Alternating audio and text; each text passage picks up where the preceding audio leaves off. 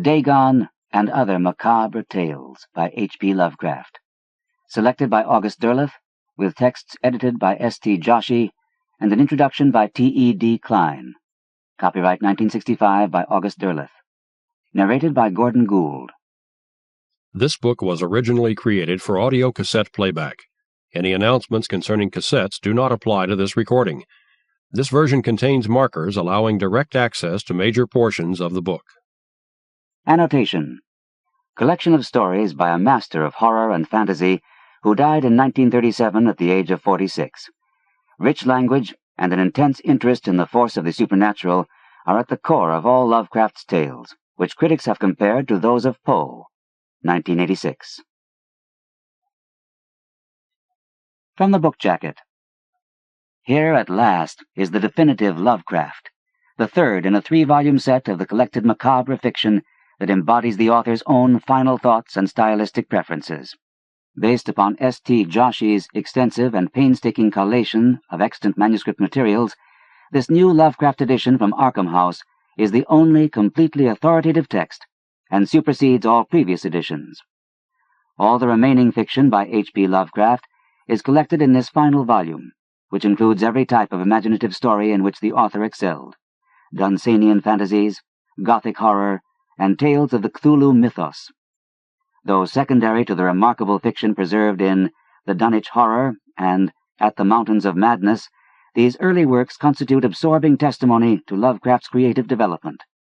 Completing this volume is the only critical recension of Supernatural Horror in Literature, the single most significant essay on the horror genre. In the whole range of fantastic literature, Lovecraft created a new form that is neither pure fancy nor pure science fiction. He combined a factual and accurate scientific knowledge with its extension to the absolute limit in supernatural bizarrerie. His work defies classification, for it is as much myth as reality, both lore and legend at their haunted best, and at the same time science at its most provocative. His tales have been termed the finest weird fantasy ever written, and yet also the most superbly literate science fiction. Lovecraft's work has achieved an honored eminence among the great visionary fiction of the ages, precisely because, while betraying no trace of the commonplace, his stories are based convincingly in the world of everyday reality, yet lure the mind into the farthest reaches of the imagination, the star-flung spaces of the universe, the cosmic realm of a master myth-maker. About the author. Though only 46 when he died in 1937, H.P. Lovecraft had attained the pinnacle of his creative power. Born in and a lifelong resident of Providence, Rhode Island, he was an antiquarian by taste and a recluse by preference. His wide reading, supplemented by field explorations and genealogical quests, gave him a scholar's authority on the history and colonization of New England. This same first-hand knowledge provided him the realistic detail and visual vitality that impart conviction to his tales of supernatural horror.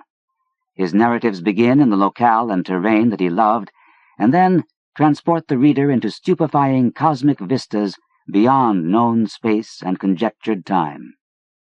During his lifetime, Lovecraft's stories received popular acclaim through publication in magazines such as Weird Tales and Astounding Stories. In 1939, the first collection of his tales, The Outsider and Others, brought even wider recognition of his literary powers. Today, his fiction has been collected into 3 omnibus volumes: The Dunwich Horror and Others, At the Mountains of Madness and Other Novels, Dagon and Other Macabre Tales, and has achieved translation and publication in many foreign countries, including England, France, Germany, Italy, Spain, Brazil, Czechoslovakia, and the Netherlands. No American writer of our century has so captivated the imagination of readers devoted to the macabre as Lovecraft, and nowhere has this author's stature been more solidly certified than in the collector's mart of rare books. The Outsider and Others has become a much sought-after American classic, bringing $600 and more. The decades since his death have secured the position of H.P. Lovecraft as the greatest modern master of terror, fantastic strangeness, and horror beyond the mind's range, a prose stylist without peer since Poe. Contents. Side 1, Tone 2. A note on the texts. by S.T. Joshi. Side 1, Tone 3, A Dreamer's Tales, by T.E.D. Klein. Side 2, Tone 1, The Tomb, 1917. Side 2, Tone 2, Dagon, 1917. Side 2, Tone 3, Polaris, 1918. Side 3, Tone 1, Beyond the Wall of Sleep, 1919. Side 3, Tone 2, The White Ship, 1919. Side 3, Tone 3, The Doom That Came to Sarnath, 1919. Side 3, Tone 4, The Tree, 1920. Side 3, Tone 5, The Cats of Ulthar, 1920. Side 4, Tone 1, The Temple, 1920. Side 4, Tone 2, Facts Concerning the Late Arthur Jermyn and His Family, 1920. Side 4, Tone 3, Celephaïs, 1920. Side 4, Tone 4, From Beyond, 1920. Side 5, Tone 1, The Nameless City, 1921. Side 5, Tone 2, The Quest of Iranon, 1921. Side 5, Tone 3, The Moon-Bog, 1921. Side 5, Tone 4, The Other Gods, 1921. Side 6, Tone 1, Herbert West, Reanimator, 1921-22.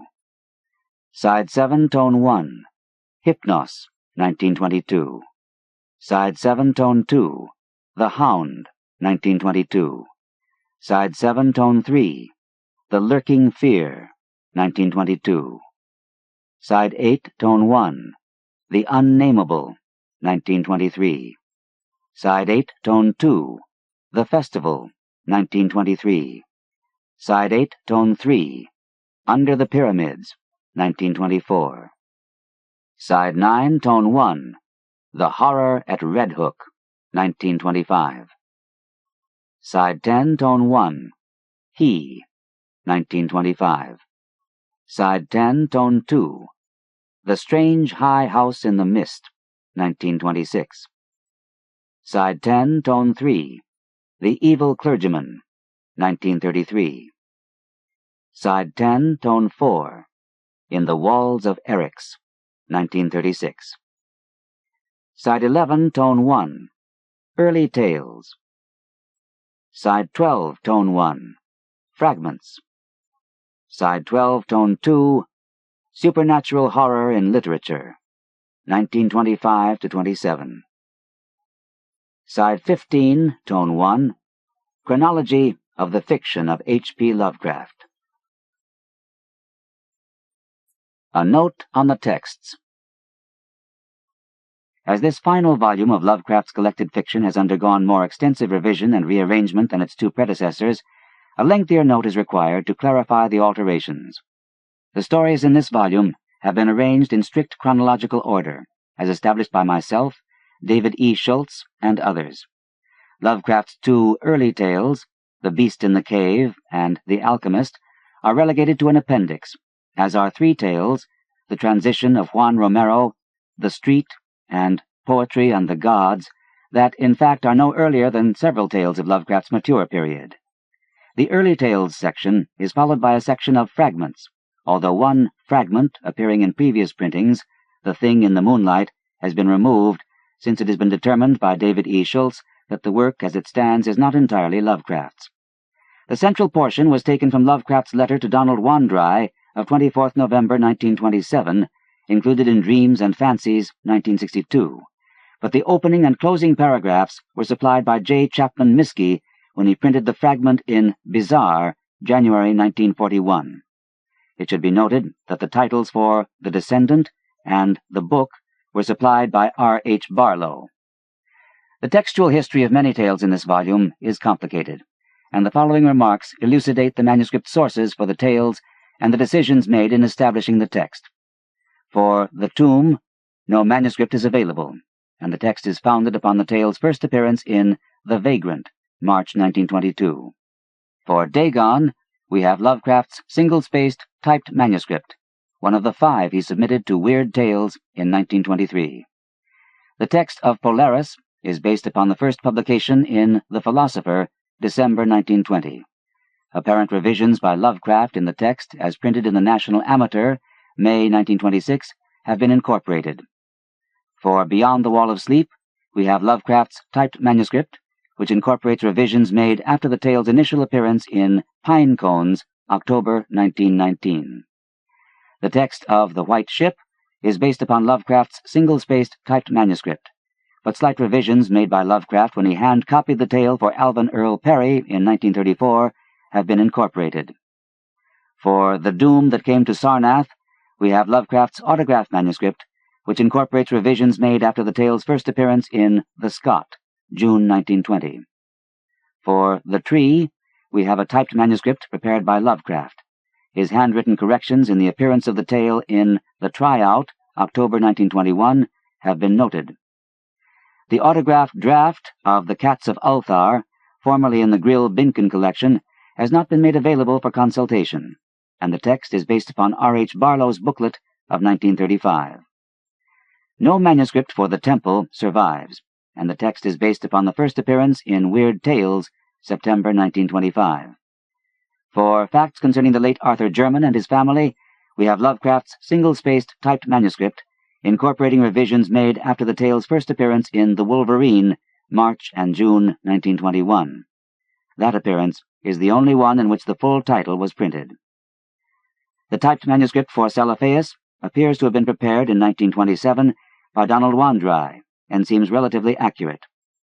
The autographed manuscript for From Beyond is Lovecraft's original draft, but the first appearance in The Fantasy Fan, June 1934, appears to incorporate authorial revisions, and has been used with the autographed manuscript to establish the text. The typed manuscript for The Nameless City incorporates revisions made after the tale's first appearance in The Wolverine, November 1921. For The Quest of Iranon, we have Lovecraft's autographed manuscript, but slight corrections made by him in the typed manuscript, prepared by Donald Wandry, have been noted. For The Moon-Bog, we have only the first appearance in Weird Tales, June 1926. The text of The Other Gods is based upon Lovecraft's autographed manuscript. For Herbert West, Reanimator, we have Lovecraft's single-spaced typed manuscript of the 6 separate episodes.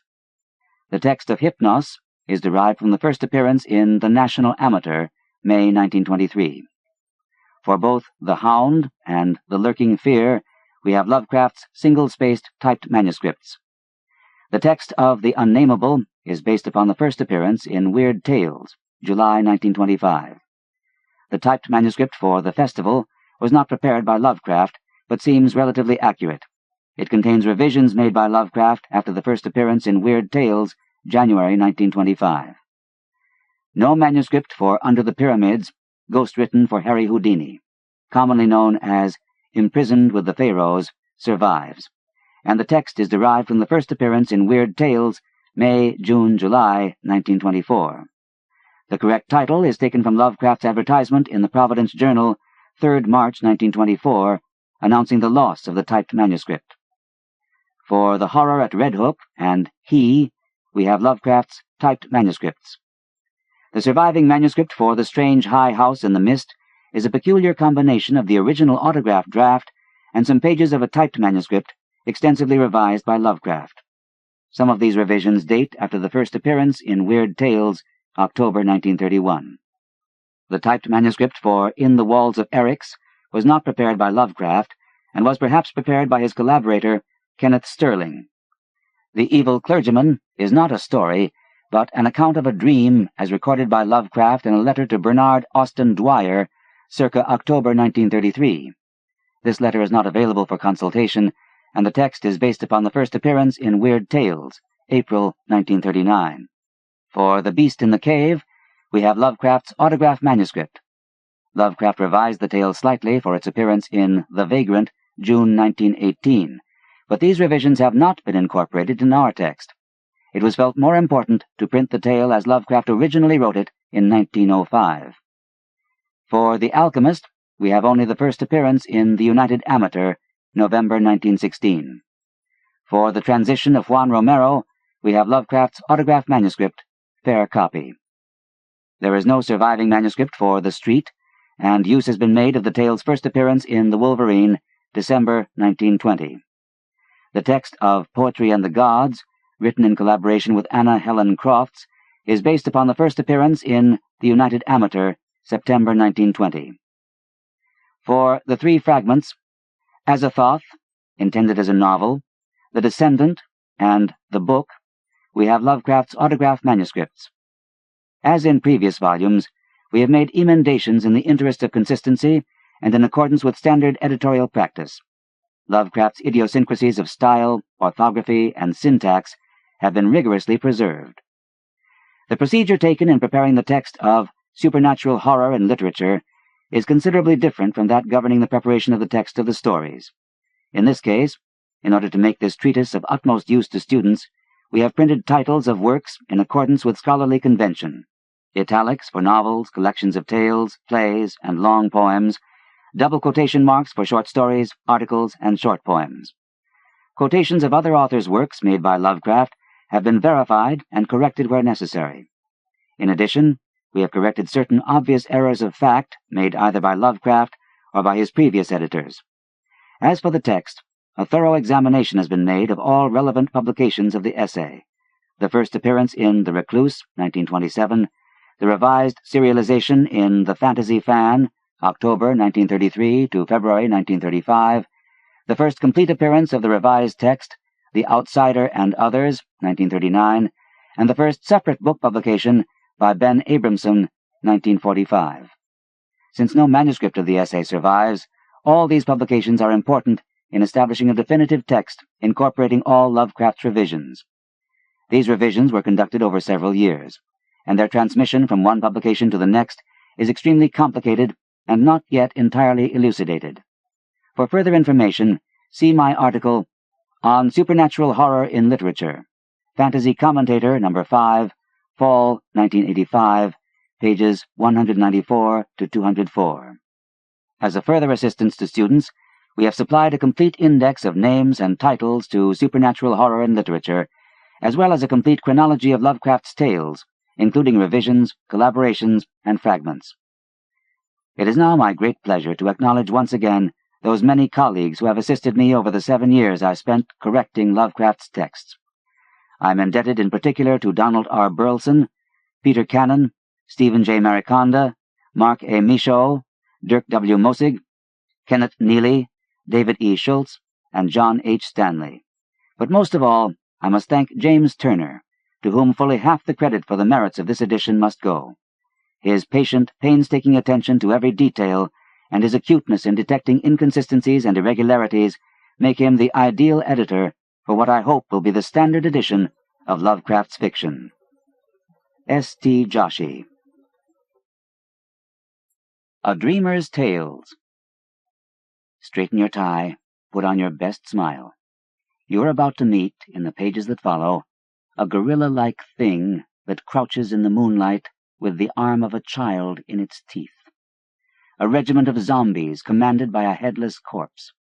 A horde of winged, web-footed creatures, not altogether crows, nor moles, nor buzzards, nor ants, nor vampire bats, nor decomposed human beings, but some monstrous combination thereof. A host of scaly humanoids, crawling and floundering across the slime-covered floor of the sea, and a loathsome night-spawned flood of organic corruption more devastatingly hideous than the blackest conjurations of mortal madness and morbidity. But you'll also meet a wandering balladeer, haunted by dreams of a long-lost golden city of crystalline fountains and lotus-scented breezes. Voyage to exotic lands on the delicate white ship that waits for you beside a bridge of moonbeams, and visit a strange high house on a misty mountaintop that's frequented by the gods. Since these latter pleasures may be unexpected ones, not of a sort generally associated with Lovecraft, some explanations are in order. Our story begins in 1919, when Howard Phillips Lovecraft, 1890 to 1937, of Providence, Rhode Island, was an oldish young man of 29, fussy, pompous, prim, prodigiously well-read, his large patrician head bursting with facts and opinions on everything from chemistry to the classics.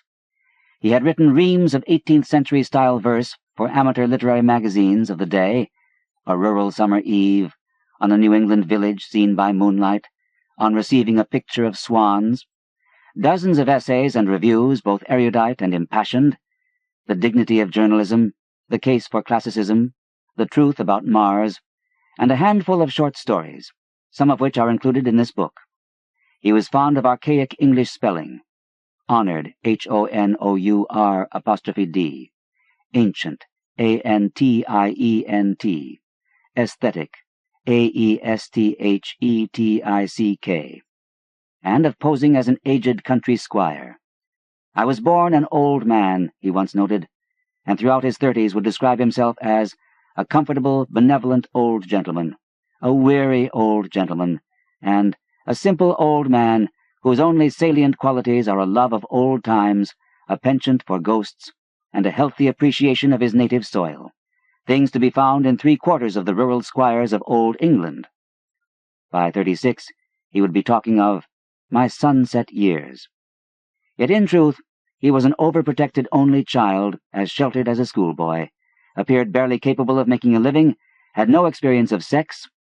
I am unfamiliar with amatory phenomena, save through cursory reading, and until her confinement in an asylum in March of 1919, had never spent a night away from his doting, increasingly dotty, widowed mother. The previous August, just after his 28th birthday, he had written, with admirable self-perception, always a recluse, with no varied events of life to mark the transition from boyhood to manhood, I have retained more of the old juvenile point of view than I would care to acknowledge publicly. I have grown up without knowing it. It was in September of 1919 that Lovecraft discovered Lord Dunsany, 1878 to 1957. The celebrated Anglo-Irish writer was, in many ways, the very man Lovecraft had always longed to be. Lovecraft's life was one of steadily declining fortunes. A small inheritance left by a maternal grandfather was virtually depleted, condemning him to a life of genteel poverty. Yet he played at being a British aristocrat. Dunsany was the genuine article, with a title after his name, Edward John Morton Drax Plunkett, the 18th Baron Dunsany, and an ancient family seat, Dunsany Castle, northwest of Dublin, dating back to 1190. Older than Lovecraft by 12 years, and destined to outlive him by another 20, Dunsany was already a widely published author with a dozen books to his credit, and some 50 more to come. During the course of his active career, he was a soldier, big game hunter, cricketer, chess master, world traveler, lecturer, poet, playwright, and author of humorous sketches, travel pieces, novels, and fantasy tales. It was the fantasy that interested Lovecraft. I had never read anything of Dunsany's, he wrote later, though knowing of him by reputation. The book had been recommended to me by one whose judgment I did not highly esteem, and it was with some dubiousness that I began reading Polaris, Beholder of Ocean. The book was A Dreamer's Tales, published in 1910, and it begins, Toldes, Mondath, Arazim, these are the inner lands, the lands whose sentinels upon their borders do not behold the sea. Beyond them to the east there lies a desert, forever untroubled by man. All yellow it is, and spotted with shadows of stones, and death is in it, like a leopard lying in the sun. To the south they are bounded by magic, to the west by a mountain, and to the north by the voice and anger of the polar wind. Like a great wall is the mountain to the west. It comes up out of the distance and goes down into the distance again, and it is named Polaris, Beholder of Ocean. Very peaceful are the inner lands, and very fair are their cities, and there is no war among them, but quiet and ease. And they have no enemy but age, for thirst and fever lie sunning themselves out in the mid-desert, and never prowl into the inner lands. And the ghouls and ghosts, whose highway is the night, are kept in the south by the boundary of magic. And very small are all their pleasant cities, and all men are known to one another therein, and bless one another by name as they meet in the streets. And they have a broad green way in every city that comes in out of some vale or wood or downland, and wanders in and out about the city, between the houses and across the streets.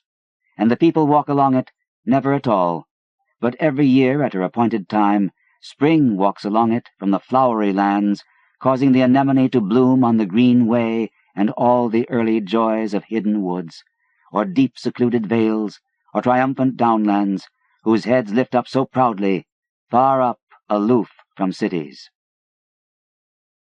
Like an overture, this formidable opening paragraph displays many of the peculiarities that reappear throughout Dunsany's fantasies.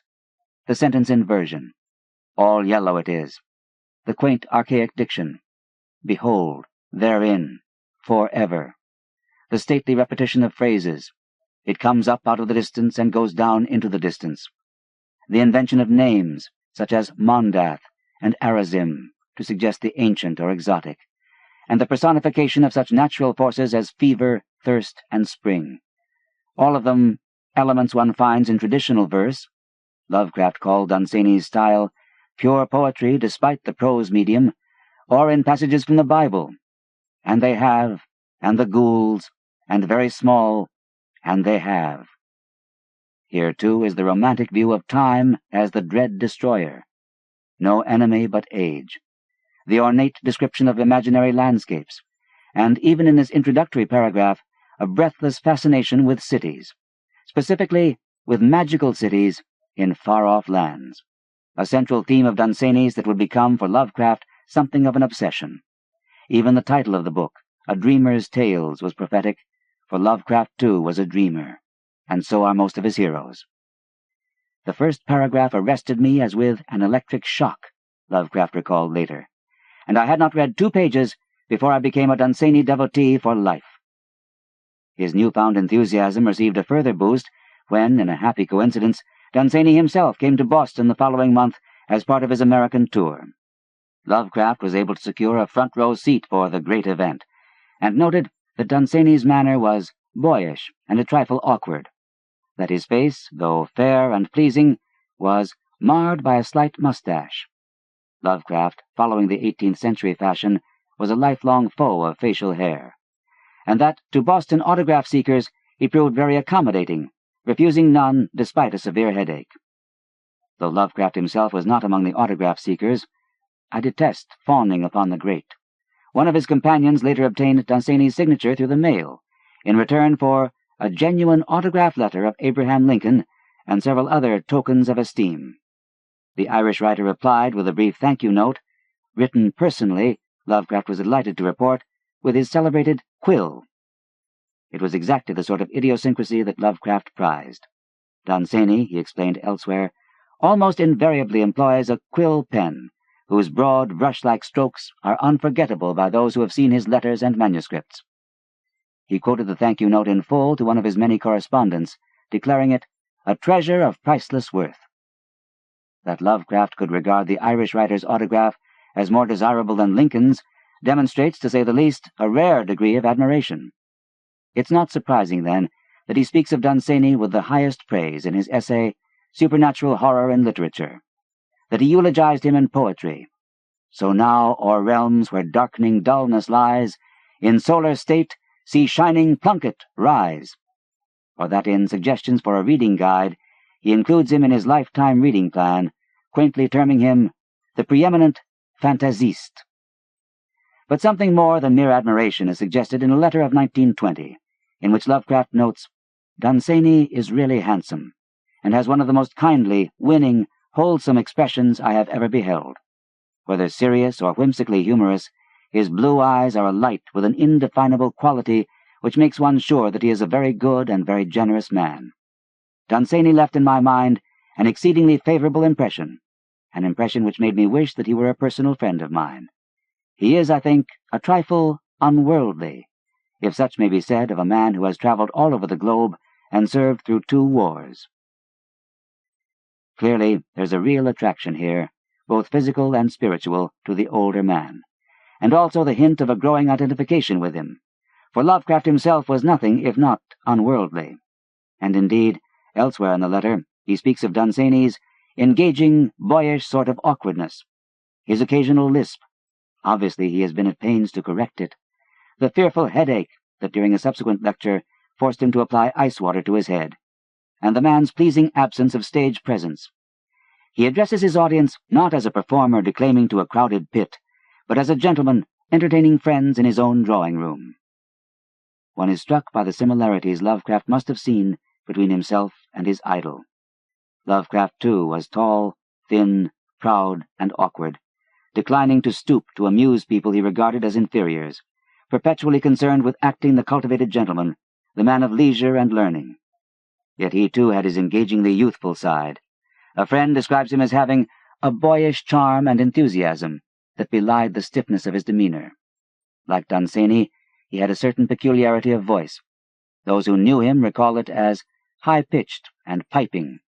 He may have envied Dunsany his good looks, for Lovecraft always regarded himself as homely, but he clearly identified with him physically, despite a difference in their heights. "Sometimes," he wrote in a letter to Frank Belknap Long, "I am provoked by my own hugeness. I am 5 feet and nearly 11 inches, and vary in weight between 150 and 175, according to my immediate state of health." Long, who, contrary to his name, is quite diminutive, must have been tickled by his friend's generous assertion that some of the greatest men have been the smallest. Lovecraft listed Newton, Pope, and Poe, and added, "The catalogue is well-nigh endless. I half fancy that I am too large to be classed among the real literati, though Dunsany's 6 feet 4 inches heartens me." Dunsany's headaches only added to this feeling of identity, for Lovecraft was prone to infernal ones. "Now I know all about headaches," he confided, "all there is to be known. Some of mine seem impossible to live through, and I know that if Edward J.M.D. Plunkett's are anything like mine, he must put water to his head when they are near their climax." Aside from the physical peculiarities they shared, Lovecraft's sense of identification with his idol seems to have found its deepest expression in the matter of race, a subject always dear to Lovecraft's heart. In the 1922 essay, Lord Dunsany and His Work, Lovecraft was careful to delineate the man's racial background, noting that he is a representative of the oldest and greatest blood in the British Empire. His race stock is predominantly Teutonic and Scandinavian, Norman and Danish, a circumstance which gives to him the frost heritage of northern lore.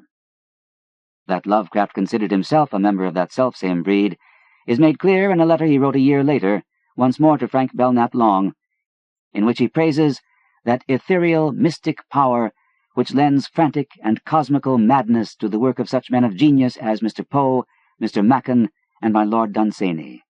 This force of supernatural wonder, the faint clawing of black, unknown universes on the outer rim of space, as I phrase it in my crude, unsophisticated way, is a purely Teutonic quality. As an aesthetic observer, you ought to find plain evidences of Nordic superiority, and derive therefrom a proper appreciation of your natural as distinguished from your adopted race stock. As for me, I am proud to be a Teuton, and would not wish to be taken as any other sort of man. Be proud, boy, to be an Englishman, and remember that no finer breed of men now walks the earth. In us are combined the mysticism of the great northern forests that spawned us, and the Latin refinements of the Normans that mingled with us. In his final tour de force of Dunsanian identification, a series of letters on genealogy, he managed to prove, half in jest, half in hope, that he and his hero were distantly related. That is, when he was not filling page after page with witty speculation on the more remote branches of his illustrious family tree. Did I mention the Egyptian priest Ra-Ankh-Kamses, who voyaged to the Cassiterides on a Phoenician ship in the time of Psammetichus, and was cast on the green shores of Quernus, near the site of the modern Queenstown? Then, of course, there is the Cro-Magnon Gluchelgix. Alluding to his great-grandmother's line, he noted, "Oh, another Fulford hookup is Morton, shades of Edward John Morton Drax Plunkett. I am now calling Dunsany Cousin Ned. We Mortons always did take to fantasy." Lovecraft, who'd started by noting a physical resemblance to Dunsany, had managed to insert himself not only into the other writer's ethnic group, but even into Dunsany's own family. There is one step in the process yet to come, and you'll find it in the letter written in June 1923, in which Lovecraft, having praised the work of Welsh writer Arthur Machen, adds, with his own italics, "But Dunsany is closer to my own personality and understanding. Dunsany is myself, plus an art and cultivation infinitely greater. His cosmic realm is the realm in which I live. Imitation, as the widely misquoted Charles Caleb Colton put it, is the sincerest of flattery, and it's arguable that, personal feelings notwithstanding, the greatest compliment Lovecraft paid Lord Dunsany was to imitate his work. Truly, he admitted, Dunsany has influenced me more than anyone else except Poe. His rich language, his cosmic point of view, his remote dream world, and his exquisite sense of the fantastic all appeal to me more than anything else in modern literature. My first encounter with him gave an immense impetus to my writing, perhaps the greatest it has ever had. In later years, he recalled the Irish writer's effect as one of cosmic liberation. When I first encountered him through A Dreamer's Tales in 1919, he seemed like a sort of gate to enchanted worlds of childhood dream, and his temporary influence on my own literary attempts was enormous. Indeed, my own mode of expression almost lost itself for a time amidst a wave of imitated Dunsanianism. At first glance, the Dunsanianism in Lovecraft's tales seems easy enough to identify. It is marked by archaic language, with strange art were they builded, etc., and by evocative place names such as Ib, Cathuria, Kadatheron, Sonanil, Ulthar, Uth-Nargai, distant Unai, the Serenarian Sea, the Carthian and Tanarian Hills, and the tongue-twisters Nath-Horthath and Mnar. Yet what are we to make of the land of Lomar, and of another more ancient land called Zobna?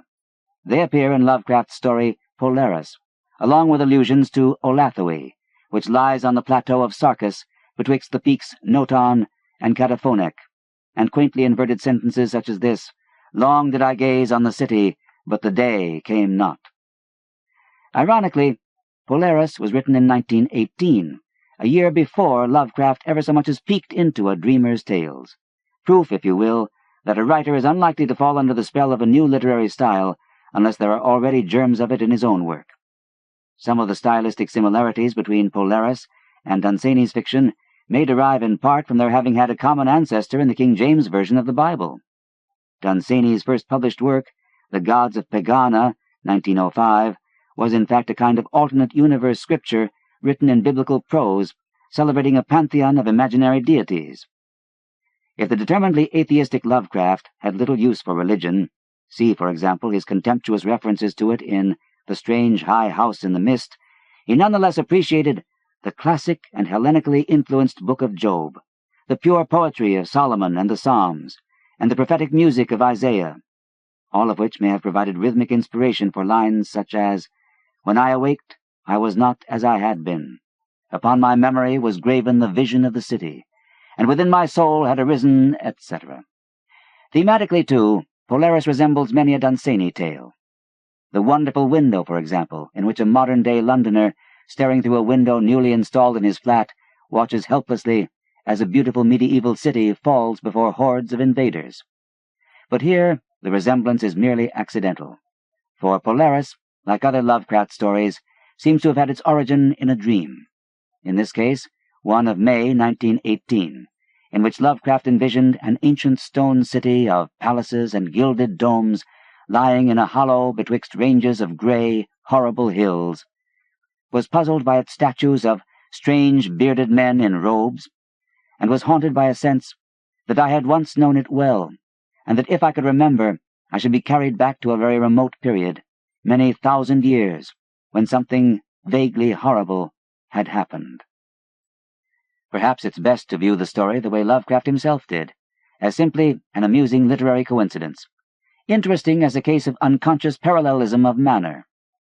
Contrasting Polaris to a later tale, he added, "Celephaïs dates from after my introduction to Dunsany, and I will leave to the critic the question of just how much of the style is due to Dunsany's influence, and how much to my own independently similar cast of imagination."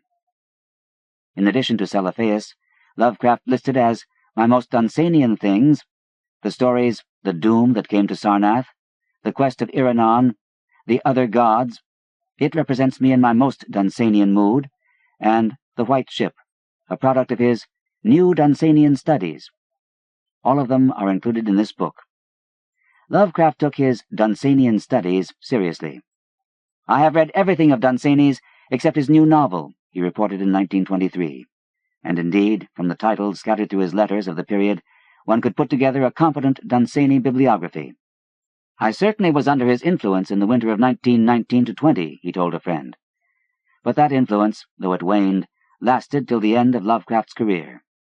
It's apparent in The Dream Quest of Unknown Kadath, in The Strange High House in the Mist, and in the fragment Azathoth, reprinted in this book. It may also be seen in The Tree, a tale of posthumous vengeance for a crime barely hinted at, the poisoning of an artist by his rival." Lovecraft merely noted that the tale combined the Greek idea of divine justice and retribution with the Oriental notion of the soul of a man passing into something else, but there's a whiff of Dunsany in the heavily perfumed style. There's a Dunsanian connection, too, in the mysterious desert ruins of the Nameless City, which, according to Lovecraft, had its basis in a dream, which in turn was probably caused by contemplation of the peculiar suggestiveness of a phrase in Dunsany's Book of Wonder, "the unreverberate blackness of the abyss." A phrase in A Dreamer's Tales, from the story The Hashish Man, provided Lovecraft with a title for his 1931 novelette, At the Mountains of Madness. Even the so-called Cthulhu mythos tales owe something to Dunsany, populated as they are by a host of awesome new deities as inventively varied as the ones in Pegana, albeit considerably more inimical. But the Dunsany of Pegana was changing, and as he changed, Lovecraft grew less and less enamored of him. Instead of remaining what the true fantasiste must be, a child in a child's world of dream, he became anxious to show that he was really an adult, good-naturedly pretending to be a child in a child's world, Lovecraft wrote, describing what he saw as a hardening up. In a 1922 amateur press essay, he complained that the serious side of Dunsany has been steadily on the wane, and later noted wistfully to a correspondent that his recent work seems less closely packed with breathless unreality than the early products. By 1923, though he was still protesting that the charm of Dunsany is endless, and that he is the most wholesome and delightful person imaginable, Lovecraft was forced to admit, Dunsany's newer work has less appeal because of the increasing note of visible irony, humor, and sophistication. Lovecraft obviously knew what he wanted from Dunsany, and he wasn't getting it anymore. Yet perhaps the other's penchant for ironic humor should have been evident from the start, for in The Hashish Man, one of the stories Lovecraft read first, the visionary traveler of the title declares, "Once I found out the secret of the universe. I have forgotten what it was, but I know that the Creator does not take creation seriously, for I remember that he sat in space with all his work in front of him and laughed." The same might be said of Dunsany's attitude toward his own work. Lovecraft's disenchantment with Dunsany is reflected in his reactions to New York, where he lived from March 1924, when he married Sonia H. Green, until April 1926, when he returned, joyous but defeated, to his native Providence. As James Turner points out in his introduction to the preceding volume of Lovecraft Tales, these 2 years of exile were probably the most significant learning experience of his entire adult lifetime. In a way, it was Dunsany's influence, along with that of Mrs. Green and several literary pals, that brought him to New York in the first place. From the moment of his first visit there in early 1922, Lovecraft managed to convince himself that the city was a paradise straight from some gaudy Dunsanian fantasy. Apparently, the train trip down must have put him in a receptive frame of mind. "I spent the 5-hour journey reading Dunsany," he reported, for no sooner did he lay eyes on the cyclopean outlines of New York than he pronounced the place dreamlike and Dunsanian, a mystical sight in the cold sun of late afternoon, a dream thing, cold, proud, and beautiful, an eastern city of wonder, whose brothers the mountains are. It was not like any city of earth, for above purple mists rose towers, spires, and pyramids, which one may only dream of in opiate lands beyond the Oxus.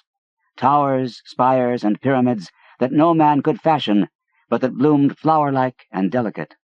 The bridges up which fairies walk to the sky. The visions of giants that play with the clouds. Only Dunsany could fashion its equal, and he in dreams only.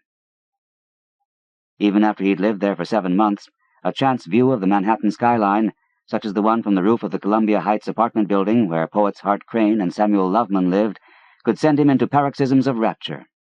I nearly swooned with aesthetic exaltation when I beheld the panorama. It was something mightier than the dreams of old-world legend, a constellation of infernal majesty, a poem in Babylonian fire. No wonder Dunsany waxed rhapsodic about it when he saw it for the first time. It is beyond the description of any but him. Clearly, when it came to waxing rhapsodic, the Irishman had nothing on Lovecraft. But Dunsanian panoramas were simply not enough. While Lovecraft praised the splendor of the skyline, he professed nothing but disdain for the species that had built it, comparing New York's pinnacles of breathing stone to the beauties of a coral reef, and mankind to the coral insect that created it. And when it came to describing these insects called men, he was capable of launching into racist diatribes that, in exuberance and sheer verbal excess, more than matched his rhapsodic passages. A trip to the Lower East Side, for example, taken less than a month after his move to New York, became the occasion for an airing of his personal phobias. The organic things, Italo-Semitico-Mongoloid, inhabiting that awful cesspool, could not by any stretch of the imagination be called human.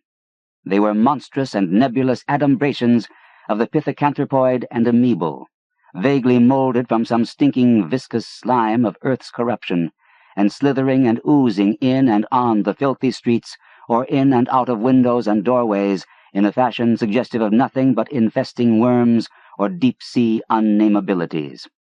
They, or the degenerate gelatinous fermentation of which they were composed, seemed to ooze, seep, and trickle through the gaping cracks in the horrible houses, and I thought of some avenue of cyclopean and unwholesome vats, crammed to the vomiting point with gangrenous vileness, and about to burst and inundate the world in one leprous cataclysm of semi-fluid rottenness. His only memory of a human face was a composite one, a yellow, leering mask, with sour, sticky, acid ichors oozing at eyes, ears, nose, and mouth, and abnormally bubbling from monstrous and unbelievable sores at every point. How seriously must one take all that? I'm not entirely sure. Lovecraft's racial prejudices were all too real, deeply held, in fact, and an integral part of his whole philosophical outlook, yet the passage above also demonstrates his delight in stretching language to exaggerated lengths. It bears an interesting resemblance to descriptions of the lurking fear, written just over a year before. In face-to-face encounters, he was never less than a gentleman, and his own wife was, of all things, Jewish, of a people he claimed to despise. It's clear, at any rate, that a racially mixed city was not for him. New York is no place for a white man to live, he declared. His initial enthusiasm for his new home also soured in the face of his inability to find steady employment. His futile efforts to find a full-time job, the awkward interviews, the ads placed in newspapers, the letters of entreaty to publishers, make painful reading today. His Brooklyn apartment was burglarized, and his marriage soon proved a failure. He preferred spending nights out with his pals, and doesn't seem to have been terribly broken up when business considerations forced Sonia to depart for the Midwest on the first day of 1925. The turmoil and throngs of New York depress her, he claimed, as they have begun to do me, and eventually we hope to clear out of this Babylonish burg for good. I find it a bore after the novelty of the museums, skyline, and bolder architectural effects has worn off, and hope to get back to New England for the rest of my life. He became, in a sense, his own Iranon, dreaming of the golden city of his youth, where he'd been the son of a king. Vistas faded and contracted, and the glitter of adventurous expectancy receded farther and farther, he wrote later. Came to hate New York, whither I had moved, like poison. Soon he was denouncing the place as a scrofulous bastard city, and an accursed metropolitan pest zone. He put his loathing and his longing to good use in The Horror at Red Hook and He, both from 1925 and reprinted here. The first, he said, was inspired by the gangs of young loafers and herds of evil-looking foreigners that one sees everywhere in New York. The second, by his own plight as one who comes to New York as to a fairy flower of stone and marble yet finds only a verminous corpse. But his creative energies were at a low point, and for most of that year he felt oppressed by the accursed and filthy rabbles that infest the New York streets, and whose clothing presents such systematic differences from the normal clothing of real people along Angel Street and in Butler Avenue or Elm Grove Avenue cars that the eye comes to feel a tremendous homesickness. In the end, he yielded to this homesickness, and by the spring of 1926 he had traded the streets of New York for the Angel and Elm Grove of his beloved Providence. A man belongs where he has roots, he explained, where the landscape and milieu have some relation to his thoughts and feelings by virtue of having formed them. There is no other place for me. My world is Providence. Where once, years before, he had identified himself with his idol, Lord Dunsany, now he wrote, in words that provided the inscription on his tombstone, "I am Providence, and Providence is myself, together indissolubly one." In later years he would add, "Don't say, I love those hills, steeples, etc. Say, I am them." Safely ensconced back in Rhode Island, once more on his native soil like an Antaeus in contact with the earth, Lovecraft found his creative powers returning, and over the next 6 years of the decade that remained to him, produced some of his greatest fiction. Though he traveled extensively, visits to literary colleagues and correspondents up and down the East Coast, antiquarian jaunts as far away as New Orleans, Key West, Quebec, and Portland, Maine, Providence remained his home. He had little taste for Dunsany's new work, and his taste for the old had waned. "I am too old for such emotional effects now," he concluded. "Thank Pegana, I came across Dunsany when I did." Always intensely self-critical, he dismissed most of his own earlier stories. In the attempts at ethereal fantasy, there was probably too much of the unconsciously imitative, second-hand Dunsany, as it were. Some of the stuff, especially Iranon, strikes me as damnably mawkish after the lapse of a decade. I couldn't write such stuff now if I wanted to. Those words were written in the summer of 1930. A year later, he expressed similar doubts about The Outsider, another tale from his Dunsanian period, but written under a very different influence. "It represents my literal, though unconscious imitation of Poe at its very height. In those days, I couldn't help aping the mannerisms as well as reflecting the spirit." Lovecraft, in fact, regarded Poe as his major literary influence, ever since he'd first read him at 7. At age 25, with his Dunsanian years still before him, he told a correspondent, "When I write stories, Edgar Allan Poe is my model." And he felt the same way at 40, noting that Poe has probably influenced me more than any other one person. Elsewhere he described him as my god of fiction, and in still another letter contended, "Of all the really great workers in the field of the weird, I hardly think there is any reason to question the leadership of Mr. Poe." Poe's appeal differed from Dunsany's. Though Lovecraft spoke admiringly of the man's vast and cosmic vision, just as he had once praised Dunsany for his cosmic point of view, he claimed to find in Poe's work an essentially intellectual wonder, totally devoid of the sensual. Sensual or not, there's a great deal of Poe in the pages that follow, especially in those tales of a darker, more gothic nature, with their hysterical first-person narrators and horrific endings. Of The Tomb and Dagon, written in rapid succession in 1917, Lovecraft said, "May the shade of the late Mr. Poe of Baltimore turn green through jealousy." Even his nominally Dunsanian tales have traces of the earlier writer in them. While The White Ship and The Dream Quest of Unknown Cadath owe their nautical scenes largely to Dunsany's Idle Days on the Yann, an enchanting travelogue, always a favorite of Lovecraft's, they also show the influence of two of his favorite Poe stories, Manuscript Found in a Bottle and The Narrative of Arthur Gordon Pym, echoes of which are also found in Lovecraft's At the Mountains of Madness. Another Poe favorite, The Mask of the Red Death, chronicles the downfall of a decadent ruler in much the same way as a supposedly Dunsanian story, The Doom That Came to Sarnath. Perhaps the only writer that Lovecraft ever compared favorably to Poe is the Welsh fantasist Arthur Machen, 1863 to 1947. "No one can so well as Mr. Machen suggest dim regions of terror whose very existence is an affront to creation," Lovecraft wrote. "There is in Machen an ecstasy of fear that all other living men are too obtuse or timid to capture, and that even Poe failed to envisage in all its starkest abnormality. He is greater than our Eddie in ability to suggest the unutterable. Lovecraft considered Macken's The White People one of the two greatest supernatural tales ever written. The other was Algernon Blackwood's The Willows, and as he'd done with Dunsany, he couldn't resist tracing a Lovecraft family connection to the man, noting with pleasure that the Phillipses come from the borderland of Wales, that mystic Mackennian land. Among Macken's favorite themes, to which he returned again and again throughout his career, were some that today might strike readers as peculiarly Lovecraftian.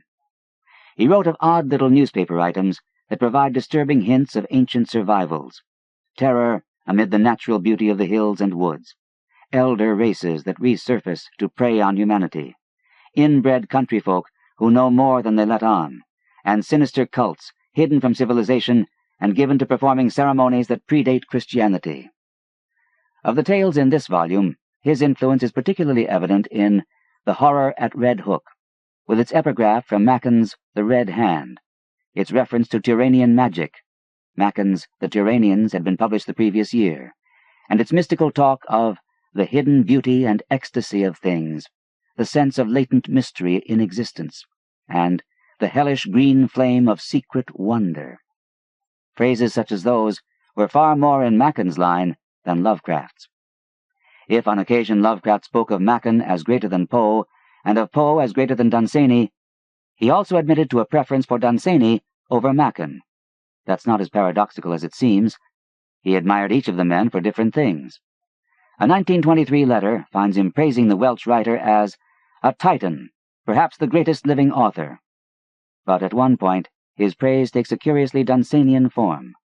Pegana, what an imagination!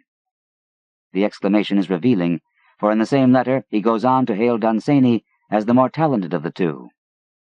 Behind this preference lay the conviction that Dunsany was the more adept at evoking a sense of beauty. The beauty, as Lovecraft put it, of moonlight on quaint and ancient roofs. As the essay that concludes this volume observes, beauty rather than terror is the keynote of Dunsany's work.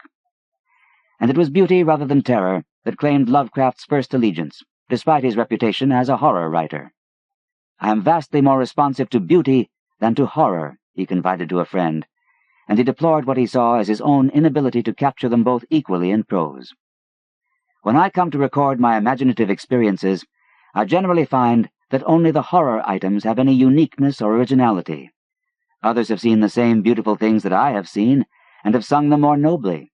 Dunsany, indeed, has said exquisitely almost everything I could possibly wish to say, so that when I indulge in sheer fantasy, I can do no more than imitate him.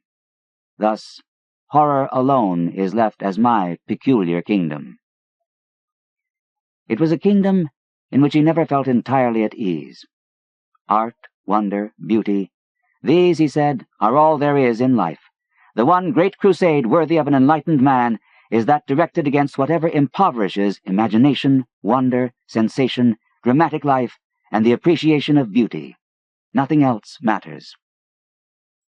Beauty and horror vie with one another throughout this collection, which, encompassing them both, might with some justice be entitled A Dreamer's Tales, presenting as it does the fruit of what Lovecraft called his visions and nightmares, the one embodying his longings and ideals, the other his fears and detestations.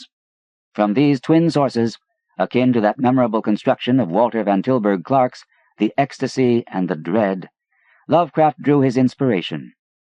I never took opium, but space, strange cities, weird landscapes, unknown monsters, hideous ceremonies, Oriental and Egyptian gorgeousness, and indefinable mysteries of life, death, and torment were daily, or rather nightly, commonplaces to me before I was 6 years old, he wrote. Today, it is the same. The same wonders, too, dominated his waking thoughts. Somehow, I cannot become truly interested in anything which does not suggest incredible marvels just around the corner, glorious and ethereal cities of golden roofs and marble terraces beyond the sunset, or vague, dim, cosmic presences clawing ominously at the thin rim where the known universe meets the outer and fathomless abyss. Forced to choose between the ethereal cities and the fathomless abyss, between, in effect, the daydream and the nightmare, Lovecraft, as we've seen, chose to stake his reputation on the latter. His primary talent, he believed, was for writing horror. While that judgment may be true of his work as a whole, I'm not sure it's supported by the present collection, in which, to my mind, the dream fantasies remain fresh, charming, and even at times quite touching, while in comparison, the horror tales emerge as somewhat dated. Though a reader of 1920 reported, in the pages of The American Amateur, that a Lovecraft tale had left her immobilized with fright, "One night I let the moon shine in my eyes, because I was afraid to get up and pull down the shade after reading one of his stories, Dagon, I think it was," modern readers in search of a similar scare will probably find scant pickings. Better perhaps to take Lovecraft at his own word. His intention in Dagon, he claimed, was purely and simply to reproduce a mood. This book, therefore, is something of a mixed bag. A publisher's catalog lists its contents as the lesser tales. Writer Donald R. Burleson describes them as early and minor works for the most part, and August Derleth, in the previous edition of Dagon, pronounced them secondary, though he added loyally that many are certainly among the best short stories of the macabre written in the 20th century. What is certain is that they're shorter than the stories in Arkham House's 2 companion volumes, The Dunwich Horror and At the Mountains of Madness. There's nothing the matter with shorter tales, early tales, even secondary tales. It's just that, like some of those poor paperback editions of minor Lovecraftiana that still appear on newsstands, and that are invariably picked up by friends new to the genre, but interested in seeing what this Lovecraft fellow's all about, they're simply not representative of the author's best work. Casting an eye on Lovecraft's juvenile fiction, writer Tom Collins once observed with admiration, "I'm not sure Lovecraft could ever not write a clear sentence." True enough, but, as Collins would agree, the very early tales, such as in this collection, The Tomb, do contain sentences that must sound, to today's readers, a little silly. "It was in midsummer, when the alchemy of nature transmutes the sylvan landscape to one vivid and almost homogeneous mass of green, when the senses are well-nigh intoxicated with the surging seas of moist verdure," etc. Clearly, this book is not the place to meet Lovecraft for the first time. Many of these tales reveal a Lovecraft who ignored his own literary rules. He maintained, for example, that horror is best conveyed through suggestion and indirection. Yet he sometimes seems, in the pages that follow, unnecessarily explicit. Compare, for example, his treatment of the grotesque humanoid sculptures in Dagon with the lightness of tone M.R. James brings to the same device in Count Magnus, praised by Lovecraft in Supernatural Horror in Literature, in which an ornamental band on the lid of a sarcophagus depicts a man running at full speed, with flying hair and outstretched hands. After him followed a strange form. It would be hard to say whether the artist had intended it for a man, and was unable to give the requisite similitude, or whether it was intentionally made as monstrous as it looked. In view of the skill with which the rest of the drawing was done, Mr. Wraxall felt inclined to adopt the latter idea. Lovecraft also advised writers to ground their supernatural horror amid the everyday, building it up insidiously and gradually out of apparently realistic material, realistically handled. Spectral fiction should be realistic as well as atmospheric, confining its departure from nature to the one supernatural channel chosen. Most important of all is the creation of a convincing sense of place. In the longer and later tales, perhaps Lovecraft's greatest strength. But you'd never know it, judging from most of the stories in this collection. True, there's the stylized New York of He and The Horror at Red Hook, and in The Festival and The Strange High House in the Mist, a quaint New England setting described in convincing detail, because perhaps the Kingsport of the stories was based on the real town of Marblehead. And there's certainly a sense of place in the ingenious Under the Pyramids, ghost-written for Harry Houdini. Perhaps too much of it, in fact, since Lovecraft's reliance on guidebooks gives the tale at times the air of a travelogue. Most of the early fiction, however, makes do either with imaginary settings out of Dunsany or with the improbable England of Arthur Jermyn, Hypnos, and the Hound, also set in Holland. The picture postcard Ireland of the Moon-Bog, and the fairy tale France of The Alchemist. Still, this collection demonstrates Lovecraft's considerable stylistic range. For all the narrowness of his themes, he managed to turn out creditable fantasy tales, fables, prose poems, psychological horror, gothic horror, and various kinds of science fiction. And some of the offerings, among them Polaris, The White Ship, and The Strange High House in the Mist, are genuinely moving. At least I find them so.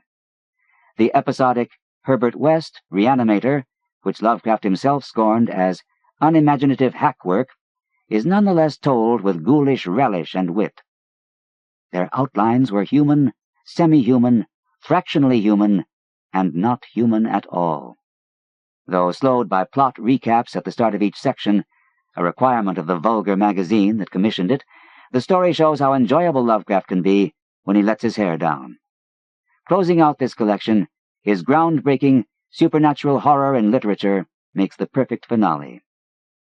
Even in the lesser tales, there are some distinct pleasures.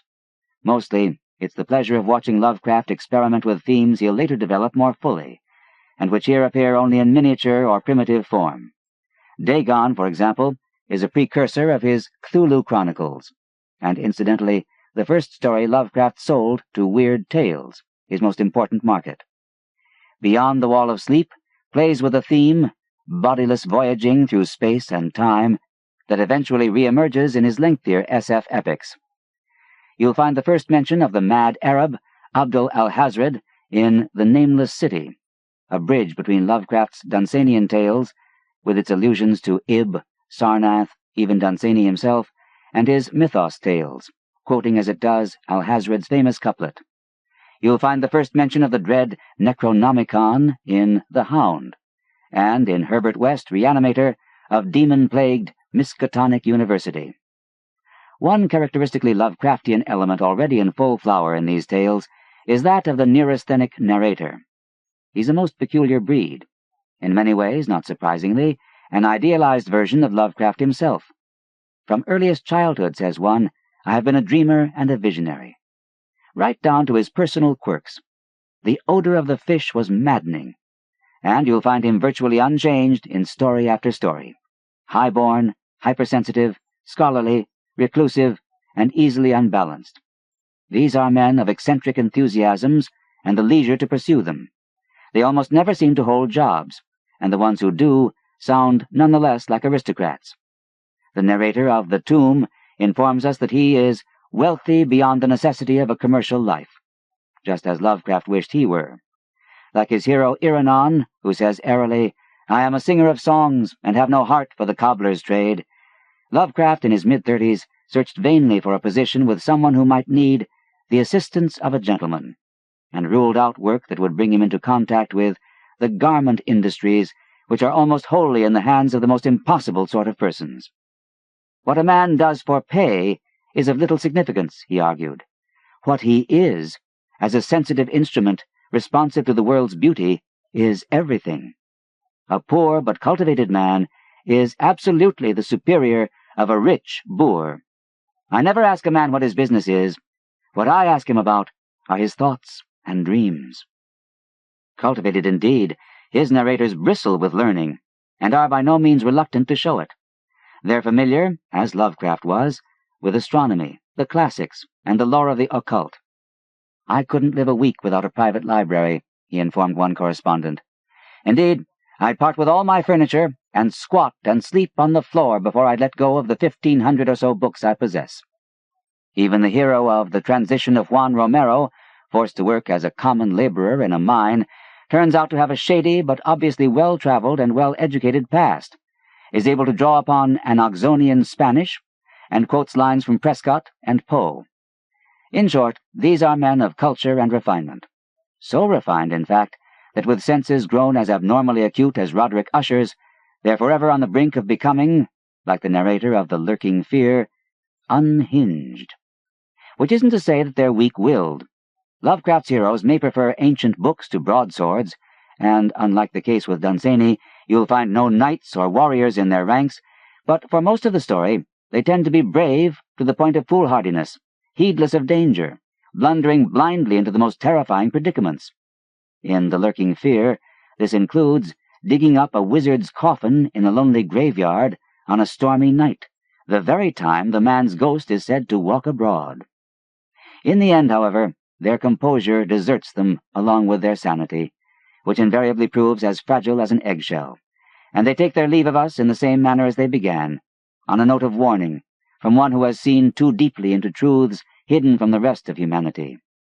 Incurably deranged, their nerves shot, their most cherished assumptions shattered from their encounter with the uncanny, they babble of their adventures like those half-mad narrators of Poe's, overwrought, wide-eyed, and breathless. We would scarcely be surprised to see foam flecking their lips. It's significant that, along with points for physical strength and various technical skills, a popular Lovecraftian role-playing game awards the players sanity points.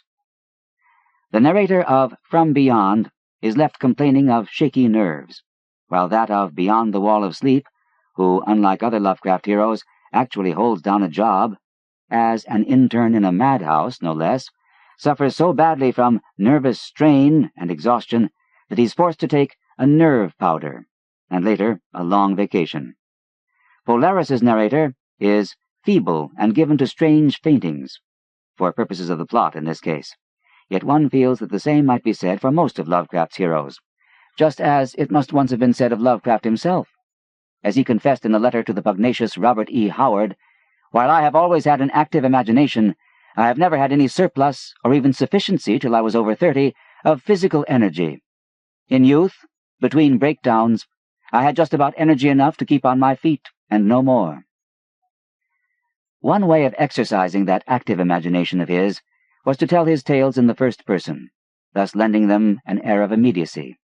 No doubt, too, this approach allowed Lovecraft to project himself more fully into the fantasy he was spinning, and to indulge in some extremely heightened language that, in a third-person narrative, might have seemed inappropriate. Often, as in From Beyond, Beyond the Wall of Sleep, The Moon-Bog, The Hound, Hypnos, Herbert West, and Juan Romero, the narrator is an observer, an active and enthralled assistant, as one of them describes himself, who, like Atal in The Other Gods, watches in horror as an impetuous companion delves too deeply into cosmic mysteries. As the narrator of Hypnos puts it, "I had been halted by a barrier which my friend had successfully passed." The companion pays with his life, but the narrator survives to gasp out his tale to the world. In The Unnameable, it's the narrator who dabbles in occult matters, and the friend who's the horrified skeptic. The penalty in this case is not death, but merely adjoining hospital beds. When there's no friend to act as the story's sacrificial victim, it's the narrator himself who peeks behind the barrier. Even if he manages to escape with his life, it may not be for long. Tales such as Dagon, The Temple, and In the Walls of Eryx come to us in the form of manuscripts discovered after the writer's deaths. Readers coming to this collection for the first time will soon discover that, except for the narrator and the occasional obsessive friend, there are no real characters in these stories. Here, once again, Lovecraft modeled himself on his idol, Poe, who he felt was above such sentimental considerations. If Poe never drew a human character who lives in the memory, he argued, it is because human beings are too contemptible and trivial to deserve such remembrance. Poe saw beyond the vulgar anthropocentric sphere and realized that men are only puppets. Typically, though the Poe-esque tale The Tomb alludes at one point to the dreaded face of a watcher, it never tells us anything else about him. My friend Alos, in Polaris, remains little more than a name, and the narrator of The Lurking Fear shares his initial adventures with two faithful and muscular men, who aren't even named till 5 pages later. When we do get a relatively vivid description, it's often couched in terms of pedigree, such as the central figure in Beyond the Wall of Sleep, who, we are told, is one of those strange, repellent scions of a primitive colonial peasant stock. If the men in these tales are only puppets, the women are virtually non-existent. Except for the few who mothered him, Sonia, his mother, his aunts, and for a pretty young thing named Helen Sully, on whom he seems to have had a mild, middle-aged crush, Lovecraft had little use for women. Females, he wrote, are by nature literal, prosaic, and commonplace, given to dull, realistic details and practical things, and incapable alike of vigorous artistic creation and genuine first-hand appreciation. And even less use for sex, the sort of subject to engross crude minds when more worthy interests are lacking. Romance struck him as somewhat trite and boresome. "I fear if I were to try to become a ladies' man," he confided, "I should offend all my charmers at the very outset by weaving them into weird and horrible tales. But fortunately, horror writers are not often ladies' men." And its physical particulars were bestial, repulsive, and potentially even dangerous to contemplate. He couldn't help noticing the apparent connection betwixt ages of erotic interest and national decadence.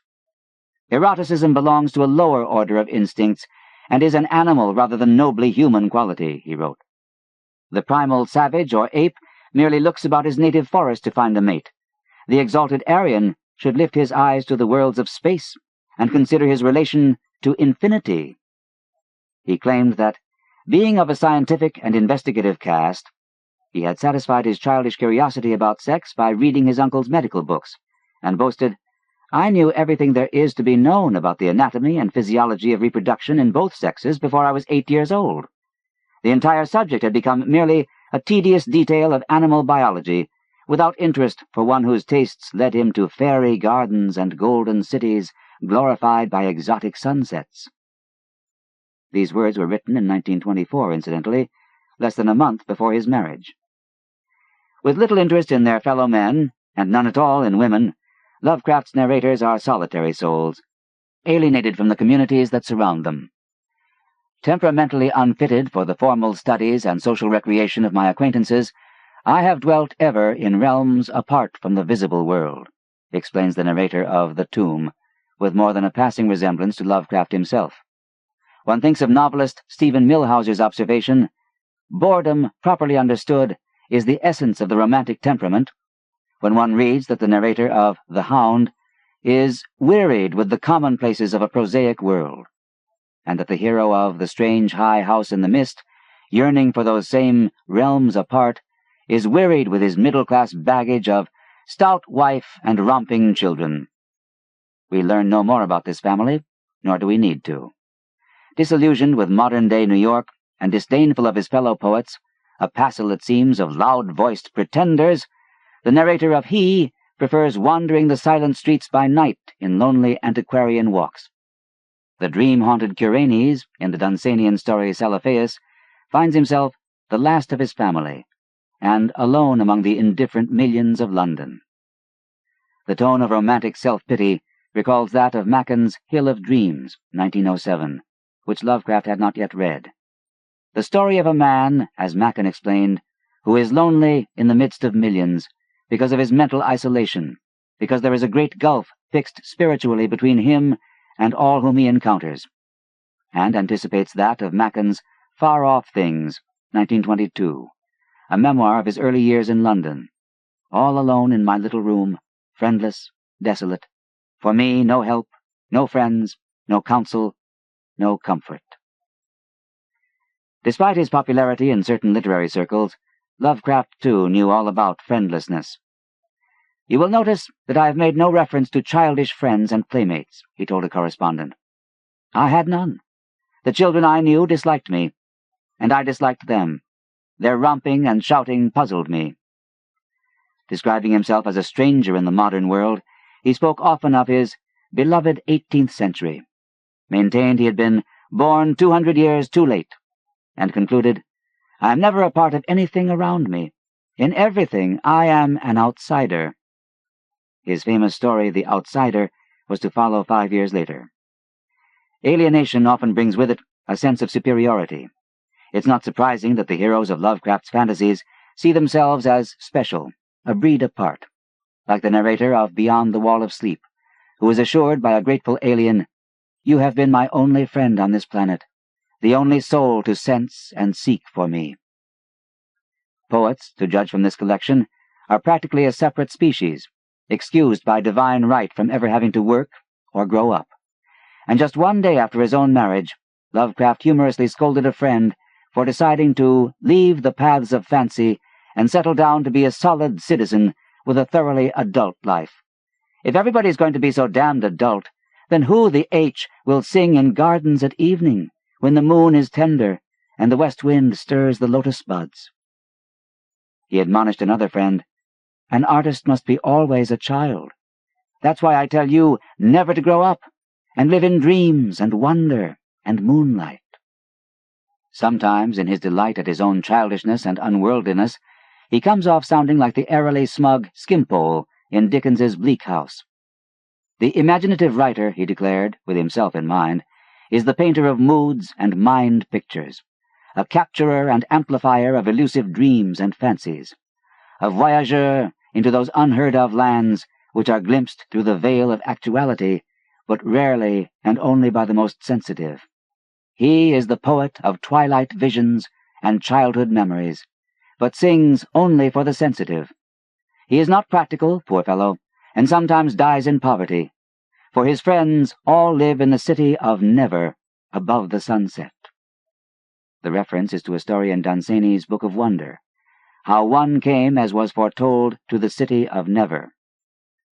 If these sentiments sound a wee bit self-serving, though, it's probably worth noting that they appear in an essay defending his Dagon from a mob of literal-minded Philistines who objected to the tale's biological inferences, its geologic depiction of the ocean bottom, etc.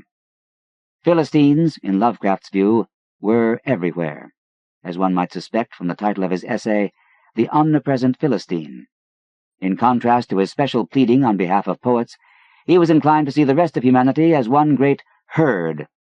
Worse, like Lovecraft himself on the subway, the heroes in his stories are forever coming face to face with characters who seem to represent a lower order of being, such as the degenerate squatter population of the Catskills, simple animals gently descending the evolutionary scale, among whom the narrator of The Lurking Fear must travel.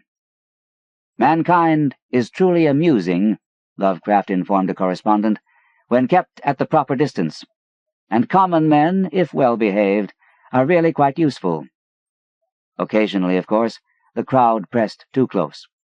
But as he reminded another correspondent, "Your soul and personality are still your own, and if the burthen of the herd mind presses too seriously upon you, you can always retire haughtily within their impregnable recesses." It's clear that, like Eliot and other intellectuals of his time, Lovecraft had little affection for democracy. When it came to a choice between civilization and the masses, he said, "I care only for the civilization. I'm for giving the masses as little as can be given without bringing on a danger of collapse. I would frankly prefer a landholding aristocracy with a cultivated leisure class and a return to the historic authority of the British Crown, of which I shall always be spiritually a subject." He wrote those words in 1929, and was saying much the same thing in 1932, describing his ideal of a government as a fascistic one, and dismissing democracy as a mockery and a jest. 2 years later, at the age of 43, he was still inveighing against Dagos, Jewish radicals, and damn coons, and longing for a society based on the maintenance of intellectual and artistic standards, the welfare of superior types, and so on. Later still, he had a change of heart, dismissing most of his earlier work. "The more I look over my old stuff, the more disgusted I get with it," and sensing that he'd finally begun to emerge from a decades-long adolescence, he put his youthful affectations behind him, faced the world more humbly and humanely, and even became a convert to the New Deal. "The liberals at whom I used to laugh were the ones who were right."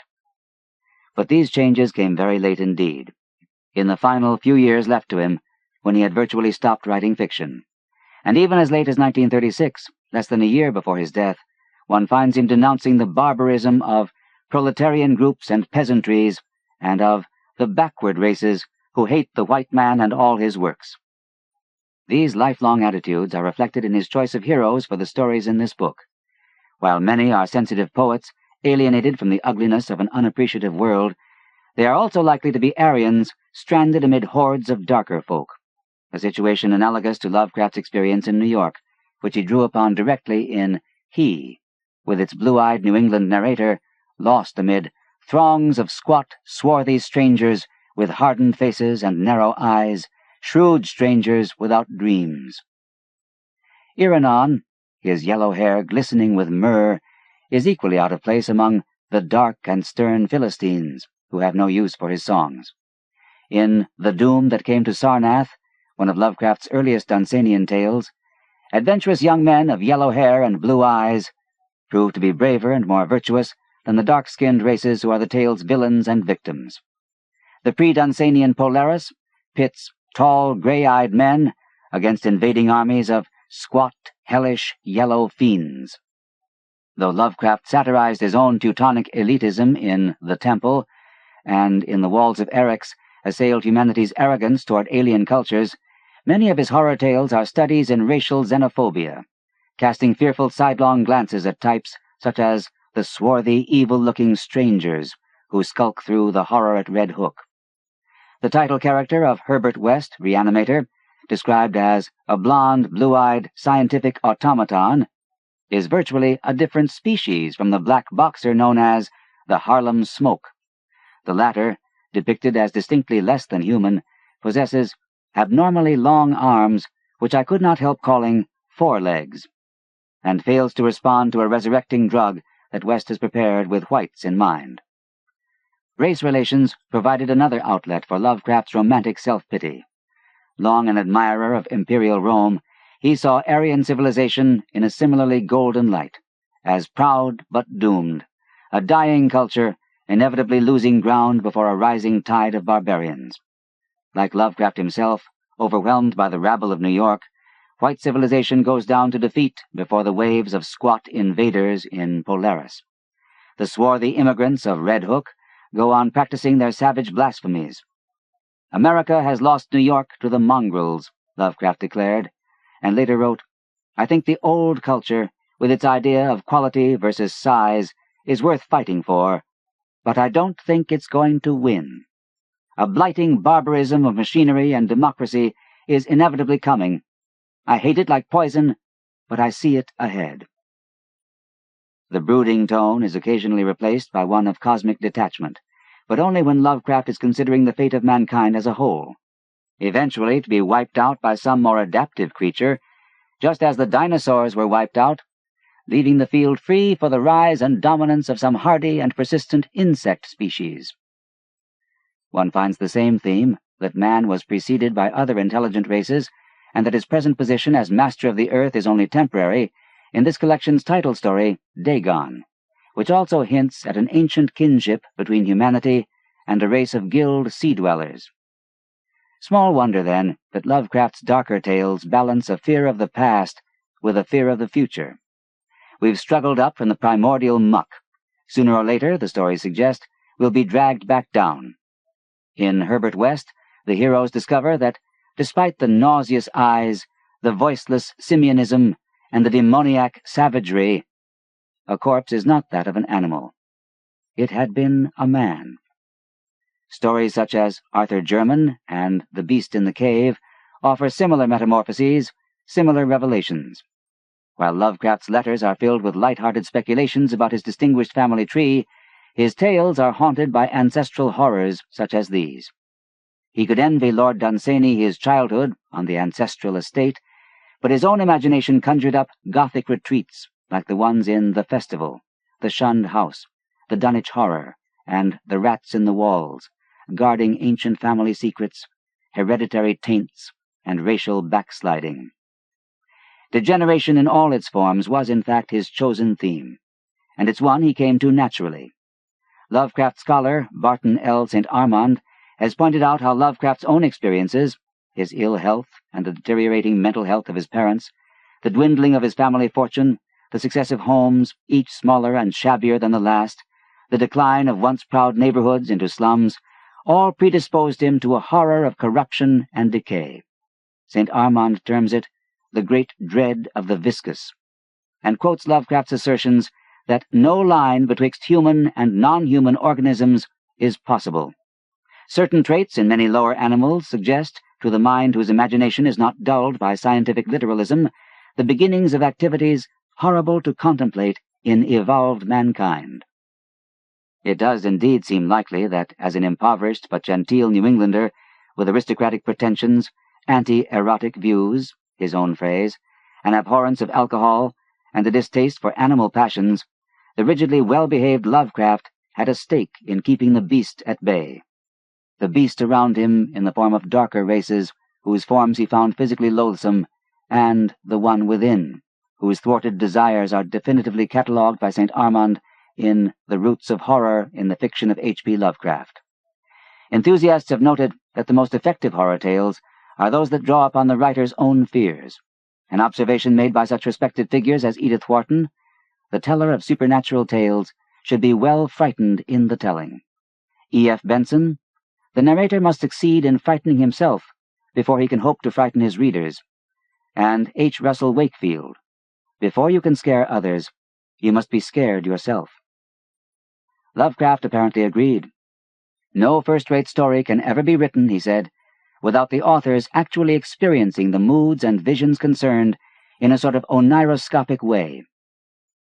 His own private dreads and revulsions produced a body of work filled with cannibalism, bestiality, reverse evolution, fish gods and fish men, reptile men, ape men, creatures both slimy and scaly, monsters behind human masks, savage tribes, degenerate backwoodsmen, fungoid rottenness that spreads like cancer, and decomposing corpses that walk and speak like men. What these horrors actually amount to, taken together, is simply change, impermanence, in its most awful and organic form. For lurking behind them all is the romantic's implacable enemy, time. Confronted by a world in which all things pass away, and in which change is the only constant, Lovecraft, whose outlook was best summed up in the title of his amateur magazine, The Conservative, must have felt much as the late Lauren Isley did in The Unexpected Universe as he sat at his study window. For years, I had not seen anything from that particular window that did not spell the death of something I loved. It is here, in this dread of impermanence and in the desperate need to evade it, that the Lovecraft of the eldritch horrors becomes one with the Lovecraft of the ethereal fantasies. In this, his literary mentor once again preceded him for a change, and the escape from its dominion is also a central concern for Dunsany, a fellow celebrant of the old ways, and a lifelong foe of, as he put it, the hostile hand of time. His book, A Dreamer's Tales, is pervaded by a romantic's anguish at the transformations time brings, as in his description of the chaunt called Dolorous. It told of desolate, regretted things befallen happy cities long since in the prime of the world. It told of how the gods and beasts and men had long ago lived beautiful companions, and long ago in vain.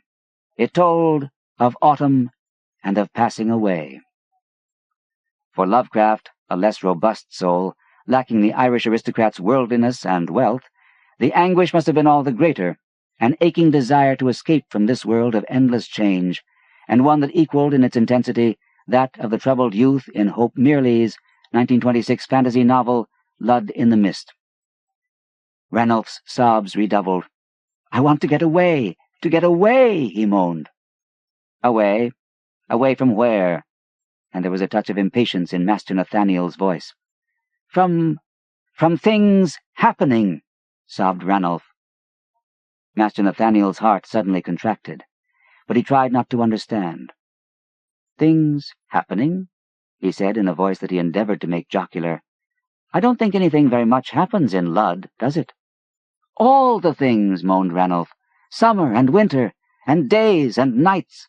All the things. Lovecraft, for his part, sought to get away by several different means.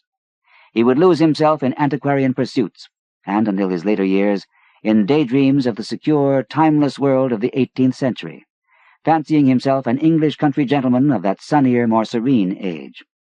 Another way of escaping time's clutches, and with them the corruption of the flesh, was by casting off one's gross body altogether, as the narrator contemplates doing in Beyond the Wall of Sleep, and as later characters do in tales such as The Whisperer in Darkness, trading the sallow cheeks and repulsively rotten fangs of one's earthly form to become an entity of celestial light, and journey perpetually round the universe, or, as in Celephaïs, a mere violet-colored gas, dwelling far outside the realm of matter and energy. But every escape, every getting away, is also a quest. To flee the ravages of time, casting off this world of impermanence, is also to seek a refuge, a place of permanence. In Lovecraft's case, this meant the quest for a city, a timeless city where change is unknown. Typically, this enchanted place can only be found in a dream, like Sona Nil in The White Ship, where there is neither time nor space, neither suffering nor death, or like the title city of Celephaïs, where there is no time but only perpetual youth, and which is revisited, along with other scenes from these early tales, in The Dream Quest of Unknown Kadath. Ever new seemed this deathless city of vision, for here time has no power to tarnish or destroy.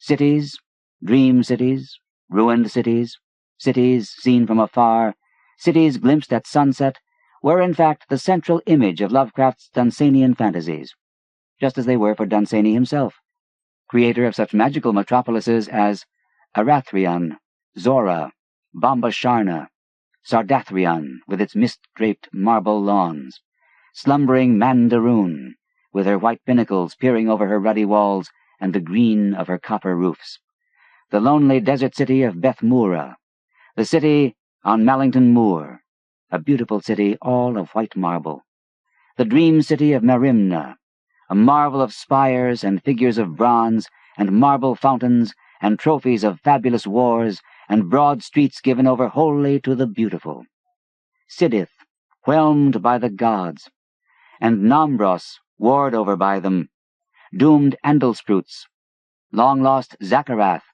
ancient Astahan, whose citizens have fettered and manacled time, and Perdondaris, whose ivory gate, carved out of one solid piece, inspired the throne in Lovecraft's Sarnath, wrought of one piece of ivory, and in his dream quest, the alabaster walls of Thran, wrought in one solid piece by what means no man knows.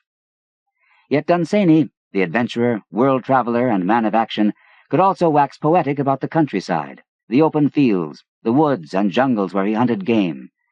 Whereas for Lovecraft, in his life as well as in his fiction, the city was supreme, indeed, the highest achievement of the human race.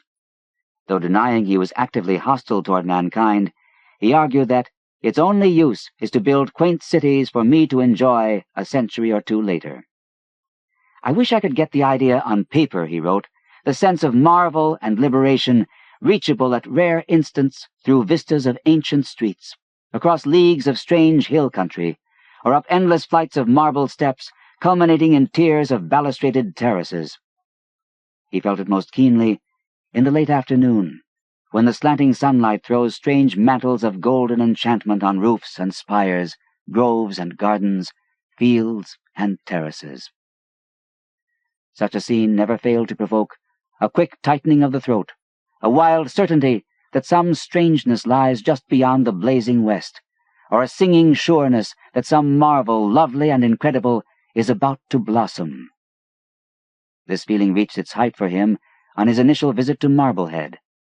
God, shall I ever forget my first stupefying glimpse of Marblehead's huddled and archaic roofs under the snow in the delirious sunset glory of 4 p.m., December 17th, 1922, a moment he described as the most powerful single emotional climax during my nearly 40 years of existence. As Peter Cannon observes in his essay, Sunset Terrace Imagery in Lovecraft, for H.P. Lovecraft, to gaze down from a height, ideally at sunset, upon a gorgeous city or landscape vista, arguably constituted the supreme emotional experience of his life. Even if he had trouble getting the idea on paper, he certainly tried. His stories and letters are filled with vivid and picturesque description. So presumably was his conversation. A little boy of his acquaintance, on seeing Niagara Falls, was heard to exclaim, "Gee, what would Mr. Lovecraft say?" Which may be taken as evidence, Lovecraft added wryly, that the youth is not unimpressed with volubility and flow, whether in aqueous torrents or in childish old gentlemen. Curiously, however, the cities in his fiction, especially those of his dream fantasies, are almost interchangeable, though they vary somewhat in flavor, displaying by turns aspects of ancient Greece, quaint harborside New England, or Arabian Nights come Dunsany. They often end up sounding like a single, all-encompassing city. Over and over we find the same list of images, from Polaris, of ghastly marble were its walls and its towers, its columns, domes, and pavements. In the marble streets were marble pillars, and the doom that came to Sarnath. Of polished desert-quarried marble were its walls, to beyond the wall of sleep, walls, columns, and architraves of living fire, extending upward to an infinitely high, vaulted dome of indescribable splendor. The White Ship, lordly terraces, gleaming white roofs, and colonnades of strange temples, golden domes. Celephaïs, bronze gates, onyx pavements, cerulean splendor. The Quest of Iranon, palaces of veined and tinted marble, with golden domes and painted walls, and green gardens with cerulean pools and crystal fountains. Culminating in the Dream Quest. All golden and lovely, it blazed in the sunset, with walls, temples, colonnades, and arched bridges of veined marble. This catalogue of wonders, repeated again and again with small variations, suggests that Lovecraft built his imaginary cities, or his one great city, by accretion, as with a collage. Once the specific objects or architectural elements were listed, he could fill in the details, as if gradually focusing a telescope. In Sarnath, for example, we get the usual onyx-paved streets, bronze gates, houses of chalcedony, walled gardens, crystal lakelets, and shining domes, followed by this note. And in most of the palaces, the floors were mosaics of beryl and lapis lazuli and sardonyx and carbuncle. Lovecraft's method of construction, detail by lovingly imagined detail, recalls that of his visionary heroes in Beyond the Wall of Sleep.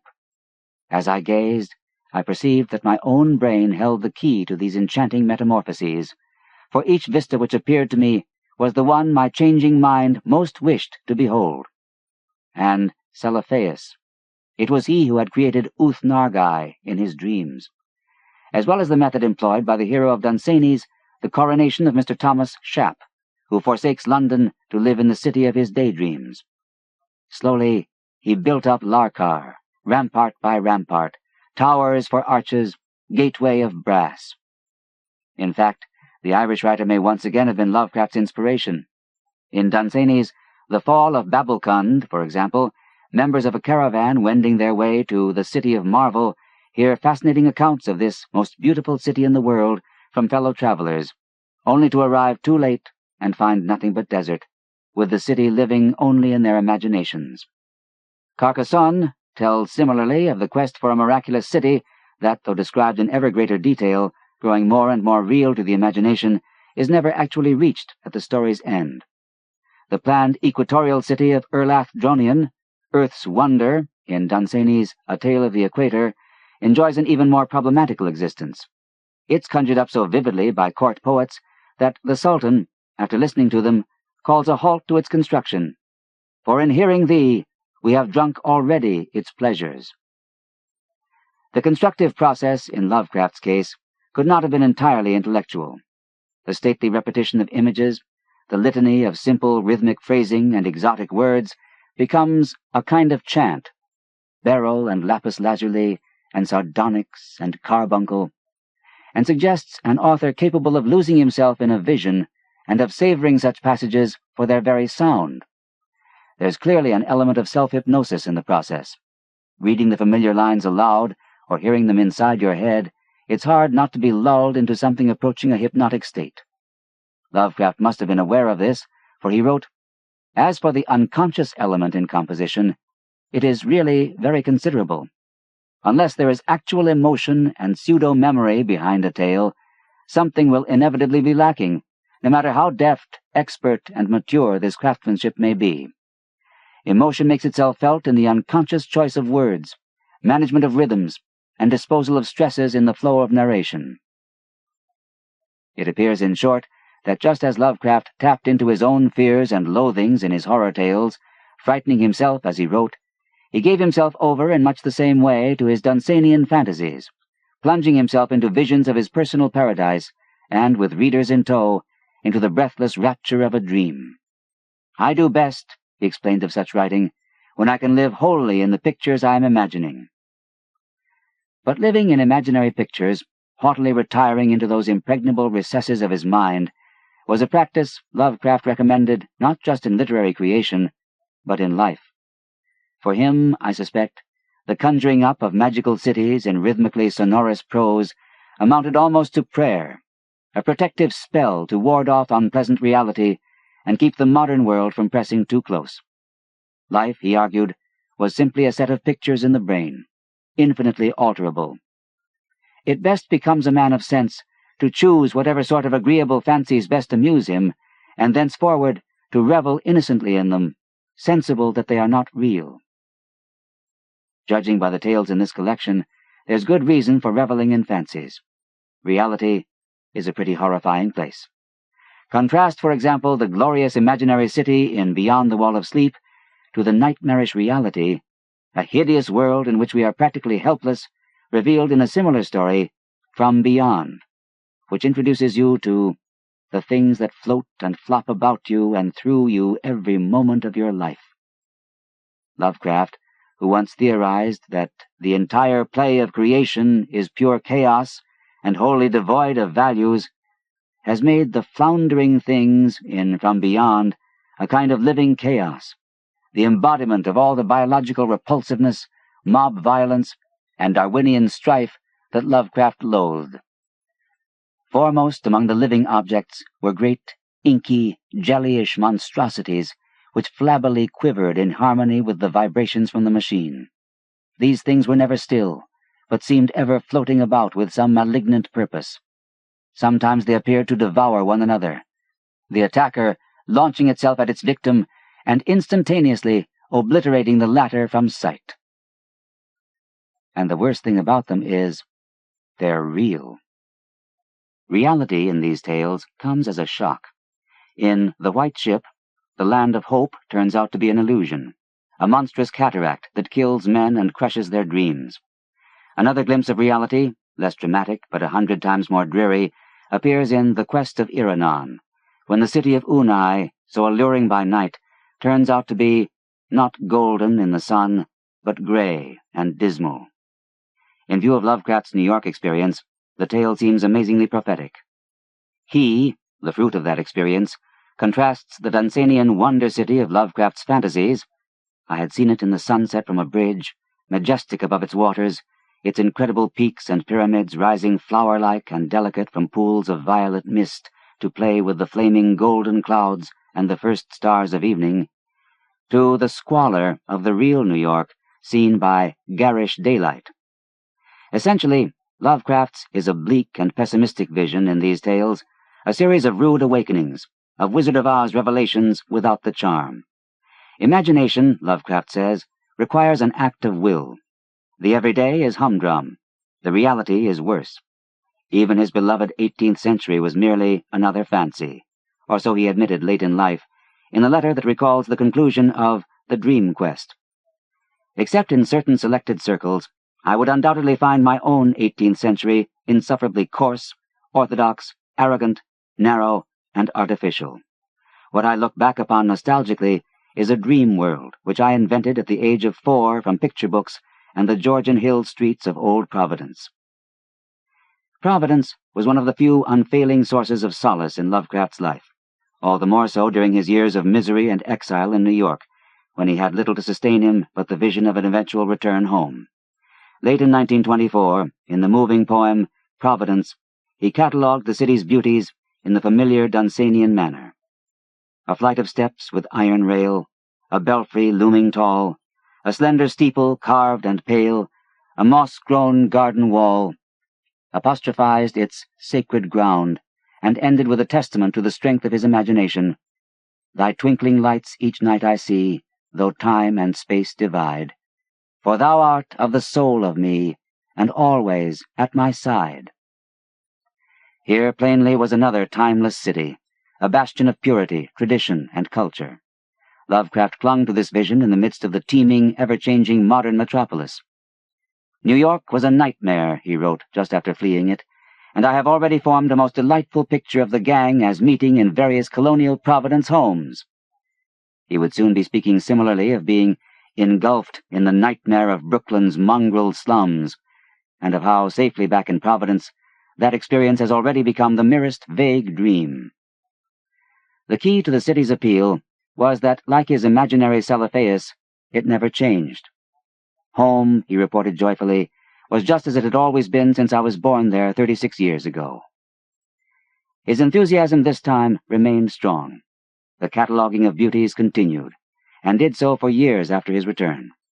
In letters, he praised the city's gabled and steepled vistas, its roofs, spires, and domes, and wrote, "Let no one tell me that Providence is not the most beautiful city in the world.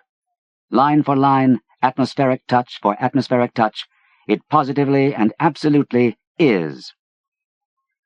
Paradise, once won, still had to be defended. Cherishing Providence's antiquity, Lovecraft found himself appalled, as more than one observer has, by the city's often crass attempts at progress, including the demolition of a row of ancient brick warehouses, which Lovecraft eulogized as the links that join us to the years before, symbols of old New England thoughts and ways, in a poem in the Providence Journal. He discovered, to his horror, that Providence too had its slums, inhabited by slug-like beings, half Jew and half Negro apparently, which crawl about and wheeze in the acrid smoke which pours from passing trains. And told another correspondent how, immediately after leaving New York, "I thought the crowds of Providence looked refreshingly human and Nordic, but now the business section seems discouragingly mongrel and decadent. But the old hill is all right, thank God." Yet even within the relative gentility of his old College Hill neighborhood, he still yearned for something more, just as his hero Curanes, back in the land of his boyhood, longs for that dream within a dream, Celephaïs. "As time goes on, my taste for urban panoramic effects increases," Lovecraft wrote in April 1927, only 12 months after his return. "The vistas I relish most are those in which the sunset plays a transfiguring and glorifying part. Sometimes I stumble accidentally on rare combinations of slope, curved street line, roofs and gables and chimneys, and accessory details of verdure and background, which, in the magic of late afternoon, assume a mystic majesty and exotic significance beyond the power of words to describe. Absolutely nothing else in life now has the power to move me so much, for in these momentary vistas there seem to open before me bewildering avenues to all the wonders and lovelinesses I have ever sought, and to all those gardens of eld whose memory trembles just beyond the rim of conscious recollection. All that I live for is to capture some fragment of this hidden and just unreachable beauty. There is somewhere, my fancy fabulizes, a marvelous city of ancient streets and hills and gardens and marble terraces, wherein I once lived happy eternities, and to which I must return if ever I am to have content.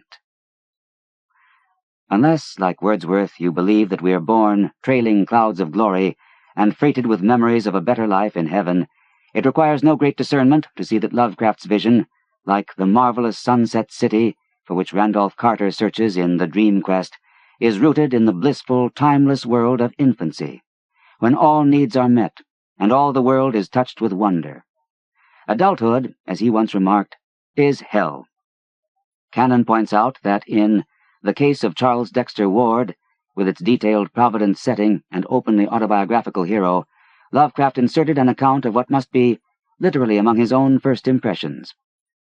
The nurse used to stop and sit on the benches of Prospect Terrace to chat with policemen, and one of the child's first memories was of the great westward sea of hazy roofs and domes and steeples and far hills, which he saw one winter afternoon from that great railed embankment, all violet and mystic against a fevered, apocalyptic sunset of reds and golds and purples and curious greens. Lovecraft himself later spoke of a strange sense of adventurous expectancy connected with landscape and architecture and sky effects that had haunted his dreams for nearly 40 years, and recalled a time at age 2½ when, viewing a New England townscape from a railway bridge, he felt the imminence of some wonder which I could neither describe nor fully conceive. And there has never been a subsequent hour of my life when kindred sensations have been absent. It was the same sense of wonder, Lovecraft admitted, that first attracted him to Lord Dunsany.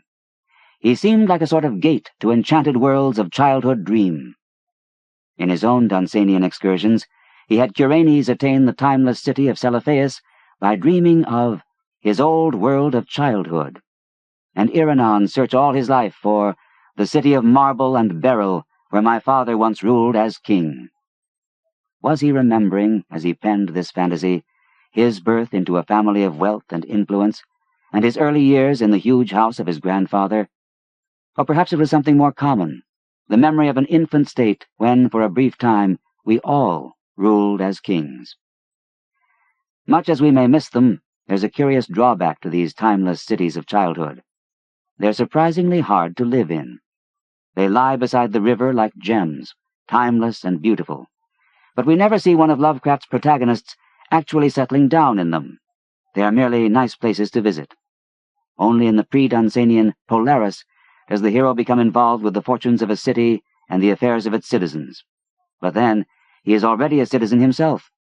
The more common case is that of the Yan-inspired travel pieces, in which cities are either seen from a distance, such as the Sunset City in the Dream Quest, recalling vistas of skylines from Marblehead to Manhattan, or remain virtually unexplored, the hero content to glide by them, perhaps lingering in one for a day or two before pressing on.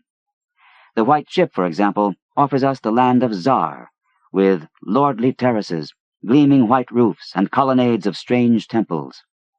But one dares not enter, for it's impossible to leave. Into Thalarion, the city of 1,000 wonders, we learn, many have passed, but none returned. And as for lovely Sona Nil, the narrator cannot remain there for more than a few vaguely alluded to eons, which in this tale equals merely a few minutes. He must soon set sail again for the adventure that lies out upon the water. The heaven of our dreams, once we arrive there, can be a pretty tedious place. Curanes, in the Dream Quest, forsakes his long-sought Celephaïs for a reconstructed Cornish fishing village of his boyhood. One, it seems, can grow tired of permanence. Wallace Stevens was only echoing an earlier American, Mark Twain, when he wrote Sunday Morning, and charged paradise with being boring and insipid, a place without death, where fruit, though ripe, never falls, and where, beneath a perfect sky, rivers seek for seas they never find. Unlike the heavenly city, the river is a perfect symbol of change. Change in its promise of travel, change in the water itself. However enticing the shore may be, the man of independent mind must go voyaging again, journeying out upon the waves, like Ishmael, who in Moby Dick feels the well-known lure of the sea and is compelled to state a mortally intolerable truth, that all deep, earnest thinking is but the intrepid effort of the soul to keep the open independence of her sea, while the wildest winds of heaven and earth conspire to cast her on the treacherous, slavish shore. The sea and the river, in sum, are where the traveler experiences life. The harbor city on the shore may offer security, a refuge to which one can always return, but it also means monotony, stagnation. It cannot be lived in because, paradoxically, it is timeless, because it permits none of the change one associates with life. A recent New Yorker piece quoted Goethe's Faust and his promise to Mephistopheles, "If I ever say to the moment, 'Stay, you are so beautiful,' then you may throw me into chains. Then will I readily perish. Then may the death bell toll. Then you are free from your service. The clock may stand, the hour hand may fall. Time will be a thing no more for me." The writer added, "Perhaps you do surrender to the devil when you wish time would stop. Perhaps you're asking for the stasis of death." The timeless city is ruled by that same stasis. Like the city of Zura in the White Ship, the land of pleasures unattained, it is enticing but dead, reeking of decay, the lethal, charnel odor of plague-stricken towns and uncovered cemeteries. You cannot stay, you must move onward. The life, it's clear, is in the voyage. The road, as Cervantes said, is better than the inn. It's noteworthy that before departing for New York, Lovecraft described his beloved Providence as intellectually sterile, and that no sooner did he return than he was excitedly making travel plans, plans for journeys farther and more frequent than before. So too with his heroes. No sooner does Curanes arrive in the dream city of Celephaïs than he must go voyaging again. More than ever, we read, Curanes wished to sail in a galley to the far places of which he had heard so many strange tales. Foremost among them is Iranon, the pink marble city of the clouds.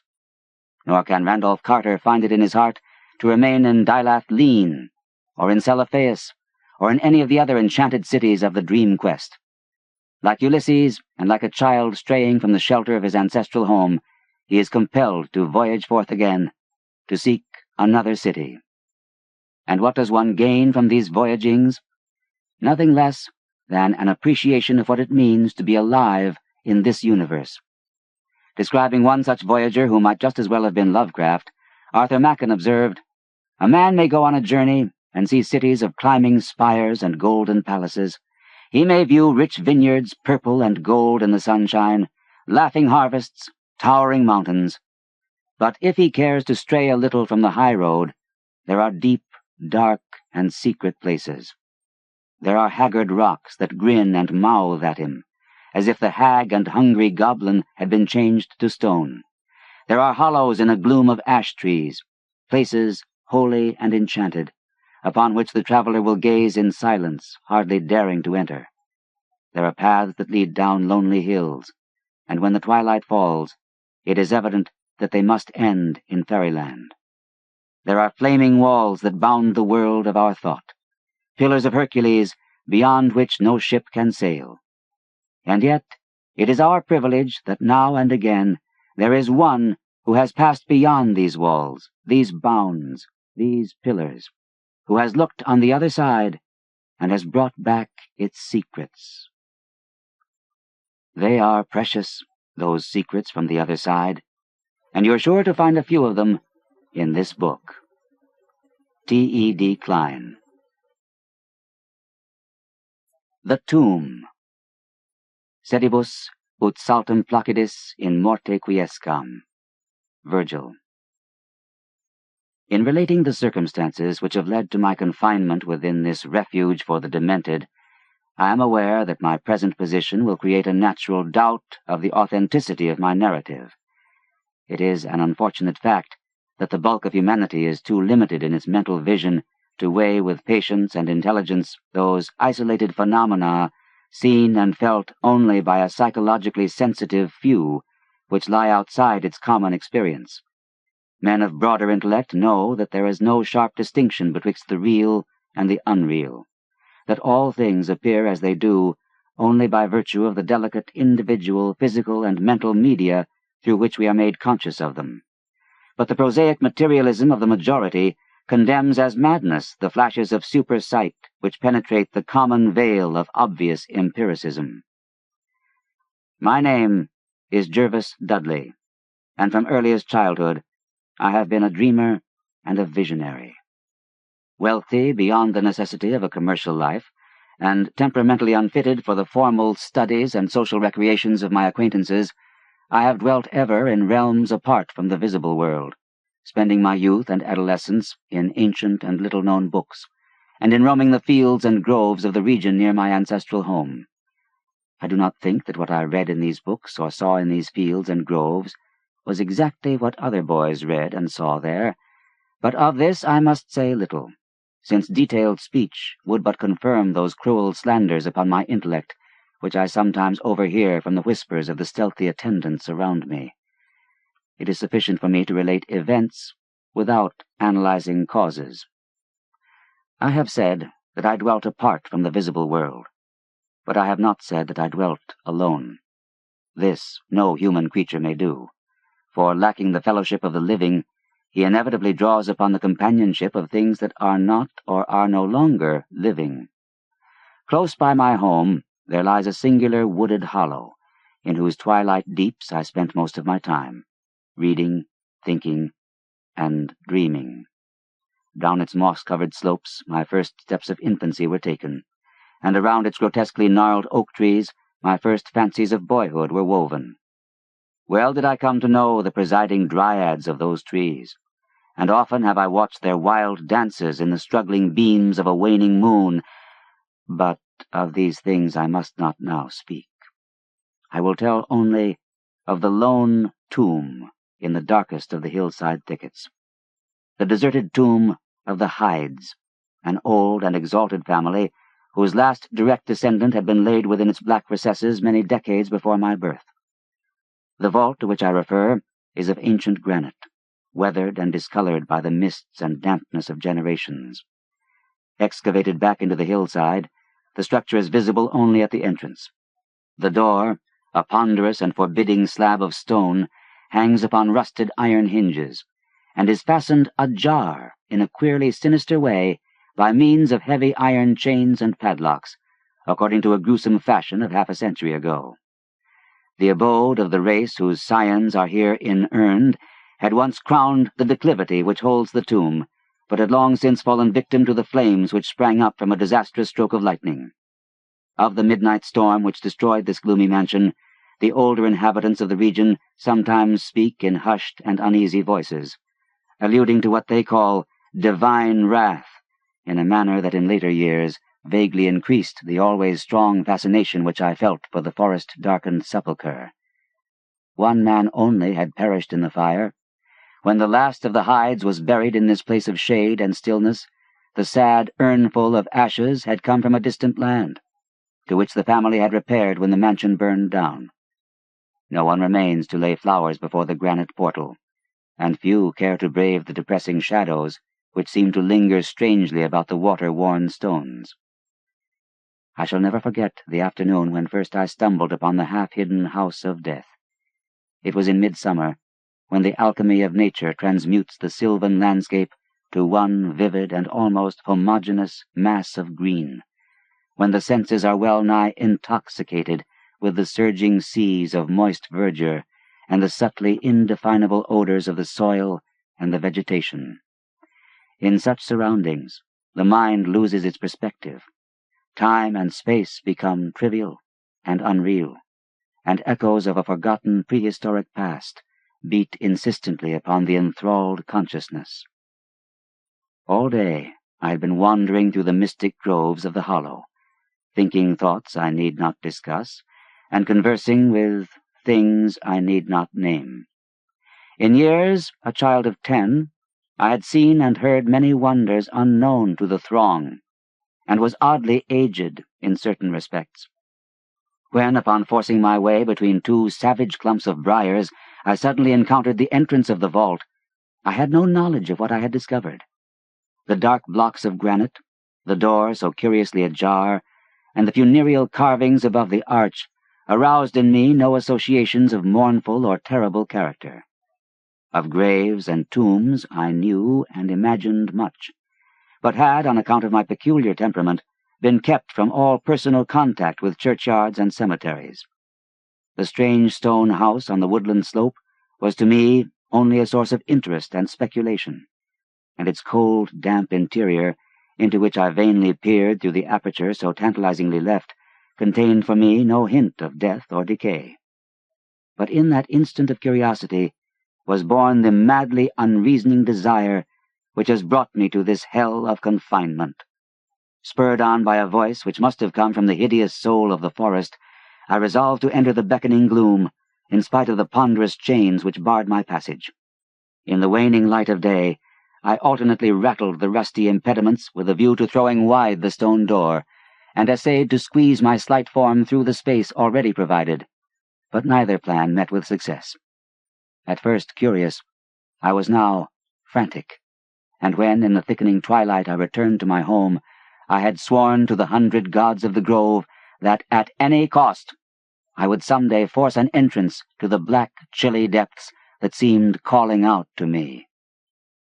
The physician with the iron-gray beard who comes each day to my room once told a visitor that this decision marked the beginning of a pitiful monomania. But I will leave final judgment to my readers when they shall have learnt all. The months following my discovery were spent in futile attempts to force the complicated padlock of the slightly open vault, and in carefully guarded inquiries regarding the nature and history of the structure.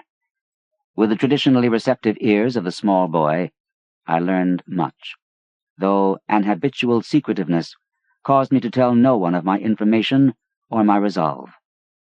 It is perhaps worth mentioning that I was not at all surprised or terrified on learning of the nature of the vault. My rather original ideas regarding life and death had caused me to associate the cold clay with the breathing body in a vague fashion, and I felt that the great and sinister family of the burned-down mansion was in some way represented within the stone space I sought to explore. Mumbled tales of the weird rites and godless revels of bygone years in the ancient hall gave to me a new and potent interest in the tomb, before whose door I would sit for hours at a time each day. Once I thrust a candle within the nearly closed entrance, but could see nothing save a flight of damp stone steps leading downward. The odor of the place repelled, yet bewitched me.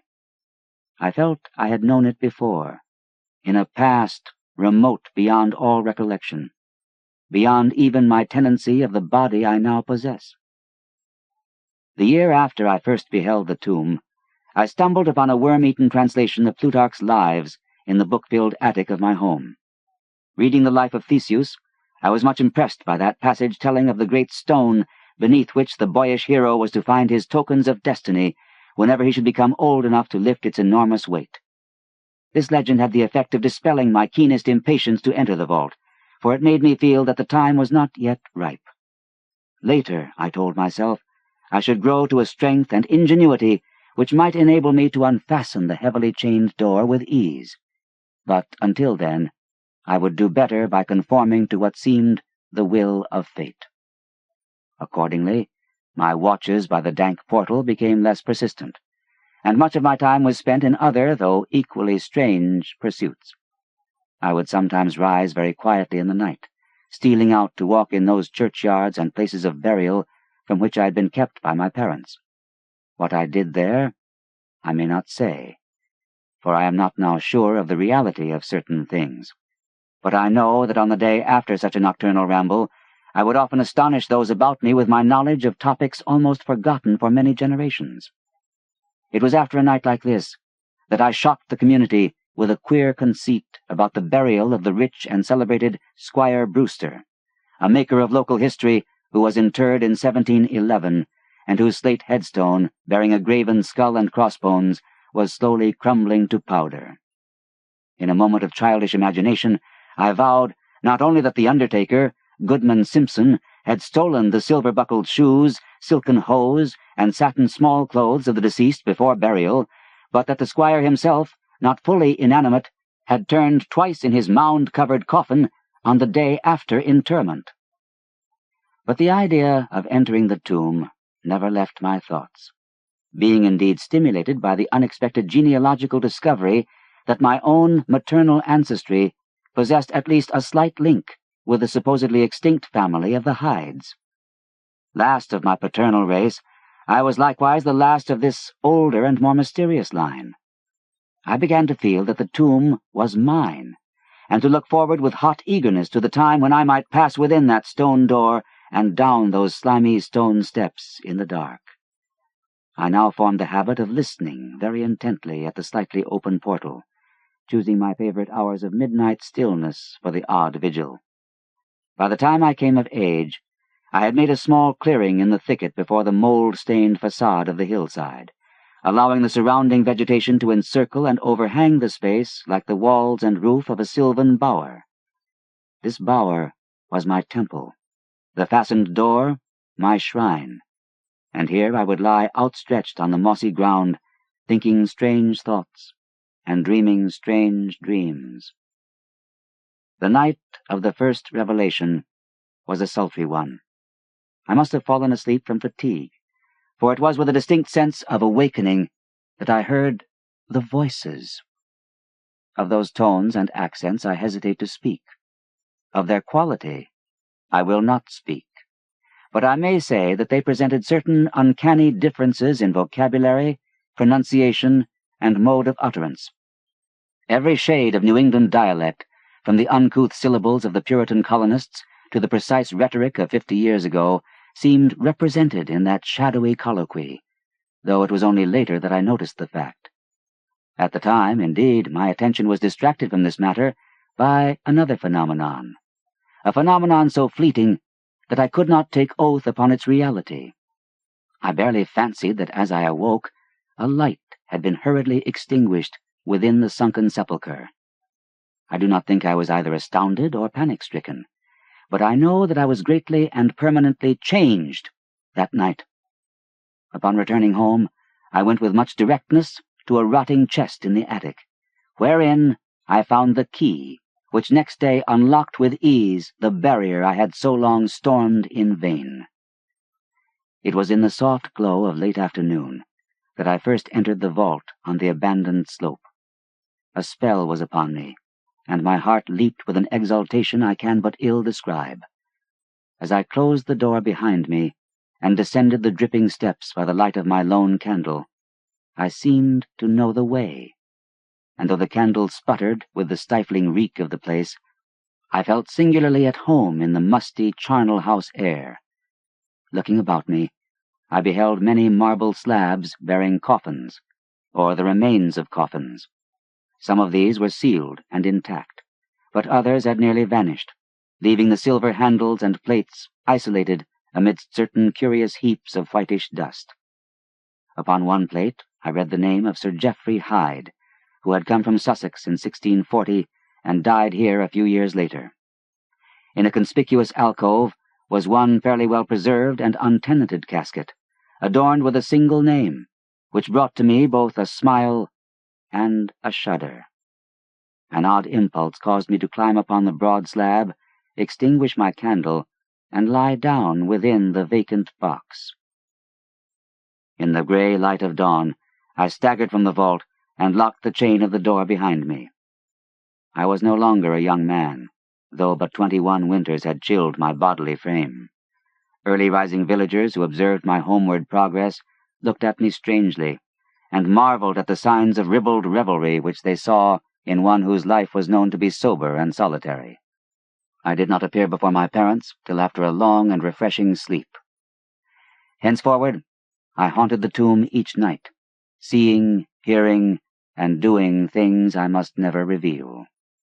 My speech, always susceptible to environmental influences, was the first thing to succumb to the change, and my suddenly acquired archaism of diction was soon remarked upon. Later, a queer boldness and recklessness came into my demeanor, till I unconsciously grew to possess the bearing of a man of the world, despite my lifelong seclusion.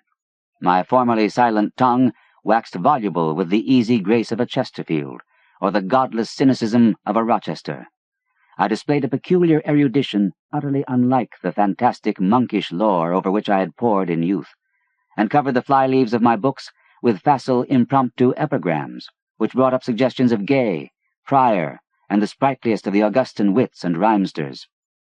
One morning at breakfast, I came close to disaster by declaiming in palpably licorice accents an effusion of 18th-century bacchanalian mirth, a bit of Georgian playfulness never recorded in a book, which ran something like this. Come hither, my lads, with your tankards of ale, and drink to the present before it shall fail. Pile each on your platter a mountain of beef, for 'tis eating and drinking that bring us relief. So fill up your glass, for life will soon pass. When you're dead, you'll ne'er drink to your king or your lass. Anacreon had a red nose, so they say. But what's a red nose if you're happy and gay? Gad split me, I'd rather be red whilst I'm here than white as a lily and dead half a year. So Betty, my miss, come give me kiss. In hell there's no innkeeper's daughter like this. Young Harry, propped up just as straight as he's able, will soon lose his wig and slip under the table. But fill up your goblets and pass 'em around, better under the table than under the ground. So revel and chaff as ye thirstily quaff. Under 6 feet of dirt, 'tis less easy to laugh.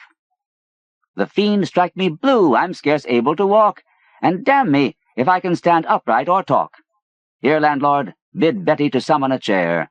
I'll try home for a while, for my wife is not there. So lend me a hand, I'm not able to stand, but I'm gay whilst I linger on top of the land.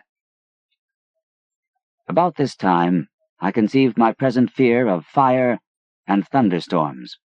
Previously indifferent to such things, I had now an unspeakable horror of them, and would retire to the innermost recesses of the house whenever the heavens threatened an electrical display. A favorite haunt of mine during the day was the ruined cellar of the mansion that had burned down, and in fancy I would picture the structure as it had been in its prime. On one occasion, I startled a villager by leading him confidently to a shallow sub-cellar of whose existence I seemed to know, in spite of the fact that it had been unseen and forgotten for many generations. At last came that which I had long feared. My parents, alarmed at the altered manner and appearance of their only son, commenced to exert over my movements a kindly espionage, which threatened to result in disaster. I had told no one of my visits to the tomb, having guarded my secret purpose with religious zeal since childhood. But now I was forced to exercise care in threading the mazes of the wooded hollow, that I might throw off a possible pursuer. My key to the vault I kept suspended from a cord about my neck, its presence known only to me. I never carried out of the sepulchre any of the things I came upon whilst within its walls. One morning, as I emerged from the damp tomb and fastened the chain of the portal with none too steady a hand, I beheld in an adjacent thicket the dreaded face of a watcher.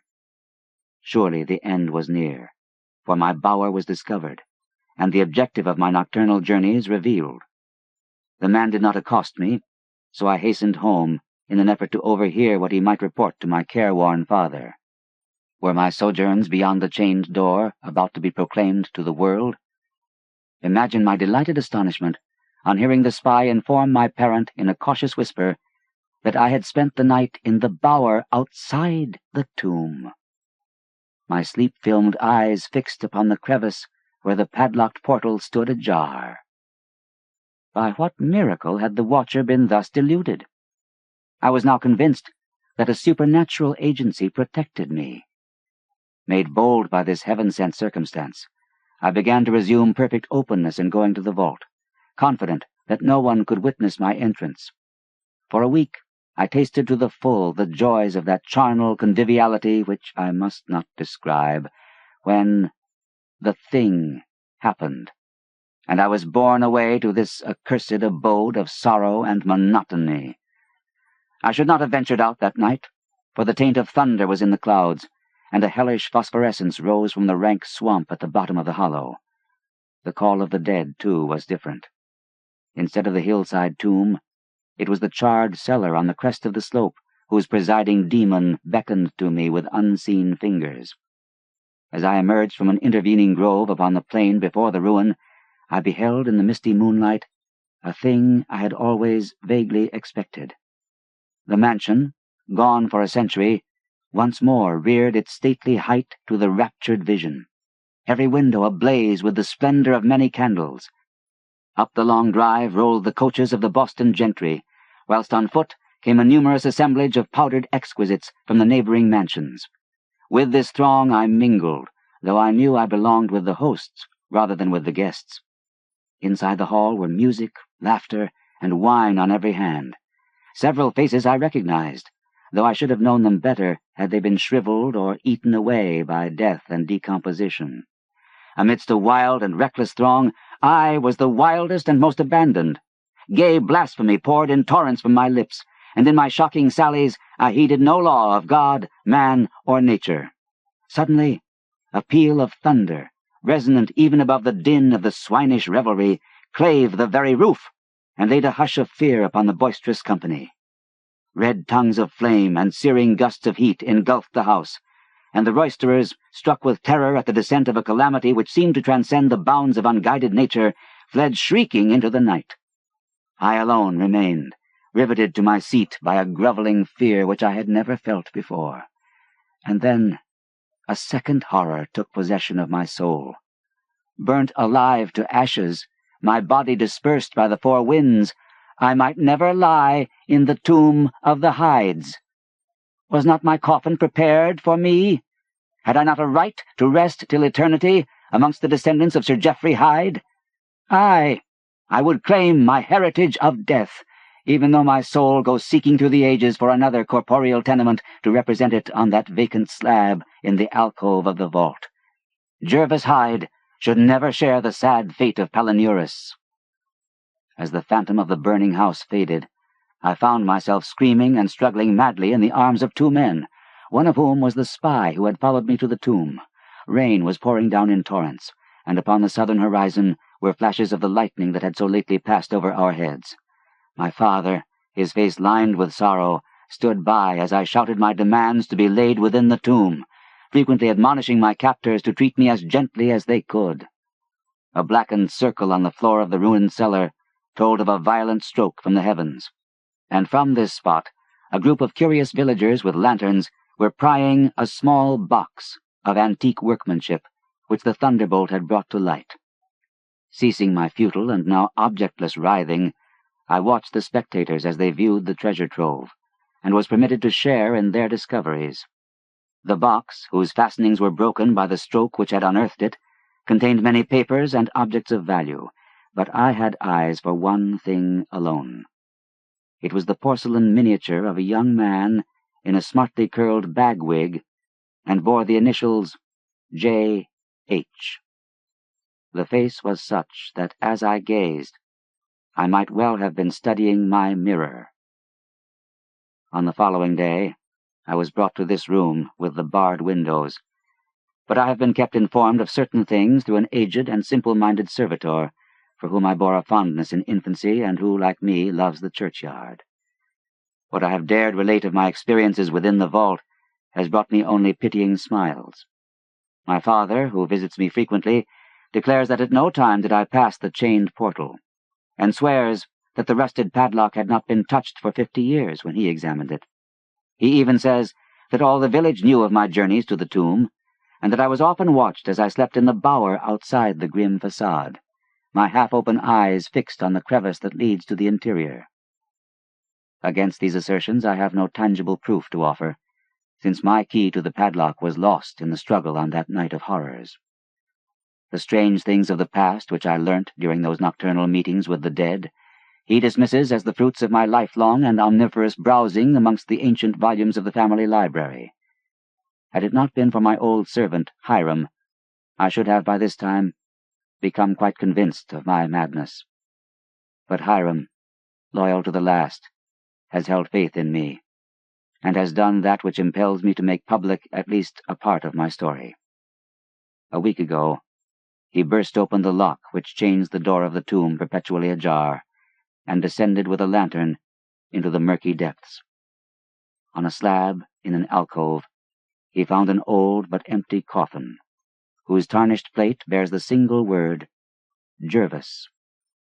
In that coffin, and in that vault, they have promised me I shall be buried. Dagon. I am writing this under an appreciable mental strain, since by tonight I shall be no more. Penniless, and at the end of my supply of the drug which alone makes life endurable, I can bear the torture no longer, and shall cast myself from this garret window into the squalid street below. Do not think from my slavery to morphine that I am a weakling or a degenerate. When you have read these hastily scrawled pages, you may guess, though never fully realize, why it is that I must have forgetfulness or death. It was in one of the most open and least frequented parts of the broad Pacific that the packet of which I was supercargo fell a victim to the German sea raider. The Great War was then at its very beginning, and the ocean forces of the Hun had not completely sunk to their later degradation, so that our vessel was made a legitimate prize, whilst we of her crew were treated with all the fairness and consideration due us as naval prisoners. So liberal, indeed, was the discipline of our captors, that 5 days after we were taken, I managed to escape alone in a small boat with water and provisions for a good length of time.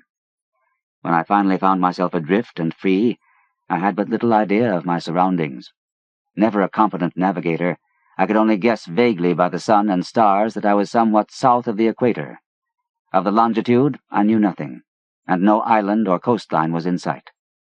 The weather kept fair, and for uncounted days I drifted aimlessly beneath the scorching sun, waiting either for some passing ship or to be cast on the shores of some habitable land. But neither ship nor land appeared, and I began to despair in my solitude upon the heaving vastnesses of unbroken blue. The change happened whilst I slept. Its details I shall never know, for my slumber, though troubled and dream-infested, was continuous. When at last I awaked, it was to discover myself half sucked into a slimy expanse of hellish black mire, which extended about me in monotonous undulations as far as I could see, and in which my boat lay grounded some distance away. Though one might well imagine that my first sensation would be of wonder at so prodigious and unexpected a transformation of scenery, I was in reality more horrified than astonished, for there was in the air and in the rotting soil a sinister quality which chilled me to the very core. The region was putrid with the carcasses of decaying fish, and of other less describable things which I saw protruding from the nasty mud of the unending plain. Perhaps I should not hope to convey in mere words the unutterable hideousness that can dwell in absolute silence and barren immensity. There was nothing within hearing, and nothing in sight save a vast reach of black slime. Yet the very completeness of the stillness and the homogeneity of the landscape oppressed me with a nauseating fear. The sun was blazing down from a sky which seemed to me almost black in its cloudless cruelty, as though reflecting the inky marsh beneath my feet. As I crawled into the stranded boat, I realized that only one theory could explain my position. Through some unprecedented volcanic upheaval, a portion of the ocean floor must have been thrown to the surface, exposing regions which for innumerable millions of years had lain hidden under unfathomable watery depths. So great was the extent of the new land which had risen beneath me, that I could not detect the faintest noise of the surging ocean, strain my ears as I might. Nor were there any sea-fowl to prey upon the dead things. For several hours I sat thinking or brooding in the boat, which lay upon its side and afforded a slight shade as the sun moved across the heavens. As the day progressed, the ground lost some of its stickiness, and seemed likely to dry sufficiently for traveling purposes in a short time.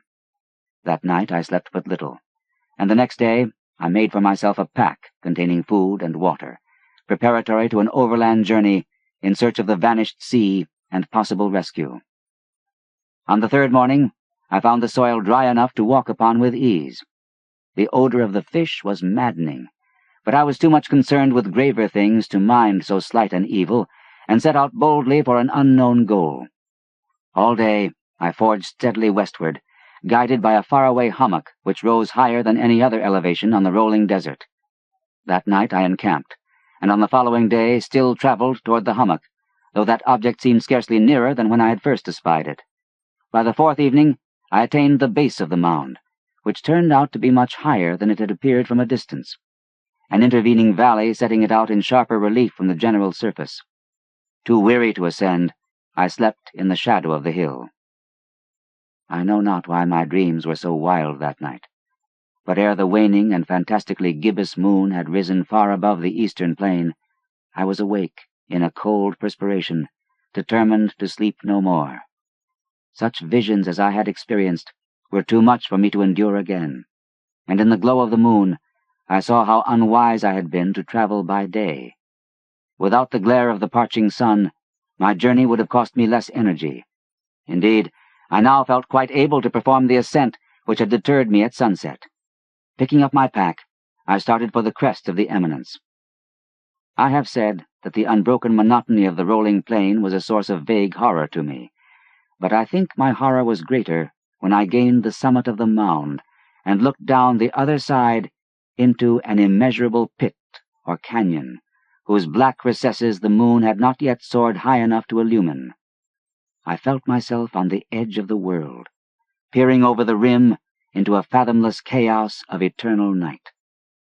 Through my terror ran curious reminiscences of Paradise Lost, and of Satan's hideous climb through the unfashioned realms of darkness.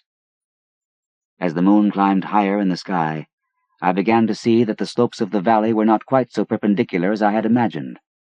Ledges and outcroppings of rock afforded fairly easy footholds for a descent, whilst after a drop of a few hundred feet, the declivity became very gradual. Urged on by an impulse which I cannot definitely analyze, I scrambled with difficulty down the rocks and stood on the gentler slope beneath, gazing into the Stygian deeps where no light had yet penetrated. All at once, my attention was captured by a vast and singular object on the opposite slope, which rose steeply about 100 yards ahead of me, an object that gleamed whitely in the newly bestowed rays of the ascending moon.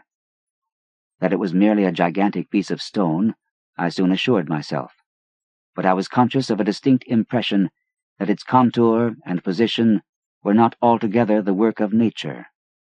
A closer scrutiny filled me with sensations I cannot express, for despite its enormous magnitude, and its position in an abyss which had yawned at the bottom of the sea since the world was young, I perceived beyond a doubt that the strange object was a well-shaped monolith whose massive bulk had known the workmanship and perhaps the worship of living and thinking creatures. Dazed and frightened, yet not without a certain thrill of the scientist's or archaeologist's delight, I examined my surroundings more closely. The moon, now near the zenith, shone weirdly and vividly above the towering steeps that hemmed in the chasm, and revealed the fact that a far-flung body of water flowed at the bottom, winding out of sight in both directions, and almost lapping my feet as I stood on the slope. Across the chasm, the wavelets washed the base of the Cyclopean monolith, on whose surface I could now trace both inscriptions and crude sculptures. The writing was in a system of hieroglyphics unknown to me, and unlike anything I had ever seen in books, consisting for the most part of conventionalized aquatic symbols such as fishes, eels, octopi, crustaceans, mollusks, whales, and the like. Several characters obviously represented marine things which are unknown to the modern world, but whose decomposing forms I had observed on the ocean-risen plain. It was the pictorial carving, however, that did most to hold me spellbound. Plainly visible across the intervening water on account of their enormous size were an array of bas-reliefs, whose subjects would have excited the envy of a Doré. I think that these things were supposed to depict men, at least a certain sort of men, though the creatures were shown disporting like fishes in the waters of some marine grotto, or paying homage at some monolithic shrine which appeared to be under the waves as well. Of their faces and forms I dare not speak in detail, for the mere remembrance makes me grow faint.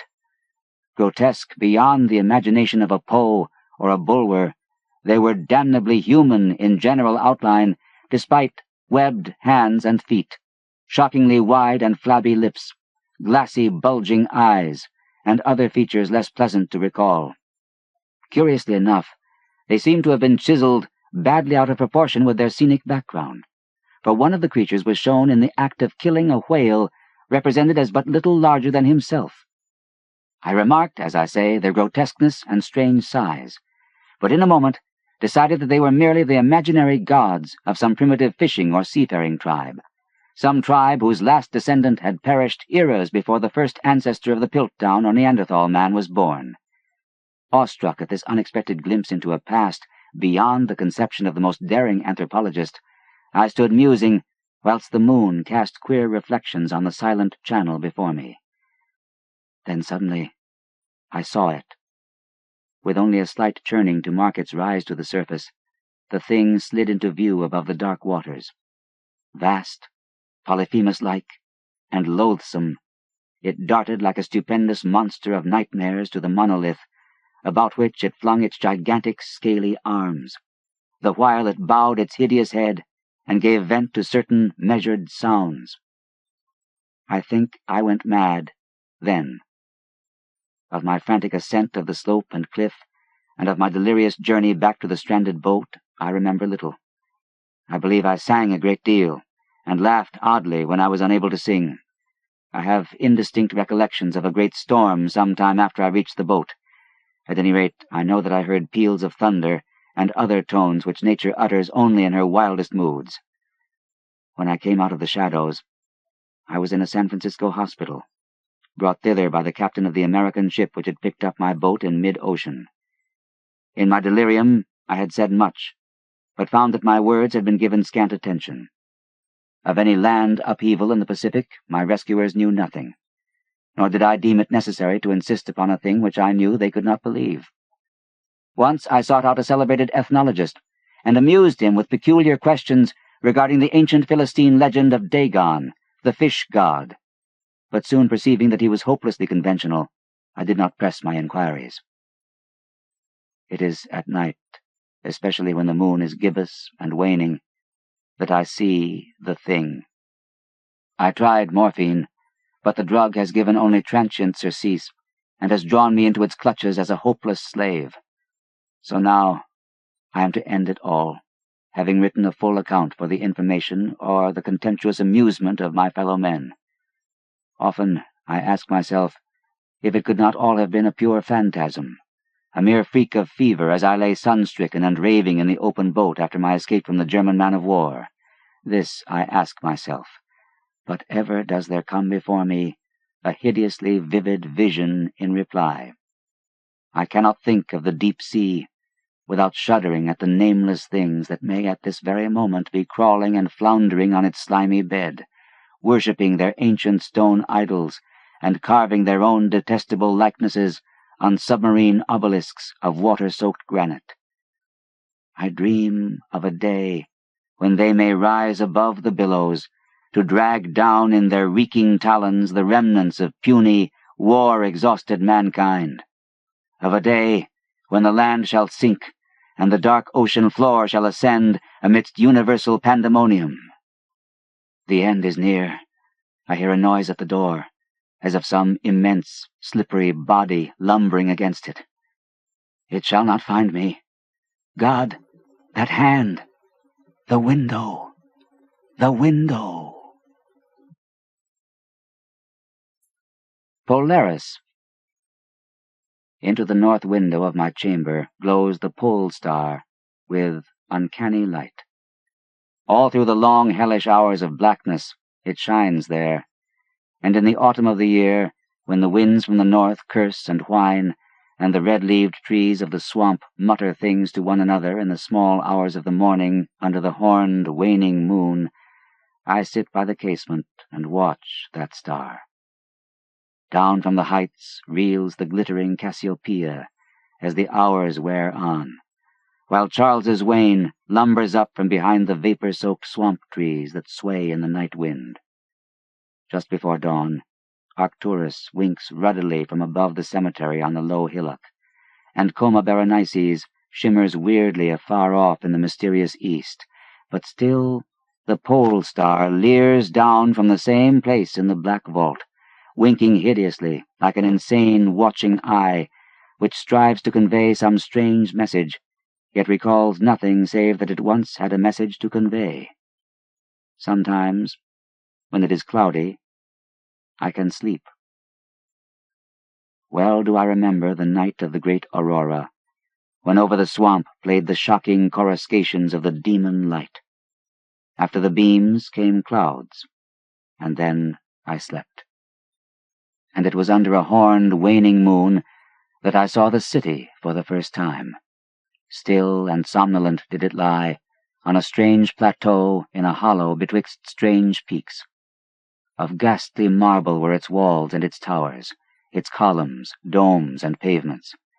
In the marble streets were marble pillars, the upper parts of which were carven into the images of grave, bearded men. The air was warm and stirred not, and overhead, scarce 10 degrees from the zenith, glowed that watching pole star.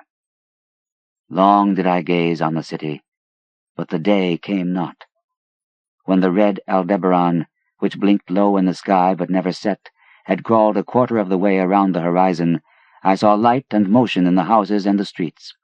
Forms, strangely robed, but at once noble and familiar, walked abroad, and under the horned, waning moon, men talked wisdom in a tongue which I understood, though it was unlike any language I had ever known.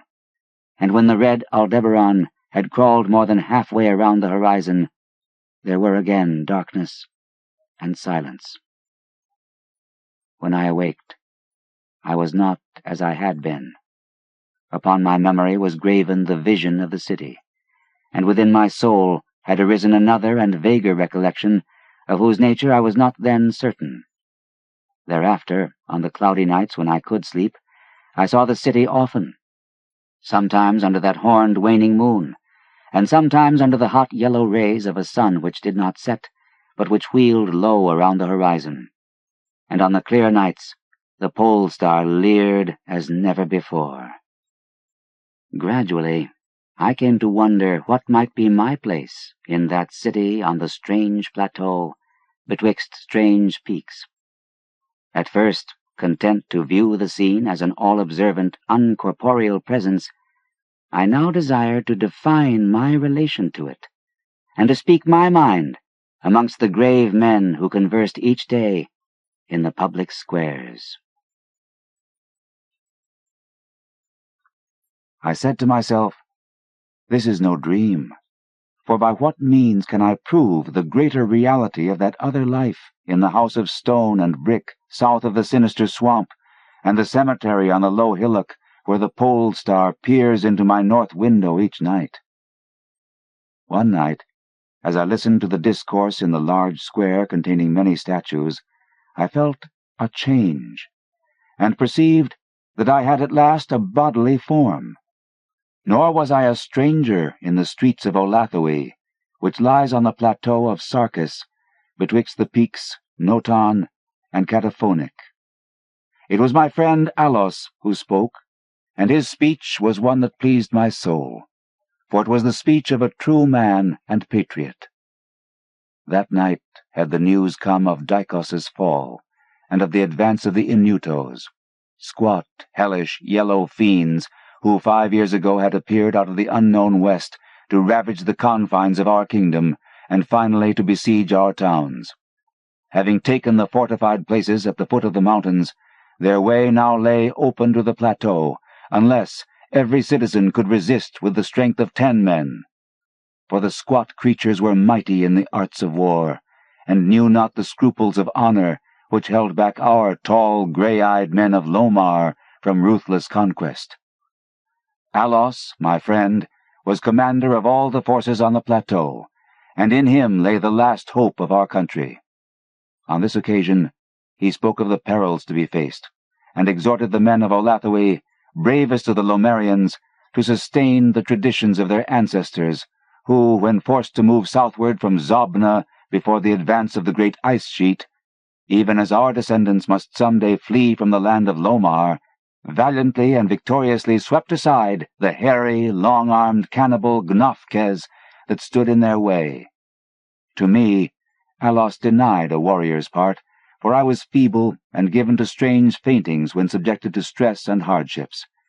But my eyes were the keenest in the city, despite the long hours I gave each day to the study of the Pnakotic manuscripts and the wisdom of the Zobnarian fathers. So my friend, desiring not to doom me to inaction, rewarded me with that duty which was second to nothing in importance.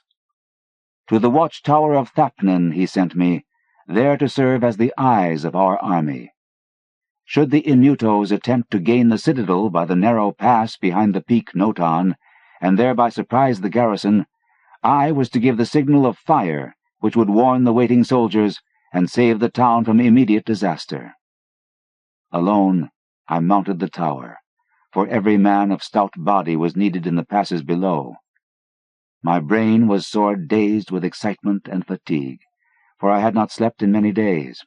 Yet was my purpose firm, for I loved my native land of Lomar and the marble city of Olathoe that lies betwixt the peaks of Noton and Cataphonic. But as I stood in the tower's topmost chamber, I beheld the horned, waning moon, red and sinister, quivering through the vapors that hovered over the distant valley of Banoff. And through an opening in the roof glittered the pale pole star, fluttering as if alive, and leering like a fiend and tempter. Methought its spirit whispered evil counsel, soothing me to traitorous somnolence with a damnable rhythmical promise which it repeated over and over. Slumber, watcher, till the spheres 26,000 years have revolved, and I return to the spot where now I burn. Other stars anon shall rise to the axis of the skies, stars that soothe and stars that bless with a sweet forgetfulness. Only when my round is o'er shall the past disturb thy door. Vainly did I struggle with my drowsiness, seeking to connect these strange words with some lore of the skies which I had learnt from the Pnakotic manuscripts.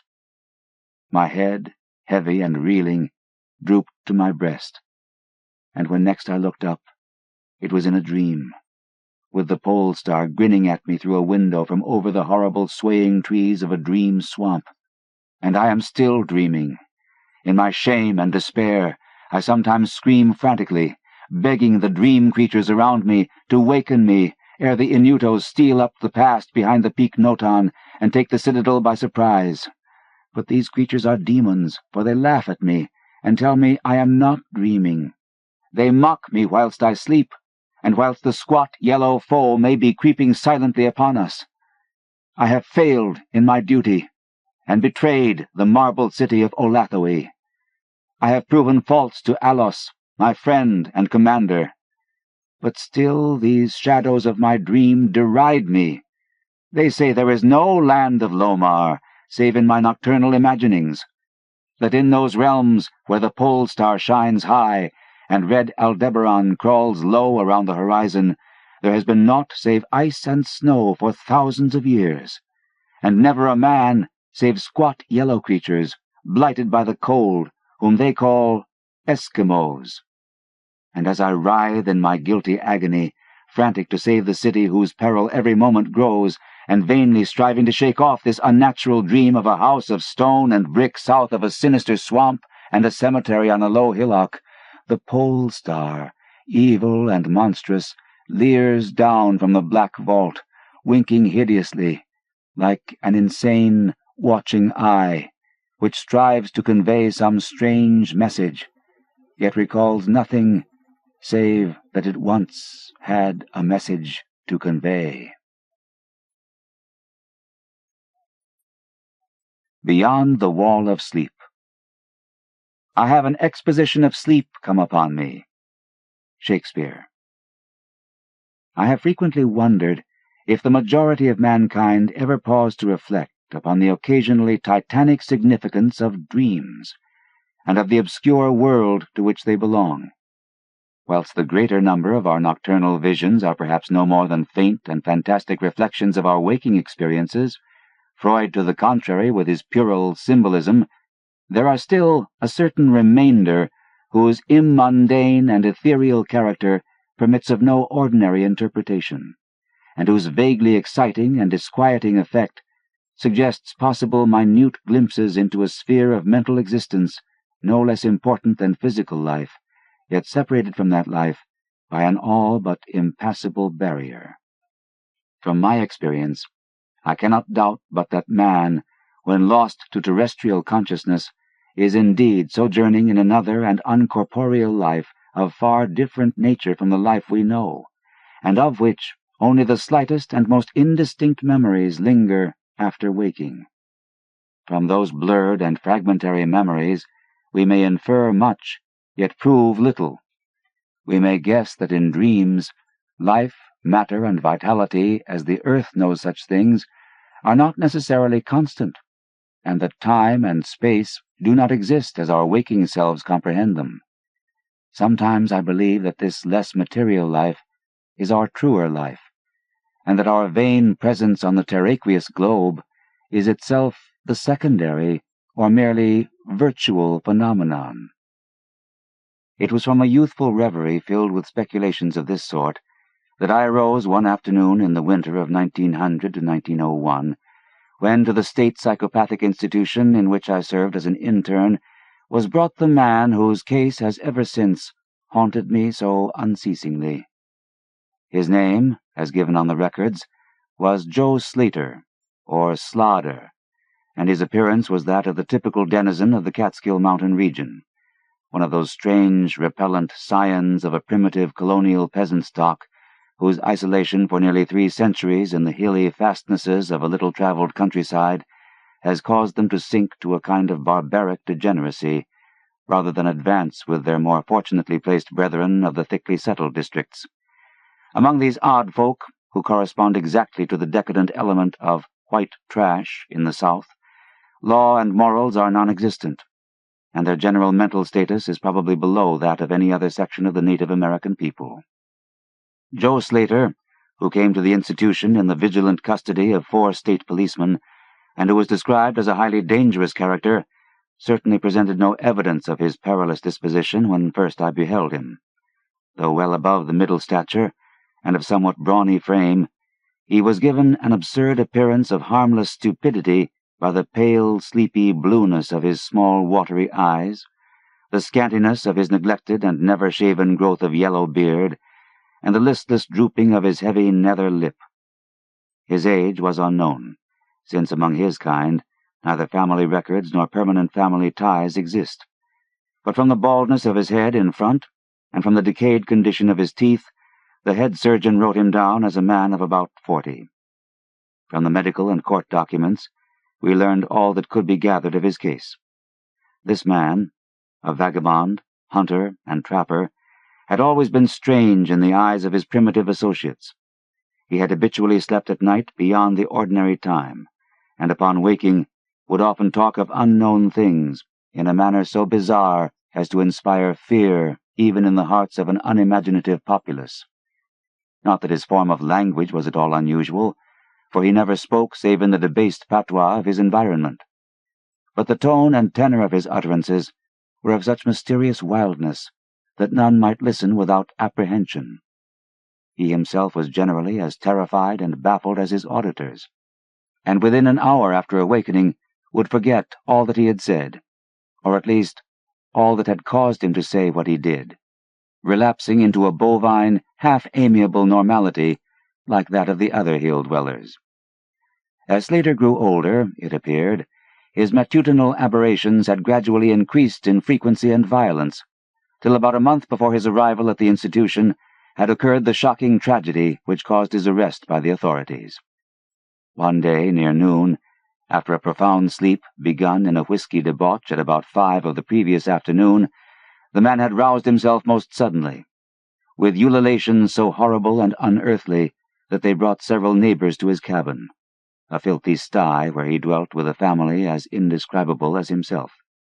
Rushing out into the snow, he had flung his arms aloft and commenced a series of leaps directly upward in the air, the while shouting his determination to reach some big cabin with brightness in the roof and walls and floor, and the loud, queer music far away.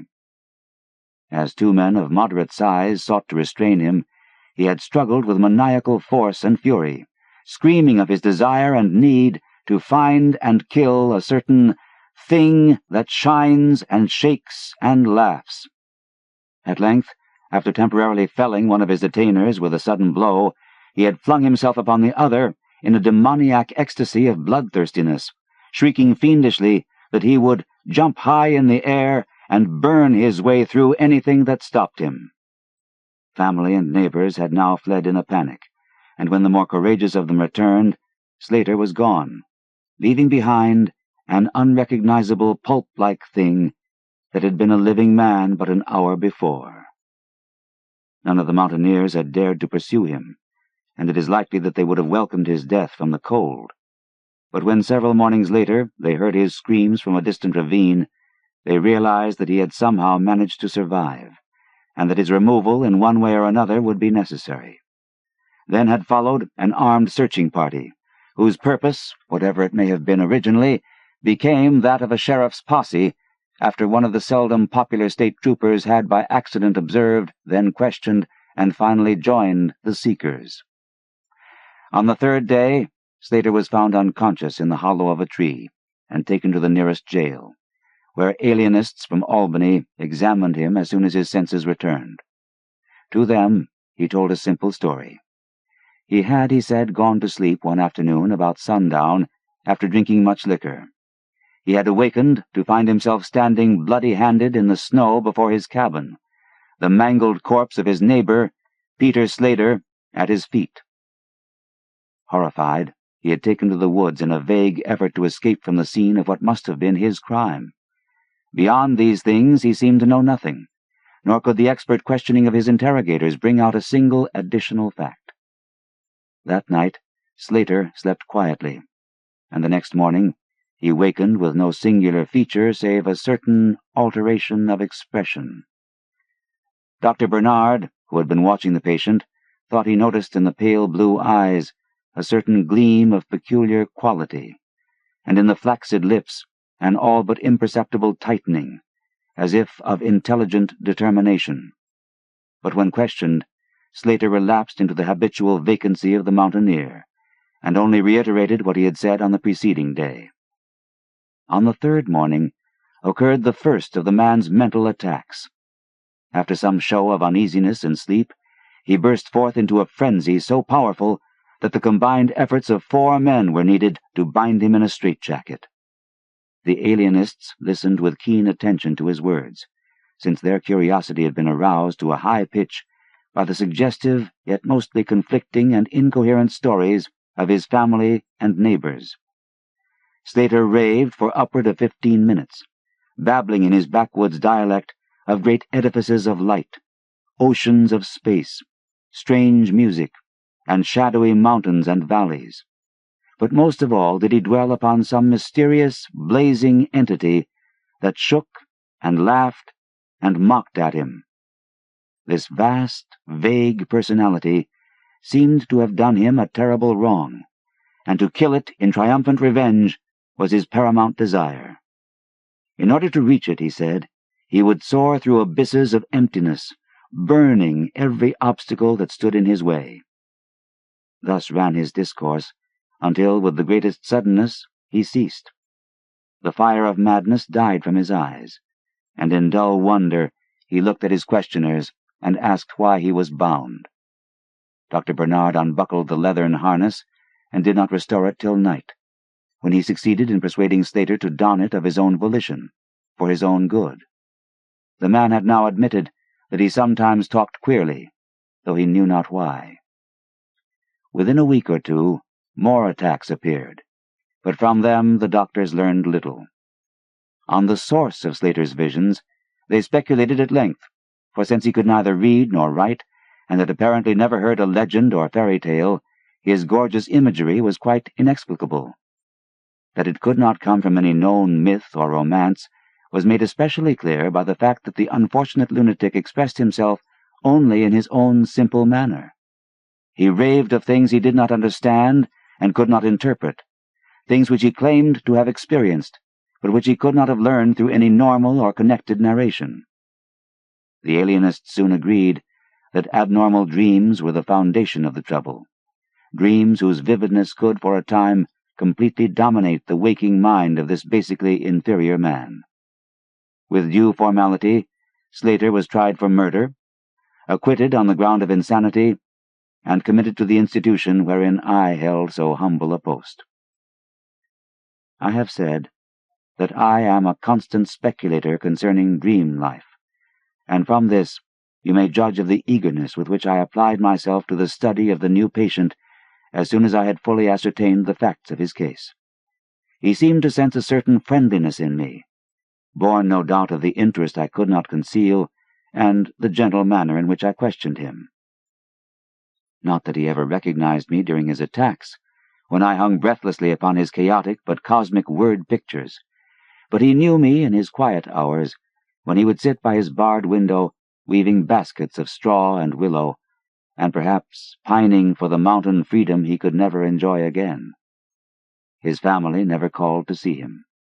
Probably it had found another temporary head, after the manner of decadent mountain folk. By degrees, I commenced to feel an overwhelming wonder at the mad and fantastic conceptions of Joe Slater. The man himself was pitiably inferior in mentality and language alike, but his glowing titanic visions, though described in a barbarous and disjointed jargon, were assuredly things which only a superior or even exceptional brain could conceive. How, I often asked myself, could the stolid imagination of a Catskill degenerate conjure up sights whose very possession argued a lurking spark of genius? How could any backwoods dullard have gained so much as an idea of those glittering realms of supernal radiance and space about which Slater ranted in his furious delirium? More and more I inclined to the belief that in the pitiful personality who cringed before me lay the disordered nucleus of something beyond my comprehension, something infinitely beyond the comprehension of my more experienced but less imaginative medical and scientific colleagues. And yet I could extract nothing definite from the man. The sum of all my investigation was that, in a kind of semi-uncorporeal dream life, Slater wandered or floated through resplendent and prodigious valleys, meadows, gardens, cities, and palaces of light, in a region unbounded and unknown to man. That there he was no peasant or degenerate, but a creature of importance and vivid life, moving proudly and dominantly, and checked only by a certain deadly enemy, who seemed to be a being of visible yet ethereal structure, and who did not appear to be of human shape, since Slater never referred to it as a man, or as aught save a thing. This thing had done Slater some hideous but unnamed wrong, which the maniac, if maniac he were, yearned to avenge. From the manner in which Slater alluded to their dealings, I judged that he and the luminous thing had met on equal terms, that in his dream existence the man was himself a luminous thing of the same race as his enemy. This impression was sustained by his frequent references to flying through space and burning all that impeded his progress. Yet these conceptions were formulated in rustic words, wholly inadequate to convey them, a circumstance which drove me to the conclusion that if a true dream world indeed existed, oral language was not its medium for the transmission of thought. Could it be that the dream soul inhabiting this inferior body was desperately struggling to speak things which the simple and halting tongue of dullness could not utter? Could it be that I was face to face with intellectual emanations which would explain the mystery if I could but learn to discover and read them? I did not tell the older physicians of these things, for middle age is skeptical, cynical, and disinclined to accept new ideas. Besides, the head of the institution had but lately warned me in his paternal way that I was overworking, and that my mind needed a rest. It had long been my belief that human thought consists basically of atomic or molecular motion, convertible into ether waves of radiant energy like heat, light, and electricity.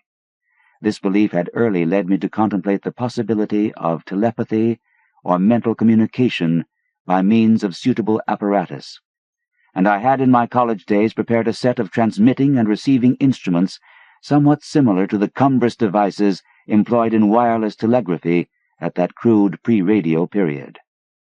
These I had tested with a fellow student, but achieving no result, had soon packed them away with other scientific odds and ends for possible future use.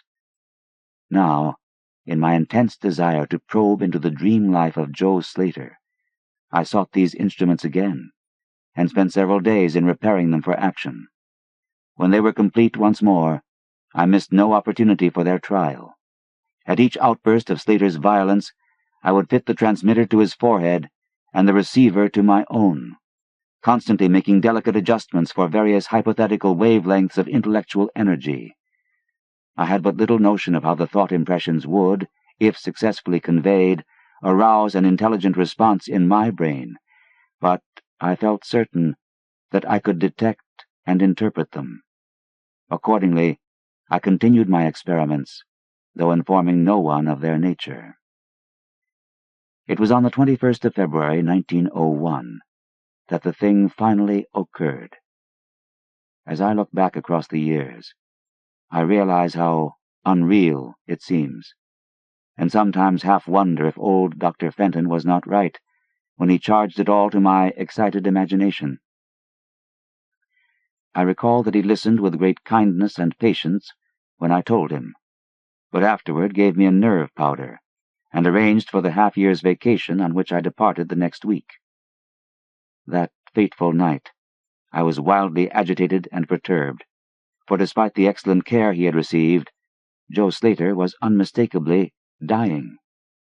Perhaps it was his mountain freedom that he missed, or perhaps the turmoil in his brain had grown too acute for his rather sluggish physique, but at all events, the flame of vitality flickered low in the decadent body. He was drowsy near the end, and as darkness fell, he dropped off into a troubled sleep.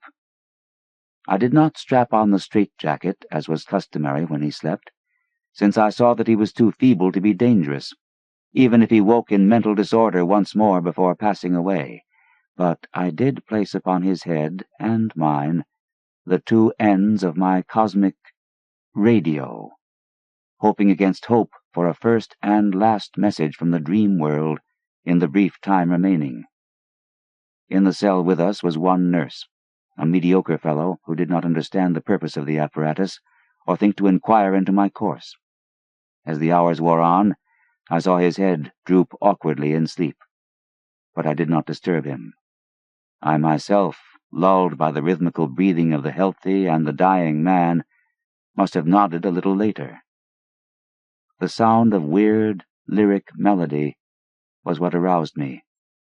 Chords, vibrations, and harmonic ecstasies echoed passionately on every hand, while on my ravished sight burst the stupendous spectacle of ultimate beauty. Walls, columns, and architraves of living fire blazed effulgently around the spot where I seemed to float in air, extending upward to an infinitely high vaulted dome of indescribable splendor. Blending with this display of palatial magnificence, or rather supplanting it at times in kaleidoscopic rotation, were glimpses of wide plains and graceful valleys, high mountains and inviting grottos, covered with every lovely attribute of scenery which my delighted eye could conceive of, yet formed wholly of some glowing, ethereal, plastic entity, which in consistency partook as much of spirit as of matter. As I gazed, I perceived that my own brain held the key to these enchanting metamorphoses, for each vista which appeared to me was the one my changing mind most wished to behold. Amidst this Elysian realm, I dwelt not as a stranger, for each sight and sound was familiar to me, just as it had been for uncounted eons of eternity before, and would be for like eternities to come. Then the resplendent aura of my brother of light drew near, and held colloquy with me, soul to soul, with silent and perfect interchange of thought.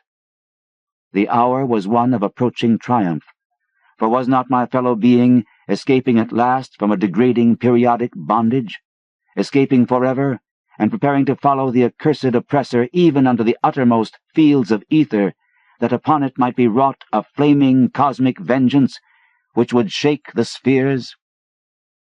We floated thus for a little time, when I perceived a slight blurring and fading of the objects around us, as though some force were recalling me to earth, where I least wished to go. The form near me seemed to feel a change also, for it gradually brought its discourse toward a conclusion, and itself prepared to quit the scene, fading from my sight at a rate somewhat less rapid than that of the other objects. A few more thoughts were exchanged, and I knew that the luminous one and I were being recalled to bondage, though for my brother of light it would be the last time. The sorry planet shell being well nigh spent, in less than an hour my fellow would be free to pursue the oppressor along the Milky Way, and past the hither stars to the very confines of infinity. A well-defined shock separates my final impression of the fading scene of light from my sudden and somewhat shamefaced awakening and straightening up in my chair as I saw the dying figure on the couch move hesitantly. Joe Slater was indeed awaking, though probably for the last time. As I looked more closely, I saw that in the sallow cheeks shone spots of color which had never before been present. The lips, too, seemed unusual, being tightly compressed, as if by the force of a stronger character than had been Slater's. The whole face finally began to grow tense, and the head turned restlessly with closed eyes. I did not arouse the sleeping nurse, but readjusted the slightly disarranged headbands of my telepathic radio, intent to catch any parting message the dreamer might have to deliver. All at once, the head turned sharply in my direction, and the eyes fell open. causing me to stare in blank amazement at what I beheld. The man who had been Joe Slater, the Catskill decadent, was now gazing at me with a pair of luminous, expanded eyes whose blue seemed subtly to have deepened. Neither mania nor degeneracy was visible in that gaze, and I felt beyond a doubt that I was viewing a face behind which lay an active mind of high order. At this juncture, my brain became aware of a steady external influence operating upon it. I closed my eyes to concentrate my thoughts more profoundly, and was rewarded by the positive knowledge that my long-sought mental message had come at last. Each transmitted idea formed rapidly in my mind, and though no actual language was employed, my habitual association of conception and expression was so great that I seemed to be receiving the message in ordinary English. "Joe Slater is dead," came the soul-petrifying voice or agency from beyond the wall of sleep.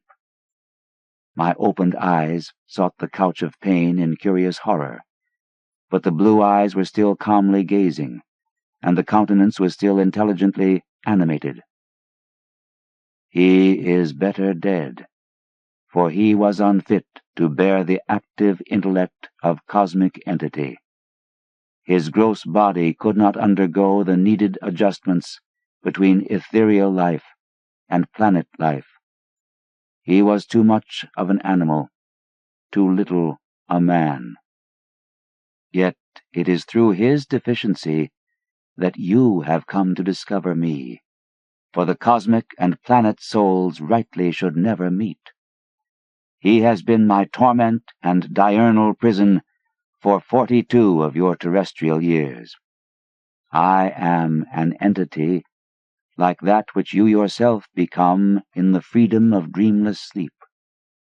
I am your brother of light, and have floated with you in the effulgent valleys.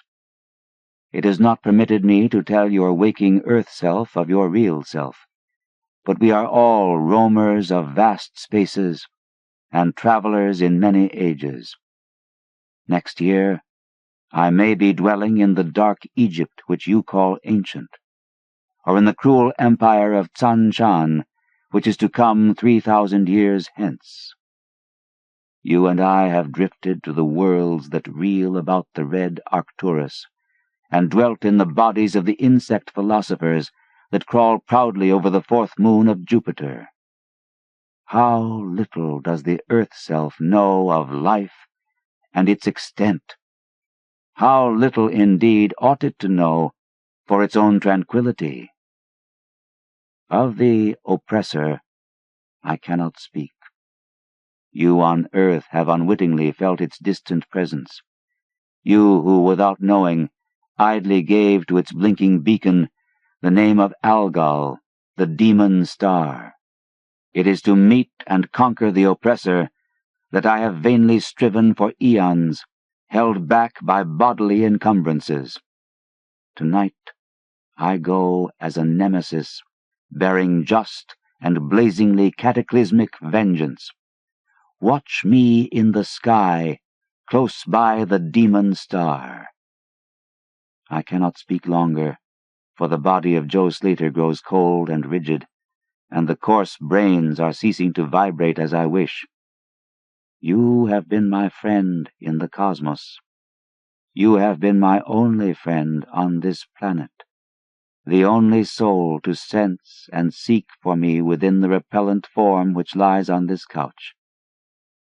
We shall meet again, perhaps in the shining mists of Orion's sword, perhaps on a bleak plateau in prehistoric Asia, perhaps in unremembered dreams tonight, perhaps in some other form an eon hence, when the solar system shall have been swept away.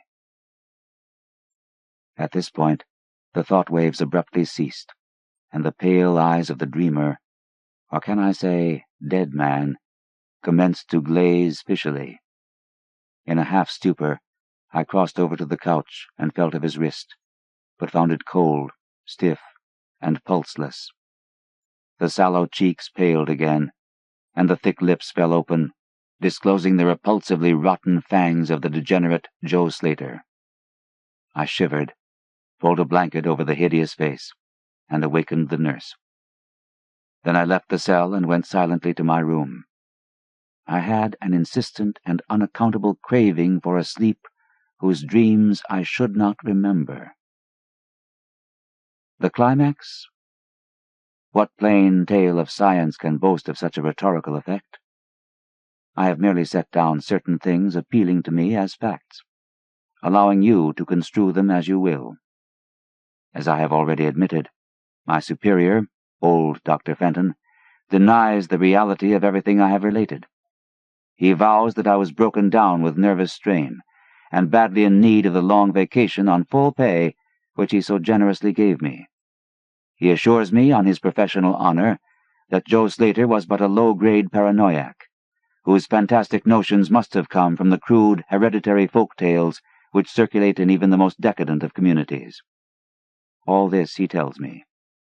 Yet I cannot forget what I saw in the sky on the night after Slater died. Lest you think me a biased witness, another's pen must add this final testimony, which may perhaps supply the climax you expect. I will quote the following account of the star Nova Persei verbatim from the pages of that eminent astronomical authority, Professor Garrett P. Serviss. On February 22, 1901, a marvelous new star was discovered by Dr. Anderson of Edinburgh, not very far from Algol. No star had been visible at that point before. Within 24 hours, the stranger had become so bright that it outshone Capella. In a week or two, it had visibly faded, and in the course of a few months, it was hardly discernible with the naked eye. The White Ship. I am Basil Elton, keeper of the North Point light that my father and grandfather kept before me. Far from the shore stands the gray lighthouse, above sunken slimy rocks that are seen when the tide is low, but unseen when the tide is high. Past that beacon for a century have swept the majestic barks of the seven seas. In the days of my grandfather there were many. In the days of my father, not so many. And now there are so few that I sometimes feel strangely alone, as though I were the last man on our planet. From far shores came those white-sailed argosies of old, from far eastern shores where warm suns shine and sweet odors linger about strange gardens and gay temples. The old captains of the sea came often to my grandfather and told him of these things, which in turn he told to my father, and my father told to me in the long autumn evenings when the wind howled eerily from the east. And I have read more of these things, and of many things besides, in the books men gave me when I was young and filled with wonder. But more wonderful than the lore of old men and the lore of books is the secret lore of ocean. Blue, green, gray, white, or black, smooth, ruffled, or mountainous, that ocean is not silent. All my days have I watched it and listened to it, and I know it well. At first it told to me only the plain little tales of calm beaches and near ports, but with the years it grew more friendly and spoke of other things, of things more strange and more distant in space and in time. Sometimes at twilight, the gray vapors of the horizon have parted to grant me glimpses of the ways beyond, and sometimes at night, the deep waters of the sea have grown clear and phosphorescent, to grant me glimpses of the ways beneath. And these glimpses have been as often of the ways that were, and the ways that might be, as of the ways that are. For ocean is more ancient than the mountains, and freighted with the memories and the dreams of time. Out of the south it was that the white ship used to come, when the moon was full and high in the heavens. Out of the south it would glide very smoothly and silently over the sea. and whether the sea was rough or calm, and whether the wind was friendly or adverse, it would always glide smoothly and silently, its sails distent, and its long, strange tiers of oars moving rhythmically. One night I espied upon the deck a man, bearded and robed, and he seemed to beckon me to embark for fair, unknown shores. Many times afterward I saw him under the full moon, and ever did he beckon me. Very brightly did the moon shine on the night I answered the call, and I walked out over the waters to the white ship on a bridge of moonbeams. The man who had beckoned now spoke a welcome to me in a soft language I seemed to know well, and the hours were filled with soft songs of the oarsmen as we glided away into a mysterious south, golden with the glow of that full, mellow moon. And when the day dawned, rosy and effulgent, I beheld the green shore of far lands, bright and beautiful, and to me unknown. Up from the sea rose lordly terraces of verdure, tree-studded, and showing here and there the gleaming white roofs and colonnades of strange temples. As we drew nearer the green shore, the bearded man told me of that land, the land of Zar, where dwell all the dreams and thoughts of beauty that come to men once and then are forgotten. And when I looked upon the terraces again, I saw that what he said was true, for among the sights before me were many things I had once seen through the mists beyond the horizon and in the phosphorescent depths of ocean. There, too, were forms and fantasies more splendid than any I had ever known, the visions of young poets who died in want before the world could learn of what they had seen and dreamed. But we did not set foot upon the sloping meadows of Zar, for it is told that he who treads them may never more return to his native shore. As the white ship sailed silently away from the templed terraces of Zar, we beheld on the distant horizon ahead the spires of a mighty city, and the bearded man said to me, "This is Thalarion, the city of 1,000 wonders, wherein reside all those mysteries that man has striven in vain to fathom." And I looked again at close range, and saw that the city was greater than any city I had known or dreamed of before. Into the sky the spires of its temples reached, so that no man might behold their peaks, and far back beyond the horizon stretched the grim gray walls, over which one might spy only a few roofs, weird and ominous, yet adorned with rich friezes and alluring sculptures. I yearned mightily to enter this fascinating yet repellent city, and besought the bearded man to land me at the stone pier by the huge carven gate Acariel. But he gently denied my wish, saying, "Into Thalarion, the city of 1,000 wonders, many have passed, but none returned. Therein walk only demons and mad things that are no longer men, and the streets are white with the unburied bones of those who have looked upon the eidolon Lethae that reigns over the city."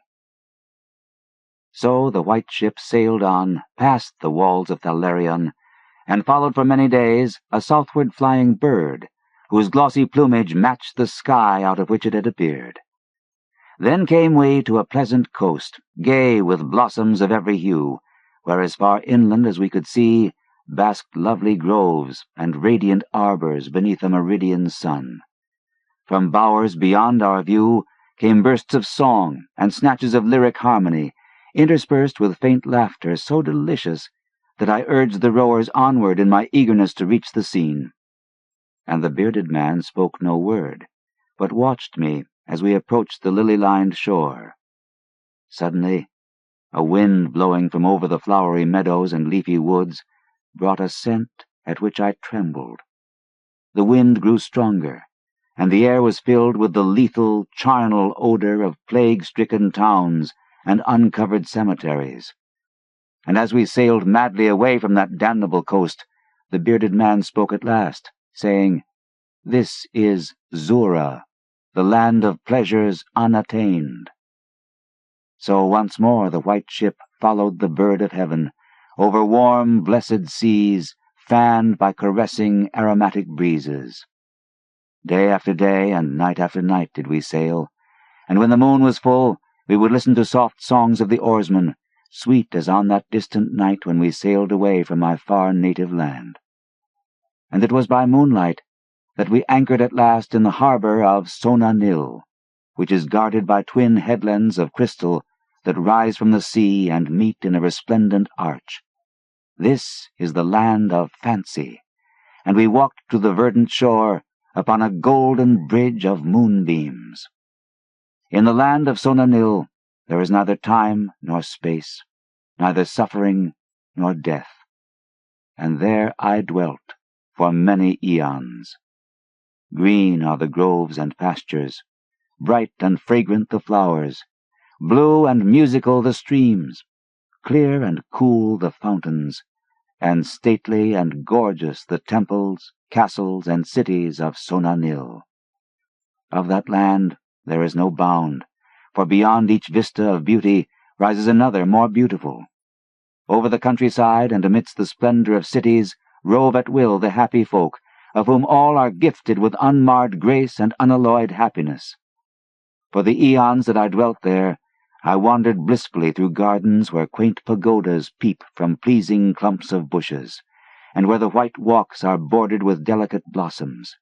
I climbed gentle hills, from whose summits I could see entrancing panoramas of loveliness, with steepled towns nestling in verdant valleys, and with the golden domes of gigantic cities glittering on the infinitely distant horizon. And I viewed by moonlight the sparkling sea, the crystal headlands, and the placid harbor wherein lay anchored the white ship. It was against the full moon one night, in the immemorial year of Tharp, that I saw outlined the beckoning form of the celestial bird, and felt the first stirrings of unrest. Then I spoke with the bearded man, and told him of my new yearning to depart for remote Cathuria, which no man hath seen, but which all believe to lie beyond the basalt pillars of the west. It is the land of hope, and in it shine the perfect ideals of all that we know elsewhere, or at least so men relate. But the bearded man said to me, "Beware of those perilous seas wherein men say Cathuria lies. In Sonanil there is no pain nor death, but who can tell what lies beyond the basalt pillars of the west?" Natheless, at the next full moon, I boarded the white ship, and with the reluctant bearded man left the happy harbor for untraveled seas. And the bird of heaven flew before, and led us toward the basalt pillars of the west, but this time the oarsmen sang no soft songs under the full moon. In my mind I would often picture the unknown land of Cathuria, with its splendid groves and palaces, and would wonder what new delights there awaited me. Cathuria, I would say to myself, is the abode of gods, and the land of unnumbered cities of gold. Its forests are of aloe and sandalwood, even as the fragrant groves of Camorin, and among the trees flutter gay birds sweet with song. On the green and flowery mountains of Cathuria stand temples of pink marble, rich with carven and painted glories, and having in their courtyards cool fountains of silver, where purl with ravishing music the scented waters that come from the grotto-born river Narg. And the cities of Cathuria are cinctured with golden walls, and their pavements also are of gold. In the gardens of these cities are strange orchids, and perfumed lakes whose beds are of coral and amber. At night, the streets and the gardens are lit with gay lanthorns fashioned from the three-colored shell of the tortoise, and here resound the soft notes of the singer and the lutanist. And the houses of the cities of Cathuria are all palaces, each built over a fragrant canal bearing the waters of the sacred Narg. Of marble and porphyry are the houses, and roofed with glittering gold that reflects the rays of the sun and enhances the splendor of the cities as blissful gods view them from the distant peaks. Fairest of all is the palace of the great monarch Dorieb, whom some say to be a demigod, and others a god. High is the palace of Dorieb, and many are the turrets of marble upon its walls. In its wide halls may multitudes assemble, and here hang the trophies of the ages. And the roof is of pure gold, set upon tall pillars of ruby and azure, and having such carven figures of gods and heroes that he who looks up to those heights seems to gaze upon the living Olympus. And the floor of the palace is of glass, under which flow the cunningly lighted waters of the Narg, gay with gaudy fish not known beyond the bounds of lovely Cathuria. Thus would I speak to myself of Cathuria, but ever would the bearded man warn me to turn back to the happy shores of Sonanil, for Sonanil is known of men, while none hath ever beheld Cathuria. And on the 31st day that we followed the bird, we beheld the basalt pillars of the west. Shrouded in mist they were, so that no man might peer beyond them or see their summits, which indeed some say reach even to the heavens.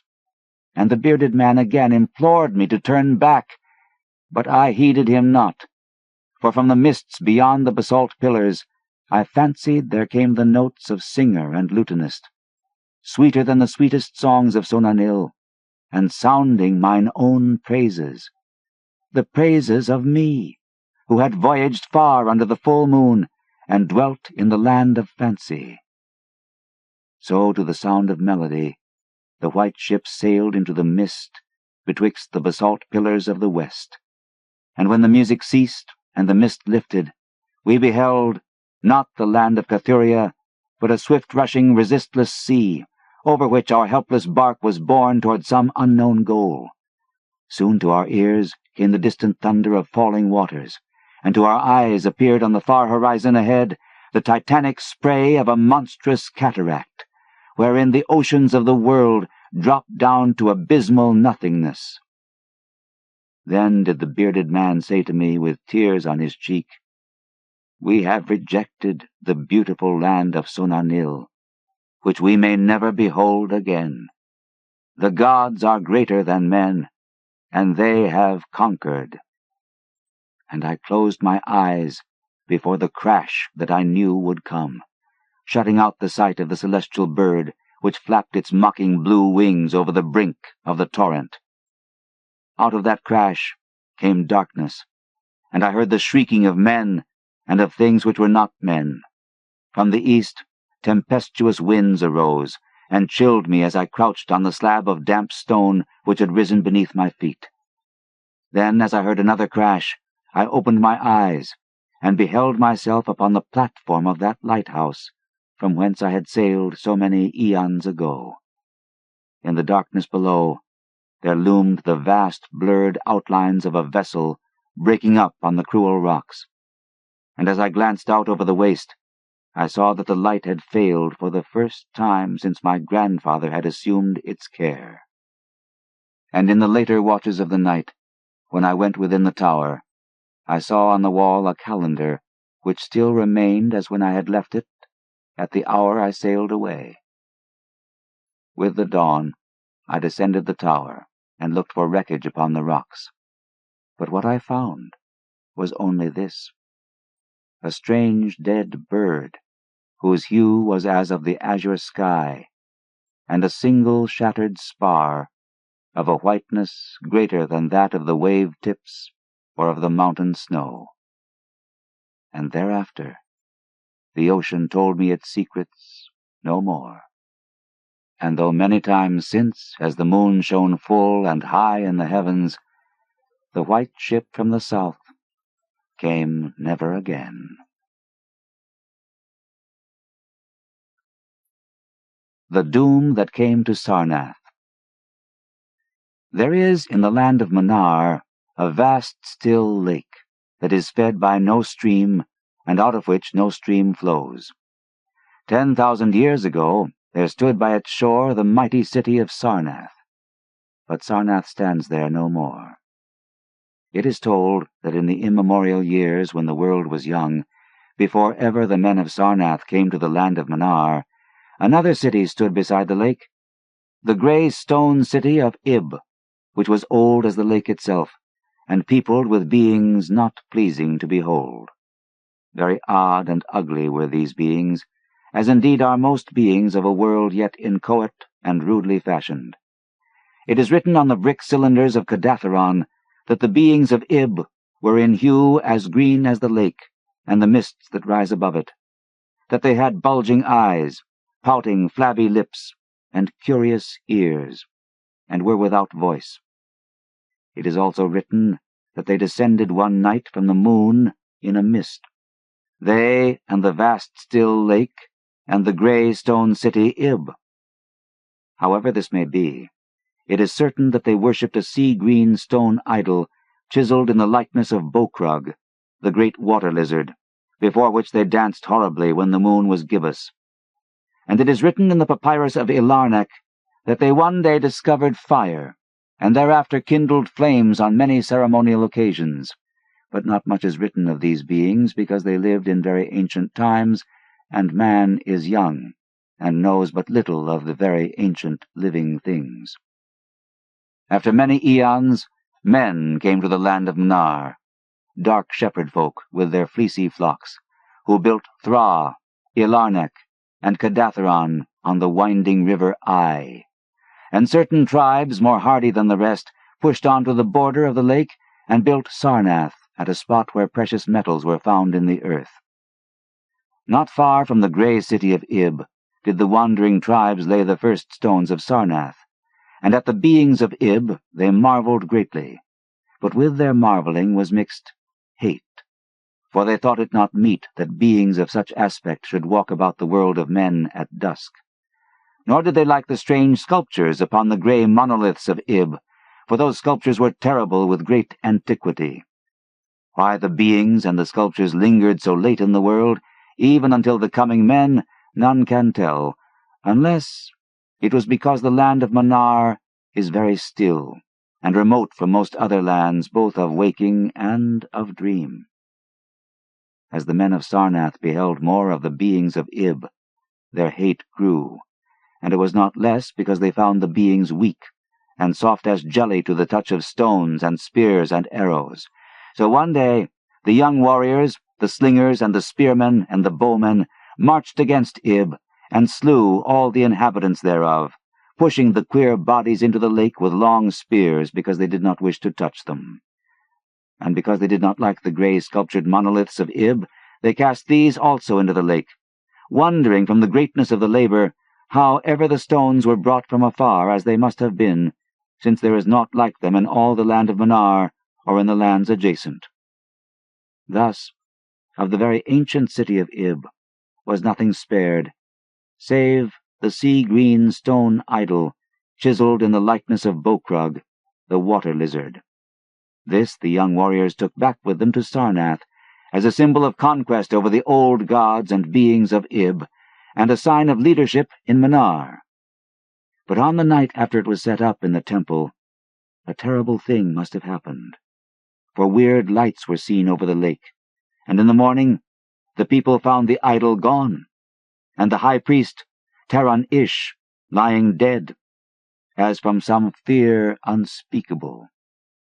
And before he died, Taran-Ish had scrawled upon the altar of chrysolite with coarse, shaky strokes the sign of doom.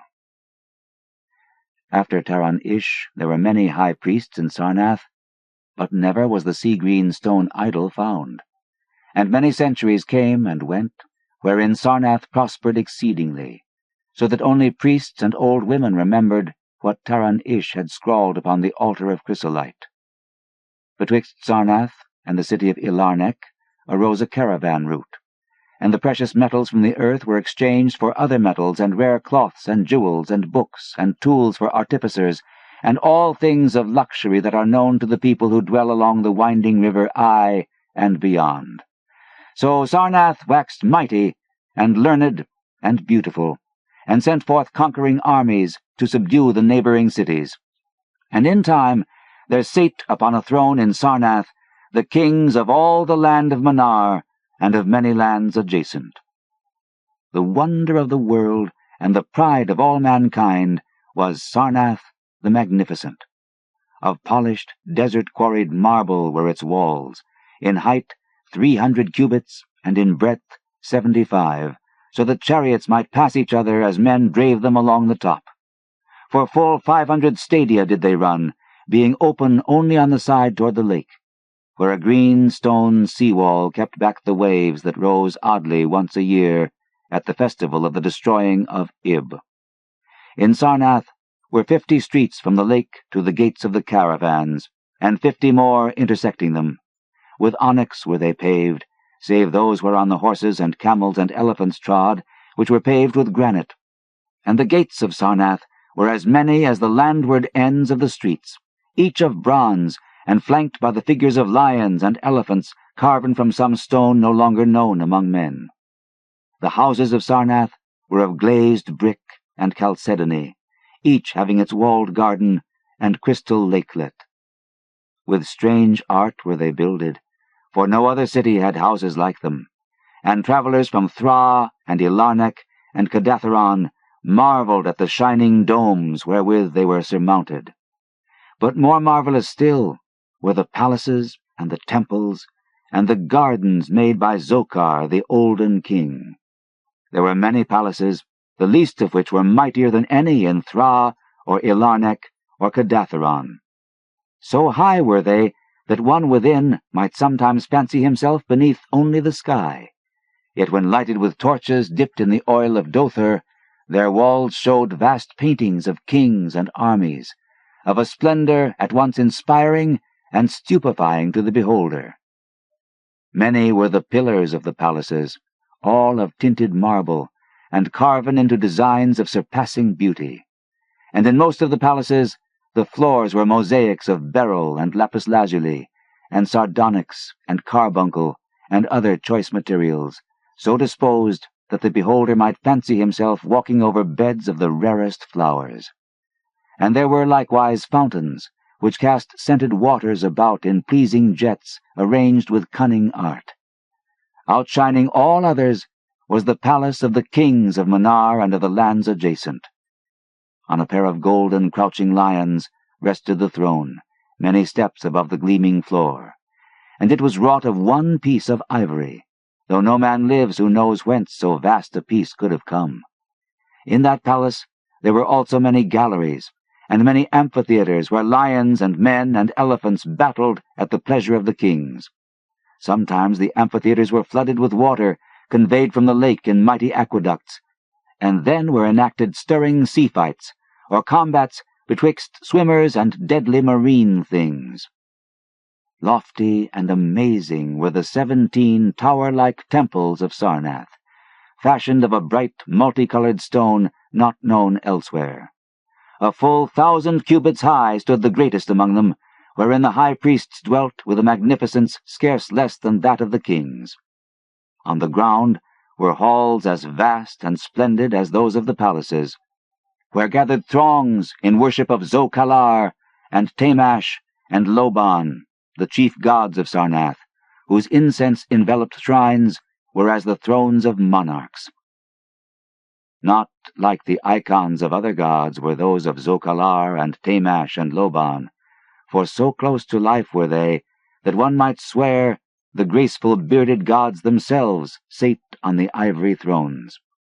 And up unending steps of shining zircon was the tower chamber, where from the high priests looked out over the city and the plains and the lake by day, and at the cryptic moon and significant stars and planets, and their reflections in the lake by night.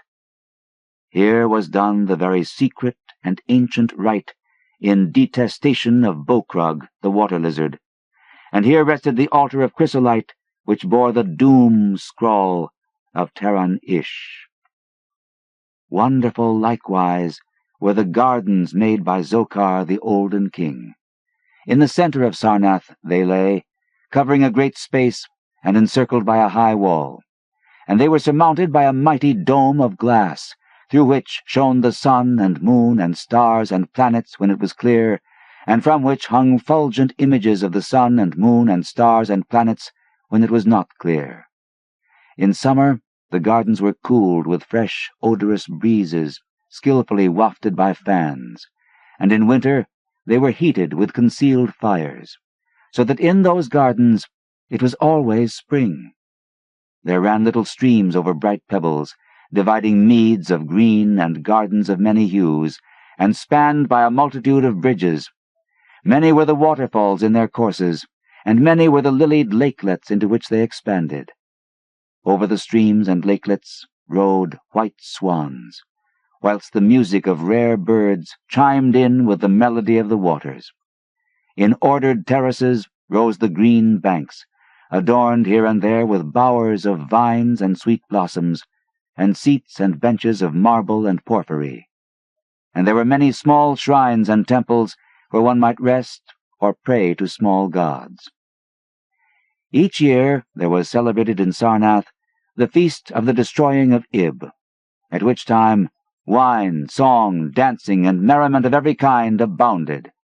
Great honors were then paid to the shades of those who had annihilated the odd ancient beings, and the memory of those beings and of their elder gods was derided by dancers and lutanists crowned with roses from the gardens of Zokar. And the kings would look out over the lake and curse the bones of the dead that lay beneath it.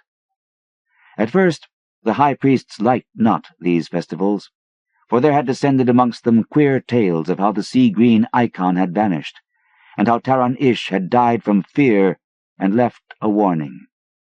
And they said that from their high tower they sometimes saw lights beneath the waters of the lake.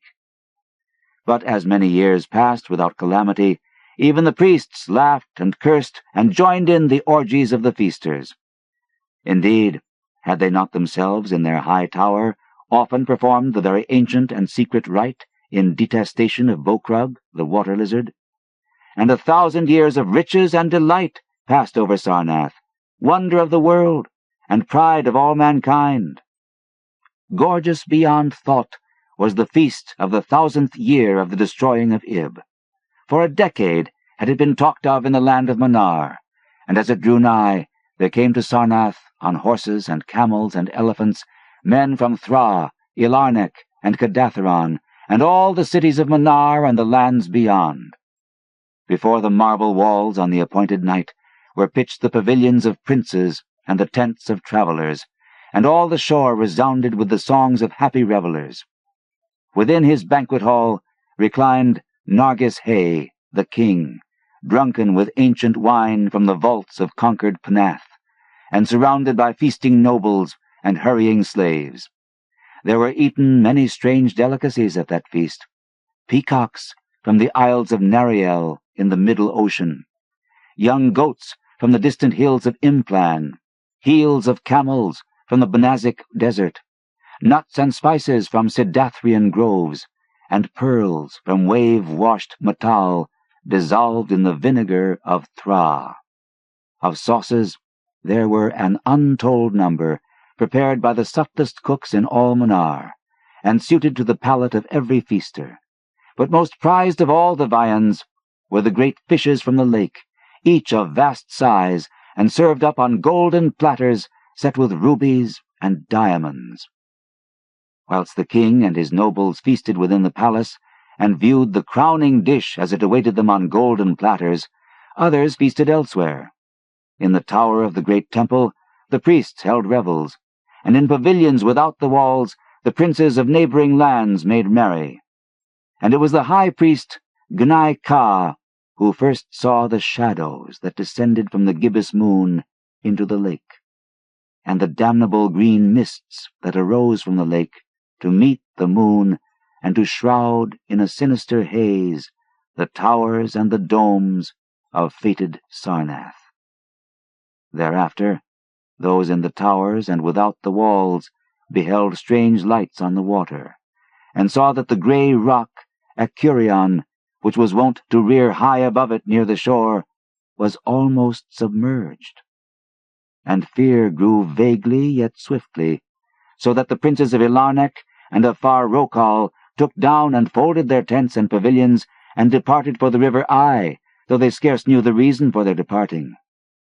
Then, close to the hour of midnight, all the bronze gates of Sarnath burst open, and emptied forth a frenzied throng that blackened the plain, so that all the visiting princes and travellers fled away in fright.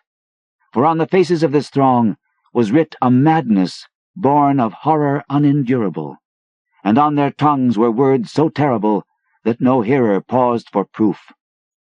Men whose eyes were wild with fear shrieked aloud of the sight within the king's banquet hall, where through the windows were seen no longer the forms of Nargis Hay and his nobles and slaves, but a horde of indescribable green, voiceless things with bulging eyes, pouting flabby lips, and curious ears, things which danced horribly, bearing in their paws golden platters set with rubies and diamonds containing uncouth flames. And the princes and travelers, as they fled from the doomed city of Sarnath on horses and camels and elephants, looked again upon the mist-begetting lake, and saw the grey rock Iranon was quite submerged.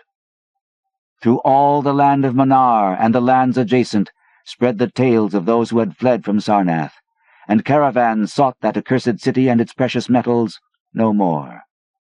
It was long ere any traveller went thither, and even then only the brave and adventurous young men of distant Falona dared make the journey. Adventurous young men of yellow hair and blue eyes, who are no kin to the men of Manar. These men indeed went to the lake to view Sarnath, but though they found the vast still lake itself, and the grey rock Iranon, which rears high above it near the shore, they beheld not the wonder of the world and pride of all mankind. Where once had risen walls of 300 cubits, and towers yet higher, now stretched only the marshy shore, and where once had dwelt 50 millions of men, now crawled only the detestable green water lizard. Not even the mines of precious metal remained, for doom had come to Sarnath. But half buried in the rushes was spied a curious green idol of stone, an exceedingly ancient idol, coated with seaweed and chiseled in the likeness of Bokrag, the great water lizard. That idol, enshrined in the high temple at Ilarnek, was subsequently worshipped beneath the gibbous moon throughout the land of Manar. The Tree. Fata viam invenient. On a verdant slope of Mount Menelus in Arcadia, there stands an oil grove about the ruins of a villa. Close by is a tomb, once beautiful with the sublimest sculptures, but now fallen into as great decay as the house. At one end of that tomb, its curious roots displacing the time-stained blocks of Pentelic marble, grows an unnaturally large olive tree of oddly repellent shape, so like to some grotesque man, or death-distorted body of a man, that the country folk fear to pass it at night when the moon shines faintly through the crooked boughs. Mount Menelus is a chosen haunt of dreaded Pan, whose queer companions are many, and simple swains believe that the tree must have some hideous kinship to these weird Panisci. But an old beekeeper who lives in the neighboring cottage told me a different story. Many years ago, when the hillside villa was new and resplendent, there dwelt within it the two sculptors, Kalos and Mucides. From Lydia to Neapolis, the beauty of their work was praised, and none dared say that the one excelled the other in skill. The Hermes of Kalos stood in a marble shrine in Corinth, and the palace of Mucides surmounted a pillar in Athens near the Parthenon. All men paid homage to Kalos and Mucides, and marveled that no shadow of artistic jealousy cooled the warmth of their brotherly friendship. But though Kalos and Mucides dwelt in unbroken harmony, their natures were not alike. Whilst Mucides revelled by night amidst the urban gaieties of Tegea, Kalos would remain at home, stealing away from the sight of his slaves into the cool recesses of the olive grove. There he would meditate upon the visions that filled his mind, and there devise the forms of beauty which later became immortal in breathing marble. Idle folk indeed said that Kalos conversed with the spirits of the grove, and that his statues were but images of the fauns and dryads he met there, for he patterned his work after no living model, So famous were Kalos and Musides that none wondered when the tyrant of Syracuse sent to them deputies to speak of the costly statue of Tyche which he had planned for his city. Of great size and cunning workmanship must the statue be, for it was to form a wonder of nations and a goal of travelers. Exalted beyond thought would be he whose work should gain acceptance, and for this honor Kalos and Musides were invited to compete. Their brotherly love was well known, and the crafty tyrant surmised that each, instead of concealing his work from the other, would offer aid and advice, this charity producing two images of unheard-of beauty, the lovelier of which would eclipse even the dreams of poets. With joy, the sculptors hailed the tyrant's offer, so that in the days that followed, their slaves heard the ceaseless blows of chisels. Not from each other did Kalos and Musides conceal their work, but the sight was for them alone. Saving theirs, no eyes beheld the two divine figures released by skillful blows from the rough blocks that had imprisoned them since the world began. At night, as of yore, Musides sought the banquet halls of Tegea, whilst Kalos wandered alone in the olive grove. But as time passed, men observed a want of gaiety in the once sparkling Musides. It was strange, they said amongst themselves, that depression should thus seize one with so great a chance to win art's loftiest reward. Many months passed, yet in the sour face of Musides came nothing of the sharp expectancy which the situation should arouse. Then one day Musides spoke of the illness of Kalos, after which none marveled again at his sadness, since the sculptor's attachment was known to be deep and sacred. Subsequently, many went to visit Kalos, and indeed noticed the pallor of his face. But there was about him a happy serenity, which made his glance more magical than the glance of Musides, who was clearly distracted with anxiety, and who pushed aside all the slaves in his eagerness to feed and wait upon his friend with his own hands. Hidden behind heavy curtains stood the two unfinished figures of Tyche, little touched of late by the sick man and his faithful attendant. As Kalos grew inexplicably weaker and weaker, despite the ministrations of puzzled physicians and of his assiduous friend, he desired to be carried often to the grove which he so loved. There he would ask to be left alone, as if wishing to speak with unseen things. Musides ever granted his requests, though his eyes filled with visible tears at the thought that Kalos should care more for the fauns and the dryads than for him. At last the end drew near, and Kalos discoursed of things beyond this life.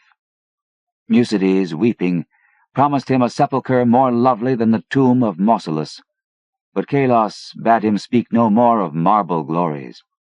Only one wish now haunted the mind of the dying man, that twigs from certain olive trees in the grove be buried by his resting place, close to his head.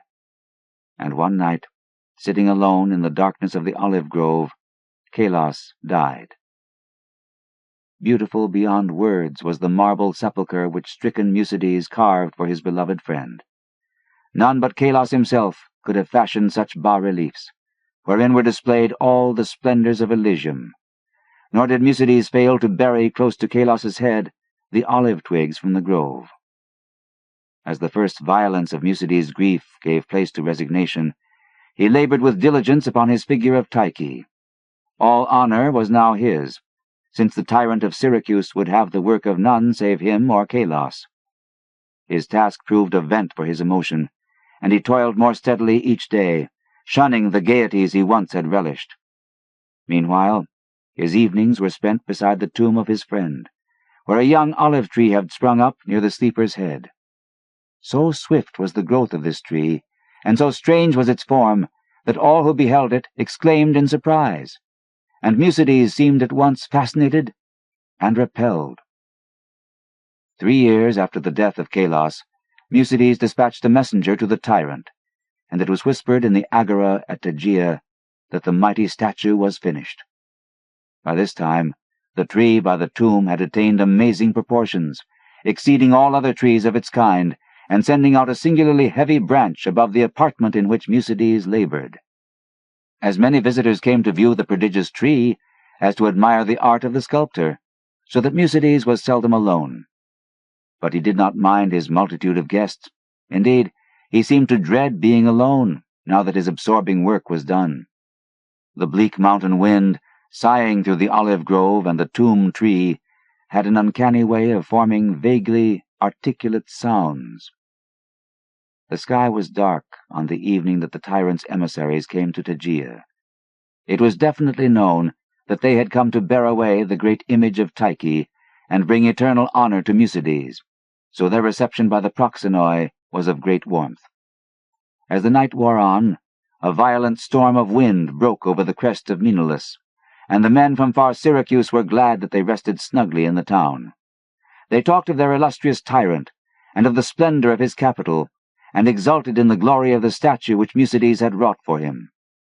And then the men of Tegea spoke of the goodness of Musides, and of his heavy grief for his friend, and how not even the coming laurels of art could console him in the absence of Kalos, who might have worn those laurels instead. Of the tree which grew by the tomb near the head of Kalos they also spoke. The wind shrieked more horribly, and both the Syracusans and the Arcadians prayed to Iolus. In the sunshine of the morning, the proxenoi led the tyrant's messengers up the slope to the abode of the sculptor. But the night wind had done strange things. Slaves' cries ascended from a scene of desolation, and no more amidst the olive grove rose the gleaming colonnades of that vast hall wherein Musides had dreamed and toiled. Lone and shaken mourned the humble courts and the lower walls, for upon the sumptuous greater peristyle had fallen squarely the heavy, overhanging bough of the strange new tree, reducing the stately poem in marble with odd completeness to a mound of unsightly ruins. Strangers and Tegeans stood aghast, looking from the wreckage to the great sinister tree, whose aspect was so weirdly human, and whose roots reached so queerly into the sculptured sepulchre of Kalos. And their fear and dismay increased when they searched the fallen apartment. For of the gentle Musides, and of the marvelously fashioned image of Tyche, no trace could be discovered. Amidst such stupendous ruin, only chaos dwelt, and the representatives of two cities left disappointed. Syracusans, that they had no statue to bear home, Tegeans, that they had no artist to crown. However, the Syracusans obtained, after a while, a very splendid statue in Athens, and the Tegeans consoled themselves by erecting in the Agora a marble temple commemorating the gifts, virtues, and brotherly piety of Musides. But the olive grove still stands, as does the tree growing out of the tomb of Kalos, and the old beekeeper told me that sometimes the boughs whisper to one another in the night wind, saying over and over again, "Oida, Oida, I know, I know."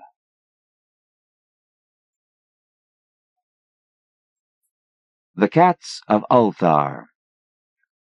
It is said that in Ulthar, which lies beyond the river Sky, no man may kill a cat.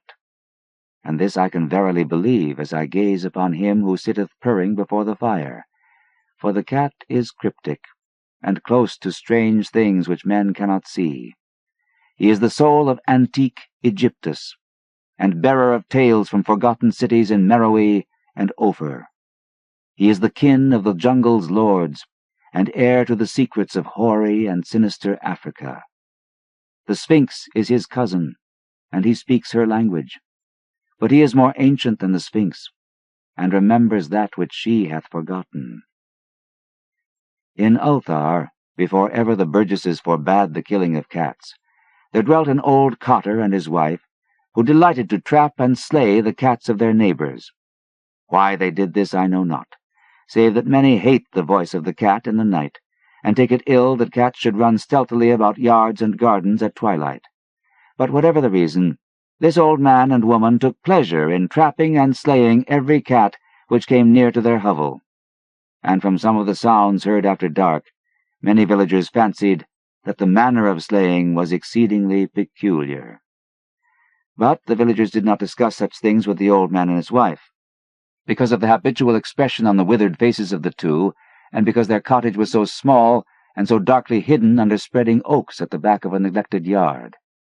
In truth, much as the owners of cats hated these odd folk, they feared them more, and instead of berating them as brutal assassins, merely took care that no cherished pet or mouser should stray toward the remote hovel under the dark trees. When through some unavoidable oversight a cat was missed, and sounds heard after dark, the loser would lament impotently, or console himself by thanking fate that it was not one of his children who had thus vanished. For the people of Ulthar were simple, and knew not whence it is all cats first came. One day, a caravan of strange wanderers from the south entered the narrow, cobbled streets of Ulthar. Dark wanderers they were, and unlike the other roving folk who passed through the village twice every year. In the marketplace they told fortunes for silver, and bought gay beads from the merchants. What was the land of these wanderers, none could tell, but it was seen that they were given to strange prayers, and that they had painted on the sides of their wagons strange figures with human bodies and the heads of cats, hawks, rams, and lions. And the leader of the caravan wore a headdress with 2 horns and a curious disk betwixt the horns. There was in this singular caravan a little boy with no father or mother, but only a tiny black kitten to cherish. The plague had not been kind to him. It had left him this small furry thing to mitigate his sorrow. And when one is very young, one can find great relief in the lively antics of a black kitten. So the boy whom the dark people called Meanies smiled more often than he wept, as he sate playing with his graceful kitten on the steps of an oddly painted wagon. On the 3rd morning of the wanderer's stay in Ulthar, Meanies could not find his kitten, and as he sobbed aloud in the marketplace, certain villagers told him of the old man and his wife, and of sounds heard in the night. And when he heard these things, his sobbing gave place to meditation, and finally to prayer.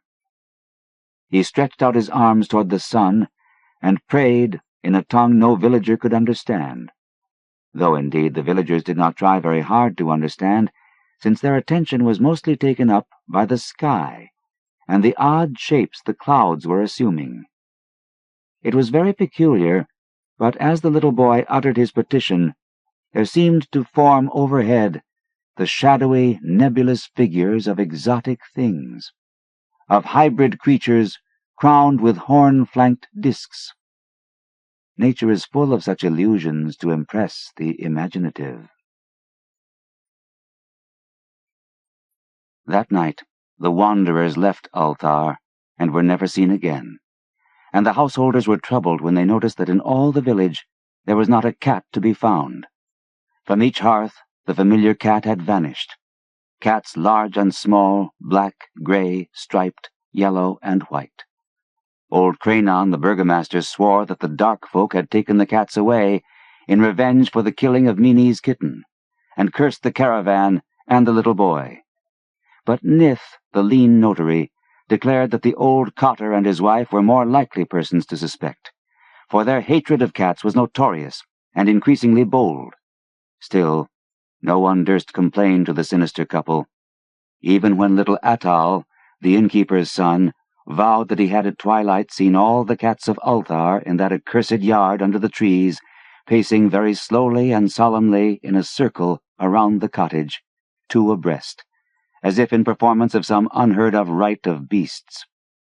The villagers did not know how much to believe from so small a boy, and though they feared that the evil pair had charmed the cats to their death, they preferred not to chide the old cotter till they met him outside his dark and repellent yard. So Ulthar went to sleep in vain anger, and when the people awaked at dawn, behold, every cat was back at his accustomed hearth, large and small, black, gray, striped, yellow, and white. None was missing. Very sleek and fat did the cats appear, and sonorous with purring content. The citizens talked with one another of the affair, and marveled not a little. Old Iranon again insisted that it was the dark folk who had taken them, since cats did not return alive from the cottage of the ancient man and his wife. But all agreed on one thing, that the refusal of all the cats to eat their portions of meat or drink their saucers of milk was exceedingly curious. And for 2 whole days the sleek, lazy cats of Ulthar would touch no food, but only doze by the fire or in the sun. It was fully a week before the villagers noticed that no lights were appearing at dusk in the windows of the cottage under the trees. Then the lean Nith remarked that no one had seen the old man or his wife since the night the cats were away. In another week, the burgomaster decided to overcome his fears and call at the strangely silent dwelling as a matter of duty, though in so doing he was careful to take with him Shang the blacksmith and Thull the cutter of stone as witnesses. And when they had broken down the frail door, they found only this: 2 cleanly picked human skeletons on the earthen floor, and a number of singular beetles crawling in the shadowy corners. There was subsequently much talk among the burgesses of Ulthar. Zath, the coroner, disputed at length with Nith, the lean notary, and Cranon and Shang and Thull were overwhelmed with questions. Even little Atal, the innkeeper's son, was closely questioned and given a sweetmeat as reward. They talked of the old cotter and his wife, of the caravan of dark wanderers, of small Menes and his black kitten, of the prayer of Menes and of the sky during that prayer, of the doings of the cats on the night the caravan left, and of what was later found in the cottage under the dark trees in the repellent yard. And in the end, the burgesses passed that remarkable law which is told of by traders in Hatheg and discussed by travelers in Nir, namely, that in Ulthar no man may kill a cat. The Temple. Manuscript found on the coast of Yucatan. On August 20th, 1917, I, Karl Heinrich, Graf von Altberg-Ehrenstein, Lieutenant Commander in the Imperial German Navy and in charge of the submarine U-29, deposit this bottle and record in the Atlantic Ocean at a point to me unknown, but probably about north latitude 20 degrees, west longitude 35 degrees, where my ship lies disabled on the ocean floor. I do so because of my desire to set certain unusual facts before the public, a thing I shall not in all probability survive to accomplish in person, since the circumstances surrounding me are as menacing as they are extraordinary, and involve not only the hopeless crippling of the U-29, but the impairment of my iron German will in a manner most disastrous. On the afternoon of June 18th, as reported by wireless to the U-61 bound for Kiel, we torpedoed the British freighter Victory, New York to Liverpool, in north latitude 45 degrees 16 minutes, west longitude 28 degrees 34 minutes, permitting the crew to leave in boats in order to obtain a good cinema view for the Admiralty records. The ship sank quite picturesquely, bow first, the stern rising high out of the water, whilst the hull shot down perpendicularly to the bottom of the sea. Our camera missed nothing, and I regret that so fine a reel of film should never reach Berlin. After that, we sank the lifeboats with our guns and submerged. When we rose to the surface about sunset, a seaman's body was found on the deck, hands gripping the railing in curious fashion. The poor fellow was young, rather dark, and very handsome, probably an Italian or Greek, and undoubtedly of the Victory's crew. He had evidently sought refuge on the very ship which had been forced to destroy his own. One more victim of the unjust war of aggression which the English pig-dogs are waging upon the fatherland. Our men searched him for souvenirs, and found in his coat pocket a very odd bit of ivory carved to represent a youth's head crowned with laurel. My fellow officer, Lieutenant Klenze, believed that the thing was of great age and artistic value, so took it from the men for himself. How it had ever come into the possession of a common sailor, neither he nor I could imagine. As the dead man was thrown overboard, there occurred 2 incidents which created much disturbance amongst the crew. The fellow's eyes had been closed, but in the dragging of his body to the rail, they were jarred open, and many seemed to entertain a queer delusion that they gazed steadily and mockingly at Schmidt and Zimmer, who were bent over the corpse. The boatswain Müller, an elderly man who would have known better had he not been a superstitious Alsatian swine, became so excited by this impression that he watched the body in the water and swore that after it sank a little, it drew its limbs into a swimming position and sped away to the south under the waves. Clensa and I did not like these displays of peasant ignorance, and severely reprimanded the men, particularly Müller. The next day, a very troublesome situation was created by the indisposition of some of the crew. They were evidently suffering from the nervous strain of our long voyage, and had had bad dreams. Several seemed quite dazed and stupid, and after satisfying myself that they were not feigning their weakness, I excused them from their duties. The sea was rather rough, so we descended to a depth where the waves were less troublesome. Here we were comparatively calm, despite a somewhat puzzling southward current which we could not identify from our oceanographic charts. The moans of the sick men were decidedly annoying, but since they did not appear to demoralize the rest of the crew, we did not resort to extreme measures. It was our plan to remain where we were and intercept the liner Dacia, mentioned in information from agents in New York. In the early evening, we rose to the surface and found the sea less heavy. The smoke of a battleship was on the northern horizon, but our distance and ability to submerge made us safe. What worried us more was the talk of Boatswain Müller, which grew wilder as night came on. He was in a detestably childish state, and babbled of some illusion of dead bodies drifting past the undersea portholes, bodies which looked at him intensely, and which he recognized, in spite of bloating, as having seen dying during some of our victorious German exploits. And he said that the young man we had found and tossed overboard was their leader. This was very gruesome and abnormal, so we confined Müller in irons and had him soundly whipped. The men were not pleased at his punishment, but discipline was necessary. We also denied the request of a delegation headed by Seaman Zimmer that the curious carved ivory head be cast into the sea. On June 20th, Seaman Bohm and Schmidt, who had been ill the day before, became violently insane. I regretted that no physician was included in our complement of officers, since German lives are precious, but the constant ravings of the two concerning a terrible curse were most subversive of discipline, so drastic steps were taken. The crew accepted the event in a sullen fashion, but it seemed to quiet Müller, who thereafter gave us no trouble. In the evening we released him, and he went about his duties silently.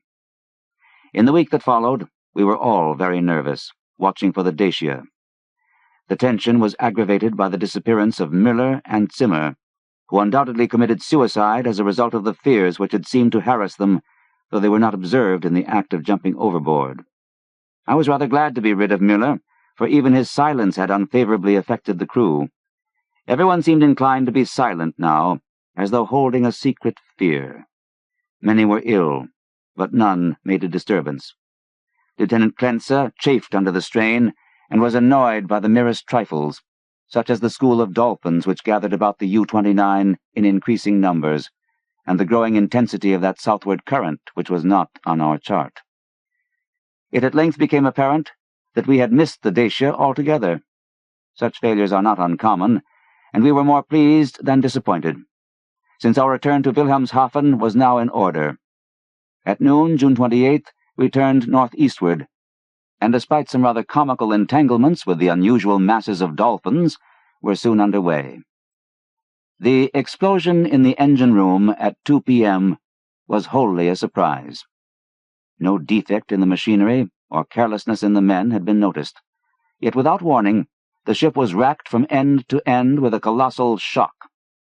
Lieutenant Clensa hurried to the engine room, finding the fuel tank and most of the mechanism shattered, and engineers Reber and Schneider instantly killed.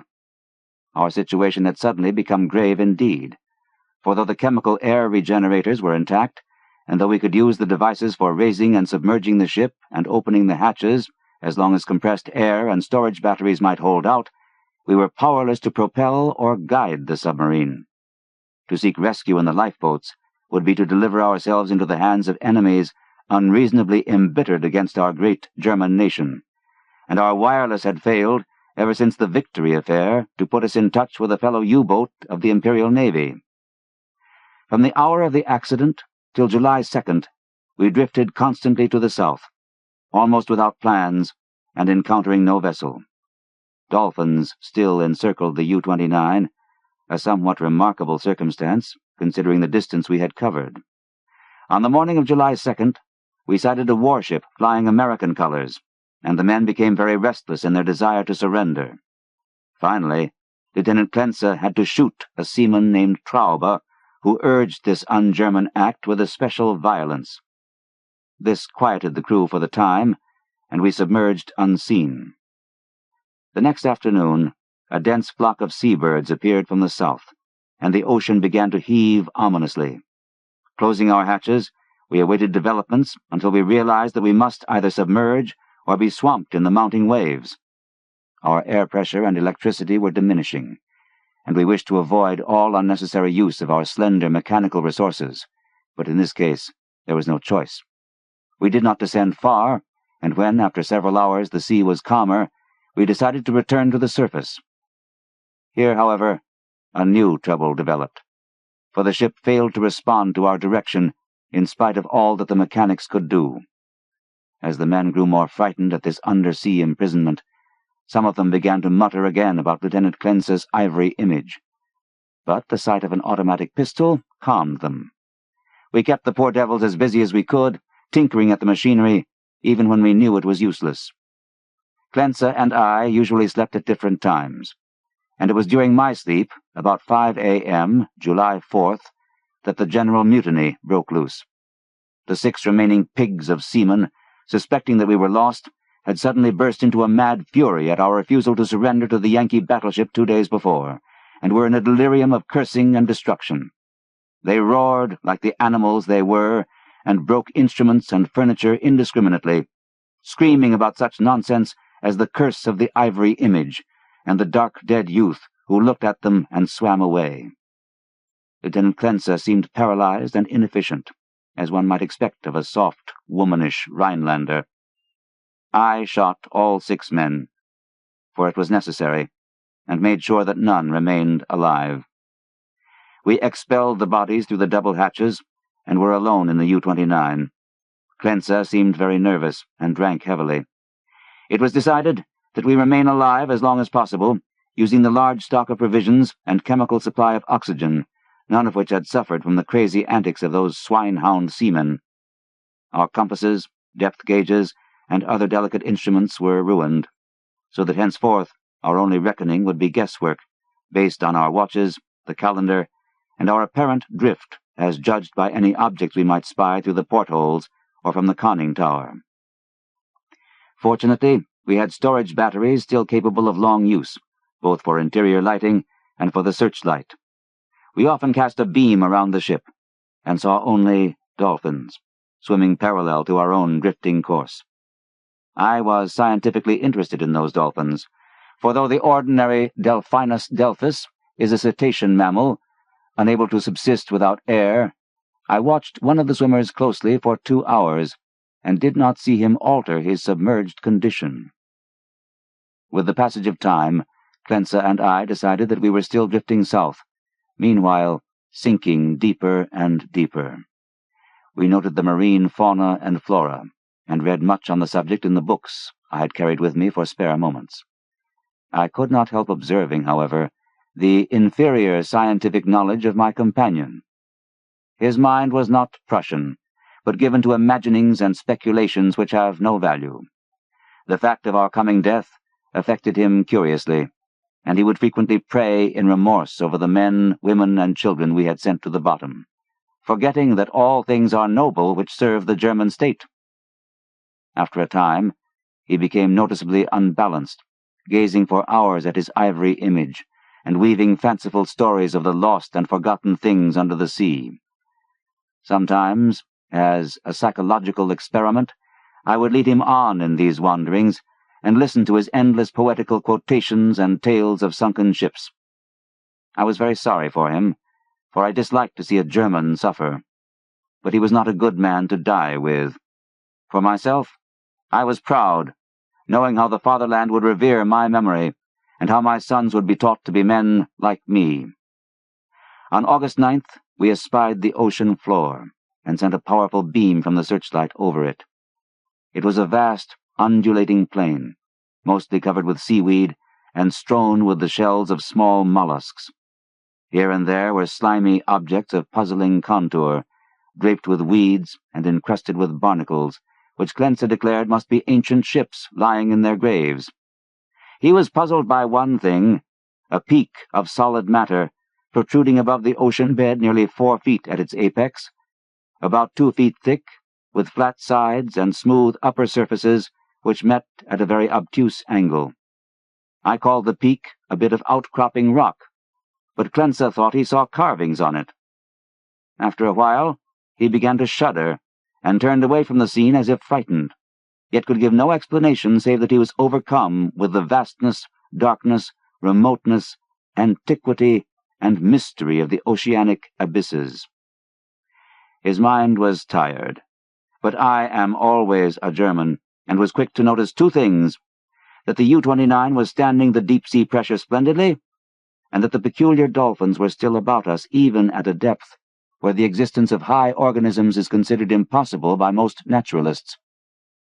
That I had previously overestimated our depth, I was sure, but nonetheless, we must still be deep enough to make these phenomena remarkable. Our southward speed, as gauged by the ocean floor, was about as I had estimated from the organisms passed at higher levels. It was at 3:15 p.m., August 12th, that poor Clensa went wholly mad.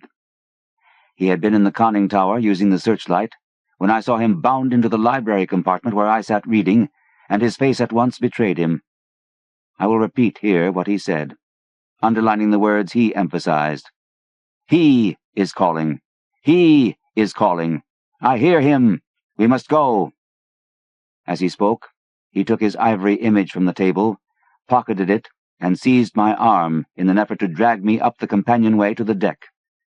In a moment, I understood that he meant to open the hatch and plunge with me into the water outside, a vagary of suicidal and homicidal mania for which I was scarcely prepared.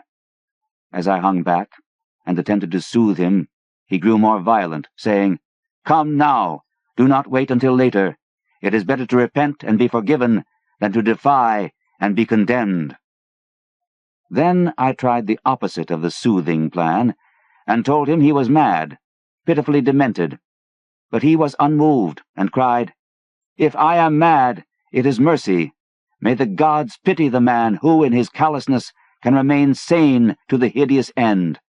Come and be mad, whilst he still calls with mercy." This outburst seemed to relieve a pressure in his brain, for as he finished, he grew much milder, asking me to let him depart alone if I would not accompany him. My course at once became clear. He was a Jermyn, but only a Rhinelander and a commoner, and he was now a potentially dangerous madman. By complying with his suicidal request, I could immediately free myself from one who was no longer a companion but a menace. I asked him to give me the ivory image before he went, but this request brought from him such uncanny laughter that I did not repeat it. Then I asked him if he wished to leave any keepsake or lock of hair for his family in Germany in case I should be rescued. But again he gave me that strange laugh. So, as he climbed the ladder, I went to the levers, and allowing proper time intervals, operated the machinery which sent him to his death. After I saw that he was no longer in the boat, I threw the searchlight around the water in an effort to obtain a last glimpse of him, since I wished to ascertain whether the water pressure would flatten him as it theoretically should, or whether the body would be unaffected like those extraordinary dolphins. I did not, however, succeed in finding my late companion, for the dolphins were massed thickly and obscuringly about the conning tower. That evening, I regretted that I had not taken the ivory image surreptitiously from poor Clensa's pocket as he left, for the memory of it fascinated me. I could not forget the youthful, beautiful head, with its leafy crown, though I am not by nature an artist. I was also sorry that I had no one with whom to converse. Clensa, though not my mental equal, was much better than no one. I did not sleep well that night, and wondered exactly when the end would come. Surely I had little enough chance of rescue. The next day, I ascended to the conning tower and commenced the customary searchlight explorations. Northward, the view was much the same as it had been all the 4 days since we had sighted the bottom, but I perceived that the drifting of the U-29 was less rapid. As I swung the beam around to the south, I noticed that the ocean floor ahead fell away in a marked declivity, and bore curiously regular blocks of stone in certain places, disposed as if in accordance with definite patterns. The boat did not at once descend to match the greater ocean depth, so I was soon forced to adjust the searchlight to cast a sharply downward beam. Owing to the abruptness of the change, a wire was disconnected, which necessitated a delay of many minutes for repairs, but at length the light streamed on again, flooding the marine valley below me. I am not given to emotion of any kind, but my amazement was very great when I saw what lay revealed in that electrical glow. And yet, as one reared in the best Kultur of Prussia, I should not have been amazed, for geology and tradition alike tell us of great transpositions in oceanic and continental areas. What I saw was an extended and elaborate array of ruined edifices, all of magnificent, though unclassified architecture, and in various stages of preservation. Most appeared to be of marble, gleaming whitely in the rays of the searchlight, and the general plan was of a large city at the bottom of a narrow valley, with numerous isolated temples and villas on the steep slopes above. Roofs were fallen and columns were broken, but there still remained an air of immemorially ancient splendor which nothing could efface. Confronted at last with the Atlantis I had formerly deemed largely a myth, I was the most eager of explorers. At the bottom of that valley, a river once had flowed, for as I examined the scene more closely, I beheld the remains of stone and marble bridges, and sea walls, and terraces and embankments once verdant and beautiful.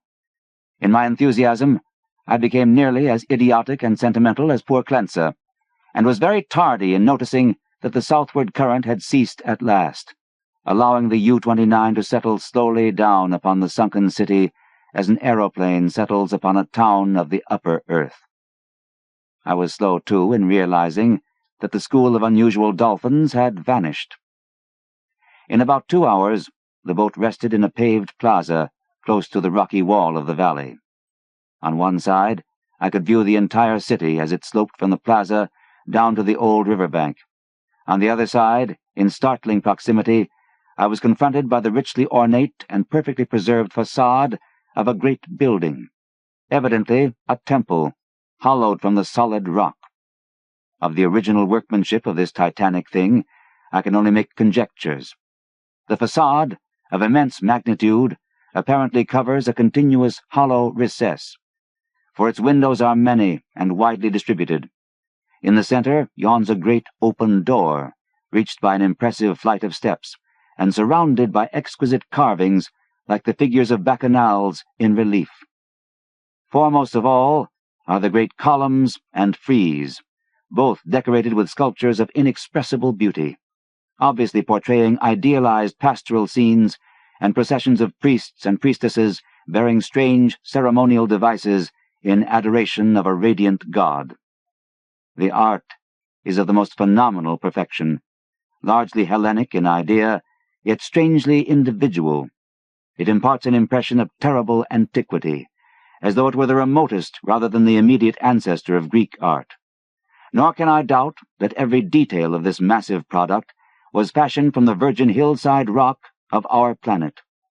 It is palpably a part of the valley wall, though how the vast interior was ever excavated, I cannot imagine. Perhaps a cavern or series of caverns furnished the nucleus.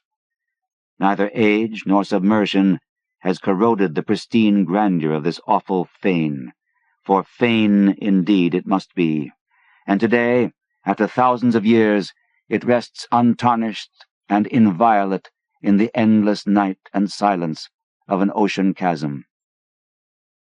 I cannot reckon the number of hours I spent in gazing at the sunken city, with its buildings, arches, statues, and bridges, and the colossal temple, with its beauty and mystery.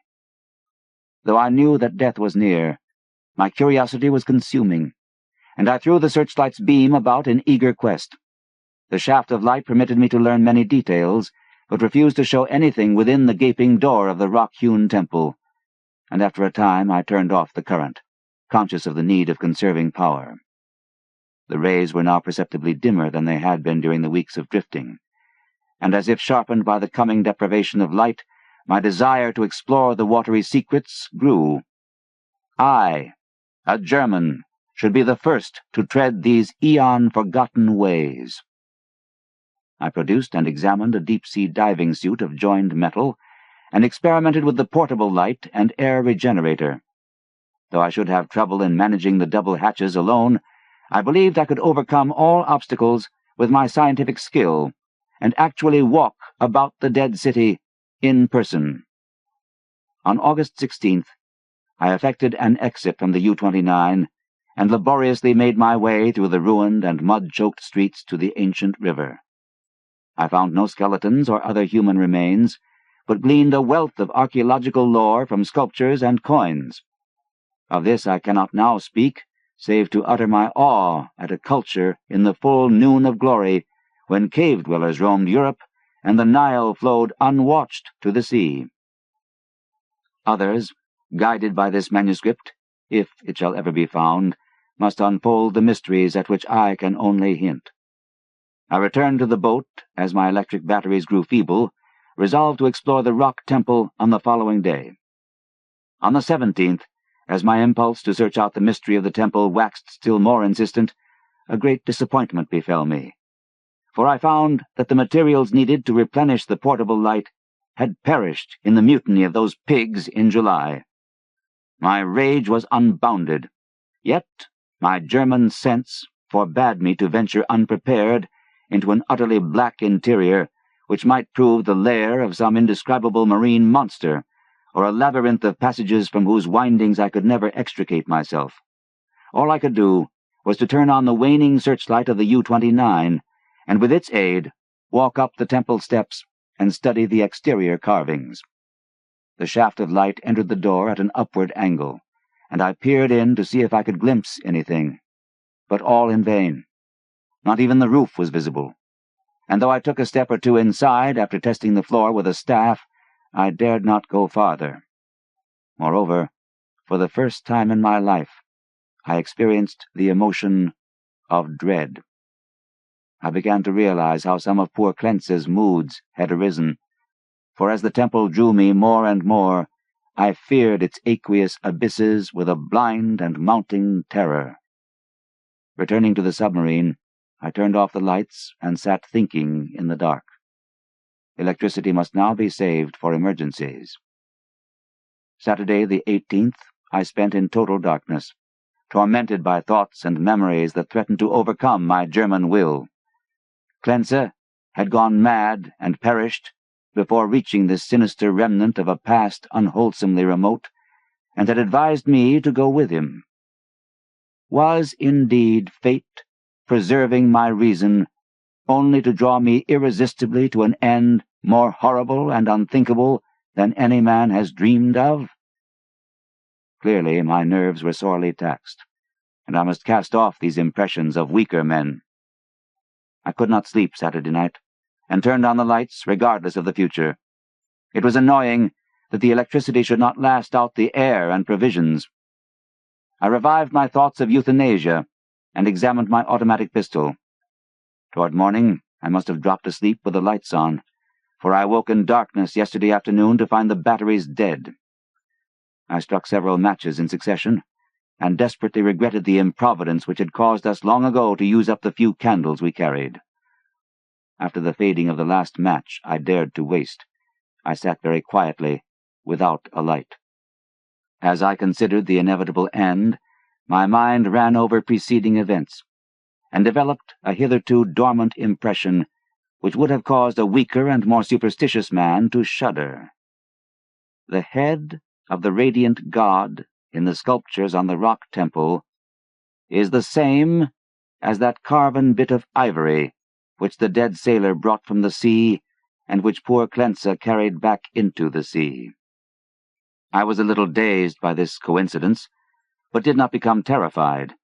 It is only the inferior thinker who hastens to explain the singular and the complex by the primitive shortcut of supernaturalism.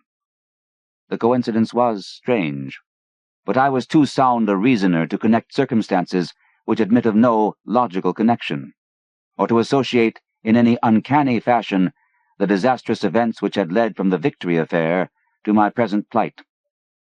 Feeling the need of more rest, I took a sedative and secured some more sleep. My nervous condition was reflected in my dreams, for I seemed to hear the cries of drowning persons, and to see dead faces pressing against the portholes of the boat. And among the dead faces was the living, mocking face of the youth with the ivory image. I must be careful how I record my awaking today, for I am unstrung, and much hallucination is necessarily mixed with fact. Psychologically, my case is most interesting, and I regret that it cannot be observed scientifically by a competent German authority. Upon opening my eyes, my first sensation was an overmastering desire to visit the rock temple, a desire which grew every instant, yet which I automatically sought to resist through some emotion of fear which operated in the reverse direction. Next, there came to me the impression of light amidst the darkness of dead batteries, and I seemed to see a sort of phosphorescent glow in the water through the porthole which opened toward the temple. This aroused my curiosity, for I knew of no deep-sea organism capable of emitting such luminosity. But before I could investigate, there came a third impression, which, because of its irrationality, caused me to doubt the objectivity of anything my senses might record. It was an aural delusion, a sensation of rhythmic, melodic sound, as of some wild yet beautiful chant or choral hymn, coming from the outside through the absolutely soundproof hull of the U-29. Convinced of my psychological and nervous abnormality, I lighted some matches and poured a stiff dose of sodium bromide solution, which seemed to calm me to the extent of dispelling the illusion of sound. But the phosphorescence remained, and I had difficulty in repressing a childish impulse to go to the porthole and seek its source. It was horribly realistic, and I could soon distinguish by its aid the familiar objects around me, as well as the empty sodium bromide glass of which I had had no former visual impression in its present location. This last circumstance made me ponder, and I crossed the room and touched the glass. It was indeed in the place where I had seemed to see it. Now I knew that the light was either real or part of an hallucination so fixed and consistent that I could not hope to dispel it. So, abandoning all resistance, I ascended to the conning tower to look for the luminous agency. Might it not actually be another U-boat, offering possibilities of rescue? It is well that the reader accept nothing which follows as objective truth, for since the events transcend natural law, they are necessarily the subjective and unreal creations of my overtaxed mind. When I attained the conning tower, I found the sea, in general, far less luminous than I had expected. There was no animal or vegetable phosphorescence about, and the city that sloped down to the river was invisible in blackness. What I did see was not spectacular, not grotesque or terrifying, yet it removed my last vestige of trust in my consciousness. For the door and windows of the undersea temple hewn from the rocky hill were vividly aglow with a flickering radiance, as from a mighty altar flame far within. Later incidents are chaotic. As I stared at the uncannily lighted door and windows, I became subject to the most extravagant visions so extravagant that I cannot even relate them. I fancied that I discerned objects in the temple, objects both stationary and moving, and seemed to hear again the unreal chant that had floated to me when first I awaked. And over all rose thoughts and fears which centered in the youth from the sea, and the ivory image whose carving was duplicated on the frieze and columns of the temple before me. I thought of poor Clensa, and wondered where his body rested with the image he had carried back into the sea. He had warned me of something, and I had not heeded. But he was a soft-headed Rhinelander who went mad at troubles a Prussian could bear with ease. The rest is very simple. My impulse to visit and enter the temple has now become an inexplicable and imperious command, which ultimately cannot be denied.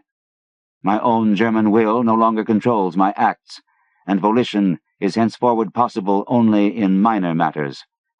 Such madness it was which drove Clensa to his death, bareheaded and unprotected in the ocean. But I am a Prussian, and man of sense, and will use to the last what little will I have.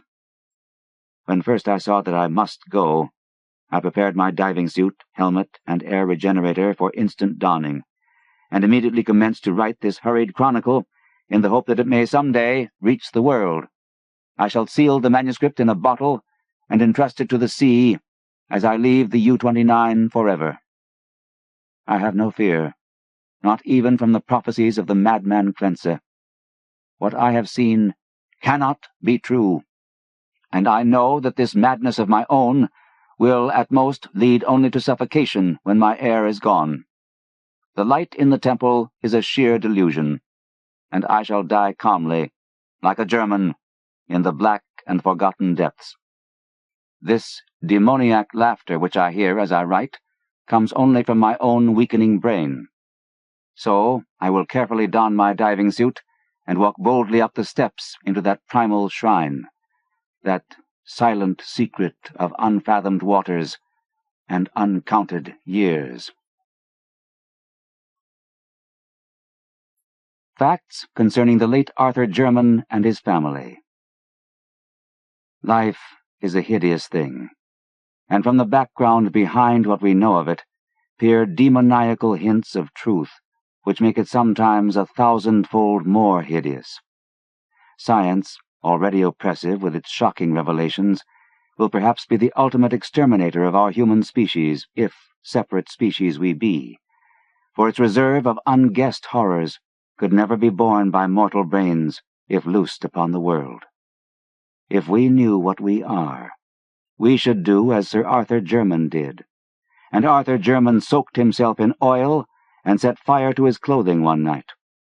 No one placed the charred fragments in an urn or set a memorial to him who had been, for certain papers and a certain boxed object were found which made men wish to forget. Some who knew him do not admit that he ever existed. Arthur Jermyn went out on the moor and burned himself after seeing the boxed object which had come from Africa. It was this object, and not his peculiar personal appearance, which made him end his life. Many would have disliked to live if possessed of the peculiar features of Arthur Jermyn, but he had been a poet and scholar, and had not minded. Learning was in his blood, for his great-grandfather, Sir Robert Jermyn, Baronet, had been an anthropologist of note, whilst his great-great-great-grandfather, Sir Wade Jermyn, was one of the earliest explorers of the Congo region, and had written eruditely of its tribes, animals, and supposed antiquities. Indeed, old Sir Wade had possessed an intellectual zeal amounting almost to a mania. His bizarre conjectures on a prehistoric white Congolese civilization earning him much ridicule when his book, Observations on the Several Parts of Africa, was published. In 1765, this fearless explorer had been placed in a madhouse at Huntingdon. Madness was in all the Germans, and people were glad there were not many of them. The line put forth no branches, and Arthur was the last of it. If he had not been, one cannot say what he would have done when the object came. The Germans never seemed to look quite right. Something was amiss, though Arthur was the worst, and the old family portraits in Jermyn House showed fine faces enough before Sir Wade's time. Certainly, the madness began with Sir Wade, whose wild stories of Africa were at once the delight and terror of his few friends. It showed in his collection of trophies and specimens, which were not such as a normal man would accumulate and preserve, and appeared strikingly in the oriental seclusion in which he kept his wife. The latter, he had said, was the daughter of a Portuguese trader whom he had met in Africa, and did not like English ways. She, with an infant son born in Africa, had accompanied him back from the second and longest of his trips, and had gone with him on the third and last, never returning. No one had ever seen her closely, not even the servants, for her disposition had been violent and singular. During her brief stay at Jermyn House, she occupied a remote wing, and was waited on by her husband alone. Sir Wade was indeed most peculiar in his solicitude for his family, for when he returned to Africa, he would permit no one to care for his young son save a loathsome black woman from Guinea. Upon coming back, after the death of Lady Jermyn, he himself assumed complete care of the boy. But it was the talk of Sir Wade, especially when in his cups, which chiefly led his friends to deem him mad. In a rational age like the 18th century, it was unwise for a man of learning to talk about wild sights and strange scenes under a Congo moon, of the gigantic walls and pillars of a forgotten city, crumbling and vine-grown, and of damp, silent stone steps leading interminably down into the darkness of abysmal treasure vaults and inconceivable catacombs. Especially was it unwise to rave of the living things that might haunt such a place, of creatures half of the jungle and half of the impiously aged city. Fabulous creatures which even a Pliny might describe with skepticism, things that might have sprung up after the great apes had overrun the dying city with the walls and the pillars, the vaults and the weird carvings. Yet after he came home for the last time, Sir Wade would speak of such matters with a shudderingly uncanny zest, mostly after his third glass at the Knight's Head, boasting of what he had found in the jungle and of how he had dwelt among terrible ruins known only to him. And finally, he had spoken of the living things in such a manner that he was taken to the madhouse. He had shown little regret when shut into the barred room at Huntingdon, for his mind moved curiously. Ever since his son had commenced to grow out of infancy, he had liked his home less and less, till at last he had seemed to dread it. The Knight's Head had been his headquarters, and when he was confined, he expressed some vague gratitude as if for protection. 3 years later, he died. Wade Jermyn's son, Philip, was a highly peculiar person. Despite a strong physical resemblance to his father, his appearance and conduct were in many particulars so coarse that he was universally shunned.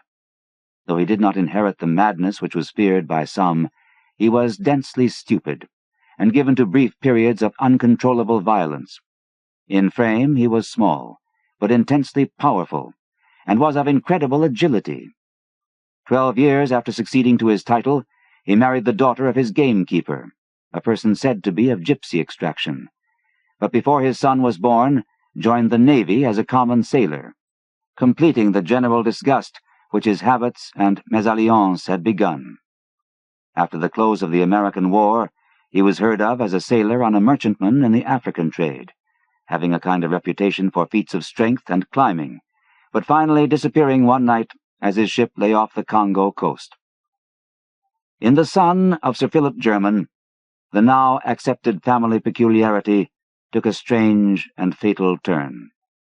Tall and fairly handsome, with a sort of weird Eastern grace, despite certain slight oddities of proportion, Robert Jermyn began life as a scholar and investigator. It was he who first studied scientifically the vast collection of relics which his mad grandfather had brought from Africa, and who made the family name as celebrated in ethnology as in exploration. In 1815, Sir Robert married a daughter of the 7th Viscount Brightholme, and was subsequently blessed with 3 children, the eldest and youngest of whom were never publicly seen on account of deformities in mind and body. Saddened by these family misfortunes, the scientist sought relief in work, and made 2 long expeditions in the interior of Africa. In 1849, his second son, Neville, a singularly repellent person who seemed to combine the surliness of Philip Jermyn with the hauteur of the Brightholmes, ran away with a vulgar dancer, but was pardoned upon his return in the following year. He came back to Jermyn House, a widower, with an infant son, Alfred, who was one day to be the father of Arthur Jermyn. Friends said that it was this series of griefs which unhinged the mind of Sir Robert Jermyn, yet it was probably merely a bit of African folklore which caused the disaster. The elderly scholar had been collecting legends of the Onga tribes near the field of his grandfathers and his own explorations, hoping in some way to account for Sir Wade's wild tales of a lost city peopled by strange hybrid creatures.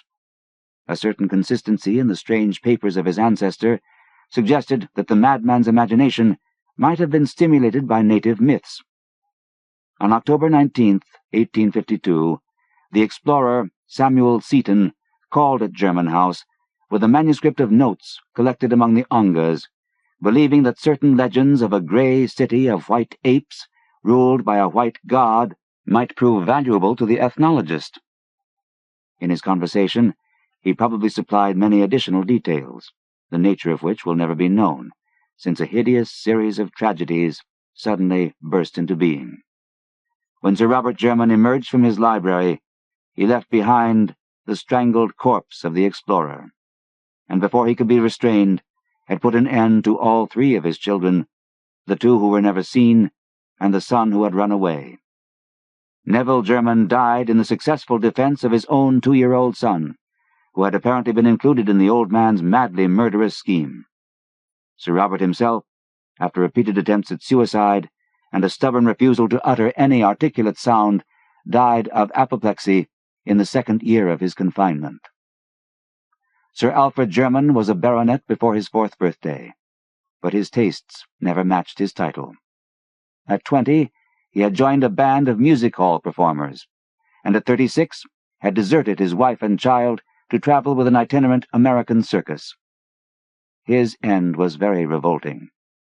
Among the animals in the exhibition with which he traveled was a huge bull gorilla of lighter color than the average, a surprisingly tractable beast of much popularity with the performers. With this gorilla, Alfred Jermyn was singularly fascinated, and on many occasions the two would eye each other for long periods through the intervening bars. Eventually, Jermyn asked and obtained permission to train the animal, astonishing audiences and fellow performers alike with his success.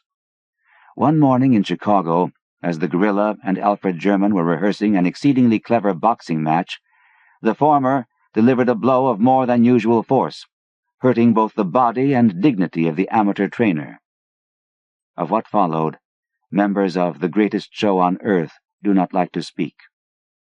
They did not expect to hear Sir Alfred Jermyn emit a shrill, inhuman scream, or to see him seize his clumsy antagonist with both hands, dash it to the floor of the cage, and bite fiendishly at its hairy throat. The gorilla was off its guard, but not for long, and before anything could be done by the regular trainer, the body which had belonged to a baronet was past recognition. 2. Arthur Jermyn was the son of Sir Alfred Jermyn and a music-hall singer of unknown origin. When the husband and father deserted his family, the mother took the child to Jermyn House, where there was none left to object to her presence. She was not without notions of what a nobleman's dignity should be, and saw to it that her son received the best education which limited money could provide. The family resources were now sadly slender, and Jermyn House had fallen into woeful disrepair. But young Arthur loved the old edifice and all its contents. He was not like any other Jermyn who had ever lived, for he was a poet and a dreamer. Some of the neighboring families who had heard tales of old Sir Wade Jermyn's unseen Portuguese wife declared that her Latin blood must be showing itself, but most persons merely sneered at his sensitiveness to beauty, attributing it to his music-hall mother, who was socially unrecognized. The poetic delicacy of Arthur Jermyn was the more remarkable because of his uncouth personal appearance. Most of the Jermyns had possessed a subtly odd and repellent cast, but Arthur's case was very striking. It is hard to say just what he resembled, but his expression, his facial angle, and the length of his arms gave a thrill of repulsion to those who met him for the first time. It was the mind and character of Arthur Jermyn which atoned for his aspect. Gifted and learned, he took highest honors at Oxford, and seemed likely to redeem the intellectual fame of his family. Though of poetic rather than scientific temperament, he planned to continue the work of his forefathers in African ethnology and antiquities, utilizing the truly wonderful though strange collection of Sir Wade. With his fanciful mind, he thought often of the prehistoric civilization in which the mad explorer had so implicitly believed, and would weave tale after tale about the silent jungle city mentioned in the latter's wilder notes and paragraphs.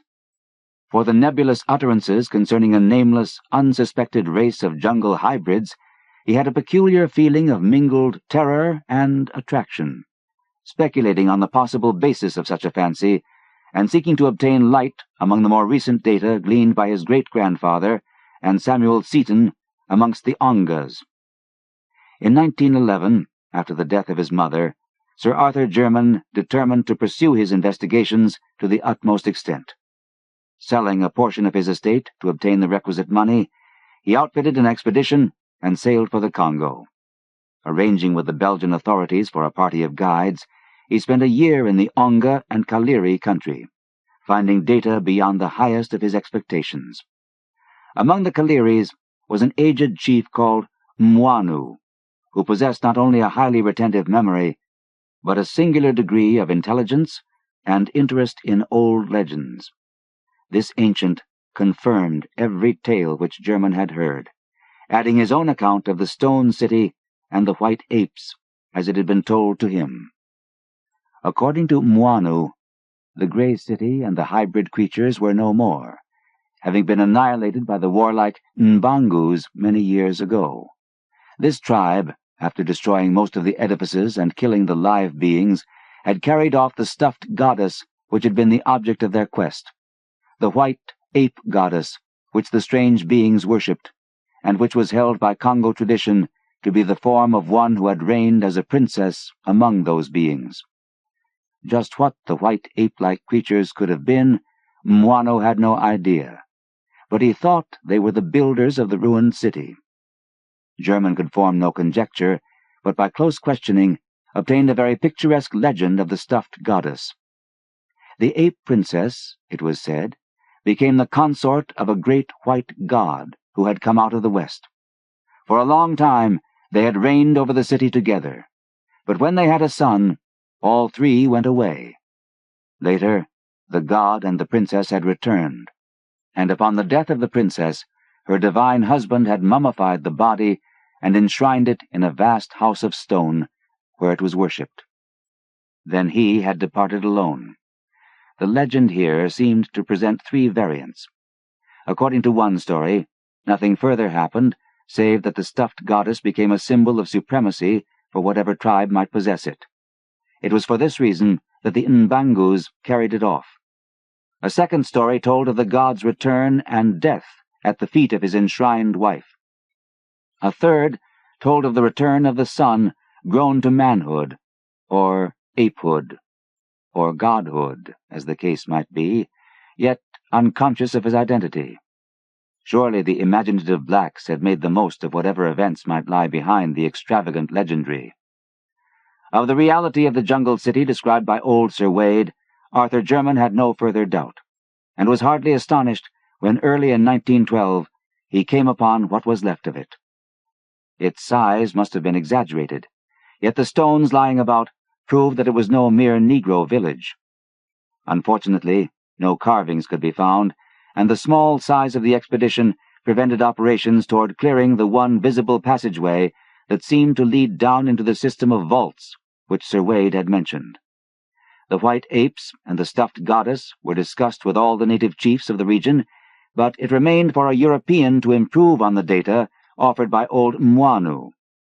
Monsieur Verhaeren, Belgian agent at a trading post on the Congo, believed that he could not only locate but obtain the stuffed goddess, of which he had vaguely heard, since the once mighty Mbangus were now the submissive servants of King Albert's government, and with but little persuasion could be induced to part with the gruesome deity they had carried off.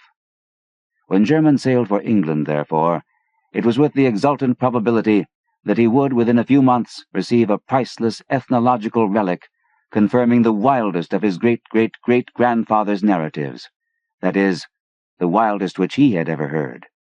Countrymen near Jermyn House had perhaps heard wilder tales, handed down from ancestors who had listened to Sir Wade around the tables of the Knight's Head. Arthur Jermyn waited very patiently for the expected box from Monsieur Verhaeren, meanwhile studying with increased diligence the manuscripts left by his mad ancestor.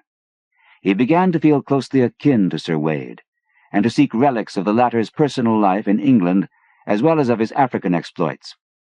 Oral accounts of the mysterious and secluded wife had been numerous, but no tangible relic of her stay at Jermyn House remained. Jermyn wondered what circumstance had prompted or permitted such an effacement, and decided that the husband's insanity was the prime cause. His great-great-great-grandmother, he recalled, was said to have been the daughter of a Portuguese trader in Africa. No doubt her practical heritage and superficial knowledge of the Dark Continent had caused her to flout Sir Wade's talk of the interior, a thing which such a man would not be likely to forgive. She had died in Africa, perhaps dragged thither by a husband determined to prove what he had told. But as Jermyn indulged in these reflections, he could not but smile at their futility, a century and a half after the death of both of his strange progenitors. In June 1913, a letter arrived from Monsieur Verhaeren, telling of the finding of the stuffed goddess. It was, the Belgian averred, a most extraordinary object, an object quite beyond the power of a layman to classify. Whether it was human or simian, only a scientist could determine, and the process of determination would be greatly hampered by its imperfect condition. Time and the Congo climate are not kind to mummies, especially when their preparation is as amateurish as seemed to be the case here. Around the creature's neck had been found a golden chain bearing an empty locket, on which were armorial designs, no doubt some hapless traveller's keepsake, taken by the Mbangus and hung upon the goddess as a charm. In commenting on the contour of the mummy's face, Monsieur Verhaeren suggested a whimsical comparison, or rather, expressed a humorous wonder just how it would strike his correspondent, but was too much interested scientifically to waste many words in levity. The stuffed goddess, he wrote, would arrive duly packed about a month after receipt of the letter. The boxed object was delivered at Jermyn House on the afternoon of August 3rd, 1913, being conveyed immediately to the large chamber which housed the collection of African specimens as arranged by Sir Robert and Arthur. What ensued can best be gathered from the tales of servants and from things and papers later examined. Of the various tales, that of aged Soames, the family butler, is most ample and coherent. According to this trustworthy man, Sir Arthur Jermyn dismissed everyone from the room before opening the box, though the instant sound of hammer and chisel showed that he did not delay the operation. Nothing was heard for some time. Just how long, Soames cannot exactly estimate, but it was certainly less than a quarter of an hour later that the horrible scream, undoubtedly in Jermyn's voice, was heard. Immediately afterward, Jermyn emerged from the room, rushing frantically toward the front of the house as if pursued by some hideous enemy. The expression on his face, a face ghastly enough in repose, was beyond description. When near the front door, he seemed to think of something, and turned back in his flight, finally disappearing down the stairs to the cellar. The servants were utterly dumbfounded, and watched at the head of the stairs, but their master did not return. A smell of oil was all that came up from the regions below. After dark, a rattling was heard at the door leading from the cellar into the courtyard, and a stable-boy saw Arthur Jermyn, glistening from head to foot with oil and redolent of that fluid, steal furtively out and vanish on the black moor surrounding the house. Then, in an exultation of supreme horror, everyone saw the end. A spark appeared on the moor, a flame arose, and a pillar of human fire reached to the heavens. The house of Jermyn no longer existed. The reason why Arthur Jermyn's charred fragments were not collected and buried lies in what was found afterward. Principally, the thing in the box. The stuffed goddess was a nauseous sight, withered and eaten away, but it was clearly a mummified white ape of some unknown species, less hairy than any recorded variety, and infinitely nearer mankind, quite shockingly so. Detailed description would be rather unpleasant, but two salient particulars must be told, for they fit in revoltingly with certain notes of Sir Wade Jermyn's African expeditions and with the Congolese legends of the White God and the Ape Princess. The two particulars in question are these. The arms on the golden locket about the creature's neck were the German arms, and the jocose suggestion of Monsieur Verhaeren about a certain resemblance as connected with the shriveled face applied with vivid, ghastly, and unnatural horror to none other than the sensitive Arthur Jermyn, great-great-great-grandson of Sir Wade Jermyn, and an unknown wife. Members of the Royal Anthropological Institute burned the thing and threw the locket into a well, and some of them do not admit that Arthur Jermyn ever existed.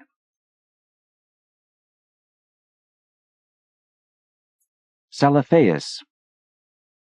In a dream, Curanes saw the city in the valley, and the sea-coast beyond, and the snowy peak overlooking the sea, and the gaily painted galleys that sail out of the harbor toward distant regions where the sea meets the sky. In a dream it was, also, that he came by his name of Curanes, for when awake he was called by another name. Perhaps it was natural for him to dream a new name, for he was the last of his family, and alone among the indifferent millions of London, so there were not many to speak to him and remind him who he had been. His money and lands were gone, and he did not care for the ways of people about him, but preferred to dream and write of his dreams. What he wrote was laughed at by those to whom he showed it, so that after a time he kept his writings to himself, and finally ceased to write. The more he withdrew from the world about him, the more wonderful became his dreams, and it would have been quite futile to try to describe them on paper. Curanes was not modern, and did not think like others who wrote. Whilst they strove to strip from life its embroidered robes of myth, and to show in naked ugliness the foul thing that is reality, Curanes sought for beauty alone. When truth and experience failed to reveal it, he sought it in fancy and illusion, and found it on his very doorstep, amid the nebulous memories of childhood tales and dreams. There are not many persons who know what wonders are opened to them in the stories and visions of their youth, for when as children we listen and dream, we think but half-formed thoughts, and when as men we try to remember, we are dulled and prosaic with the poison of life. But some of us awake in the night with strange phantasms of enchanted hills and gardens, of fountains that sing in the sun, of golden cliffs overhanging murmuring seas, of plains that stretch down to sleeping cities of bronze and stone, and of shadowy companies of heroes that ride caparisoned white horses along the edges of thick forests. And then we know that we have looked back through the ivory gates into that world of wonder which was ours before we were wise and unhappy. Curanes came very suddenly upon his old world of childhood. He had been dreaming of the house where he was born, the great stone house covered with ivy, where 13 generations of his ancestors had lived, and where he had hoped to die. It was moonlight, and he had stolen out into the fragrant summer night, through the gardens, down the terraces, past the great oaks of the park, and along the long white road to the village. The village seemed very old, eaten away at the edge like the moon which had commenced to wane, and Curanes wondered whether the peaked roofs of the small houses hid sleep or death. In the streets were spears of long grass, and the window-panes on either side were either broken or filmily staring. Curanes had not lingered, but had plodded on as though summoned toward some goal. He dared not disobey the summons, for fear it might prove an illusion like the urges and aspirations of waking life, which do not lead to any goal. Then he had been drawn down a lane that led off from the village street toward the Channel cliffs, and had come to the end of things, to the precipice and the abyss, where all the village and all the world fell abruptly into the unechoing emptiness of infinity, and where even the sky ahead was empty and unlit by the crumbling moon and the peering stars. Faith had urged him on, over the precipice and into the gulf, where he had floated down, down, down, past dark, shapeless, undreamed dreams, faintly glowing spheres that may have been partly dreamed dreams, and laughing winged things that seemed to mock the dreamers of all the worlds. Then a rift seemed to open in the darkness before him, and he saw the city of the valley, glistening radiantly far, far below, with a background of sea and sky, and a snow-capped mountain near the shore. Uranes had awaked the very moment he beheld the city, yet he knew from his brief glance that it was none other than Celephaïs, in the valley of Uth-Nargai, beyond the Tenarian hills, where his spirit had dwelt all the eternity of an hour, one summer afternoon very long ago, when he had slipped away from his nurse and let the warm sea breeze lull him to sleep as he watched the clouds from the cliff near the village. He had protested then when they had found him, waked him, and carried him home, for just as he was aroused, he had been about to sail in a golden galley for those alluring regions where the sea meets the sky. And now he was equally resentful of awaking, for he had found his fabulous city after 40 weary years. But 3 nights afterward, Uranes came again to Celephaïs. As before, he dreamed first of the village that was asleep, or dead, and of the abyss down which one must float silently. Then the rift appeared again, and he beheld the glittering minarets of the city, and saw the graceful galleys riding at anchor in the blue harbor, and watched the ginkgo trees of Mount Iranon swaying in the sea breeze. But this time he was not snatched away, and like a winged being settled gradually over a grassy hillside, till finally his feet rested gently on the turf. He had indeed come back to the valley of Uth-Nargai and the splendid city of Celephaïs. Down the hill, amid scented grasses and brilliant flowers, walked Uranes, over the bubbling Naraxa on the small wooden bridge where he had carved his name so many years ago, and through the whispering grove to the great stone bridge by the city gate. All was as of old, nor were the marble walls discolored, nor the polished bronze statues upon them tarnished, and Uranes saw that he need not tremble lest the things he knew be vanished. For even the sentries on the ramparts were the same, and still as young as he remembered them. When he entered the city, past the bronze gates and over the onyx pavements, the merchants and camel-drivers greeted him as if he had never been away. And it was the same at the turquoise temple of Nath-Horthath, where the orchid-wreathed priests told him that there is no time in Uth-Nargai, but only perpetual youth. Then Uranes walked through the street of pillars to the seaward wall, where gathered the traders and sailors, and strange men from the regions where the sea meets the sky. There he stayed long, gazing out over the bright harbor where the ripples sparkled beneath an unknown sun, and where rode lightly the galleys from far places over the water. And he gazed also upon Mount Iranon, rising regally from the shore, its lower slopes green with swaying trees, and its white summit touching the sky. More than ever, Uranes wished to sail in a galley to the far places of which he had heard so many strange tales, and he sought again the captain who had agreed to carry him so long ago. He found the man, Athib, sitting on the same chest of spices he had sat upon before, and Athib seemed not to realize that any time had passed. Then the two rowed to a galley in the harbor, and giving orders to the oarsmen, commenced to sail out into the billowy Sarnath sea that leads to the sky. For several days they glided undulatingly over the water, till finally they came to the horizon where the sea meets the sky.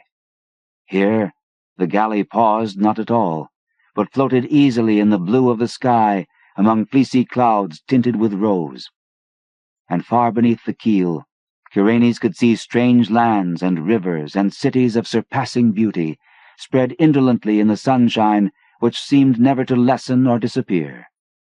At length, Athib told him that their journey was near its end, and that they would soon enter the harbor of Iranon, the pink marble city of the clouds, which is built on that ethereal coast where the west wind flows into the sky. But as the highest of the city's carven towers came into sight, there was a sound somewhere in space, and Kuranes awaked in his London garret. For many months after that, Kuranes sought the marvelous city of Celephaïs and its sky-bound galleys in vain.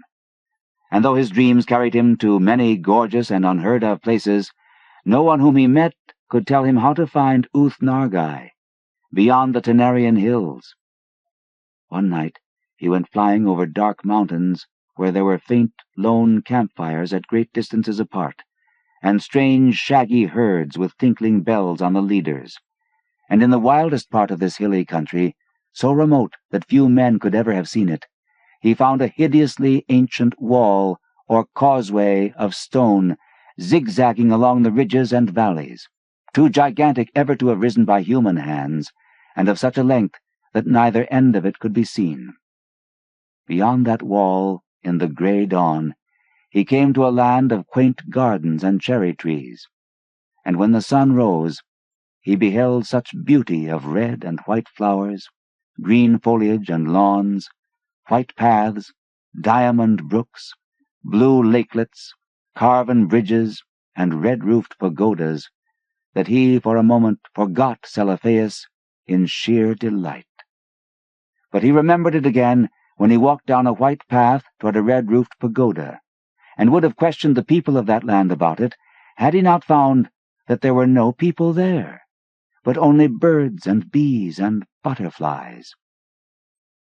On another night, Kuranes walked up a damp stone spiral stairway endlessly, and came to a tower window overlooking a mighty plain and river lit by the full moon. And in the silent city that spread away from the river bank, he thought he beheld some feature or arrangement which he had known before.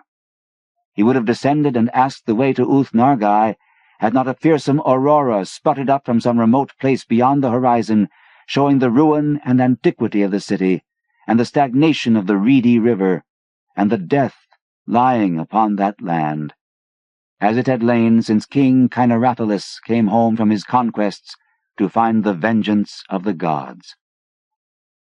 So Kuranes sought fruitlessly for the marvelous city of Celephaïs, and its galleys that sailed to Iranon in the sky, meanwhile seeing many wonders, and once barely escaping from the high priest not to be described, which wears a yellow silken mask over its face, and dwells all alone in a prehistoric stone monastery on the cold desert plateau of Leng.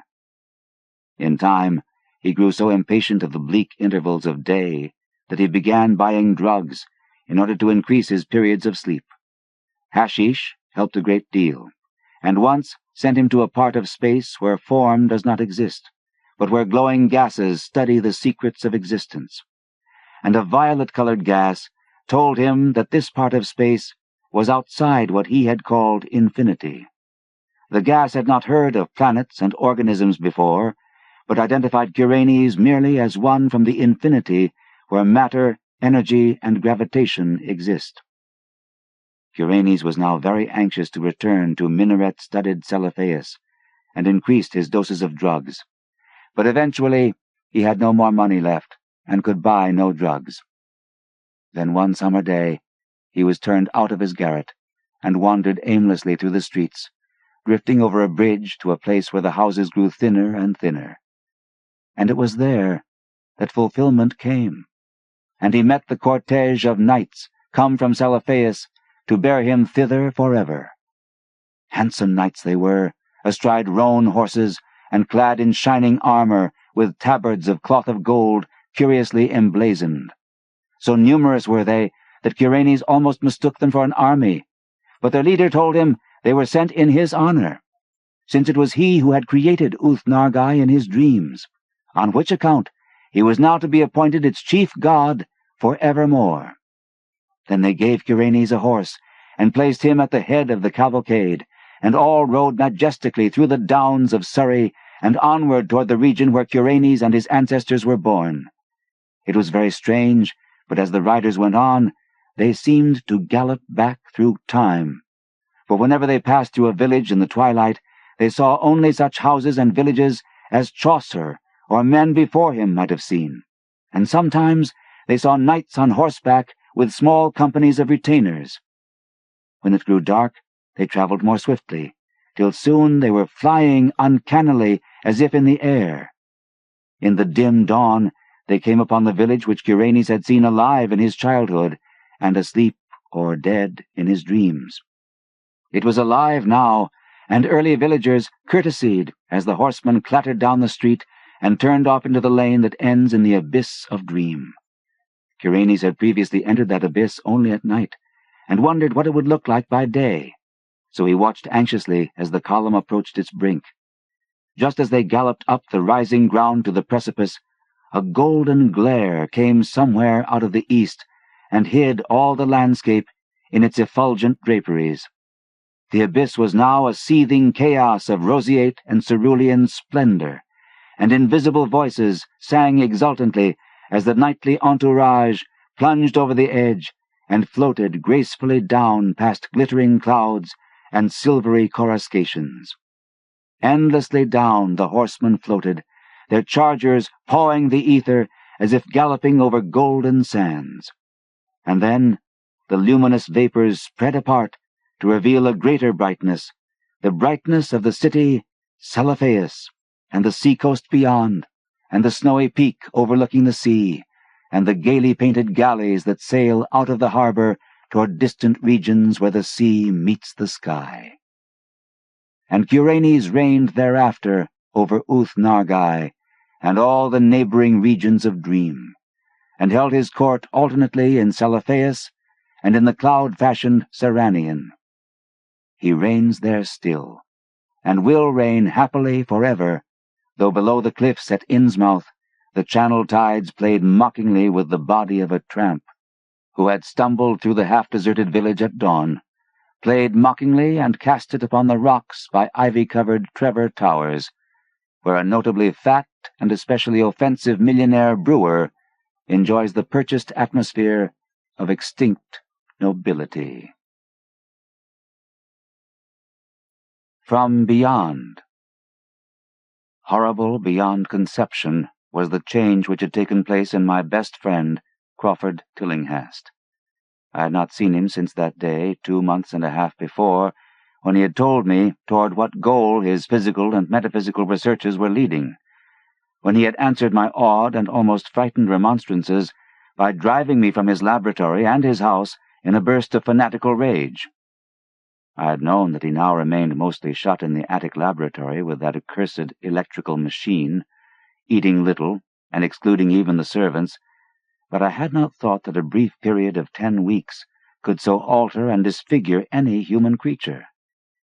It is not pleasant to see a stout man suddenly grow thin, and it is even worse when the baggy skin becomes yellowed or grayed, the eyes sunken, circled, and uncannily glowing, the forehead veined and corrugated, and the hands tremulous and twitching. And if added to this there be a repellent unkemptness, a wild disorder of dress, a bushiness of dark hair white at the roots, and an unchecked growth of pure white beard on a face once clean-shaven, the cumulative effect is quite shocking. But such was the aspect of Crawford Tillinghast on the night his half-coherent message brought me to his door after my weeks of exile. Such the spectre that trembled as it admitted me, candle in hand, and glanced furtively over its shoulder, as if fearful of unseen things in the ancient, lonely house set back from Benevolent Street. That Crawford Tillinghast should ever have studied science and philosophy was a mistake. These things should be left to the frigid and impersonal investigator, for they offer 2 equally tragic alternatives to the man of feeling and action: despair if he fail in his quest, and terrors unutterable and unimaginable if he succeed. Tillinghast had once been the prey of failure, solitary and melancholy. But now I knew, with nauseating fears of my own, that he was the prey of success. I had indeed warned him 10 weeks before, when he burst forth with his tale of what he felt himself about to discover.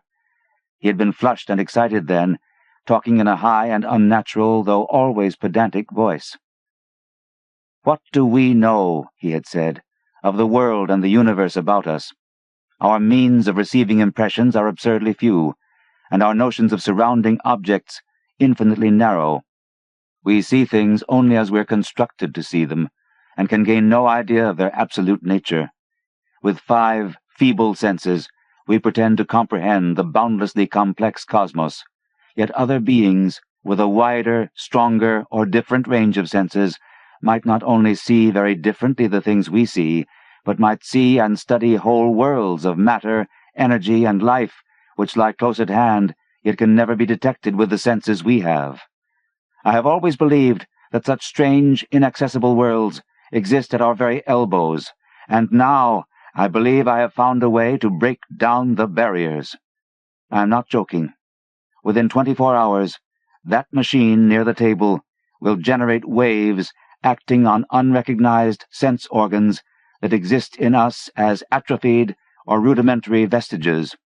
Those waves will open up to us many vistas unknown to man, and several unknown to anything we consider organic life. We shall see that at which dogs howl in the dark, and that at which cats prick up their ears after midnight. We shall see these things and other things which no breathing creature has yet seen. We shall overleap time, space, and dimensions, and without bodily motion peer to the bottom of creation."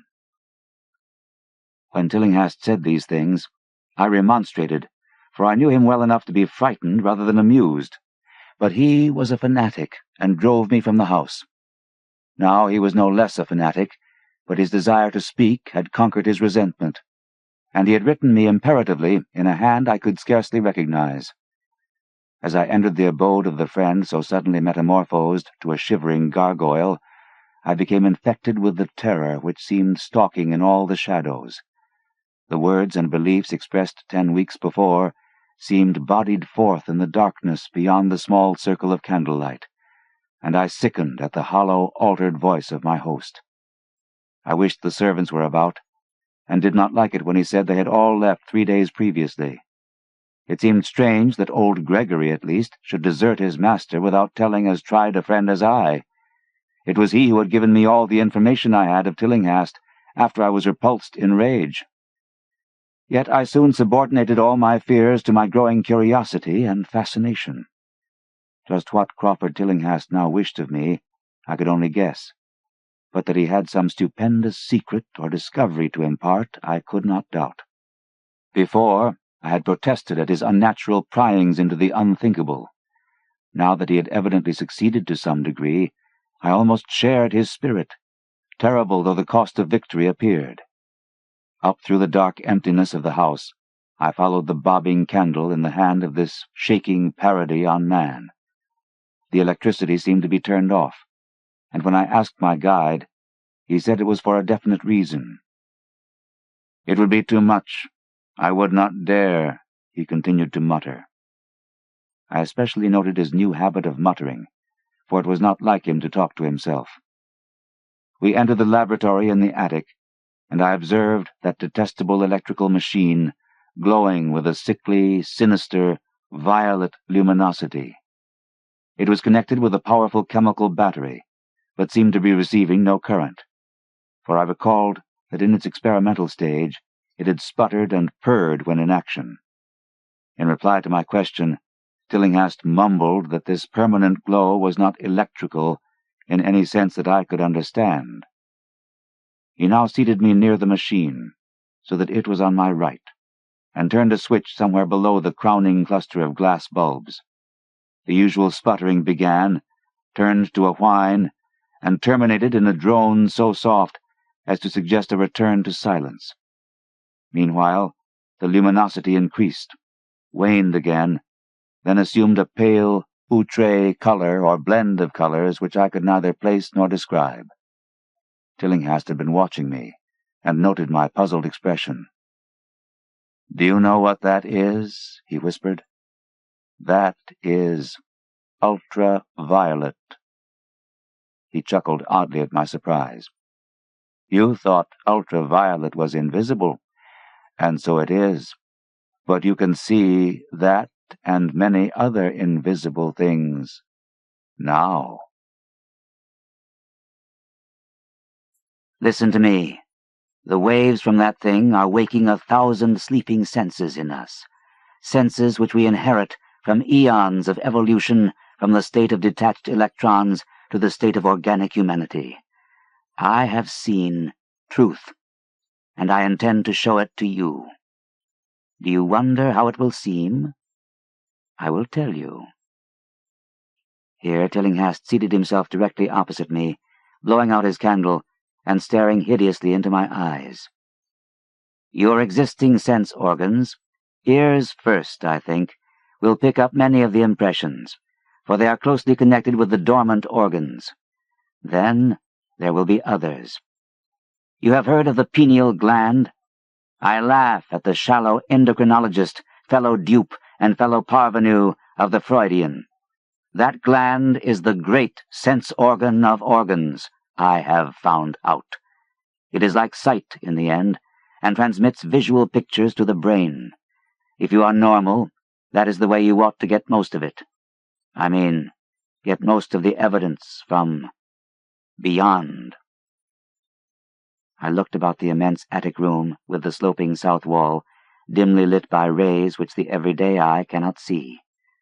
The far corners were all shadows, and the whole place took on a hazy unreality which obscured its nature and invited the imagination to symbolism and phantasm. During the interval that Tillinghast was silent, I fancied myself in some vast and incredible temple of long-dead gods, some vague edifice of innumerable black stone columns reaching up from a floor of damp slabs to a cloudy height beyond the range of my vision. The picture was very vivid for a while, but gradually gave way to a more horrible conception, that of utter, absolute solitude in infinite, sightless, soundless space. There seemed to be a void, and nothing more, and I felt a childish fear which prompted me to draw from my hip pocket the revolver I always carried after dark, since the night I was held up in East Providence. Then, from the farthermost regions of remoteness, the sound softly glided into existence. It was infinitely faint, subtly vibrant, and unmistakably musical, but held a quality of surpassing wildness which made its impact feel like a delicate torture of my whole body. I felt sensations like those one feels when accidentally scratching ground glass. Simultaneously, there developed something like a cold draft, which apparently swept past me from the direction of the distant sound. As I waited breathlessly, I perceived that both sound and wind were increasing, the effect being to give me an odd notion of myself as tied to a pair of rails in the path of a gigantic approaching locomotive. I began to speak to Tillinghast, and as I did so, all the unusual impressions abruptly vanished. I saw only the man, the glowing machine, and the dim apartment. Tillinghast was grinning repulsively at the revolver which I had almost unconsciously drawn, but from his expression I was sure he had seen and heard as much as I, if not a great deal more. I whispered what I had experienced, and he bade me to remain as quiet and receptive as possible. "Don't move," he cautioned, "for in these rays we are able to be seen as well as to see. I told you the servants left, but I didn't tell you how. It was that thick-witted housekeeper. She turned on the lights downstairs after I had warned her not to, and the wires picked up sympathetic vibrations. It must have been frightful. I could hear the screams up here, in spite of all I was seeing and hearing from another direction, and later it was rather awful to find those empty heaps of clothes around the house. Mrs. Updike's clothes were close to the front hall switch. That's how I know she did it. It got them all. But so long as we don't move, we're fairly safe. Remember, we're dealing with a hideous world in which we are practically helpless. Keep still." The combined shock of the revelation and of the abrupt command gave me a kind of paralysis, and in my terror my mind again opened to the impressions coming from what Tillinghast called beyond. I was now in a vortex of sound and motion, with confused pictures before my eyes. I saw the blurred outlines of the room, but from some point in space there seemed to be pouring a seething column of unrecognizable shapes, or clouds, penetrating the solid roof at a point ahead and to the right of me. Then I glimpsed the temple-like effect again, but this time the pillars reached up into an aerial ocean of light, which sent down one blinding beam along the path of the cloudy column I had seen before. After that, the scene was almost wholly kaleidoscopic, and in the jumble of sights, sounds, and unidentified sense impressions, I felt that I was about to dissolve, or in some way lose the solid form. One definite flash I shall always remember. I seemed for an instant to behold a patch of strange night sky filled with shining, revolving spheres, and as it receded, I saw that the glowing suns formed a constellation or galaxy of settled shape, this shape being the distorted face of Crawford Tillinghast. At another time, I felt the huge animate things brushing past me, and occasionally walking or drifting through my supposedly solid body, and I thought I saw Tillinghast look at them as though his better-trained senses could catch them visually. I recalled what he had said of the pineal gland, and wondered what he saw with his preternatural eye. Suddenly, I myself became possessed of a kind of augmented sight. Over and above the luminous and shadowy chaos arose a picture which, though vague, held the elements of consistency and permanence. It was indeed somewhat familiar, for the unusual part was superimposed upon the usual terrestrial scene, much as a cinema view may be thrown upon the painted curtain of a theatre. I saw the attic laboratory, the electrical machine, and the unsightly form of Tillinghast opposite me, but of all the space unoccupied by familiar material objects, not one particle was vacant. Indescribable shapes, both alive and otherwise, were mixed in disgusting disarray, and close to every known thing were whole worlds of alien, unknown entities. It likewise seemed that all the known things entered into the composition of other unknown things, and vice versa. Foremost among the living objects were great, inky, jellyish monstrosities, which flabbily quivered in harmony with the vibrations from the machine. They were present in loathsome profusion, and I saw to my horror that they overlapped, that they were semi-fluid, and capable of passing through one another, and through what we know as solids. These things were never still, but seemed ever floating about with some malignant purpose. Sometimes they appeared to devour one another, the attacker launching itself at its victim, and instantaneously obliterating the latter from sight. Shudderingly, I felt that I knew what had obliterated the unfortunate servants, and could not exclude the things from my mind as I strove to observe other properties of the newly visible world that lies unseen around us. But Tillinghast had been watching me, and was speaking.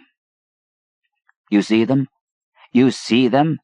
You see the things that float and flop about you and through you every moment of your life? You see the creatures that form what men call the pure air and the blue sky? Have I not succeeded in breaking down the barrier? Have I not shown you worlds that no other living men have seen?" I heard him scream through the horrible chaos, and looked at the wild face thrust so offensively close to mine. His eyes were pits of flame, and they glared at me with what I now saw was overwhelming hatred. The machine droned detestably. "You think those floundering things wiped out the servants? Fool! They are harmless. But the servants are gone, aren't they? You tried to stop me. You discouraged me when I needed every drop of encouragement I could get. You were afraid of the cosmic truth, you damned coward. But now I've got you. What swept up the servants? What made them scream so loud?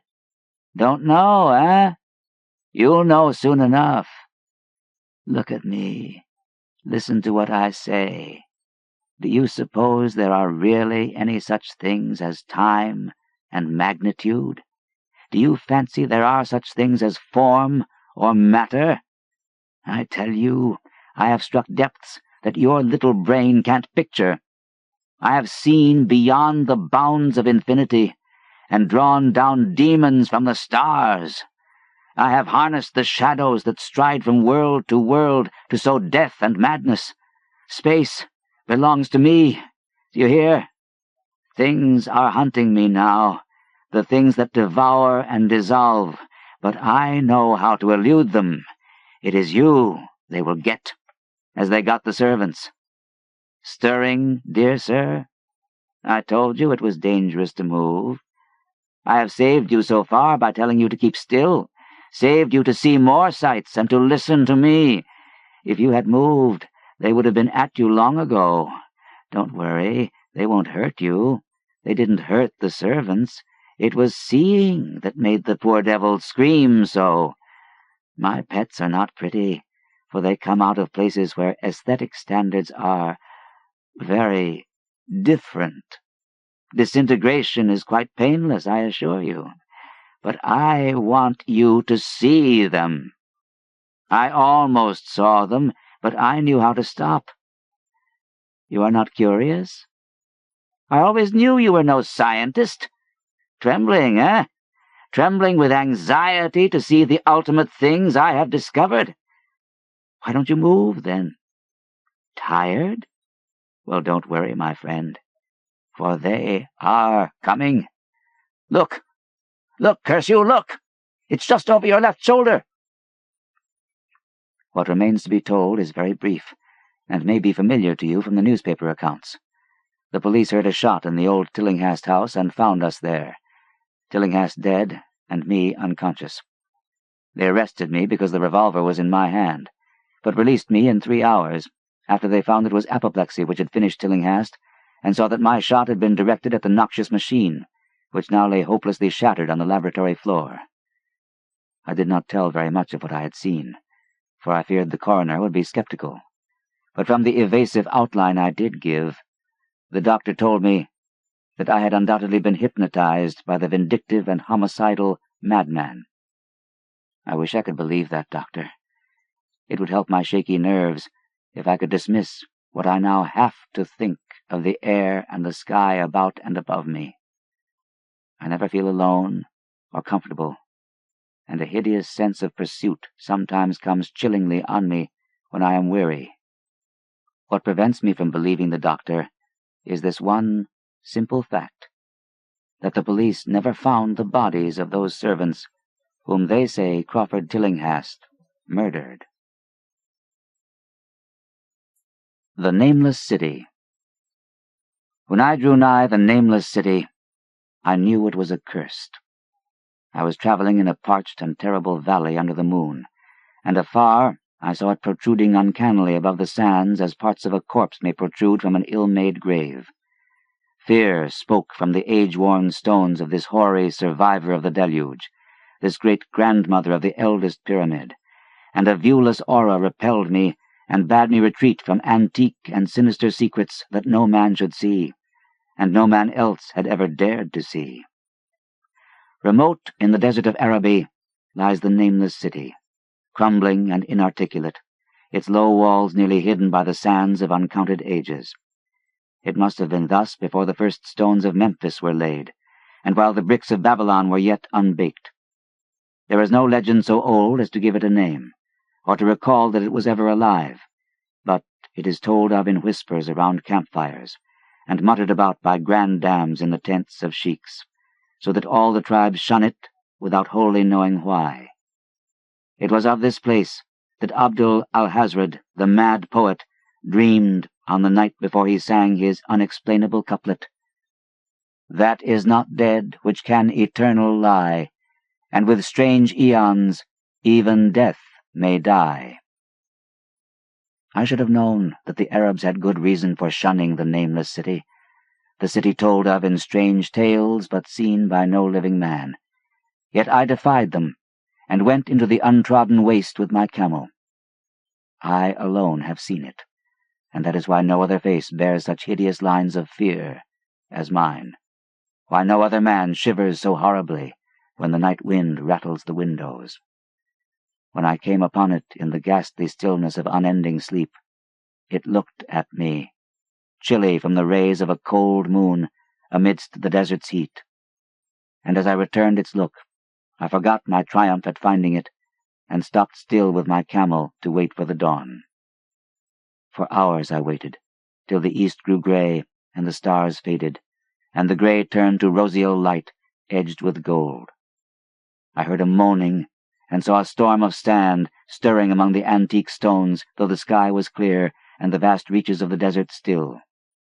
Then suddenly, above the desert's far rim, came the blazing edge of the sun, seen through the tiny sandstorm which was passing away, and in my fevered state I fancied that from some remote depth there came a crash of musical metal to hail the fiery disk, as Memnon hails it from the banks of the Nile.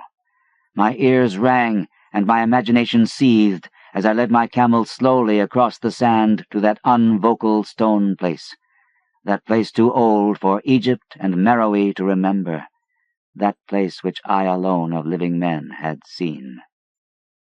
In and out amongst the shapeless foundations of houses and palaces I wandered, finding never a carving or inscription to tell of those men, if men they were, who built the city and dwelt therein so long ago. The antiquity of the spot was unwholesome, and I longed to encounter some sign or device to prove that the city was indeed fashioned by mankind. There were certain proportions and dimensions in the ruins which I did not like. I had with me many tools, and dug much within the walls of the obliterated edifices, but progress was slow, and nothing significant was revealed.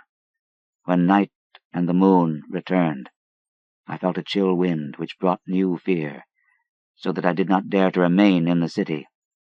And as I went outside the antique walls to sleep, a small sighing sandstorm gathered behind me, blowing over the gray stones, though the moon was bright and most of the desert still. I awaked just at dawn from a pageant of horrible dreams, my ears ringing as from some metallic peal. I saw the sun peering redly through the last gusts of a little sandstorm that hovered over the Nameless City, and marked the quietness of the rest of the landscape. Once more I ventured within those brooding ruins that swelled beneath the sand like an ogre under a coverlet, and again dug vainly for relics of the forgotten race. At noon I rested, and in the afternoon I spent much time tracing the walls and the bygone streets and the outlines of the nearly vanished buildings. I saw that the city had been mighty indeed, and wondered at the sources of its greatness.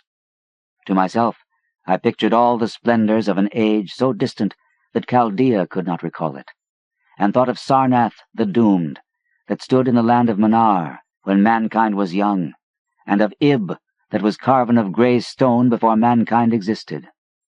All at once, I came upon a place where the bedrock rose stark through the sand and formed a low cliff, and here I saw with joy what seemed to promise further traces of the antediluvian people. Hewn rudely on the face of the cliff were the unmistakable facades of several small, squat rock houses or temples, whose interiors might preserve many secrets of ages too remote for calculation, though sandstorms had long since effaced any carvings which may have been outside. Very low and sand-choked were all of the dark apertures near me, but I cleared one with my spade and crawled through it, carrying a torch to reveal whatever mysteries it might hold. When I was inside, I saw that the cavern was indeed a temple, and beheld plain signs of the race that had lived and worshipped before the desert was a desert.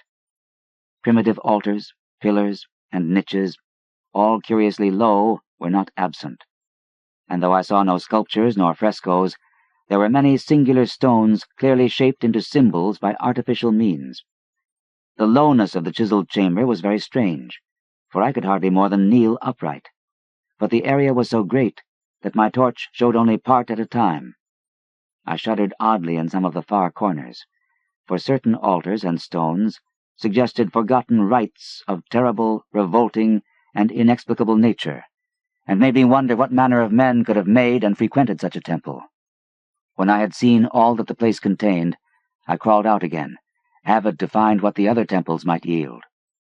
Night had now approached, yet the tangible things I had seen made curiosity stronger than fear, so that I did not flee from the long moon-cast shadows that had daunted me when first I saw the Nameless City.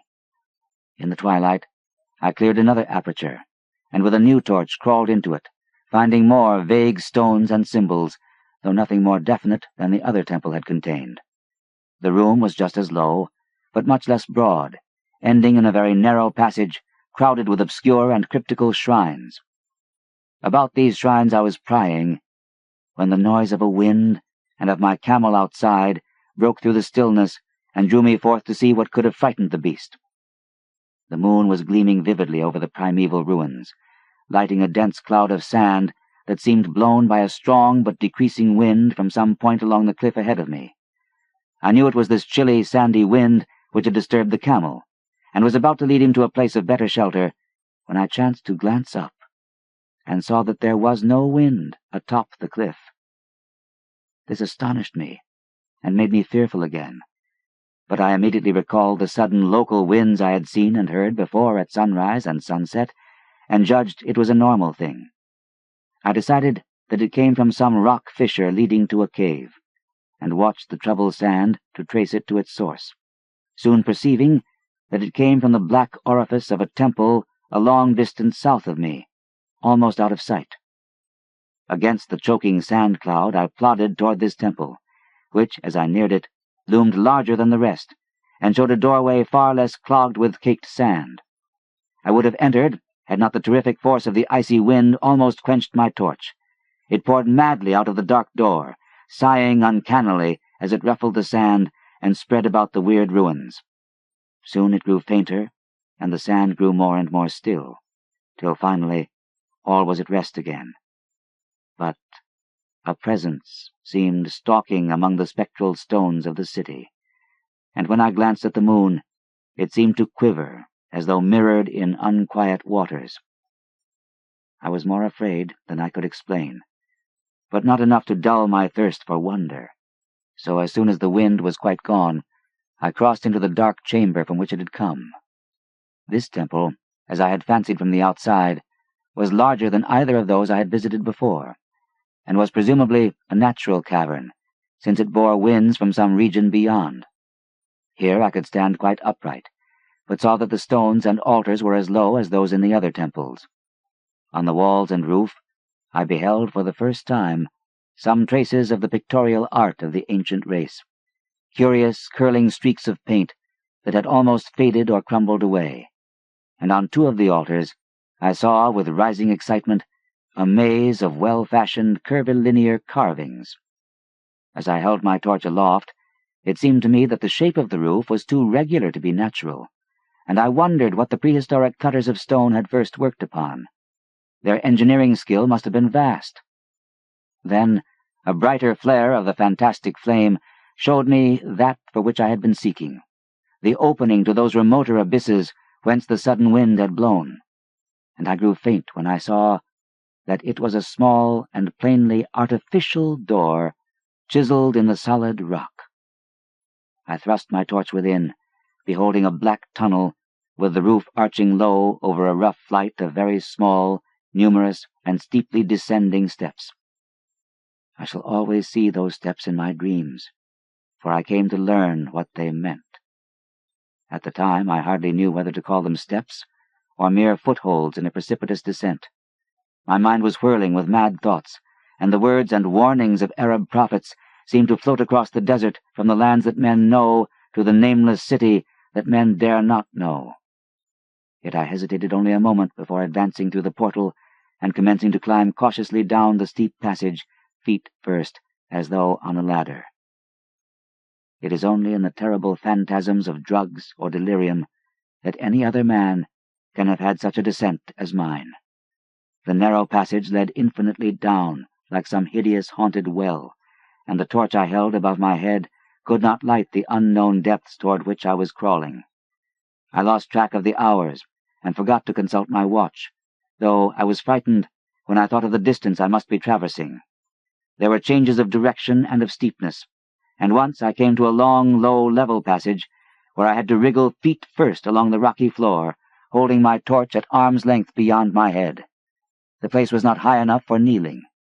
After that were more of the steep steps, and I was still scrambling down interminably when my failing torch died out. I do not think I noticed it at the time, for when I did notice it, I was still holding it high above me as if it were ablaze.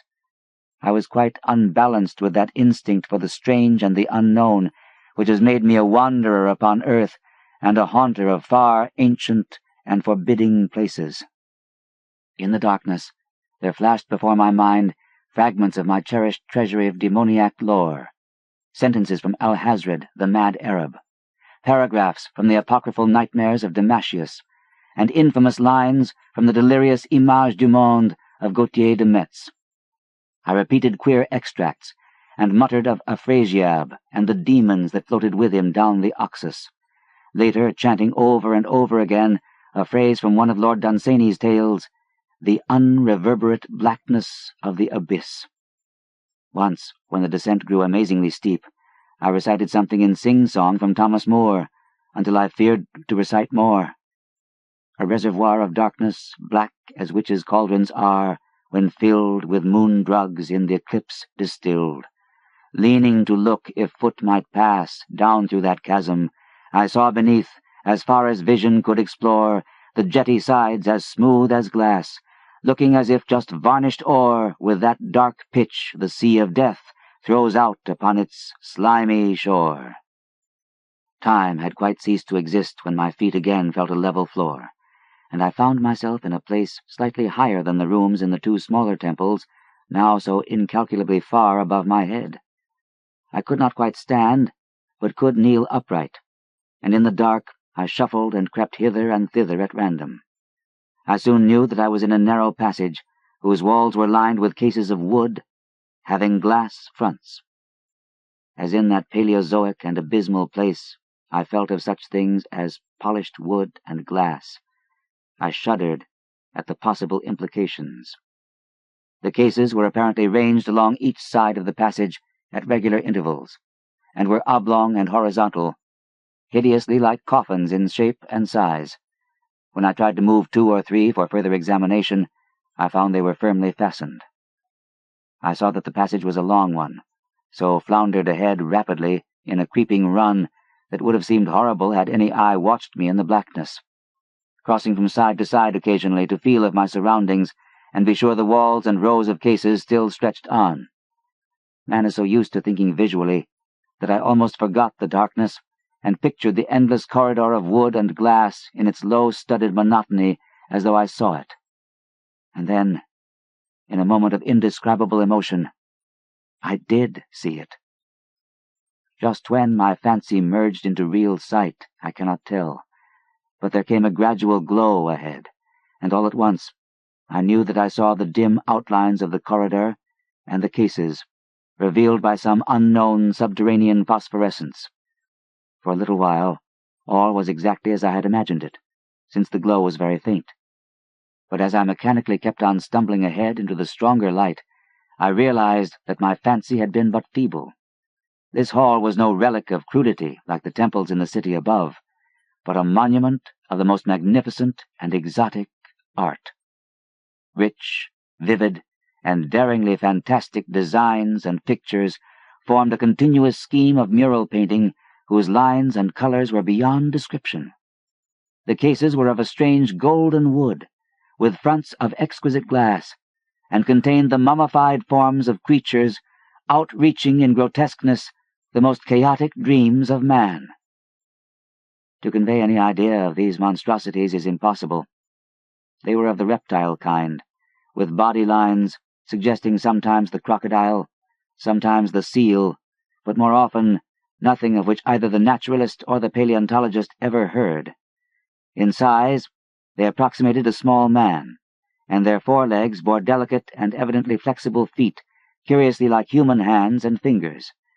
But strangest of all were their heads, which presented a contour violating all known biological principles. To nothing can such things be well compared. In one flash, I thought of comparisons as varied as the cat, the bulldog, the mythic satyr, and the human being. Not Jove himself had so colossal and protuberant a forehead, yet the horns, and the noselessness, and the alligator-like jaw placed the things outside all established categories. I debated for a time on the reality of the mummies, half suspecting they were artificial idols, but soon decided they were indeed some Paleologian species which had lived when the Nameless City was alive. To crown their grotesqueness, most of them were gorgeously enrobed in the costliest of fabrics, and lavishly laden with ornaments of gold, jewels, and unknown shining metals. The importance of these crawling creatures must have been vast, for they held first place among the wild designs on the frescoed walls and ceiling. With matchless skill had the artist drawn them in a world of their own, wherein they had cities and gardens fashioned to suit their dimensions. And I could not but think that their pictured history was allegorical, perhaps showing the progress of the race that worshipped them. These creatures, I said to myself, were to the men of the Nameless City what the she-wolf was to Rome, or some totem beast is to a tribe of Indians. Holding this view, I thought I could trace roughly a wonderful epic of the Nameless City, the tale of a mighty sea-coast metropolis that ruled the world before Africa rose out of the waves, and of its struggles as the sea shrank away, and the desert crept into the fertile valley that held it.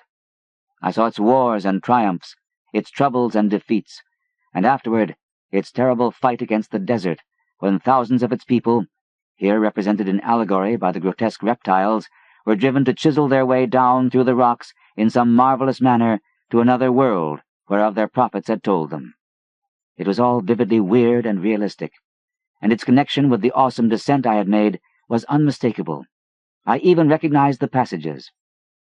As I crept along the corridor toward the brighter light, I saw later stages of the painted epic, the leave-taking of the race that had dwelt in the Nameless City and the valley around for 10 million years, the race whose souls shrank from quitting scenes their bodies had known so long, where they had settled as nomads in the earth's youth, hewing in the virgin rock those primal shrines at which they never ceased to worship. Now that the light was better, I studied the pictures more closely, and remembering that the strange reptiles must represent the unknown men, pondered upon the customs of the Nameless City. Many things were peculiar and inexplicable. The civilization, which included a written alphabet, had seemingly risen to a higher order than those immeasurably later civilizations of Egypt and Chaldea, yet there were curious omissions. I could, for example, find no pictures to represent deaths, or funeral customs, save such as were related to wars, violence, and plagues, and I wondered at the reticence shown concerning natural death. It was as though an ideal of earthly immortality had been fostered as a cheering illusion. Still nearer the end of the passage were painted scenes of the utmost picturesqueness and extravagance, contrasted views of the Nameless City in its desertion and growing ruin, and of the strange new realm or paradise to which the race had hewed its way through the stone. In these views, the city and the desert valley were shown always by moonlight, a golden nimbus hovering over the fallen walls and half revealing the splendid perfection of former times, shown spectrally and elusively by the artist. The paradisal scenes were almost too extravagant to be believed, portraying a hidden world of eternal day, filled with glorious cities and ethereal hills and valleys.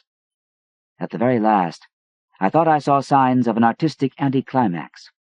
The paintings were less skillful, and much more bizarre than even the wildest of the earlier scenes. They seemed to record a slow decadence of the ancient stock, coupled with a growing ferocity toward the outside world from which it was driven by the desert. The forms of the people, always represented by the sacred reptiles, appeared to be gradually wasting away, though their spirit, as shown hovering about the ruins by moonlight, gained in proportion. Emaciated priests, displayed as reptiles in ornate robes, cursed the upper air and all who breathed it, and one terrible final scene showed a primitive-looking man, perhaps a pioneer of ancient Irem, the city of pillars, torn to pieces by members of the elder race.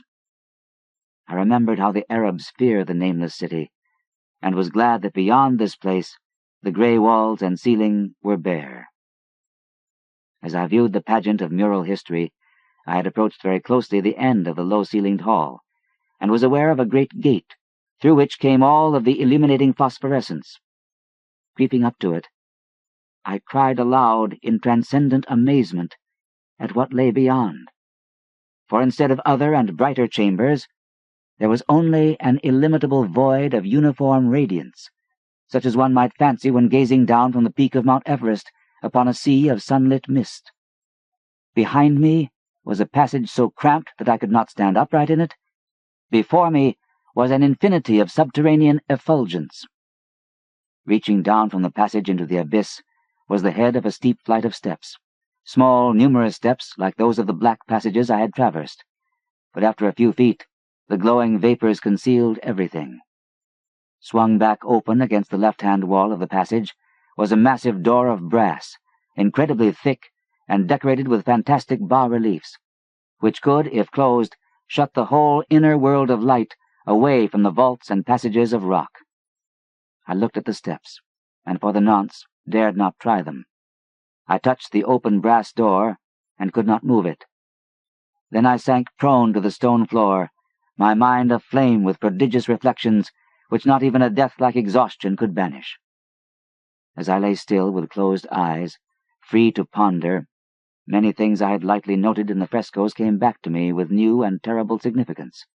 Scenes representing the Nameless City in its heyday, the vegetation of the valley around it, and the distant lands with which its merchants traded. The allegory of the crawling creatures puzzled me by its universal prominence, and I wondered that it should be so closely followed in a pictured history of such importance. In the frescoes, the Nameless City had been shown in proportions fitted to the reptiles. I wondered what its real proportions and magnificence had been, and reflected a moment on certain oddities I had noticed in the ruins.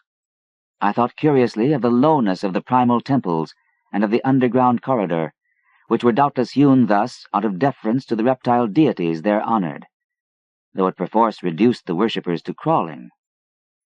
Perhaps the very rites had involved a crawling in imitation of the creatures.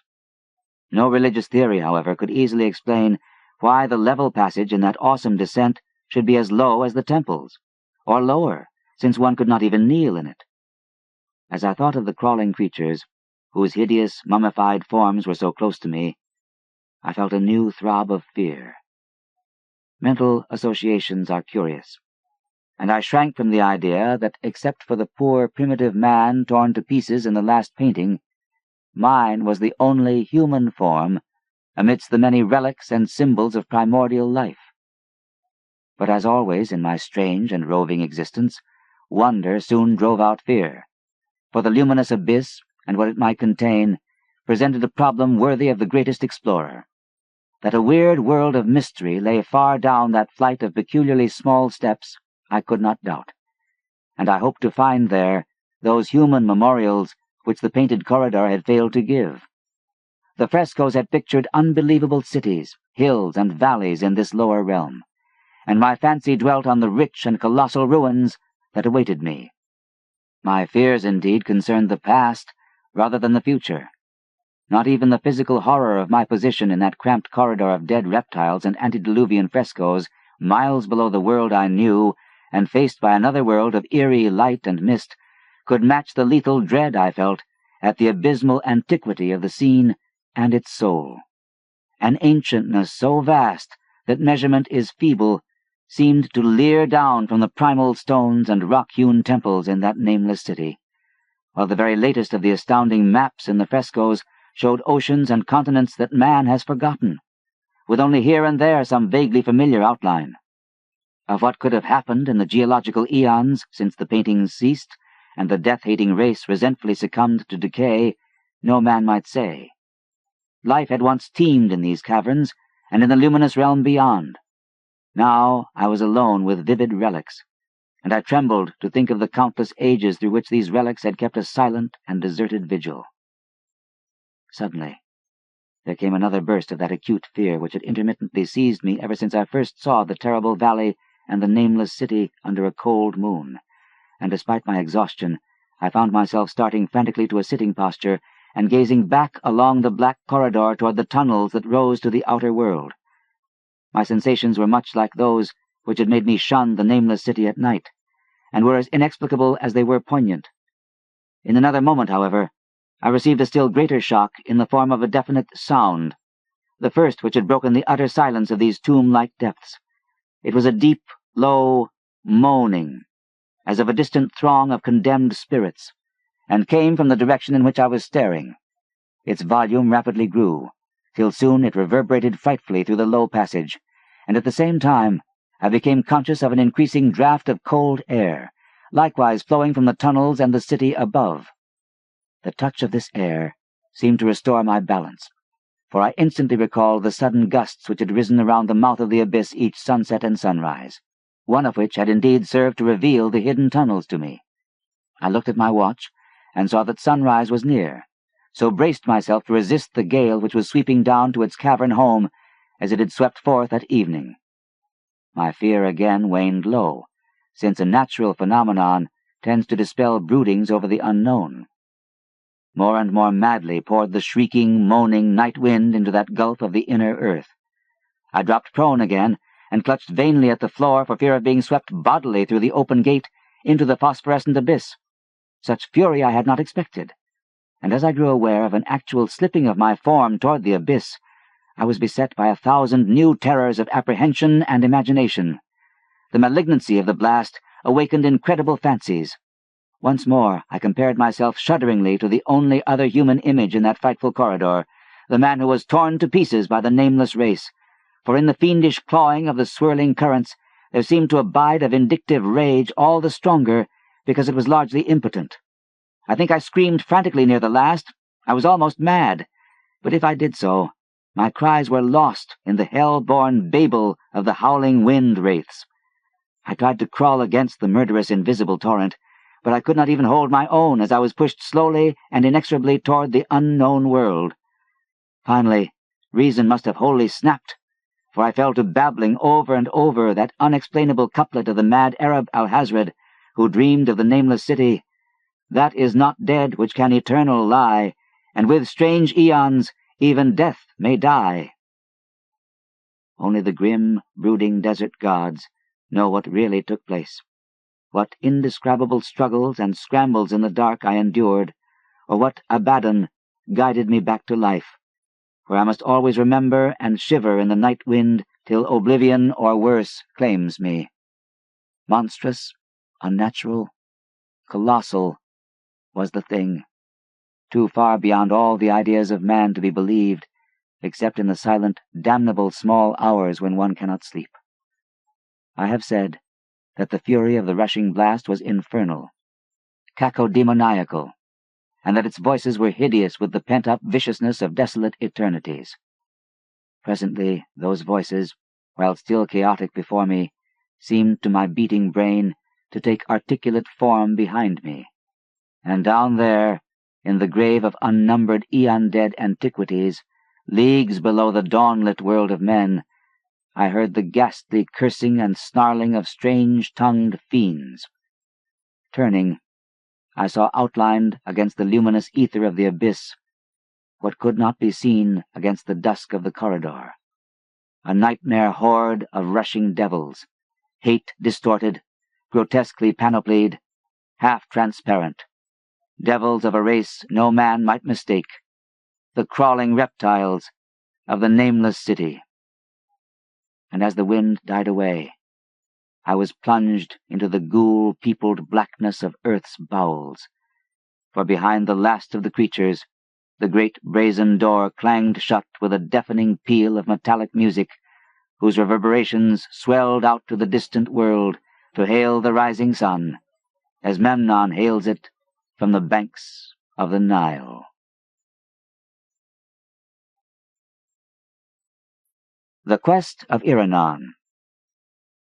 Into the granite city of Teloth wandered the youth, vine-crowned, his yellow hair glistening with myrrh, and his purple robe torn with briars of the mountain Sidrak that lies across the antique bridge of stone.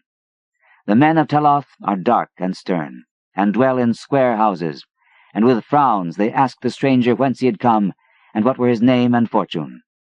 So the youth answered, I am Iranon, and come from Ira, a far city that I recall only dimly but seek to find again. I am a singer of songs that I learned in the far city, and my calling is to make beauty with the things remembered of childhood.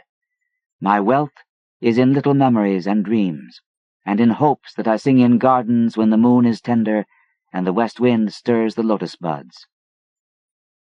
When the men of Teloth heard these things, they whispered to one another, for though in the granite city there is no laughter or song, The stern men sometimes look to the Carthian hills in the spring, and think of the lutes of distant Unai, whereof travellers have told.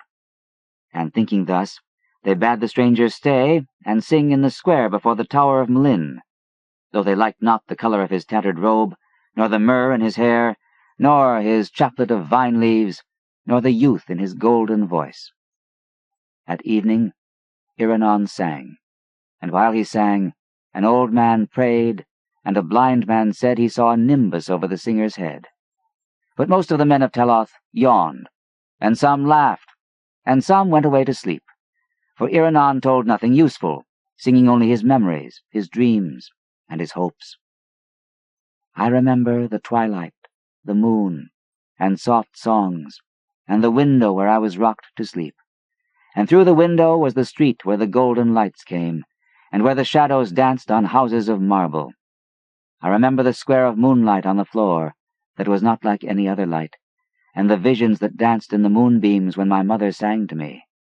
And, too, I remember the sun of morning bright above the many-colored hills in summer, and the sweetness of flowers borne on the south wind that made the trees sing.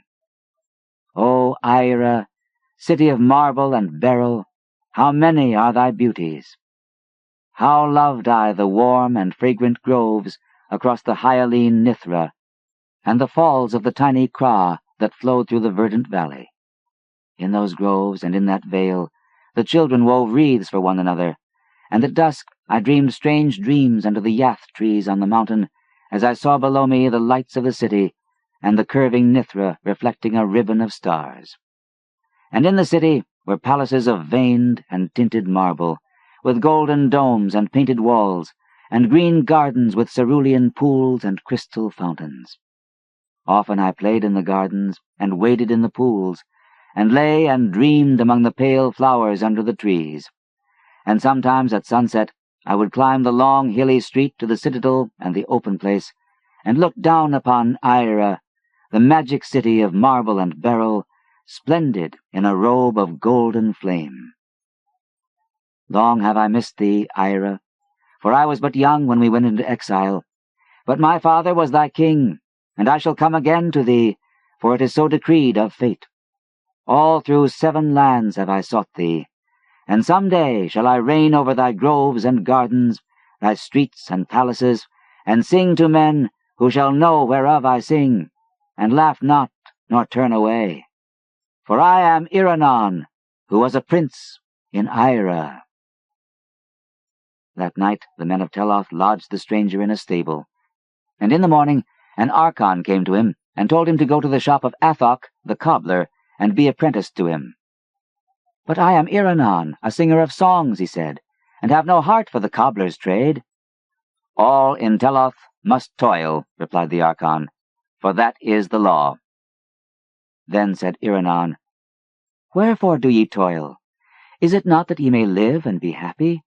And if ye toil only that ye may toil more, when shall happiness find you? Ye toil to live, but is not life made of beauty and song? And if ye suffer no singers among you, where shall be the fruits of your toil? Toil without song is like a weary journey without an end. Were not death more pleasing?" But the archon was sullen, and did not understand, and rebuked the stranger. "Thou art a strange youth, and I like not thy face nor thy voice. The words thou speakest are blasphemy, for the gods of Teloth have said that toil is good. Our gods have promised us a haven of light beyond death, where there shall be rest without end, and crystal coldness, amidst which none shall vex his mind with thought, or his eyes with beauty. Go thou then to Athok the cobbler, or be gone out of the city by sunset. All here must serve, and song is folly." So Iranon went out of the stable, and walked over the narrow stone streets between the gloomy square houses of granite, seeking something green in the air of spring. But in Teloth was nothing green, for all was of stone. On the faces of men were frowns, but by the stone embankment along the sluggish river Zuro sate a young boy with sad eyes, gazing into the waters to spy green budding branches washed down from the hills by the freshets. And the boy said to him, "Art thou not indeed he of whom the archons tell, who seekest a fair city and a fair land? I am Ramnad, and born of the blood of Teloth, but am not old in the ways of the granite city, and yearn daily for the warm groves and the distant lands of beauty and song. Beyond the Carthian hills lieth Unai, the city of lutes and dancing, which men whisper of, and say is both lovely and terrible. Thither would I go, were I old enough to find the way, and thither shouldst thou go, and thou wouldst sing and have men listen to thee. Let us leave the city Teloth, and fare together among the hills of spring. Thou shalt show me the ways of travel, and I will attend thy songs at evening, when the stars one by one bring dreams to the minds of dreamers. And peradventure it may be that Unai, the city of lutes and dancing, is even the fair Ira thou seekest, for it is told that thou hast not known Ira since old days, and a name often changeth. Let us go to Unai, O Iranon of the golden head, where men shall know our longings and welcome us as brothers, nor ever laugh or frown at what we say. And Iranon answered, Be it so, small one. If any in this stone place yearn for beauty, he must seek the mountains and beyond. And I would not leave thee to pine by the sluggish Zuro, but think not that delight and understanding dwell just across the Carthian hills, or in any spot thou canst find in a day's, or a year's, or a lustrum's journey. Behold, when I was small like thee, I dwelt in the valley of Narthos by the frigid Zeri, where none would listen to my dreams, and I told myself that when older I would go to Sinara on the southern slope, and sing to smiling dromedary men in the marketplace. But when I went to Sinara, I found the dromedary men all drunken and ribald, and saw that their songs were not as mine. So I travelled in a barge down the Zeri to onyx-walled Jermyn, and the soldiers at Jermyn laughed at me and drave me out, so that I wandered to many other cities. I have seen Stethalos, that is below the great cataract, and have gazed on the marsh where Sarnath once stood. I have been to Thra, Ilarnek, and Kadatheron on the winding river Ai, and have dwelt long in Olathoe in the land of Lomar. But though I have had listeners sometimes, they have ever been few, and I know that welcome shall await me only in Ira, the city of marble and beryl, where my father once ruled as king. So for Ira shall we seek, though it were well to visit distant and lute-blessed Unai across the Carthian hills, which may indeed be Ira, though I think not. Ira's beauty is past imagining, and none can tell of it without rapture, whilst of Unai the camel-drivers whisper leeringly. At the sunset, Iranon and small Ramnad went forth from Teloth, and for long wandered amidst the green hills and cool forests. The way was rough and obscure, and never did they seem nearer to Unai, the city of lutes and dancing. But in the dusk, as the stars came out, Iranon would sing of Ira and its beauties, and Ramnad would listen, so that they were both happy after a fashion. They ate plentifully of fruit and red berries, and marked not the passing of time, but many years must have slipped away. Small Ramnad was now not so small, and spoke deeply instead of shrilly, though Iranon was always the same, and decked his golden hair with vines and fragrant resins found in the woods. So it came to pass one day that Ramnad seemed older than Iranon, though he had been very small when Iranon had found him watching for green budding branches in Teloth beside the sluggish, stone-banked Zuro. Then, one night when the moon was full, the travellers came to a mountain crest, and looked down upon the myriad lights of Unai. Peasants had told them they were near, and Iranon knew that this was not his native city of Ira. The lights of Unai were not like those of Ira, for they were harsh and glaring, while the lights of Ira shine as softly and magically as shone the moonlight on the floor by the window where Iranon's mother once rocked him to sleep with song. But Unai was a city of lutes and dancing, so Iranon and Ramnad went down the steep slope, that they might find men to whom songs and dreams would bring pleasure. And when they were come into the town, they found rose-wreathed revellers bound from house to house, and leaning from windows and balconies, who listened to the songs of Iranon, and tossed him flowers, and applauded when he was done. Then for a moment did Iranon believe he had found those who thought and felt even as he, though the town was not an hundredth as fair as Ira. When dawn came, Iranon looked about with dismay, for the domes of Unai were not golden in the sun, but grey and dismal, and the men of Unai were pale with reveling and dull with wine, and unlike the radiant men of Ira. But because the people had thrown him blossoms and acclaimed his songs, Iranon stayed on, and with him Ramnad, who liked the revelry of the town, and wore in his dark hair roses and myrtle. Often at night Iranon sang to the revelers, but he was always, as before, crowned only with the vine of the mountains, and remembering the marble streets of Ira and the hyaline Nithra. In the frescoed halls of the monarch did he sing, upon a crystal dais raised over a floor that was a mirror, and as he sang he brought pictures to his hearers till the floor seemed to reflect old, beautiful, and half-remembered things, instead of the wine-reddened feasters who pelted him with roses. And the king bade him put away his tattered purple, and clothed him in satin and cloth of gold, with rings of green jade and bracelets of tinted ivory, and lodged him in a gilded and tapestried chamber on a bed of sweet carven wood, with canopies and coverlets of flower-embroidered silk. Thus dwelt Iranon in Unai, the city of lutes and dancing.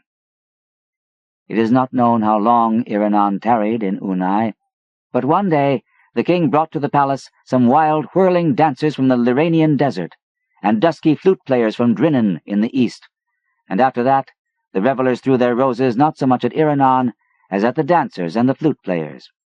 And day by day that Ramnad, who had been a small boy in granite Teloth, grew coarser and redder with wine, till he dreamed less and less, and listened with less delight to the songs of Iranon.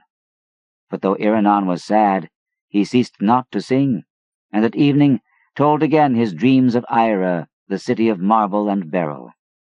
Then one night the red and fattened Ramnad snorted heavily amidst the poppied silks of his banquet couch, and died writhing, whilst Iranon, pale and slender, sang to himself in a far corner. And when Iranon had wept over the grave of Ramnad, and strewn it with green budding branches, such as Ramnad used to love, he put aside his silks and gauds, and went, forgotten, out of Unai, the city of lutes and dancing, clad only in the ragged purple in which he had come, and garlanded with fresh vines from the mountains. Into the sunset wandered Iranon, seeking still for his native land, and for men who would understand and cherish his songs and dreams. In all the cities of Sidathria, and in the lands beyond the Benazic desert, gay-faced children laughed at his olden songs and tattered robe of purple. But Iranon stayed ever young, and wore wreaths upon his golden head, whilst he sang of Ira, delight of the past and hope of the future.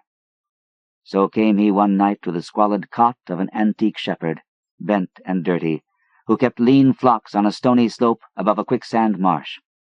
To this man Iranon spoke, as to so many others, "Canst thou tell me where I may find Ira, the city of marble and beryl, where flows the hyaline Nithra, and where the falls of the tiny Kra sing to verdant valleys, and hills forested with yath trees?"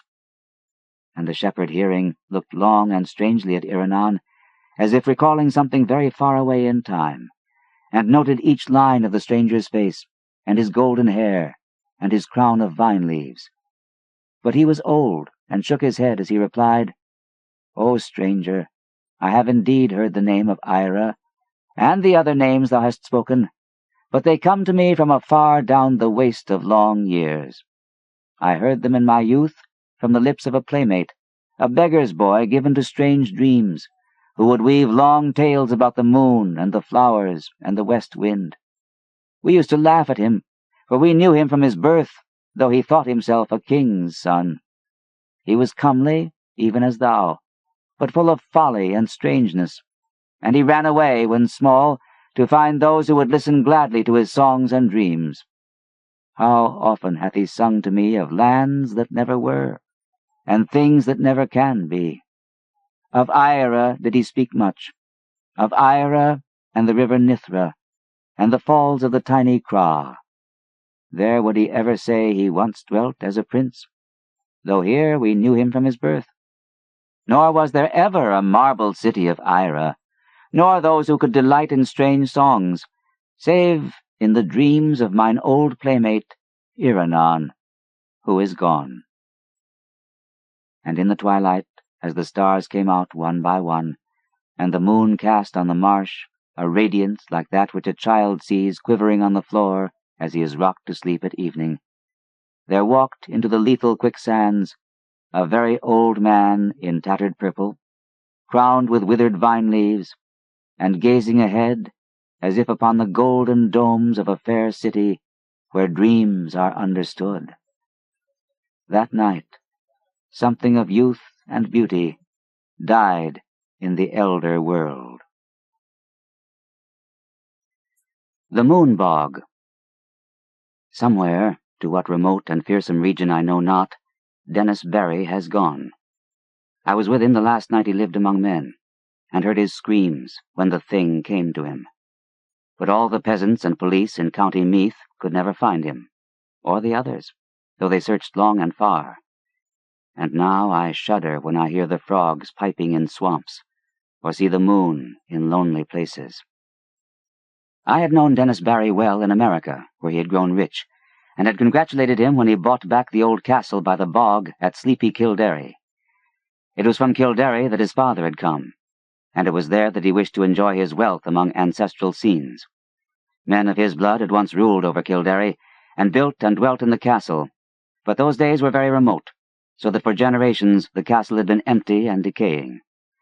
After he went to Ireland, Barry wrote me often and told me how, under his care, the grey castle was rising tower by tower to its ancient splendor, how the ivy was climbing slowly over the restored walls as it had climbed so many centuries ago, and how the peasants blessed him for bringing back the old days with his gold from over the sea.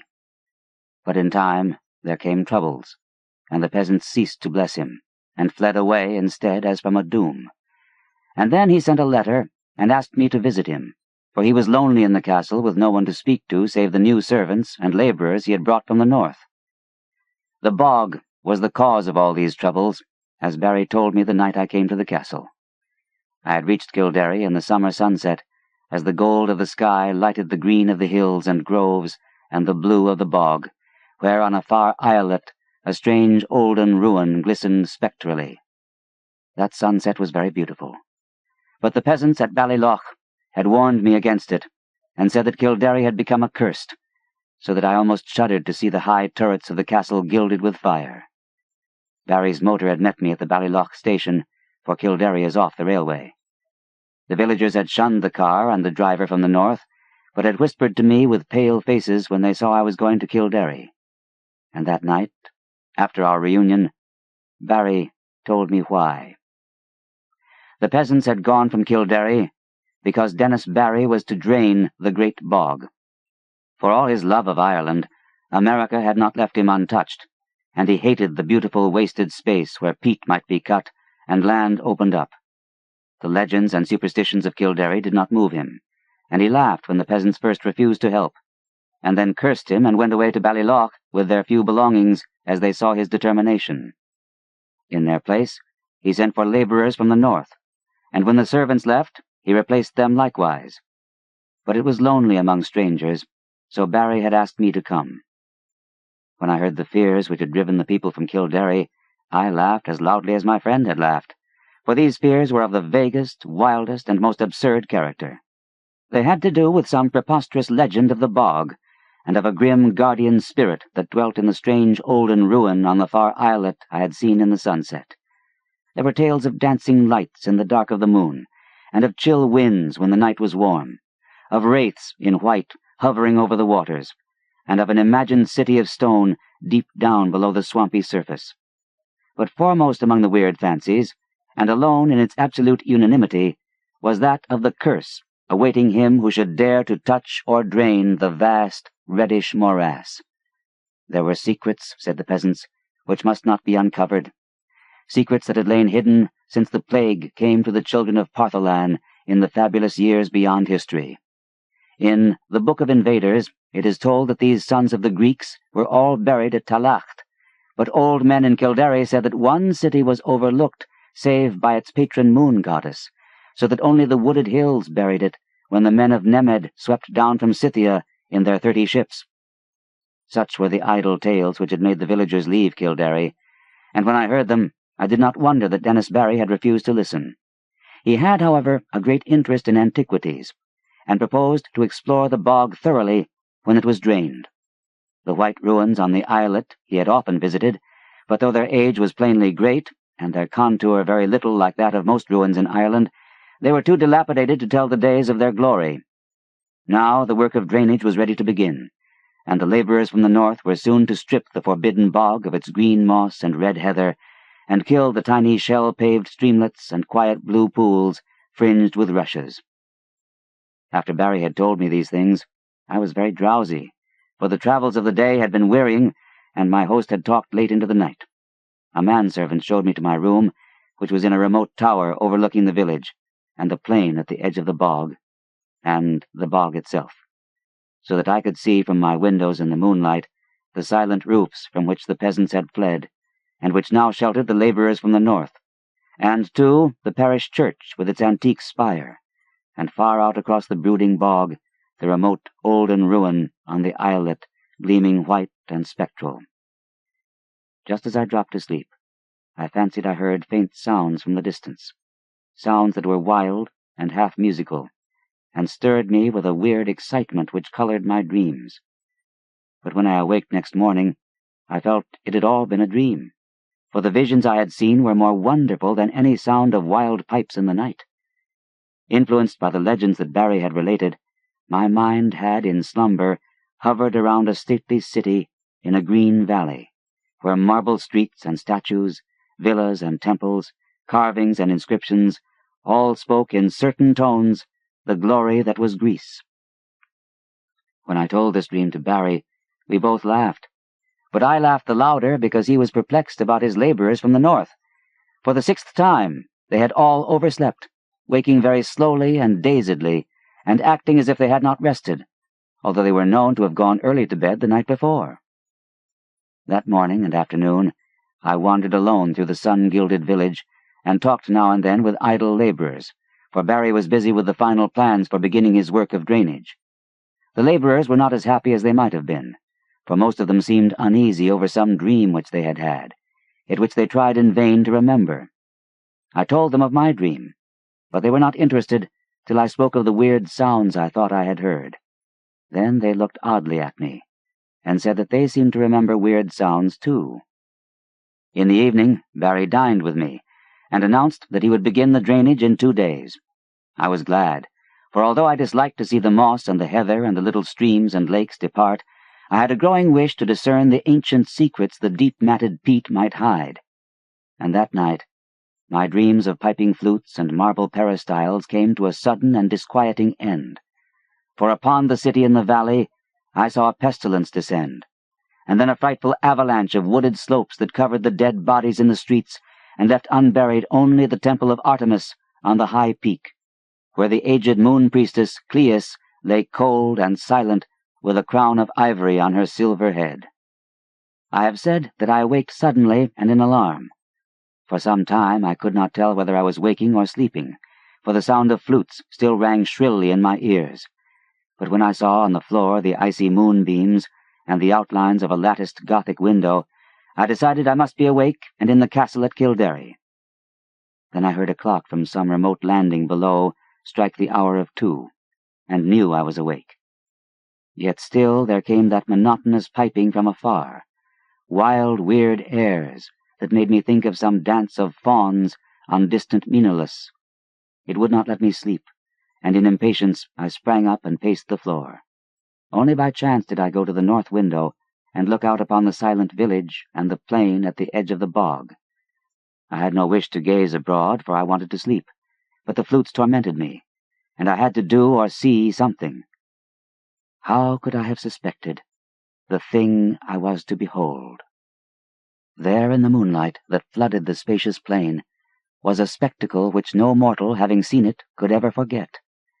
To the sound of reedy pipes that echoed over the bog, there glided silently and eerily a mixed throng of swaying figures, reeling through such a revel as the Sicilians may have danced to Demeter in the old days under the harvest moon beside the Cyane. The wide plain, the golden moonlight, the shadowy moving forms, and above all the shrill, monotonous piping, produced an effect which almost paralyzed me. Yet I noted amidst my fear that half of these tireless, mechanical dancers were the laborers whom I had thought asleep, whilst the other half were strange, airy beings in white, half indeterminate in nature, but suggesting pale, wistful naiads from the haunted fountains of the bog. I do not know how long I gazed at this sight from the lonely turret window before I dropped suddenly in a dreamless swoon, out of which the high sun of morning aroused me. My first impulse on awaking was to communicate all my fears and observations to Dennis Barry, but as I saw the sunlight glowing through the latticed east window, I became sure that there was no reality in what I thought I had seen.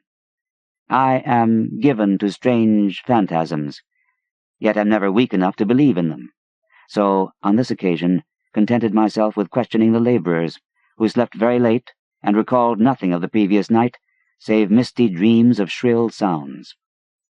This matter of the spectral piping harassed me greatly, and I wondered if the crickets of autumn had come before their time to vex the night and haunt the visions of men. Later in the day, I watched Barry in the library poring over his plans for the great work which was to begin on the morrow, and for the first time felt a touch of the same kind of fear that had driven the peasants away. For some unknown reason, I dreaded the thought of disturbing the ancient bog and its sunless secrets, and pictured terrible sights lying black under the unmeasured depth of age-old peat.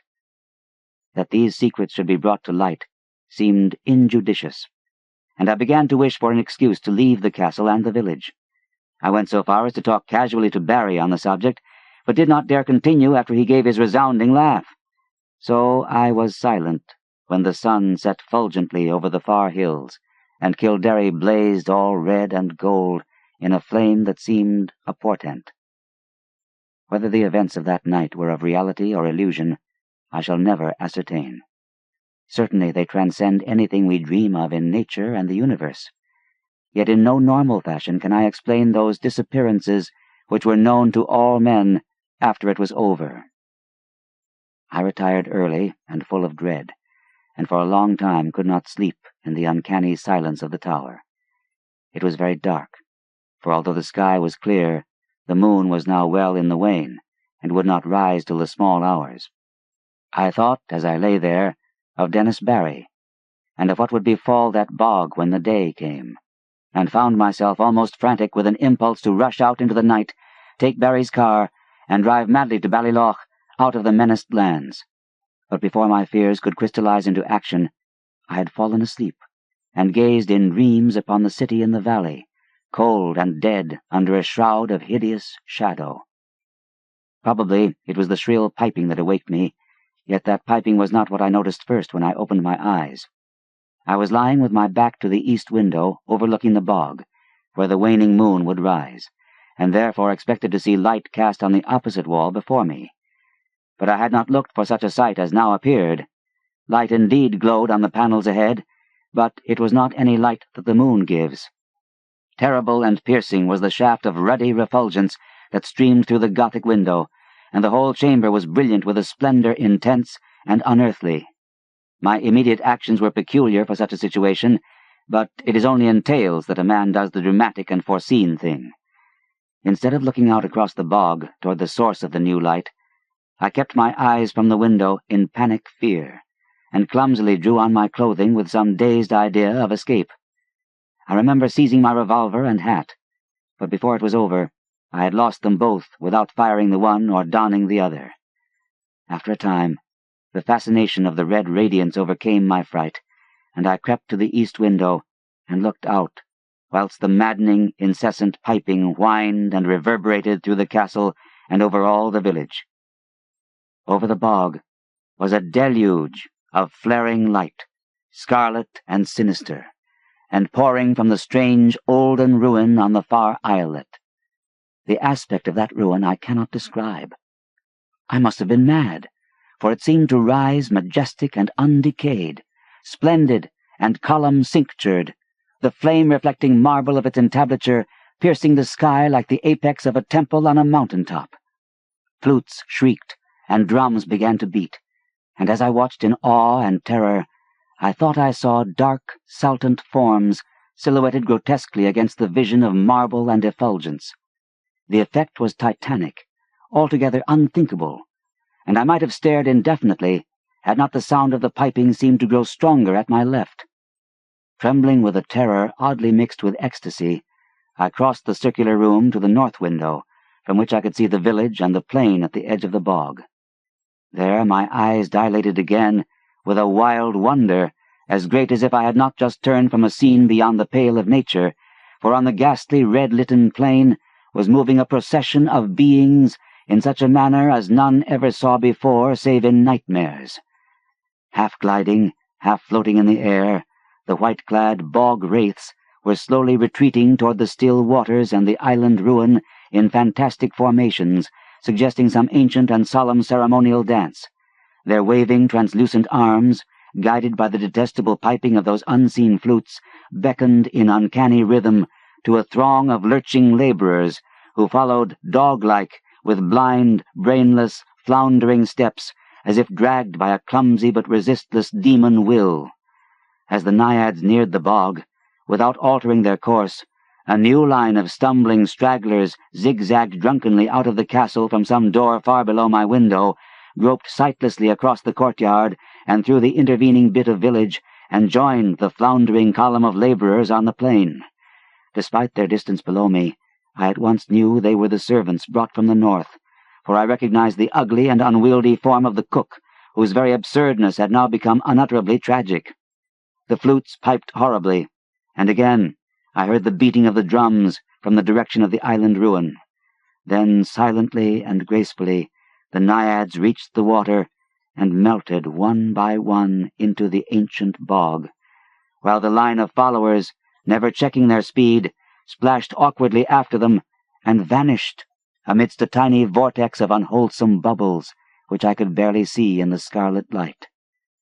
And as the last pathetic straggler, the fat cook, sank heavily out of sight in that sullen pool, the flutes and the drums grew silent, and the blinding red rays from the ruins snapped instantaneously out, leaving the village of doom, lone and desolate, in the wan beams of a new-risen moon.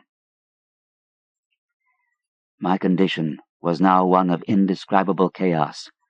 Not knowing whether I was mad or sane, sleeping or waking, I was saved only by a merciful numbness.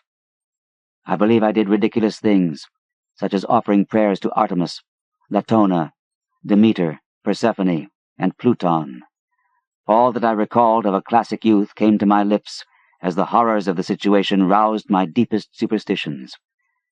I felt that I had witnessed the death of a whole village, and knew I was alone in the castle with Dennis Barry, whose boldness had brought down a doom. As I thought of him, new terrors convulsed me, and I fell to the floor, not fainting, but physically helpless.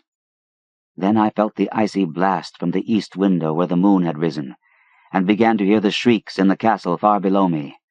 Soon those shrieks had attained a magnitude and quality which cannot be written of, and which make me faint as I think of them. All I can say is that they came from something I had known as a friend. At some time during this shocking period, the cold wind and the screaming must have roused me, for my next impression is of racing madly through inky rooms and corridors, and out across the courtyard into the hideous night. They found me at dawn, wandering mindless near Ballyloch, but what unhinged me utterly was not any of the horrors I had seen or heard before.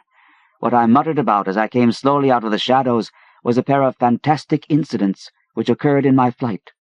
Incidents of no significance, yet which haunt me unceasingly when I am alone in certain marshy places or in the moonlight.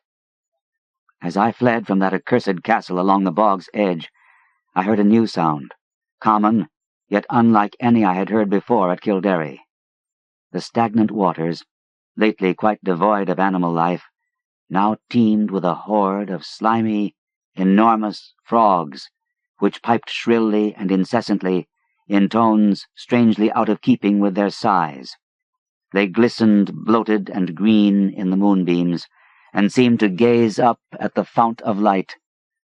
I followed the gaze of one very fat and ugly frog, and saw the second of the things which drove my senses away. Stretching directly from the strange olden ruin on the far islet to the waning moon, my eyes seemed to trace a beam of faint quivering radiance, having no reflection in the waters of the bog. And upward, along that pallid path, my fevered fancy pictured a thin shadow, slowly writhing, a vague, contorted shadow, struggling as if drawn by unseen demons. Crazed as I was, I saw in that awful shadow a monstrous resemblance, a nauseous, unbelievable caricature, a blasphemous effigy of him who had been Dennis Barry.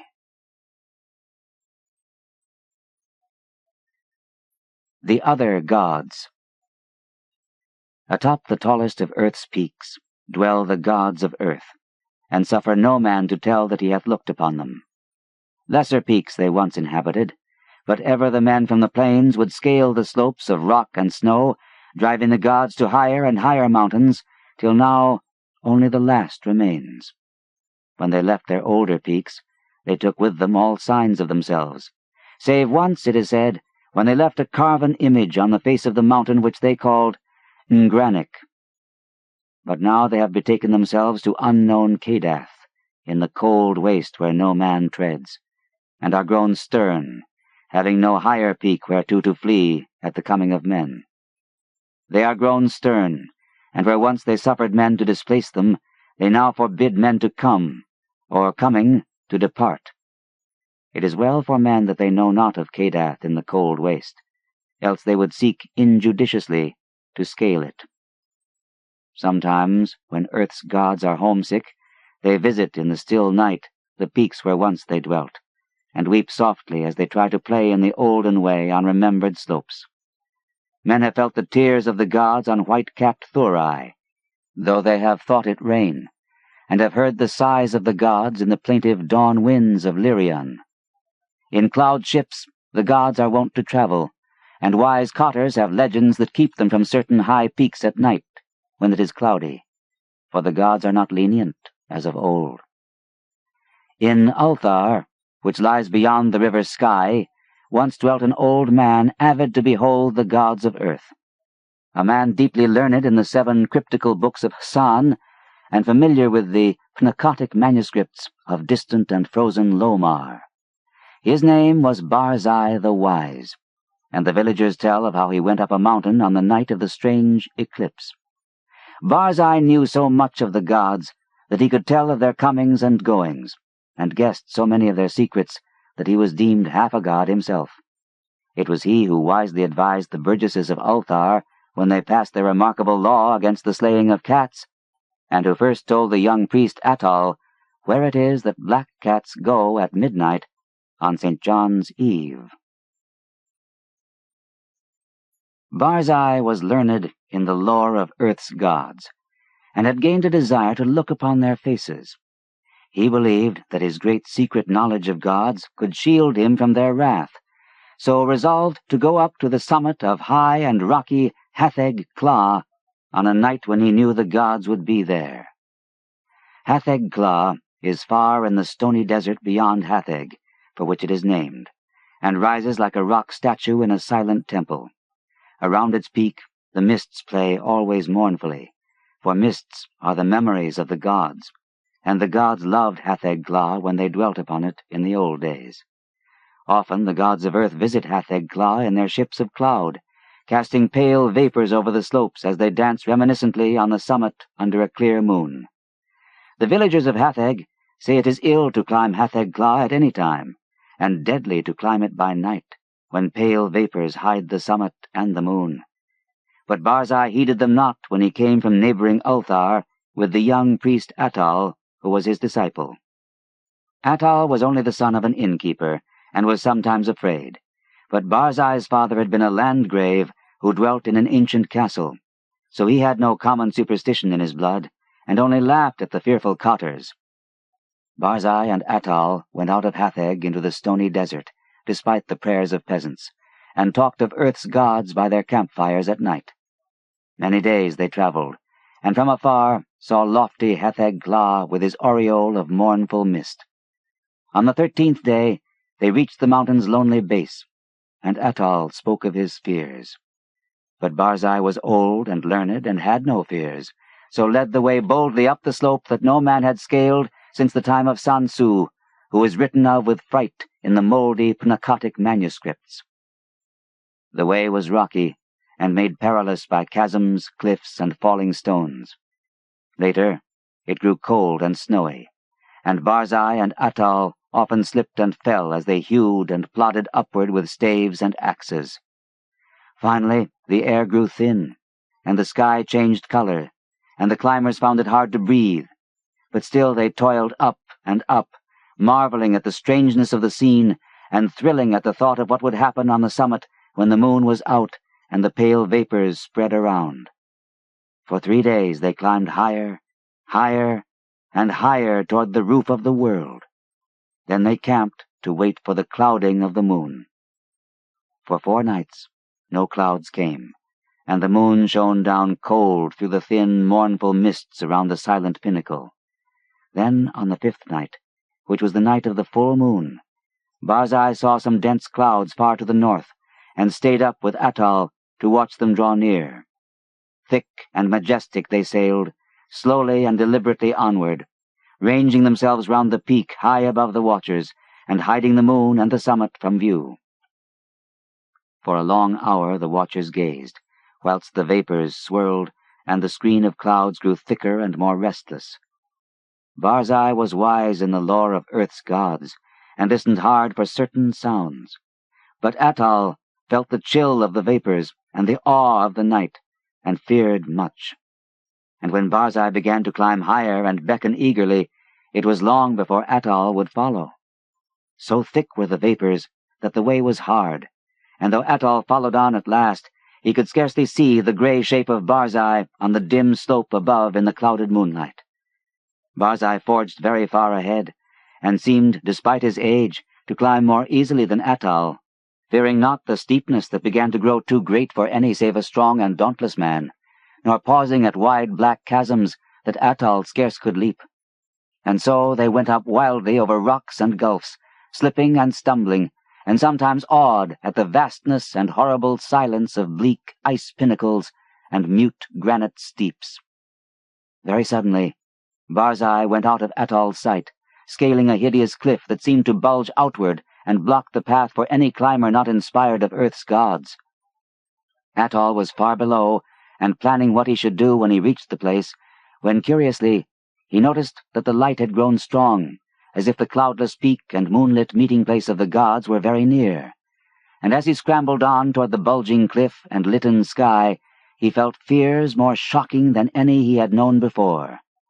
Then, through the high mists, he heard the voice of unseen Barzai shouting wildly in delight, "I have heard the gods! I have heard Earth's gods singing in revelry on Hatheg Kla. The voices of Earth's gods are known to Barzai the prophet. The mists are thin, and the moon is bright, and I shall see the gods dancing wildly on Hatheg Kla that they loved in youth. The wisdom of Barzai hath made him greater than Earth's gods, and against his will their spells and barriers are as naught. Barzai will behold the gods, the proud gods, the secret gods, the gods of Earth who spurn the sight of men." Atal could not hear the voices Barzai heard, but he was now close to the bulging cliff, and scanning it for footholds. Then he heard Barzai's voice grow shriller and louder. "The mists are very thin, and the moon casts shadows on the slope. The voices of Earth's gods are high and wild, and they fear the coming of Barzai the Wise, who is greater than they.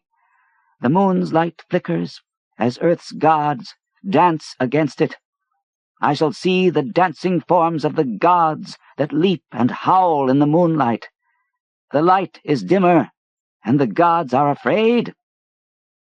Whilst Barzai was shouting these things, Atal felt a spectral change in the air, as if the laws of Earth were bowing to greater laws, for though the way was steeper than ever, the upward path was now grown fearsomely easy, and the bulging cliff proved scarce an obstacle when he reached it, and slid perilously up its convex face.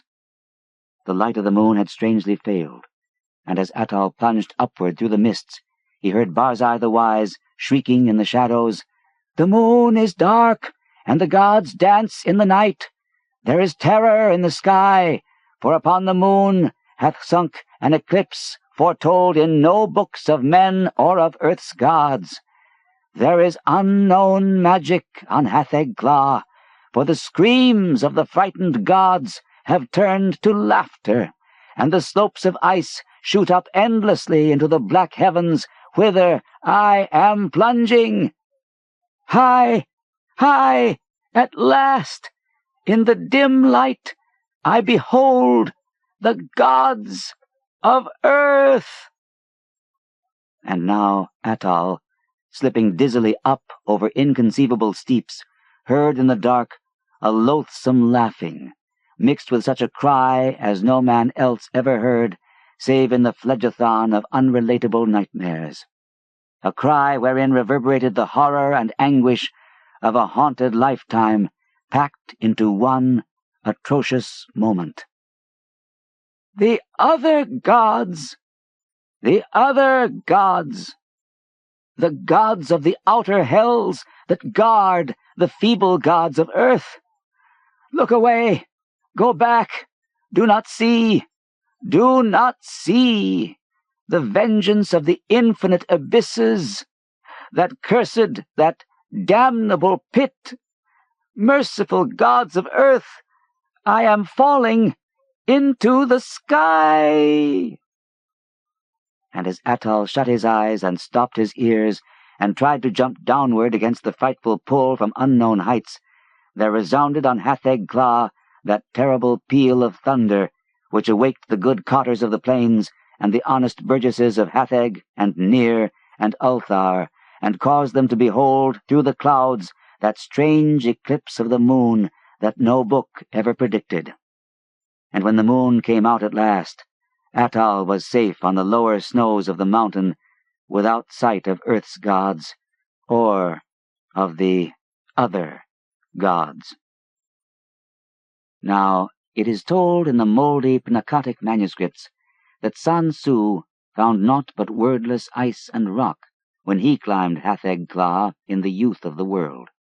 Yet when the men of Ulthar and Nir and Hatheg crushed their fears and scaled that haunted steep by day in search of Barzai the Wise, they found graven in the naked stone of the summit a curious and cyclopean symbol 50 cubits wide, as if the rock had been riven by some titanic chisel, and the symbol was like to one that learned men have discerned in those frightful parts of the Pnakotic manuscripts which are too ancient to be read. This they found. Barzai the Wise they never found, nor could the holy priest Atal ever be persuaded to pray for his soul's repose. Moreover, to this day, the people of Ulthar and Nir and Hatheg fear eclipses, and pray by night when pale vapors hide the mountain-top and the moon. And above the mists on Hatheg-Gla, earth's gods sometimes dance reminiscently, for they know they are safe, and love to come from unknown Kadath in ships of cloud, and play in the olden way, as they did when earth was new, and men not given to the climbing of inaccessible places. Herbert West, Reanimator. 1. From the Dark. Of Herbert West, who was my friend in college and in afterlife, I can speak only with extreme terror. This terror is not due altogether to the sinister manner of his recent disappearance, but was engendered by the whole nature of his life work, and first gained its acute form more than 17 years ago, when we were in the 3rd year of our course at the Miskatonic University Medical School in Arkham. While he was with me, the wonder and diabolism of his experiments fascinated me utterly, and I was his closest companion. Now that he is gone and the spell is broken, the actual fear is greater. Memories and possibilities are ever more hideous than realities. The first horrible incident of our acquaintance was the greatest shock I ever experienced, and it is only with reluctance that I repeat it. As I have said, It happened when we were in the medical school, where West had already made himself notorious through his wild theories on the nature of death and the possibility of overcoming it artificially. His views, which were widely ridiculed by the faculty and by his fellow students, hinged on the essentially mechanistic nature of life, and concerned means for operating the organic machinery of mankind by calculated chemical action after the failure of natural processes. In his experiments with various animating solutions, he had killed and treated immense numbers of rabbits, guinea pigs, cats, dogs, and monkeys, till he had become the prime nuisance of the college. Several times he had actually obtained signs of life in animals supposedly dead, in many cases violent signs. But he soon saw that the perfection of his process, if indeed possible, would necessarily involve a lifetime of research. It likewise became clear that since the same solution never worked alike on different organic species, he would require human subjects for further and more specialized progress.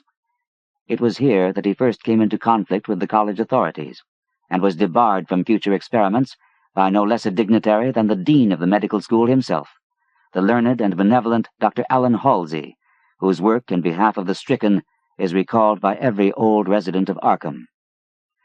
I had always been exceptionally tolerant of West's pursuits, and we frequently discussed his theories, whose ramifications and corollaries were almost infinite. Holding with Haeckel that all life is a chemical and physical process, and that the so-called soul is a myth, my friend believed that artificial reanimation of the dead can depend only on the condition of the tissues, and that unless actual decomposition has set in, a corpse fully equipped with organs may, with suitable measures, be set going again in the peculiar fashion known as life. That the psychic or intellectual life might be impaired by the slight deterioration of sensitive brain cells, which even a short period of death would be apt to cause, West fully realized. It had at first been his hope to find a reagent which would restore vitality before the actual advent of death, and only repeated failures on animals had shown him that the natural and artificial life motions were incompatible. He then sought extreme freshness in his specimens, injecting his solutions into the blood immediately after the extinction of life. It was this circumstance which made the professors so carelessly skeptical, for they felt that true death had not occurred in any case. They did not stop to view the matter closely and reasoningly. It was not long after the faculty had interdicted his work that West confided to me his resolution to get fresh human bodies in some manner, and continue in secret the experiments he could no longer perform openly. To hear him discussing ways and means was rather ghastly, for at the college we never procured anatomical specimens ourselves. Whenever the morgue proved inadequate, 2 local Negroes attended to this matter, and they were seldom questioned. West was then a small, slender, spectacled youth with delicate features, yellow hair, pale blue eyes, and a soft voice, and it was uncanny to hear him dwelling on the relative merits of Christ Church Cemetery and the Potter's Field. We finally decided on the Potter's Field, because practically every body in Christ Church was embalmed, a thing, of course, ruinous to West's researches. I was by this time his active and enthralled assistant, and helped him make all his decisions, not only concerning the source of bodies, but concerning a suitable place for our loathsome work. It was I who thought of the deserted Chapman farmhouse beyond Meadow Hill, where we fitted up on the ground floor an operating room and a laboratory, each with dark curtains to conceal our midnight doings. The place was far from any road, and in sight of no other house, yet precautions were none the less necessary, since rumors of strange lights, started by chance nocturnal roamers, would soon bring disaster on our enterprise. It was agreed to call the whole thing a chemical laboratory, if discovery should occur. Gradually, we equipped our sinister haunt of science with materials either purchased in Boston or quietly borrowed from the college, materials carefully made unrecognizable save to expert eyes, and provided spades and picks for the many burials we should have to make in the cellar. At the college we used an incinerator, but the apparatus was too costly for our unauthorized laboratory. Bodies were always a nuisance, even the small guinea pig bodies from the slight clandestine experiments in West's room at the boarding house. We followed the local death notices like ghouls, for our specimens demanded particular qualities. What we wanted were corpses interred soon after death, and without artificial preservation, preferably free from malforming disease, and certainly with all organs present. Accident victims were our best hope. Not for many weeks did we hear of anything suitable, though we talked with morgue and hospital authorities, ostensibly in the college's interest, as often as we could, without exciting suspicion. We found that the college had first choice in every case, so that it might be necessary to remain in Arkham during the summer, when only the limited summer school classes were held. In the end, though, luck favored us, for one day we heard of an almost ideal case in the Potter's Field. A brawny young workman drowned only the morning before in Sumner's Pond, and buried at the town's expense without delay or embalming. That afternoon we found the new grave, and determined to begin work soon after midnight. It was a repulsive task that we undertook in the black small hours, even though we lacked at that time the special horror of graveyards which later experiences brought to us. We carried spades and oiled dark lanterns, for although electric torches were then manufactured, they were not as satisfactory as the tungsten contrivances of today. The process of unearthing was slow and sordid. It might have been gruesomely poetical if we had been artists instead of scientists, and we were glad when our spades struck wood. When the pine box was fully uncovered, West scrambled down and removed the lid, dragging out and propping up the contents. I reached down and hauled the contents out of the grave, and then both toiled hard to restore the spot to its former appearance. The affair made us rather nervous, especially the stiff form and vacant face of our first trophy, but we managed to remove all traces of our visit. When we had patted down the last shovelful of earth, we put the specimen in a canvas sack and set out for the old Chapman place beyond Meadow Hill. On an improvised dissecting table in the old farmhouse, by the light of a powerful acetylene lamp, the specimen was not very spectral-looking. It had been a sturdy and apparently unimaginative youth of wholesome plebeian type, large-framed, gray-eyed, and brown-haired, a sound animal without psychological subtleties, and probably having vital processes of the simplest and healthiest sort. Now, with the eyes closed, it looked more asleep than dead, though the expert test of my friend soon left no doubt on that score.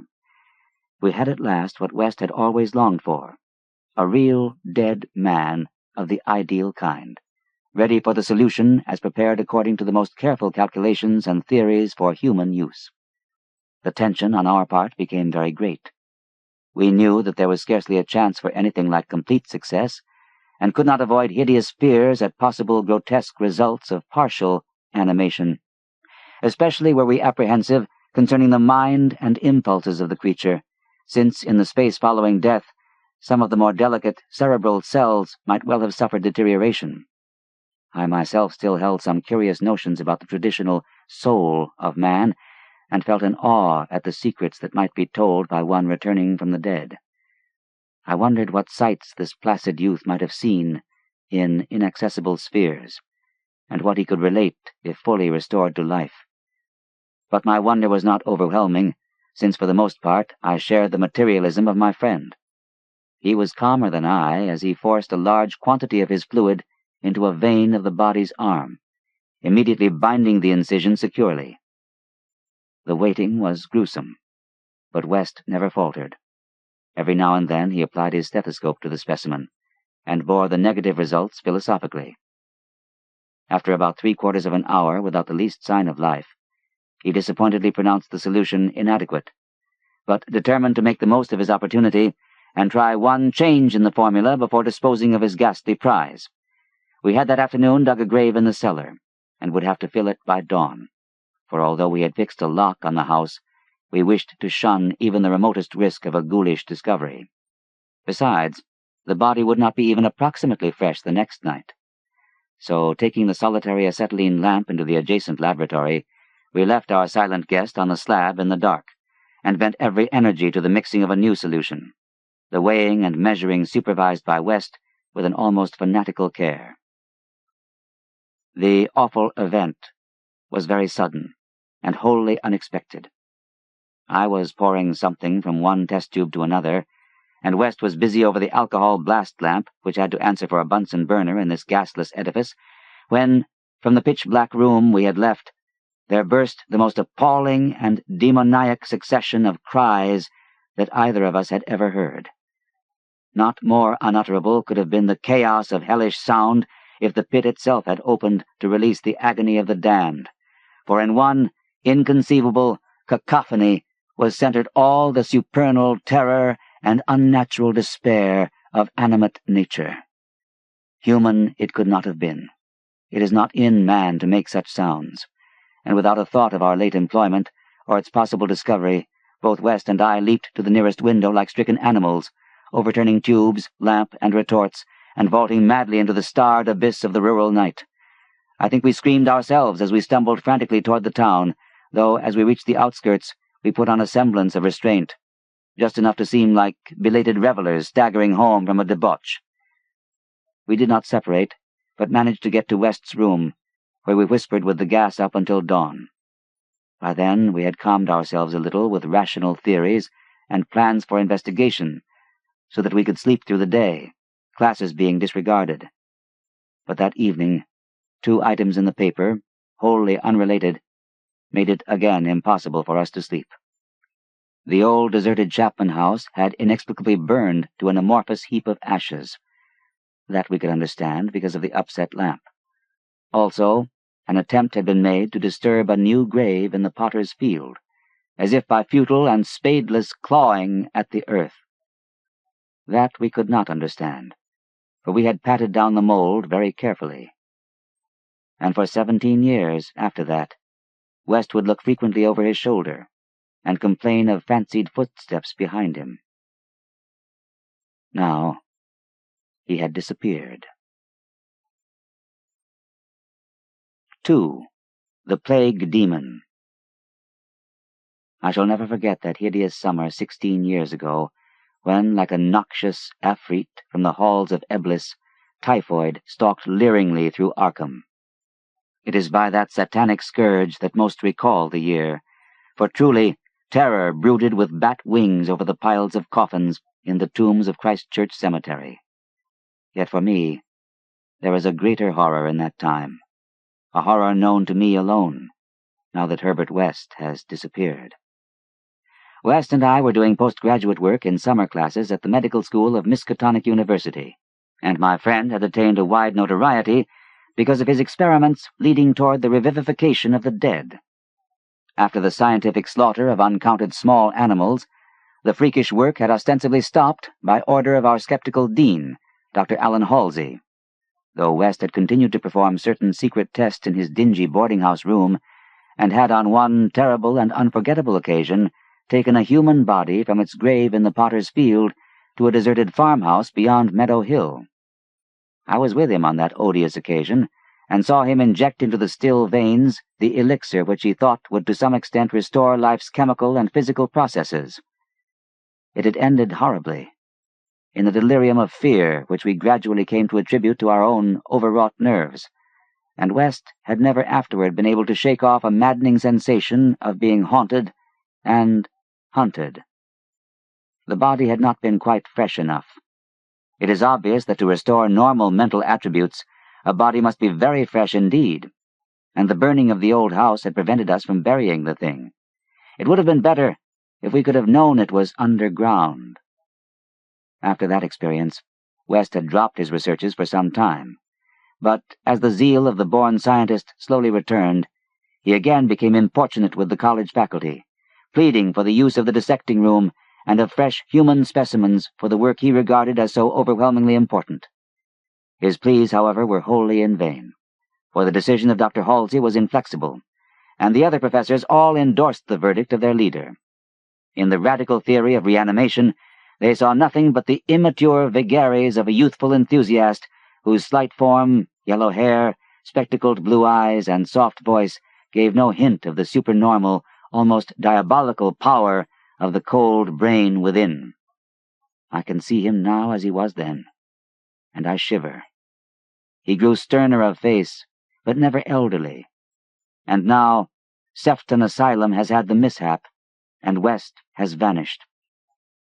West clashed disagreeably with Dr. Halsey near the end of our last undergraduate term in a wordy dispute that did less credit to him than to the kindly dean in point of courtesy.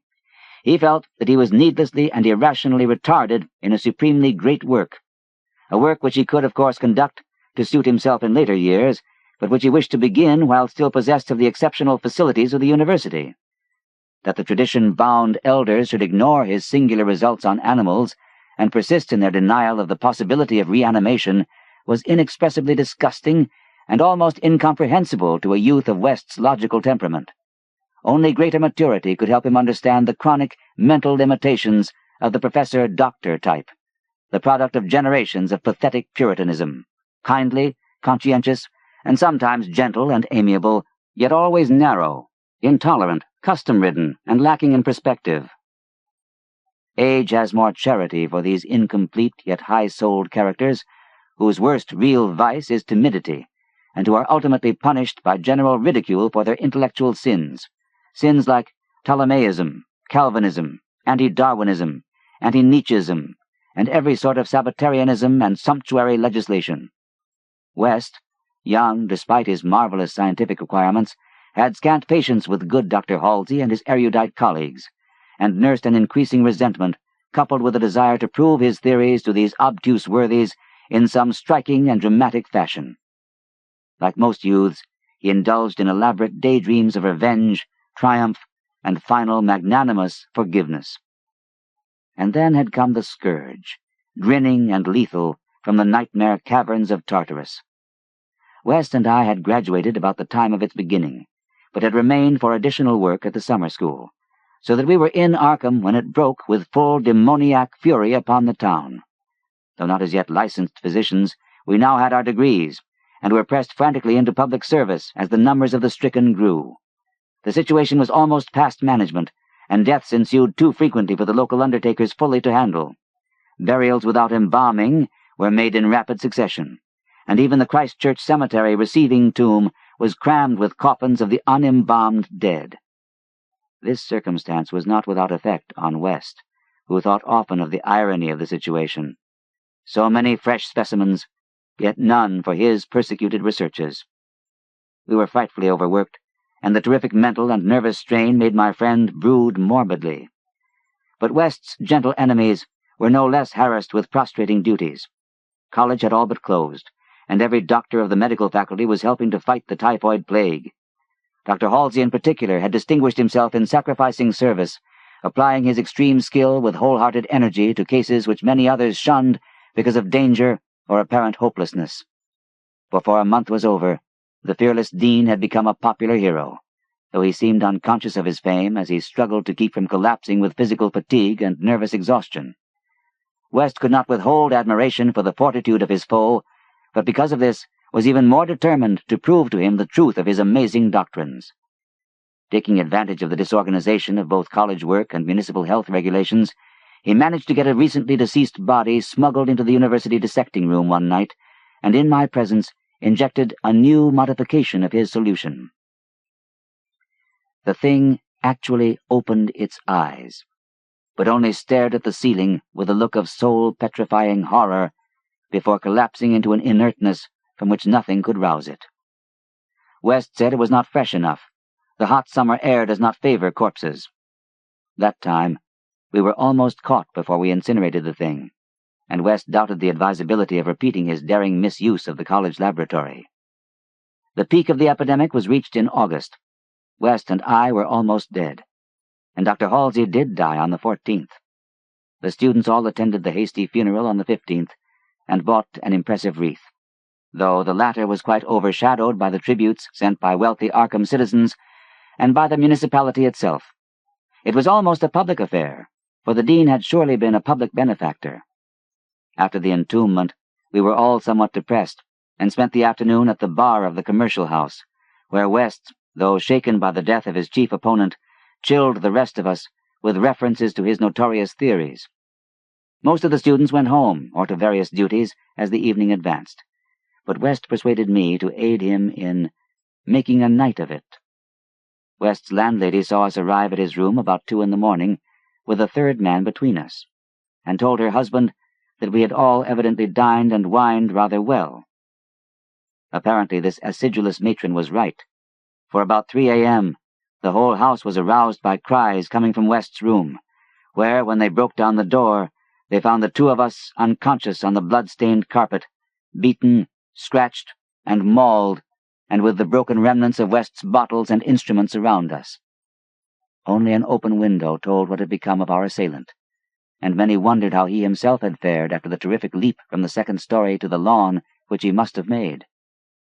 There were some strange garments in the room, but West, upon regaining consciousness, said they did not belong to the stranger, but were specimens collected for bacteriological analysis in the course of investigations on the transmission of germ diseases.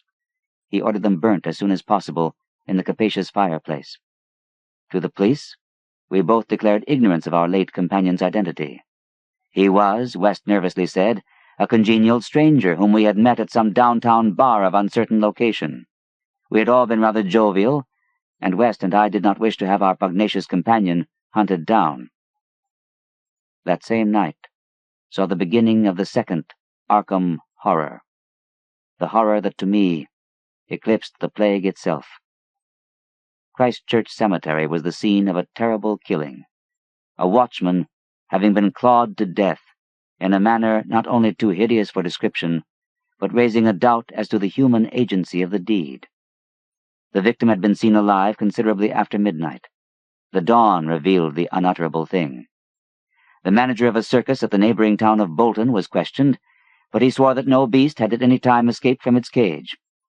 Those who found the body noted a trail of blood leading to the receiving tomb, where a small pool of red lay on the concrete just outside the gate. A fainter trail led away toward the woods, but it soon gave out. The next night, devils danced on the roofs of Arkham, and unnatural madness howled in the wind. Through the fevered town had crept a curse, which some said was greater than the plague, and which some whispered was the embodied demon soul of the plague itself. 8 houses were entered by a nameless thing which strewed red death in its wake. In all, 17 maimed and shapeless remnants of bodies were left behind by the voiceless, sadistic monster that crept abroad. A few persons had half seen it in the dark, and said it was white and like a malformed ape or anthropomorphic fiend. It had not left behind quite all that it had attacked, for sometimes it had been hungry. The number it had killed was 14. 3 of the bodies had been in stricken homes and had not been alive. On the third night, frantic bands of searchers led by the police captured it in a house on Crane Street near the Miskatonic campus. They had organized the quest with care, keeping in touch by means of volunteer telephone stations, and when someone in the college district had reported hearing a scratching at a shuttered window, the net was quickly spread. On account of the general alarm and precautions, there were only 2 more victims, and the capture was effected without major casualties. The thing was finally stopped by a bullet, though not a fatal one, and was rushed to the local hospital amidst universal excitement and loathing, for it had been a man. This much was clear, despite the nauseous eyes, the voiceless simionism, and the demoniac savagery. They dressed its wound and carted it to the asylum at Sefton, where it beat its head against the walls of a padded cell for 16 years, until the recent mishap, when it escaped under circumstances that few like to mention. What had most disgusted the searchers of Arkham was the thing they noticed when the monster's face was cleaned, the mocking, unbelievable resemblance to a learned and self-sacrificing martyr who had been entombed but 3 days before, the late Dr. Allen Halsey, public benefactor and dean of the medical school of Miskatonic University. To the vanished Herbert West, and to me, the disgust and horror were supreme. I shudder tonight as I think of it, shudder even more than I did that morning, when West muttered through his bandages, "Damn it, it wasn't quite fresh enough." 3. 6 shots by moonlight. It is uncommon to fire all 6 shots of a revolver with great suddenness, when one would probably be sufficient, but many things in the life of Herbert West were uncommon. It is, for instance, not often that a young physician leaving college is obliged to conceal the principles which guide his selection of a home and office, yet that was the case with Herbert West. When he and I obtained our degrees at the medical school of Miskatonic University, and sought to relieve our poverty by setting up as general practitioners, we took great care not to say that we chose our house because it was fairly well isolated and as near as possible to the potter's field. Reticence such as this is seldom without a cause, nor indeed was ours, for our requirements were those resulting from a life-work distinctly unpopular. Outwardly, we were doctors only, but beneath the surface were aims of far greater and more terrible moment, for the essence of Herbert West's existence was a quest amid black and forbidden realms of the unknown, in which he hoped to uncover the secret of life and restore to perpetual animation the graveyard's cold clay. Such a quest demands strange materials, among them fresh human bodies. And in order to keep supplied with these indispensable things, one must live quietly and not far from a place of informal interment. West and I had met in college, and I had been the only one to sympathize with his hideous experiments. Gradually I had come to be his inseparable assistant, and now that we were out of college, we had to keep together. It was not easy to find a good opening for two doctors in company. But finally, the influence of the university secured us a practice in Bolton, a factory town near Arkham, the seat of the college. The Bolton worsted mills are the largest in the Miskatonic Valley, and their polyglot employees are never popular as patients with the local physicians. We chose our house with the greatest care, seizing at last on a rather run-down cottage near the end of Pond Street. 5 numbers from the closest neighbor, and separated from the local potter's field by only a stretch of meadowland, bisected by a narrow neck of the rather dense forest which lies to the north. The distance was greater than we wished, but we could get no nearer house without going on the other side of the field, wholly out of the factory district. We were not much displeased, however, since there were no people between us and our sinister source of supplies. The walk was a trifle long, but we could haul our silent specimens undisturbed. Our practice was surprisingly large from the very first, large enough to please most young doctors, and large enough to prove a bore and a burden to students whose real interest lay elsewhere. The mill hands were of somewhat turbulent inclinations, and besides their many natural needs, their frequent clashes and stabbing affrays gave us plenty to do. But what actually absorbed our minds was the secret laboratory we had fitted up in the cellar, the laboratory with the long table under the electric lights, where, in the small hours of the morning, we often injected West's various solutions into the veins of the things we dragged from the potter's field. West was experimenting madly to find something which would start man's vital motions anew after they had been stopped by the thing we called death, but had encountered the most ghastly obstacles. The solution had to be differently compounded for different types. What would serve for guinea pigs would not serve for human beings, and different human specimens required large modifications. The bodies had to be exceedingly fresh, or the slight decomposition of brain tissue would render perfect reanimation impossible.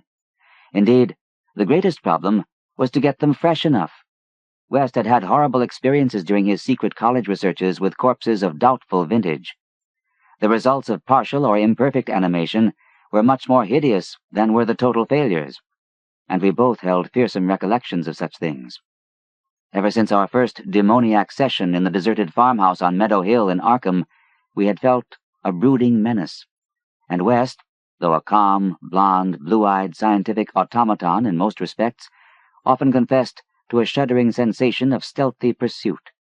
He half felt that he was followed, a psychological delusion of shaken nerves, enhanced by the undeniably disturbing fact that at least one of our reanimated specimens was still alive, a frightful carnivorous thing in a padded cell at Sefton.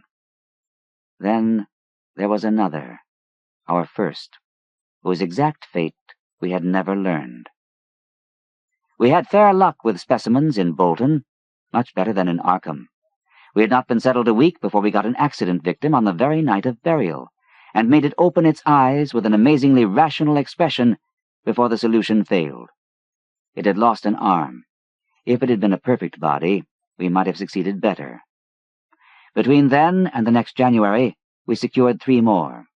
1 total failure, 1 case of marked muscular motion, and 1 rather shivery thing.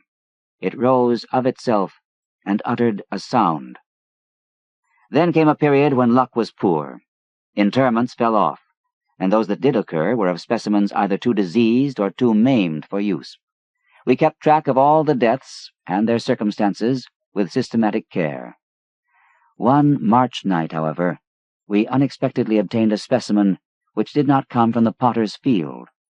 In Bolton, the prevailing spirit of Puritanism had outlawed the sport of boxing, with the usual result. Surreptitious and ill-conducted bouts among the mill workers were common, and occasionally professional talent of low grade was imported.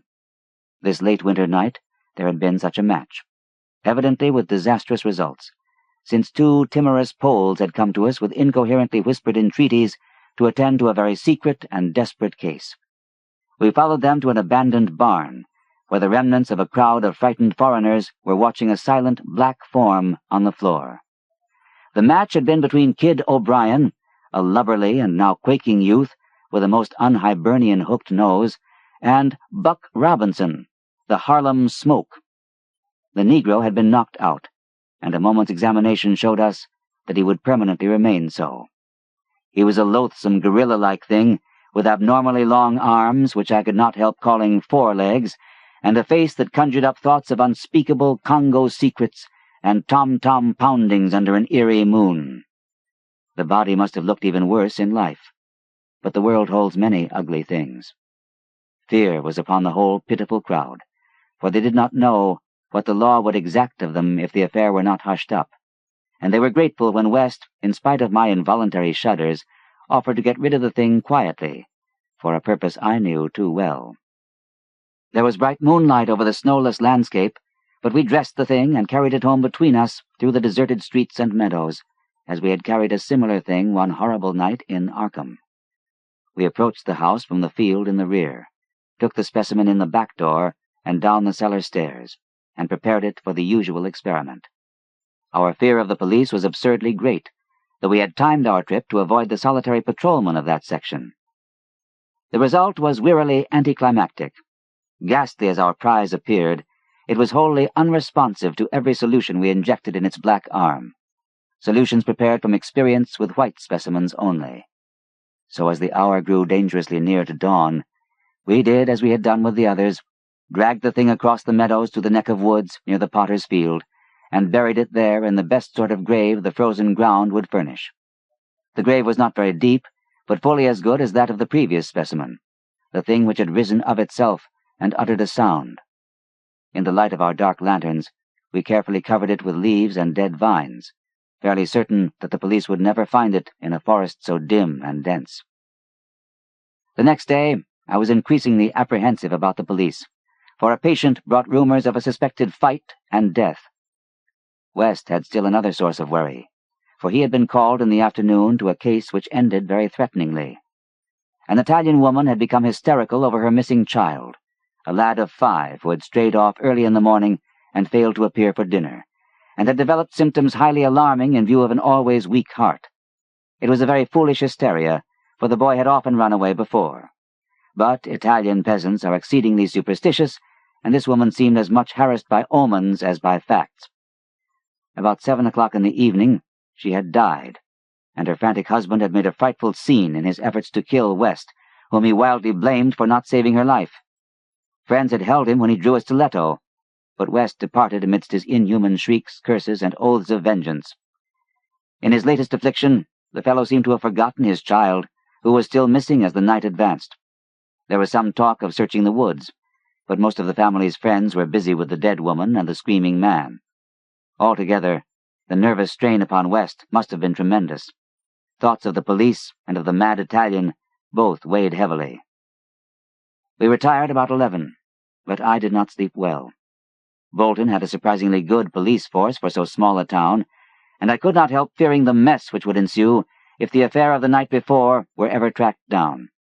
It might mean the end of all our local work, and perhaps prison for both West and me. I did not like those rumors of a fight which were floating about. After the clock had struck 3, the moon shone in my eyes, but I turned over without rising to pull down the shade. Then came the steady rattling at the back door. I lay still and somewhat dazed, but before long heard West's rap on my door. He was clad in dressing gown and slippers, and had in his hands a revolver and an electric flashlight. From the revolver, I knew that he was thinking more of the crazed Italian than of the police.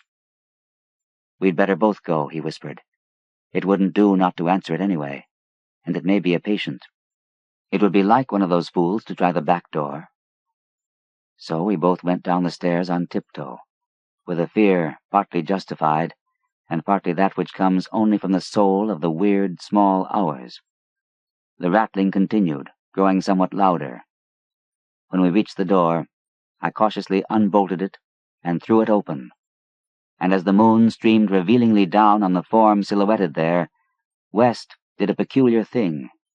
Despite the obvious danger of attracting notice and bringing down on our heads the dreaded police investigation, a thing which after all was mercifully averted by the relative isolation of our cottage, my friend suddenly, excitedly, and unnecessarily emptied all 6 chambers of his revolver into the nocturnal visitor. For that visitor was neither Italian nor policeman. Looming hideously against the spectral moon was a gigantic, misshapen thing not to be imagined save in nightmares.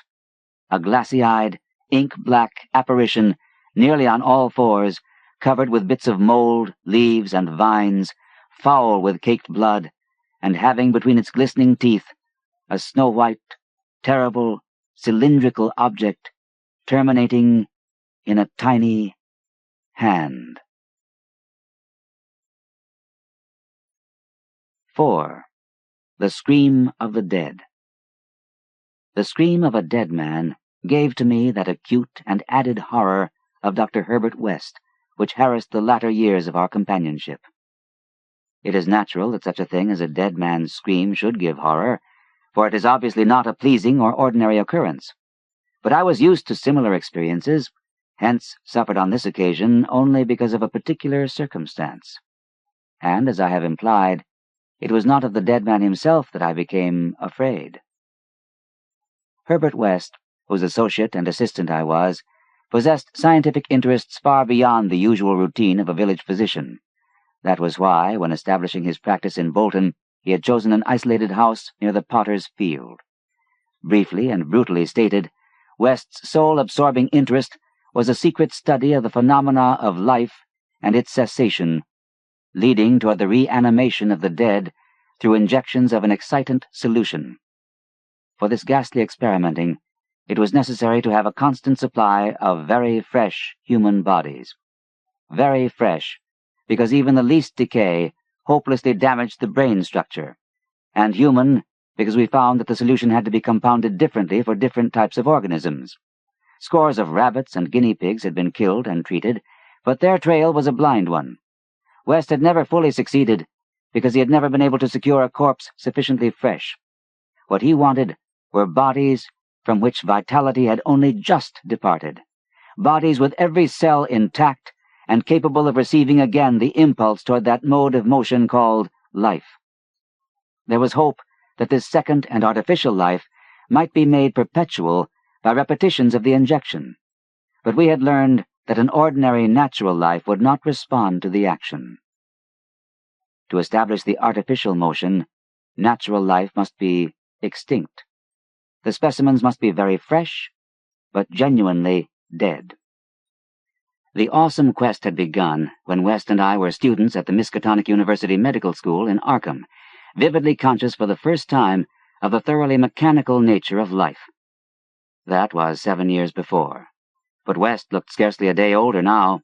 He was small, blond, clean-shaven, soft-voiced, and spectacled, with only an occasional flash of a cold blue eye to tell of the hardening and growing fanaticism of his character under the pressure of his terrible investigations. Our experiences had often been hideous in the extreme, the results of defective reanimation, when lumps of graveyard clay had been galvanized into morbid, unnatural, and brainless motion by various modifications of the vital solution. One thing had uttered a nerve-shattering scream. Another had risen violently, beaten us both to unconsciousness, and run amok in a shocking way before it could be placed behind asylum bars. Still another, a loathsome African monstrosity, had clawed out of its shallow grave and done a deed. West had had to shoot that object. We could not get bodies fresh enough to show any trace of reason when reanimated, so had perforce created nameless horrors. It was disturbing to think that one, perhaps two of our monsters still lived. That thought haunted us shadowingly till finally West disappeared under frightful circumstances. But at the time of the scream in the cellar laboratory of the isolated Bolton cottage, our fears were subordinate to our anxiety for extremely fresh specimens. West was more avid than I, so that it almost seemed to me that he looked half covetously at any very healthy living physique. It was in July 1910 that the bad luck regarding specimens began to turn. I had been on a long visit to my parents in Illinois, and upon my return found West in a state of singular elation. He had, he told me excitedly, in all likelihood solved the problem of freshness through an approach from an entirely new angle, that of artificial preservation.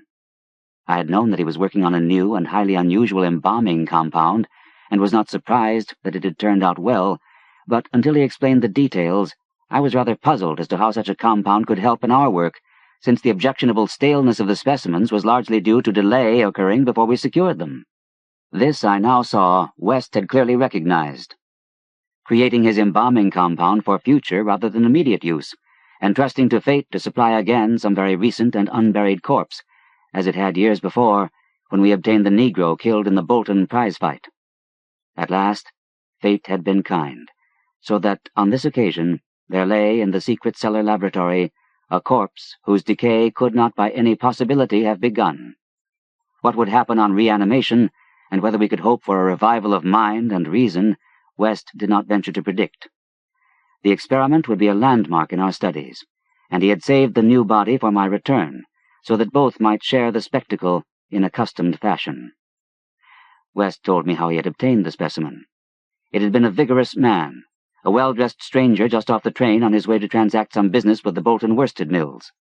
The walk through the town had been long, and by the time the traveler paused at our cottage to ask the way to the factories, his heart had become greatly overtaxed. He had refused a stimulant, and had suddenly dropped dead only a moment later. The body, as might be expected, seemed to West a heaven-sent gift. In his brief conversation, the stranger had made it clear that he was unknown in Bolton, and a search of his pockets subsequently revealed him to be one Robert Levitt of St. Louis, apparently without a family to make instant inquiries about his disappearance. If this man could not be restored to life, no one would know of our experiment. We buried our materials in a dense strip of woods between the house and the potter's field. If, on the other hand, he could be restored, our fame would be brilliantly and perpetually established. So, without delay, West had injected into the body's wrist the compound which would hold it fresh for use after my arrival. The matter of the presumably weak heart, which to my mind imperiled the success of our experiment, did not appear to trouble West extensively. He hoped at last to obtain what he had never obtained before, a rekindled spark of reason, and perhaps a normal, living creature. So, on the night of July 18th, 1910, Herbert West and I stood in the cellar laboratory and gazed at a white, silent figure beneath the dazzling arc light. The embalming compound had worked uncannily well, for as I stared fascinatedly at the sturdy frame which had lain 2 weeks without stiffening, I was moved to seek West's assurance that the thing was really dead. This assurance he gave readily enough, reminding me that the reanimating solution was never used without careful tests as to life, since it could have no effect if any of the original vitality were present. As West proceeded to take preliminary steps, I was impressed by the vast intricacy of the new experiment, an intricacy so vast that he could trust no hand less delicate than his own. Forbidding me to touch the body, he first injected a drug in the wrist just beside the place his needle had punctured when injecting the embalming compound. This, he said, was to neutralize the compound and release the system to a normal relaxation, so that the reanimating solution might freely work when injected. Slightly later, when a change and a gentle tremor seemed to affect the dead limbs, West stuffed a pillow-like object violently over the twitching face, not withdrawing it until the corpse appeared quiet and ready for our attempt at reanimation. The pale enthusiast now applied some last perfunctory tests for absolute lifelessness, withdrew satisfied, and finally injected into the left arm an accurately measured amount of the vital elixir, prepared during the afternoon with a greater care than we had used since college days, when our feet were new and groping. I cannot express the wild, breathless suspense with which we waited for results on this first, really fresh specimen. The first we could reasonably expect to open its lips in rational speech, perhaps to tell of what it had seen beyond the unfathomable abyss. West was a materialist, believing in no soul and attributing all the working of consciousness to bodily phenomena. Consequently, he looked for no revelation of hideous secrets from gulfs and caverns beyond death's barrier. I did not wholly disagree with him, theoretically, yet held vague instinctive remnants of the primitive faith of my forefathers, so that I could not help eyeing the corpse with a certain amount of awe and terrible expectation. Besides, I could not extract from my memory that hideous, inhuman shriek we heard on the night we tried our first experiment in the deserted farmhouse at Arkham. Very little time had elapsed before I saw the attempt was not to be a total failure. A touch of color came to cheeks hitherto chalk white, and spread out under the curiously ample stubble of sandy beard. West, who had his hand on the pulse of the left wrist, suddenly nodded significantly, and almost simultaneously a mist appeared on the mirror inclined above the body's mouth. There followed a few spasmodic muscular motions, and then an audible breathing and visible motion of the chest. I looked at the closed eyelids, and thought I detected a quivering. Then the lids opened, showing eyes that were gray, calm, and alive, but still unintelligent, and not even curious. In a moment of fantastic whim, I whispered questions to the reddening ears, questions of other worlds, of which the memory might still be present. Subsequent terror drove them from my mind, but I think the last one, which I repeated, was, "Where have you been?"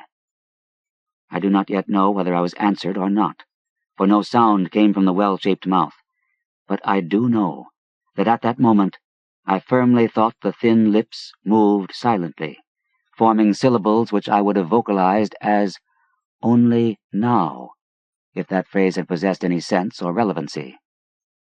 At that moment, as I say, I was elated with the conviction that the one great goal had been attained, and that for the first time a reanimated corpse had uttered distinct words impelled by actual reason.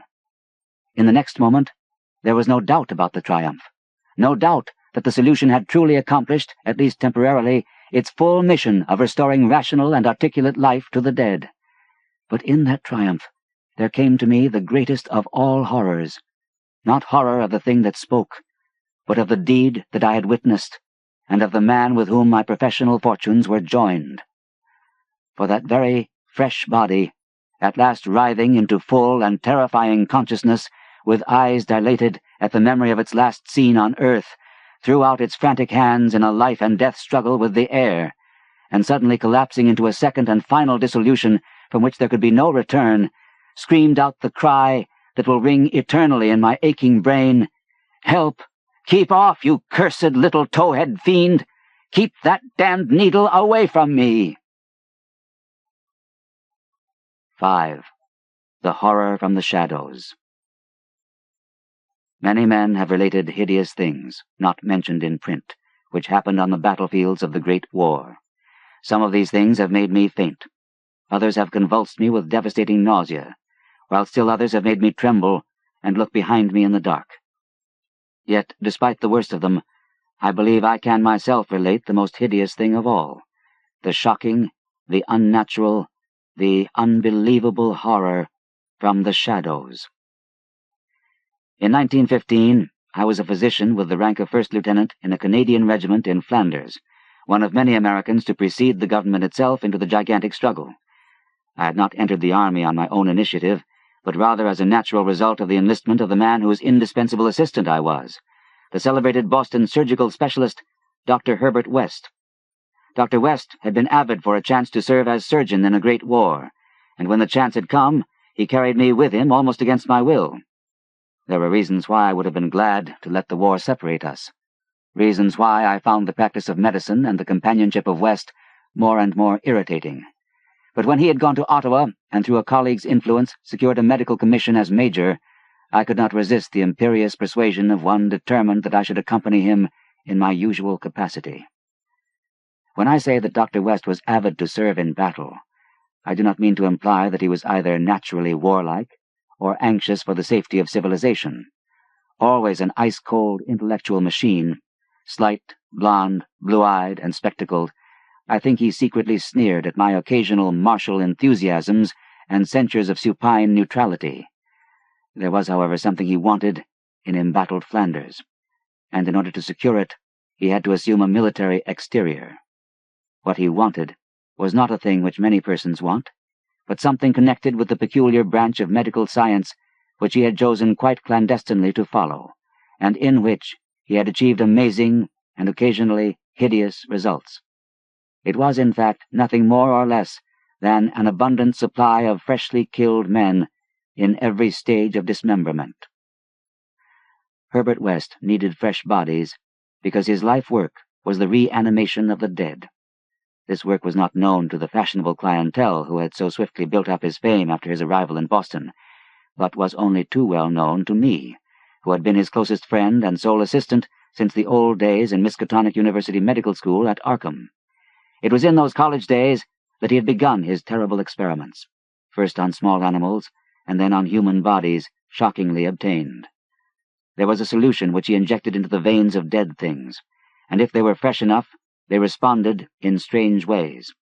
He had had much trouble in discovering the proper formula, for each type of organism was found to need a stimulus especially adapted to it. Terror stalked him when he reflected on his partial failures. Nameless things resulting from imperfect solutions or from bodies insufficiently fresh. A certain number of these failures had remained alive. One was in an asylum, while others had vanished. And as he thought of conceivable yet virtually impossible eventualities, he often shivered beneath his usual stolidity. West had soon learned that absolute freshness was the prime requisite for useful specimens, and had accordingly resorted to frightful and unnatural expedients in body-snatching. In college, and during our early practice together in the factory town of Bolton, my attitude toward him had been largely one of fascinated admiration. But as his boldness in methods grew, I began to develop a gnawing fear. I did not like the way he looked at healthy, living bodies. And then there came a nightmarish session in the cellar laboratory, when I learned that a certain specimen had been a living body when he secured it. That was the first time he had ever been able to revive the quality of rational thought in a corpse, and his success, obtained at such a loathsome cost, had completely hardened him. Of his methods in the intervening 5 years, I dare not speak. I was held to him by sheer force of fear, and witnessed sights that no human tongue could repeat. Gradually, I came to find Herbert West himself more horrible than anything he did. That was when it dawned on me that his once normal scientific zeal for prolonging life had subtly degenerated into a mere morbid and ghoulish curiosity and secret sense of charnel picturesqueness. His interest became a hellish and perverse addiction to the repellently and fiendishly abnormal. He gloated calmly over artificial monstrosities which would make most healthy men drop dead from fright and disgust. He became, behind his pallid intellectuality, a fastidious Baudelaire of physical experiment, a languid Elagabalus of the tombs. Dangers he met unflinchingly, crimes he committed unmoved. I think the climax came when he had proved his point that rational life can be restored, and had sought new worlds to conquer by experimenting on the reanimation of detached parts of bodies.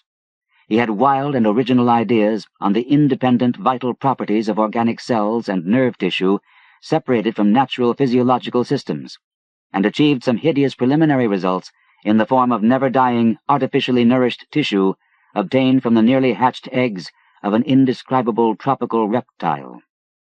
2 biological points he was exceedingly anxious to settle. First, whether any amount of consciousness and rational action be possible without the brain, proceeding from the spinal cord and various nerve centers. And second, whether any kind of ethereal, intangible relation, distinct from the material cells, may exist to link the surgically separated parts of what has previously been a single living organism. All this research work required a prodigious supply of freshly slaughtered human flesh, and that was why Herbert West had entered the Great War. the phantasmal, unmentionable thing occurred one midnight late in March 1915, in a field hospital behind the lines at Saint-Éloi. I wonder even now if it could have been other than a demoniac dream of delirium. West had a private laboratory in an east room of the barn-like temporary edifice assigned him on his plea that he was devising new and radical methods for the treatment of hitherto hopeless cases of maiming. There he worked like a butcher in the midst of his gory wares. I could never get used to the levity with which he handled and classified certain things. At times, he actually did perform marvels of surgery for the soldiers, but his chief delights were of a less public and philanthropic kind, requiring many explanations of sounds which seemed peculiar even amidst that babel of the damned. Among these sounds were frequent revolver shots, surely not uncommon on a battlefield, but distinctly uncommon in an hospital.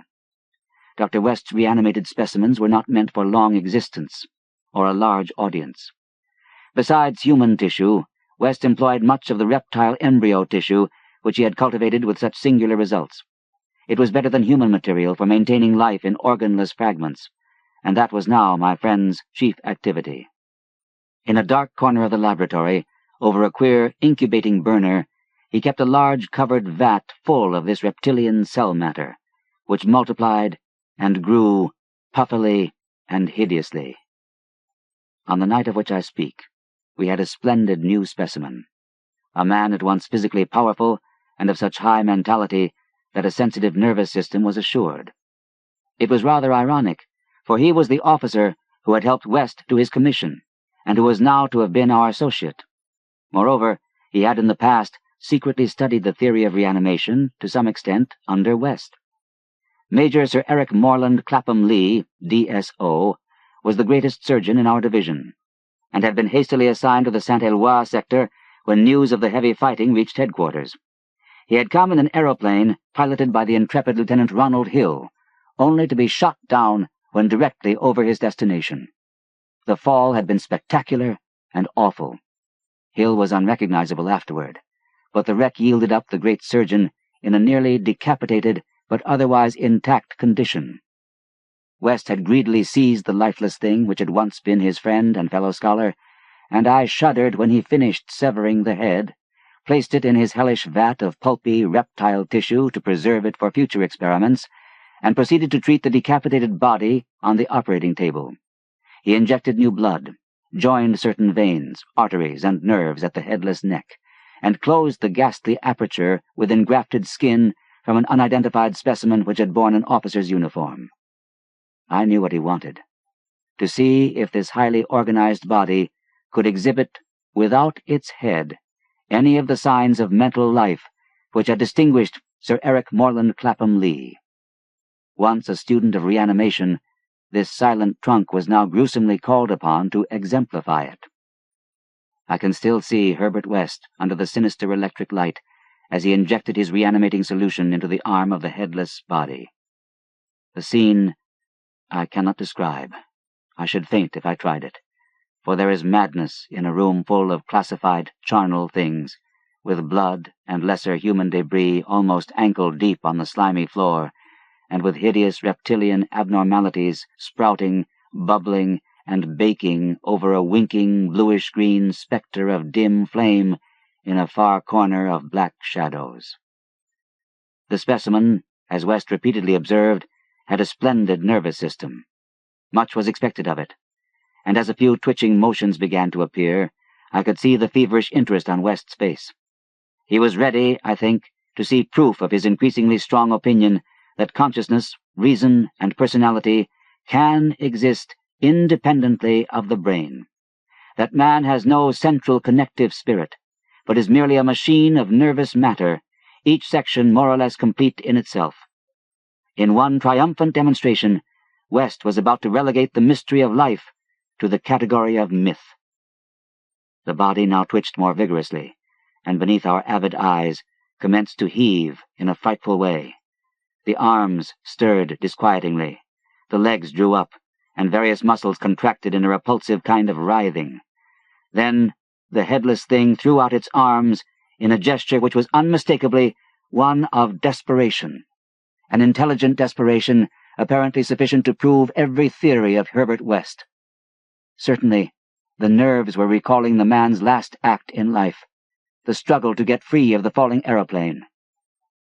What followed, I shall never positively know. It may have been wholly an hallucination from the shock caused at that instant by the sudden and complete destruction of the building in a cataclysm of German shell fire. Who can gainsay it, since West and I were the only proved survivors? West liked to think that, before his recent disappearance, but there were times when he could not, for it was queer that we both had the same hallucination. The hideous occurrence itself was very simple, notable only for what it implied. The body on the table had risen with a blind and terrible groping, and we had heard a sound. I should not call that sound a voice, for it was too awful, and yet its timbre was not the most awful thing about it. Neither was its message. It had merely screamed, "Jump, Ronald, for God's sake, jump!"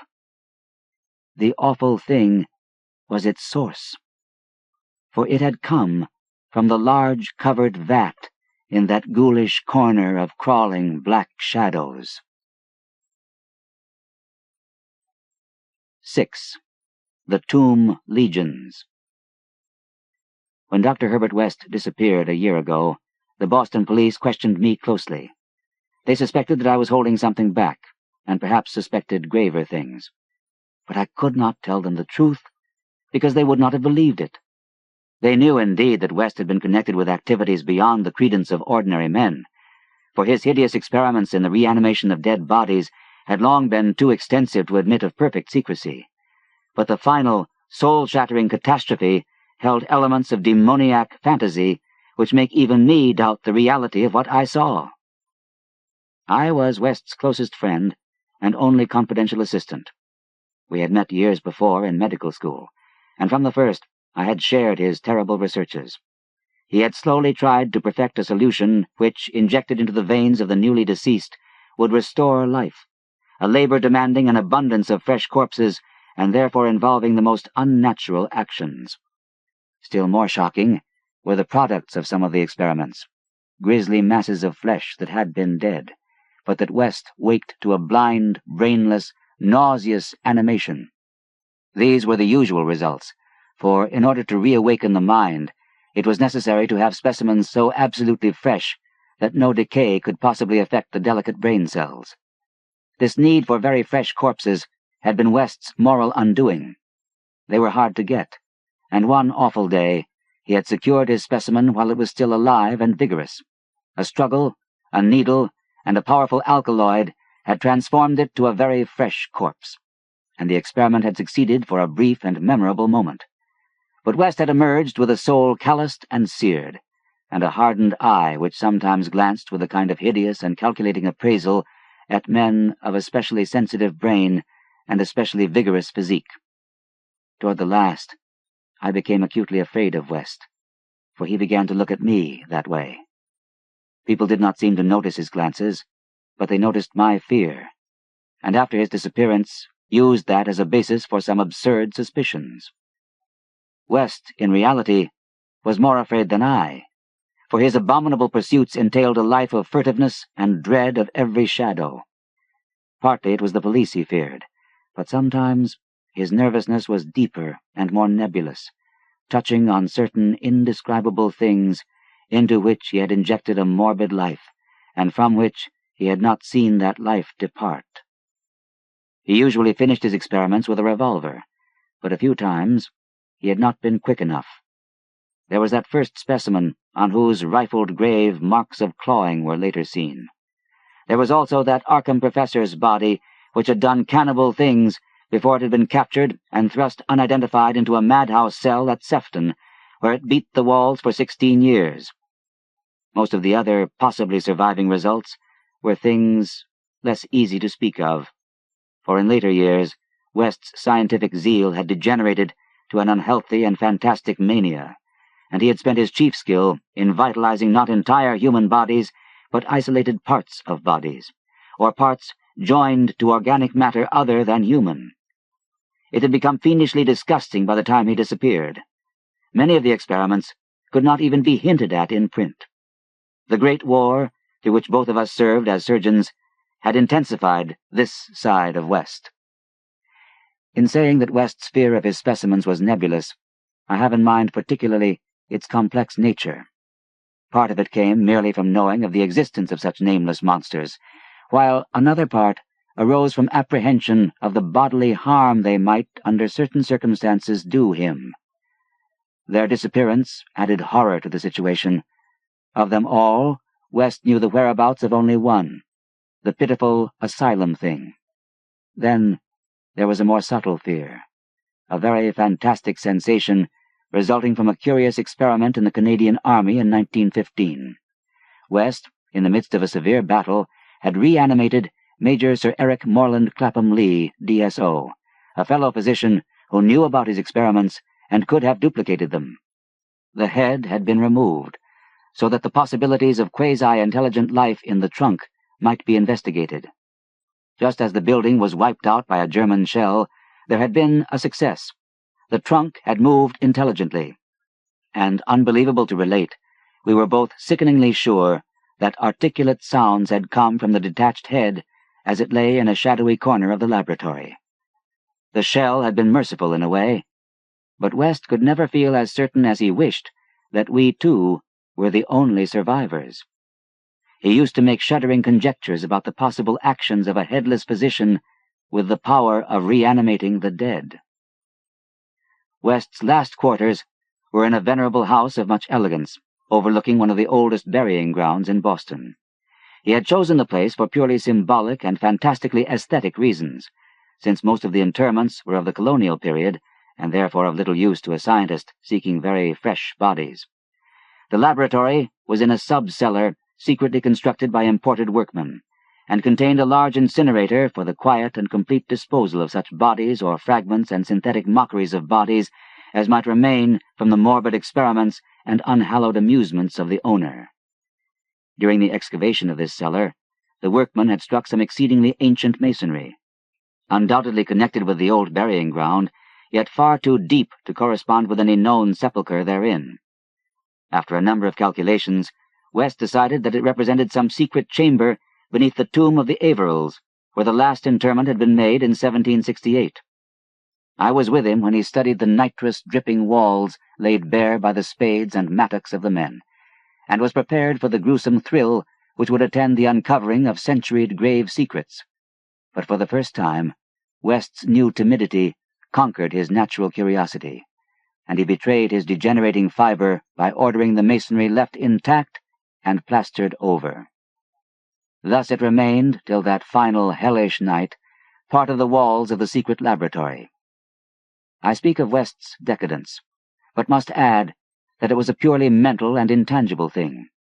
Outwardly, he was the same to the last, calm, cold, slight, and yellow-haired, with spectacled blue eyes and a general aspect of youth which years and fears seemed never to change. He seemed calm, even when he thought of that clawed grave, and looked over his shoulder, even when he thought of the carnivorous thing that gnawed and pawed at Sefton bars. The end of Herbert West began one evening in our joint study, when he was dividing his curious glance between the newspaper and me. A strange headline item had struck at him from the crumpled pages, and a nameless Titan claw had seemed to reach down through 16 years. Something fearsome and incredible had happened at Sefton Asylum 50 miles away, stunning the neighborhood and baffling the police. In the small hours of the morning, a body of silent men had entered the grounds, and their leader had aroused the attendants. He was a menacing military figure who talked without moving his lips, and whose voice seemed almost ventriloquially connected with an immense black case he carried.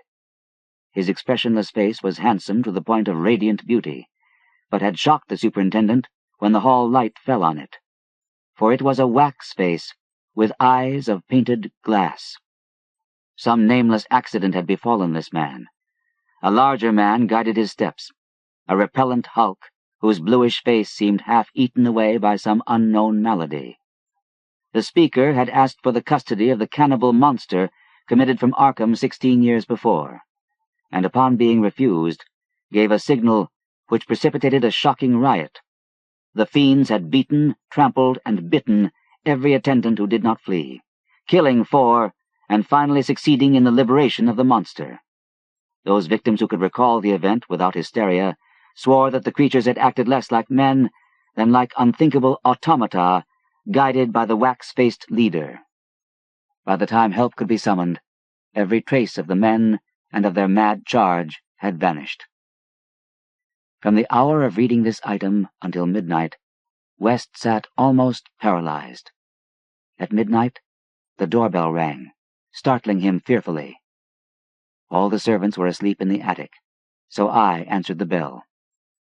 As I've told the police, there was no wagon in the street, but only a group of strange-looking figures bearing a large square box, which they deposited in the hallway after one of them had grunted in a highly unnatural voice, "Express, prepaid." They filed out of the house with a jerky tread, and as I watched them go, I had an odd idea that they were turning toward the ancient cemetery on which the back of the house abutted. When I slammed the door after them, West came downstairs and looked at the box. It was about 2 feet square, and bore West's correct name and present address. It also bore the inscription, "From Eric Morland Clapham Lee, Saint-Éloi, Flanders." 6 years before, in Flanders, a shelled hospital had fallen upon the headless, reanimated trunk of Dr. Clapham Lee, and upon the detached head, which, perhaps, had uttered articulate sounds. West was not even excited now. His condition was more ghastly. Quickly he said, "It's the finish, but let's incinerate this." We carried the thing down to the laboratory, listening. I do not remember many particulars. You can imagine my state of mind. But it is a vicious lie to say it was Herbert West's body which I put into the incinerator. We both inserted the whole unopened wooden box, closed the door, and started the electricity. Nor did any sound come from the box after all. It was West who first noticed the falling plaster on that part of the wall where the ancient tomb masonry had been covered up. I was going to run, but he stopped me. Then I saw a small black aperture, felt a ghoulish wind of ice, and smelled the charnel bowels of a putrescent earth. There was no sound, but just then the electric lights went out, and I saw outlined against some phosphorescence of the nether world a horde of silent, toiling things, which only insanity, or worse, could create. Their outlines were human, semi-human, fractionally human, and not human at all. The horde was grotesquely heterogeneous. They were removing the stones quietly, one by one, from the centuried wall. And then, as the breach became large enough, they came out into the laboratory in single file, led by a stalking thing with a beautiful head made of wax. A sort of mad-eyed monstrosity behind the leader seized on Herbert West. West did not resist or utter a sound. Then they all sprang at him and tore him to pieces before my eyes, bearing the fragments away into that subterranean vault of fabulous abominations. West's head was carried off by the wax-headed leader, who wore a Canadian officer's uniform. As it disappeared, I saw that the blue eyes behind the spectacles were hideously blazing with their first touch of frantic, visible emotion. Servants found me unconscious in the morning. West was gone. The incinerator contained only unidentifiable ashes. Detectives have questioned me. But what can I say? The Sefton tragedy they will not connect with West. Not that, nor the men with the box, whose existence they deny. I told them of the vault, and they pointed to the unbroken plaster wall and laughed. So I told them no more. They imply that I am either a madman or a murderer. Probably I am mad. But I might not be mad if those accursed tomb legions had not been so silent. Hypnos. Apropos of sleep, that sinister adventure of all our nights, we may say that men go to bed daily with an audacity that would be incomprehensible if we did not know that it is the result of ignorance of the danger. Baudelaire. May the merciful gods, if indeed there be such, guard those hours when no power of the will or drug that the cunning of man devises can keep me from the chasm of sleep. Death is merciful, for there is no return therefrom. But with him who has come back out of the nethermost chambers of night, haggard and knowing, peace rests nevermore. Fool that I was to plunge with such unsanctioned frenzy into mysteries no man was meant to penetrate. Fool or god that he was, my only friend, who led me and went before me, and who in the end passed into terrors which may yet be mine. We met, I recall, in a railway station, where he was the center of a crowd of the vulgarly curious. He was unconscious, having fallen in a kind of convulsion which imparted to his slight black-clad body a strange rigidity. I think he was then approaching 40 years of age, for there were deep lines in the face, wan and hollow-cheeked, but oval and actually beautiful, and touches of gray in the thick, waving hair and small, full beard which had once been of the deepest raven black.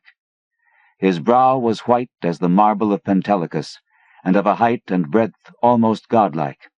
I said to myself, with all the ardor of a sculptor, that this man was a faun's statue out of antique Hellas, dug from a temple's ruins and brought somehow to life in our stifling age, only to feel the chill and pressure of devastating years. And when he opened his immense, sunken, and wildly luminous black eyes, I knew he would be thenceforth my only friend, the only friend of one who had never possessed a friend before. For I saw that such eyes must have looked fully upon the grandeur and the terror of realms beyond normal consciousness and reality, realms which I had cherished in fancy, but vainly sought. So as I drove the crowd away, I told him he must come home with me and be my teacher and leader in unfathomed mysteries, and he assented without speaking a word. Afterward, I found that his voice was music, the music of deep viols and of crystalline spheres. We talked often in the night, and in the day, when I chiseled busts of him and carved miniature heads in ivory to immortalize his different expressions. Of our studies, it is impossible to speak, since they held so slight a connection with anything of the world as living men conceive it. They were of that vaster and more appalling universe of dim entity and consciousness which lies deeper than matter, time, and space, and whose existence we suspect only in certain forms of sleep, those rare dreams beyond dreams which come never to common men, and but once or twice in the lifetime of imaginative men. The cosmos of our waking knowledge, born from such an universe as a bubble is born from the pipe of a jester, touches it only as such a bubble may touch its sardonic source when sucked back by the jester's whim. Men of learning suspect it little, and ignore it mostly. Wise men have interpreted dreams, and the gods have laughed. One man with oriental eyes has said that all time and space are relative, and men have laughed. But even that man with oriental eyes has done no more than suspect.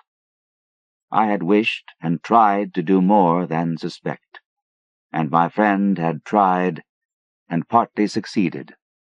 Then we both tried together, and with exotic drugs courted terrible and forbidden dreams in the tower studio chamber of the old manor house in hoary Kent.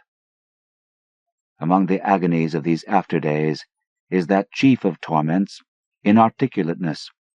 What I learned and saw in those hours of impious exploration can never be told, for want of symbols or suggestions in any language.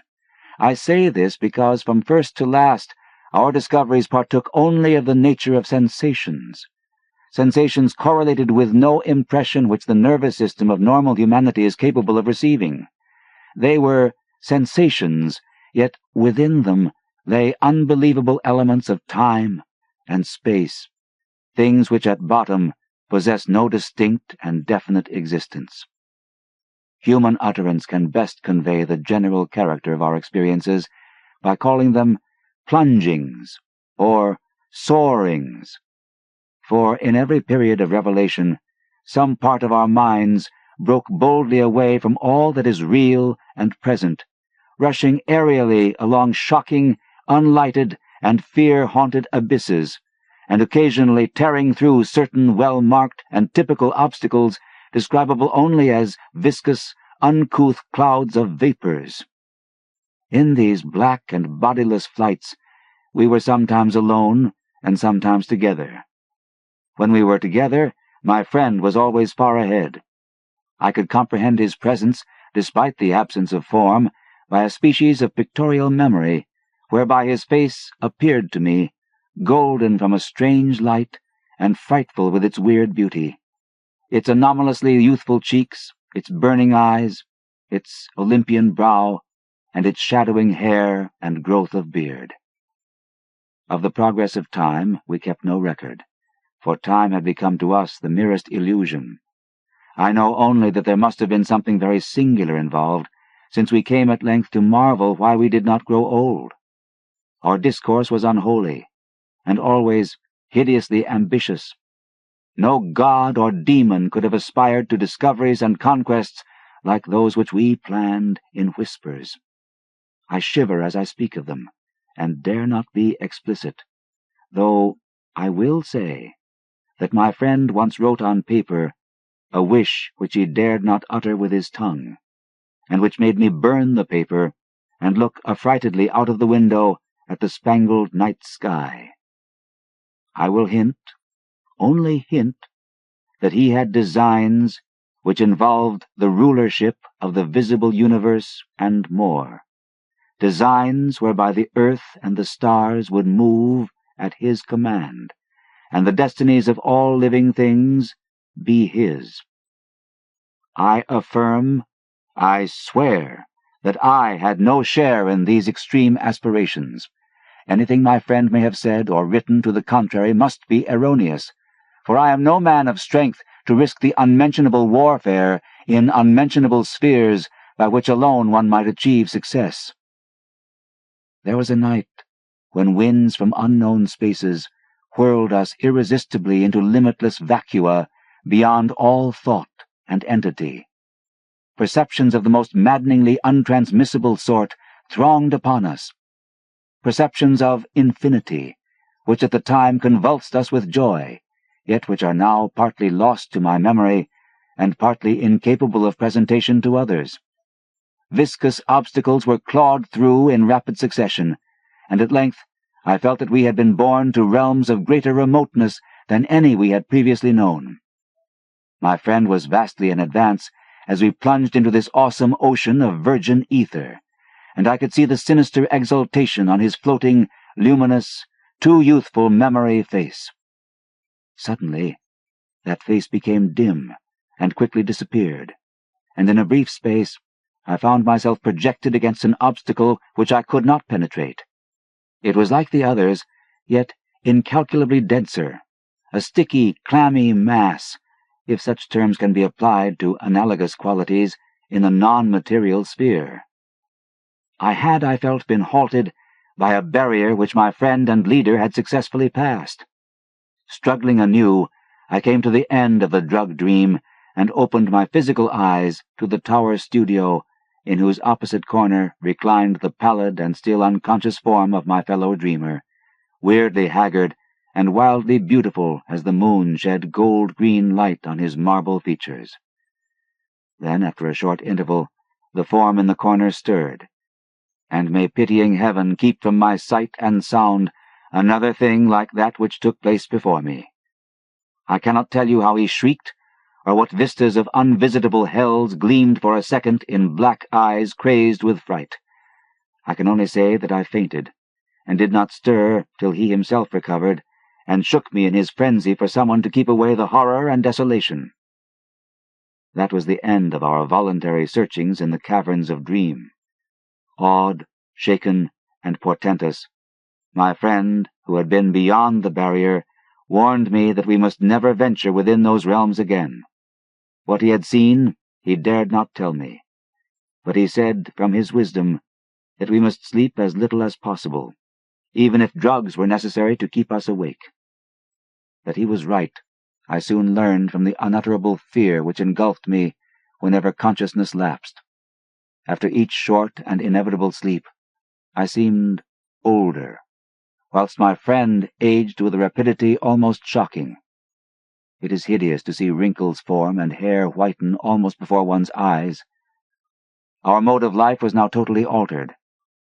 Heretofore a recluse, so far as I know, his true name and origin never having passed his lips, my friend now became frantic in his fear of solitude. At night he would not be alone, nor would the company of a few persons calm him. His sole relief was obtained in revelry of the most general and boisterous sort, so that few assemblies of the young and gay were unknown to us. Our appearance and age seemed to excite in most cases a ridicule which I keenly resented, but which my friend considered a lesser evil than solitude, especially as he was afraid to be out of doors alone when the stars were shining, and if forced to this condition, he would often glance furtively at the sky as if hunted by some monstrous thing therein. He did not always glance at the same place in the sky. It seemed to be a different place at different times. On spring evenings, it would be low in the northeast. In the summer, it would be nearly overhead. In the autumn, it would be in the northwest. In winter, it would be in the east, but mostly if in the small hours of morning. Midwinter evenings seemed least dreadful to him. Only after 2 years did I connect this fear with anything in particular, but then I began to see that he must be looking at a special spot on the celestial vault whose position at different times corresponded to the direction of his glance, a spot roughly marked by the constellation Corona Borealis. We now had a studio in London, never separating, but never discussing the days when we had sought to plumb the mysteries of the unreal world. We were aged and weak from our drugs, dissipations, and nervous overstrain, and the thinning hair and beard of my friend had become snow-white. Our freedom from long sleep was surprising, for seldom did we succumb more than an hour or two at a time to the shadow which had now grown so frightful a menace. Then came one January of fog and rain, when money ran low and drugs were hard to buy. My statues and ivory heads were all sold, and I had no means to purchase new materials, or energy to fashion them even had I possessed them. We suffered terribly, and on a certain night my friend sank into a deep-breathing sleep, from which I could not awaken him. I can recall the scene now, the desolate, pitch-black garret studio under the eaves, with the rain beating down, the ticking of our lone clock, the fancied ticking of our watches as they rested on the dressing-table, the creaking of some swaying shutter in a remote part of the house, certain distant city noises muffled by fog and space, and worst of all, the deep, steady, sinister breathing of my friend on the couch, a rhythmical breathing which seemed to measure moments of supernal fear and agony for his spirit as it wandered in spheres forbidden, unimagined, and hideously remote. The tension of my vigil became oppressive, and a wild train of trivial impressions and associations thronged through my almost unhinged mind. I heard a clock strike somewhere, not ours, for that was not a striking clock, and my morbid fancy found in this a new starting point for idle wanderings. Clocks, time, space, infinity, and then my fancy reverted to the locale as I reflected that even now, beyond the roof and the fog and the rain and the atmosphere, Corona Borealis was rising in the northeast. Corona Borealis, which my friend had appeared to dread, and whose scintillant semicircle of stars must even now be glowing unseen through the measureless abysses of ether. All at once, my feverishly sensitive ears seemed to detect a new and wholly distinct component in the soft medley of drug-magnified sounds, a low and damnably insistent whine from very far away, droning, clamoring, mocking, calling, from the northeast. But it was not that distant whine which robbed me of my faculties, and set upon my soul such a seal of fright as may never in life be removed, not that which drew the shrieks and excited the convulsions which caused lodgers and police to break down the door. It was not what I heard, but what I saw. For in that dark, locked, shuttered, and curtained room, there appeared from the black northeast corner a shaft of horrible red-gold light, a shaft which bore with it no glow to disperse the darkness, but which streamed only upon the recumbent head of the troubled sleeper, bringing out in hideous duplication the luminous and strangely youthful memory face as I had known it in dreams of abysmal space and unshackled time, when my friend had pushed beyond the barrier to those secret, innermost, and forbidden caverns of nightmare. And as I looked, I beheld the head rise, the black, liquid, and deep-sunken eyes open in terror, and the thin, shadowed lips part as if for a scream too frightful to be uttered. There dwelt in that ghastly and inflexible face, as it shone bodiless, luminous, and rejuvenated in the blackness, more of stark, teeming, brain-shattering fear than all the rest of heaven and earth has ever revealed to me. No word was spoken amidst the distant sound that grew nearer and nearer, but as I followed the memory face's mad stare along that cursed shaft of light to its source, the source whence also the whining came, I too saw for an instant what it saw, and fell with ringing ears in that fit of shrieking and epilepsy which brought the lodgers and the police. Never could I tell, try as I might, what it actually was that I saw, nor could the still face tell, for although it must have seen more than I did, it will never speak again. But always I shall guard against the mocking and insatiate Hypnos, lord of sleep, against the night sky, and against the mad ambitions of knowledge and philosophy. Just what happened is unknown, for not only was my own mind unseated by the strange and hideous thing, but others were tainted with a forgetfulness which can mean nothing if not madness. They have said, I know not for what reason, that I never had a friend, but that art, philosophy, and insanity had filled all my tragic life. The lodgers and police on that night soothed me, and the doctor administered something to quiet me, nor did anyone see what a nightmare event had taken place. My stricken friend moved them to no pity, but what they found on the couch in the studio made them give me a praise which sickened me, and now a fame which I spurn in despair as I sit for hours, bald, grey-bearded, shriveled, palsied, drug-crazed, and broken, adoring and praying to the object they found. For they deny that I sold the last of my statuary, and point with ecstasy at the thing which the shining shaft of light left cold, petrified, and unvocal. It is all that remains of my friend, the friend who led me on to madness and wreckage. A godlike head of such marble as only old Hellas could yield, young with the youth that is outside time, and with beauteous bearded face, curved smiling lips, Olympian brow, and dense locks waving and poppy-crowned. They say that haunting memory face is modeled from my own, as it was at 25, but upon the marble base is carven a single name in the letters of Attica, Hypnos. The Hound. In my tortured ears there sounds unceasingly a nightmare whirring and flapping, and a faint, distant baying as of some gigantic hound. It is not dream. It is not, I fear, even madness, for too much has already happened to give me these merciful doubts. St. John is a mangled corpse. I alone know why, and such is my knowledge that I am about to blow out my brains for fear I shall be mangled in the same way.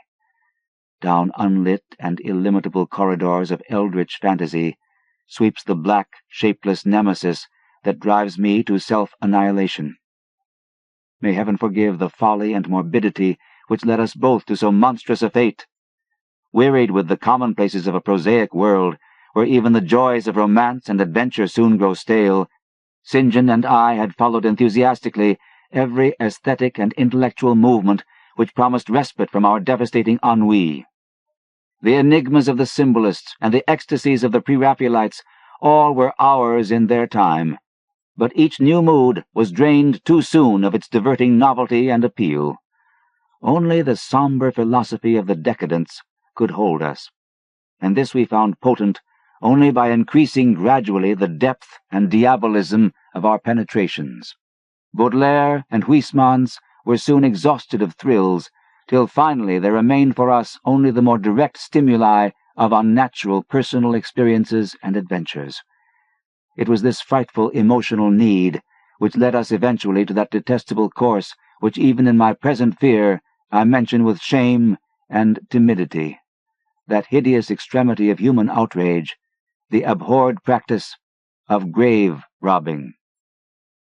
I cannot reveal the details of our shocking expeditions, or catalogue even partly the worst of the trophies adorning the nameless museum we prepared in the great stone house where we jointly dwelt, alone and servantless.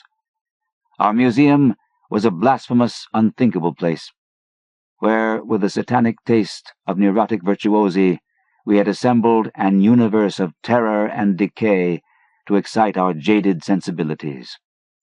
It was a secret room, far, far underground, where huge winged demons, carven of basalt and onyx, vomited from wide grinning mouths weird green and orange light, and hidden pneumatic pipes ruffled into kaleidoscopic dances of death the lines of red charnel things, hand in hand woven in voluminous black hangings.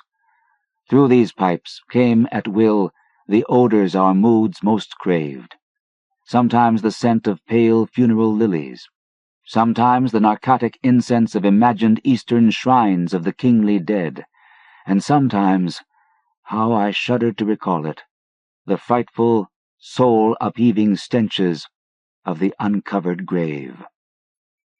Around the walls of this repellent chamber were cases of antique mummies, alternating with comely, lifelike bodies perfectly stuffed and cured by the taxidermist's art, and with headstones snatched from the oldest churchyards of the world. Niches here and there contained skulls of all shapes, and heads preserved in various stages of dissolution. There one might find the rotting, bald pates of famous noblemen, and the fresh and radiantly golden heads of new-buried children. Statues and paintings there were, all of fiendish subjects, and some executed by St. John and myself.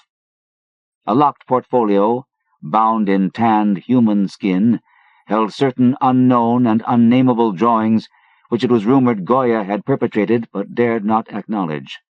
There were nauseous musical instruments, stringed, brass, and woodwind, on which St. John and I sometimes produced dissonances of exquisite morbidity and cacodemoniacal ghastliness, whilst in a multitude of inlaid ebony cabinets reposed the most incredible and unimaginable variety of tomb loot ever assembled by human madness and perversity. It is of this loot, in particular, that I must not speak. Thank God I had the courage to destroy it long before I thought of destroying myself. The predatory excursions on which we collected our unmentionable treasures were always artistically memorable events. We were no vulgar ghouls, but worked only under certain conditions of mood, landscape, environment, weather, season, and moonlight. These pastimes were to us the most exquisite form of aesthetic expression, and we gave their details a fastidious technical care. An inappropriate hour, a jarring lighting effect, or a clumsy manipulation of the damp sod would almost totally destroy for us that ecstatic titillation which followed the exhumation of some ominous, grinning secret of the earth. Our quest for novel scenes and piquant conditions was feverish and insatiate. St. John was always the leader, and it was he who led the way at last to that mocking, that accursed spot which brought us our hideous and inevitable doom. By what malign fatality were we lured to that terrible Holland churchyard? I think it was the dark rumor and legendary, the tales of one buried for 5 centuries, who had himself been a ghoul in his time, and had stolen a potent thing from a mighty sepulchre. I can recall the scene in these final moments, the pale autumnal moon over the graves, casting long, horrible shadows, the grotesque trees, drooping sullenly to meet the neglected grass and the crumbling slabs, the vast legions of strangely colossal bats that flew against the moon, the antique ivied church pointing a huge spectral finger at the livid sky, the phosphorescent insects that danced like death fires under the yews in a distant corner, the odors of mold, vegetation, and less explicable things that mingled feebly with the night wind from over far swamps and seas, and worst of all, the faint, deep-toned baying of some gigantic hound, which we could neither see nor definitely place. As we heard this suggestion of baying, we shuddered, remembering the tales of the peasantry, for he whom we sought had centuries before been found in this selfsame spot, torn and mangled by the claws and teeth of some unspeakable beast. I remember how we delved in this ghoul's grave with our spades, and how we thrilled at the picture of ourselves, the grave, the pale watching moon, the horrible shadows, the grotesque trees, the titanic bats, the antique church, the dancing death fires, the sickening odors, the gently moaning night wind, and the strange, half-heard, directionless baying of whose objective existence we could scarcely be sure. Then we struck a substance harder than the damp mold, and beheld a rotting oblong box crusted with mineral deposits from the long undisturbed ground. It was incredibly tough and thick, but so old that we finally pried it open and feasted our eyes on what it held. Much, amazingly much, was left of the object, despite the lapse of 500 years. The skeleton, though crushed in places by the jaws of the thing that had killed it, held together with surprising firmness, and we gloated over the clean white skull, and its long firm teeth, and its eyeless sockets that once had glowed with a charnel fever like our own. In the coffin lay an amulet of curious and exotic design, which had apparently been worn around the sleeper's neck. It was the oddly conventionalized figure of a crouching winged hound, or sphinx with a semi-canine face, and was exquisitely carved in antique oriental fashion from a small piece of green jade. The expression on its features was repellent in the extreme, savoring at once of death, bestiality, and malevolence. Around the base was an inscription in characters which neither St. John nor I could identify, and on the bottom, like a maker's seal, was graven a grotesque and formidable skull. Immediately on beholding this amulet, we knew that we must possess it, that this treasure alone was our logical pelf from the centuried grave. Even had its outlines been unfamiliar, we would have desired it, but as we looked more closely, we saw that it was not wholly unfamiliar. Alien it indeed was to all art and literature which sane and balanced readers know, but we recognized it as the thing hinted of in the forbidden Necronomicon of the mad Arab Abdul al-Hazred, the ghastly sole symbol of the corpse-eating cult of inaccessible Leng in Central Asia. All too well did we trace the sinister lineaments described by the old Arab demonologist. Lineaments, he wrote, drawn from some obscure supernatural manifestation of the souls of those who vexed and gnawed at the dead. Seizing the green jade object, we gave a last glance at the bleached and cavern-eyed face of its owner, and closed up the grave as we found it. As we hastened from that abhorrent spot, the stolen amulet in St. John's pocket, we thought we saw the bats descend in a body to the earth we had so lately rifled, as if seeking for some cursed and unholy nourishment. but the autumn moon shone weak and pale, and we could not be sure. So, too, as we sailed the next day away from Holland to our home, we thought we heard the faint, distant baying of some gigantic hound in the background. But the autumn wind moaned sad and wan, and we could not be sure.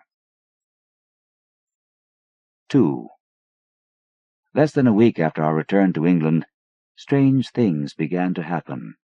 We lived as recluses, devoid of friends, alone, and without servants, in a few rooms of an ancient manor house on a bleak and unfrequented moor, so that our doors were seldom disturbed by the knock of the visitor. Now, however, we were troubled by what seemed to be frequent fumblings in the night, not only around the doors, but around the windows also, upper as well as lower. Once we fancied that a large, opaque body darkened the library window when the moon was shining against it, and another time we thought we heard a whirring or flapping sound not far off. On each occasion, investigation revealed nothing, and we began to ascribe the occurrences to imagination alone, that same curiously disturbed imagination which still prolonged in our ears the faint, far baying we thought we had heard in the Holland churchyard. The jade amulet now reposed in a niche in our museum, and sometimes we burned strangely scented candles before it. We read much in Alhazred's Necronomicon about its properties, and about the relation of Gould's souls to the objects it symbolized, and were disturbed by what we read. Then terror came. On the night of September 24th, 19 blank, I heard a knock at my chamber door. Fancying it St. John's, I bade the knocker enter, but was answered only by a shrill laugh. There was no one in the corridor. When I aroused St. John from his sleep, he professed entire ignorance of the event, and became as worried as I. It was that night that the faint, distant baying over the moor became to us a certain and dreaded reality. 4 days later, whilst we were both in the hidden museum, there came a low, cautious scratching at the single door which led to the secret library staircase. Our alarm was now divided, for besides our fear of the unknown, we had always entertained a dread that our grisly collection might be discovered. Extinguishing all lights, we proceeded to the door and threw it suddenly open, whereupon we felt an unaccountable rush of air, and heard, as if receding far away, a queer combination of rustling, twittering, and articulate chatter. Whether we were mad, dreaming, or in our senses, we did not try to determine. We only realized, with the blackest of apprehensions, that the apparently disembodied chatter was beyond a doubt in the Dutch language. After that, we lived in growing horror and fascination. Mostly we held to the theory that we were jointly going mad from our life of unnatural excitements, but sometimes it pleased us more to dramatize ourselves as the victims of some creeping and appalling doom. Bizarre manifestations were now too frequent to count.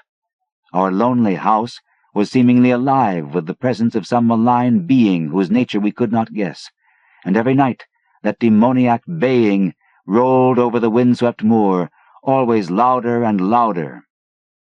On October 29th, we found in the soft earth underneath the library window a series of footprints utterly impossible to describe.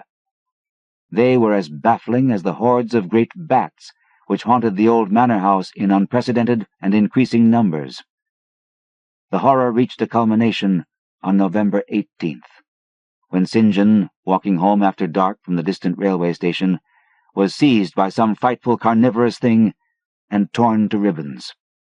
His screams had reached the house, and I had hastened to the terrible scene in time to hear a whir of wings and see a vague, black, cloudy thing silhouetted against the rising moon.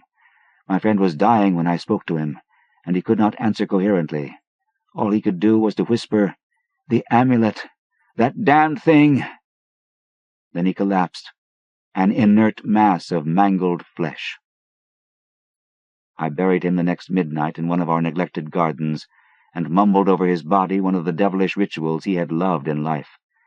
And as I pronounced the last demoniac sentence, I heard afar on the moor the faint baying of some gigantic hound. The moon was up, but I dared not look at it.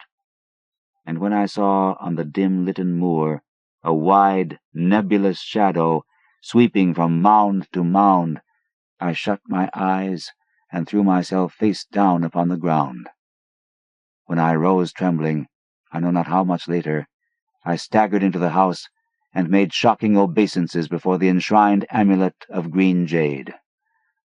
Being now afraid to live alone in the ancient house on the moor, I departed on the following day for London, taking with me the amulet, after destroying by fire and burial the rest of the impious collection in the museum.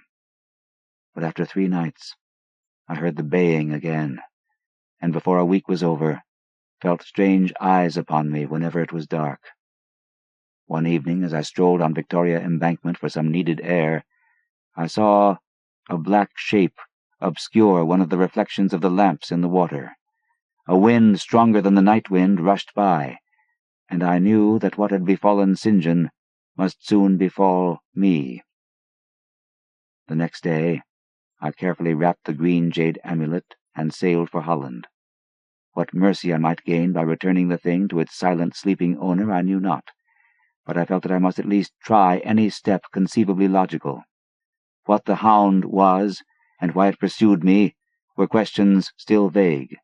But I had first heard the baying in that ancient churchyard, and every subsequent event, including St. John's dying whisper, had served to connect the curse with the stealing of the amulet.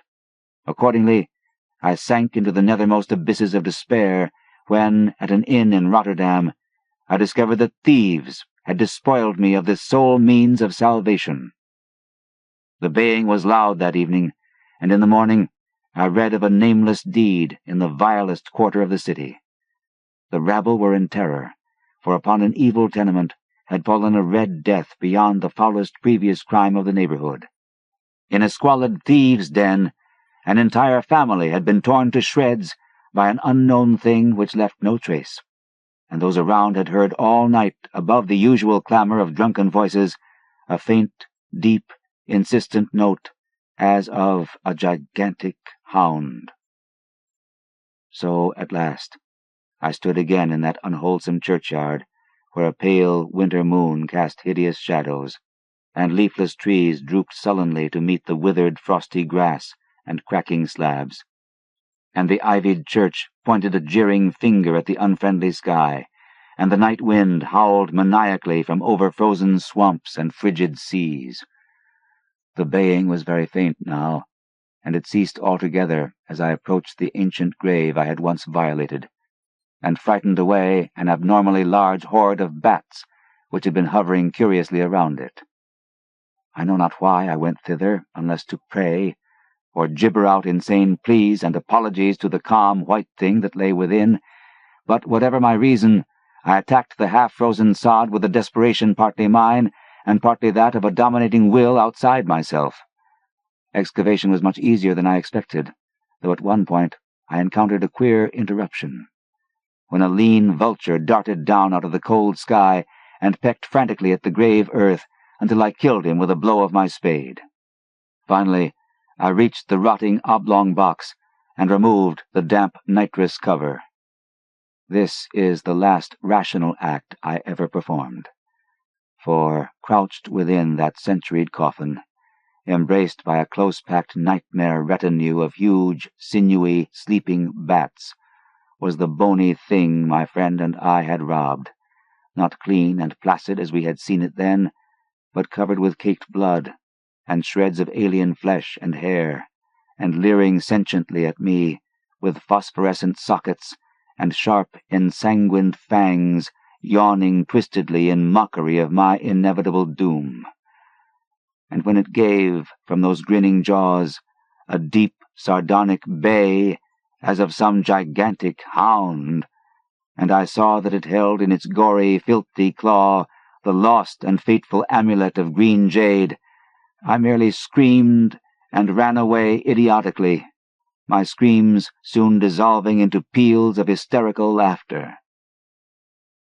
Madness rides the star wind, claws and teeth sharpened on centuries of corpses, dripping death astride a bacchanal of bats from night-black ruins of buried temples of Belial.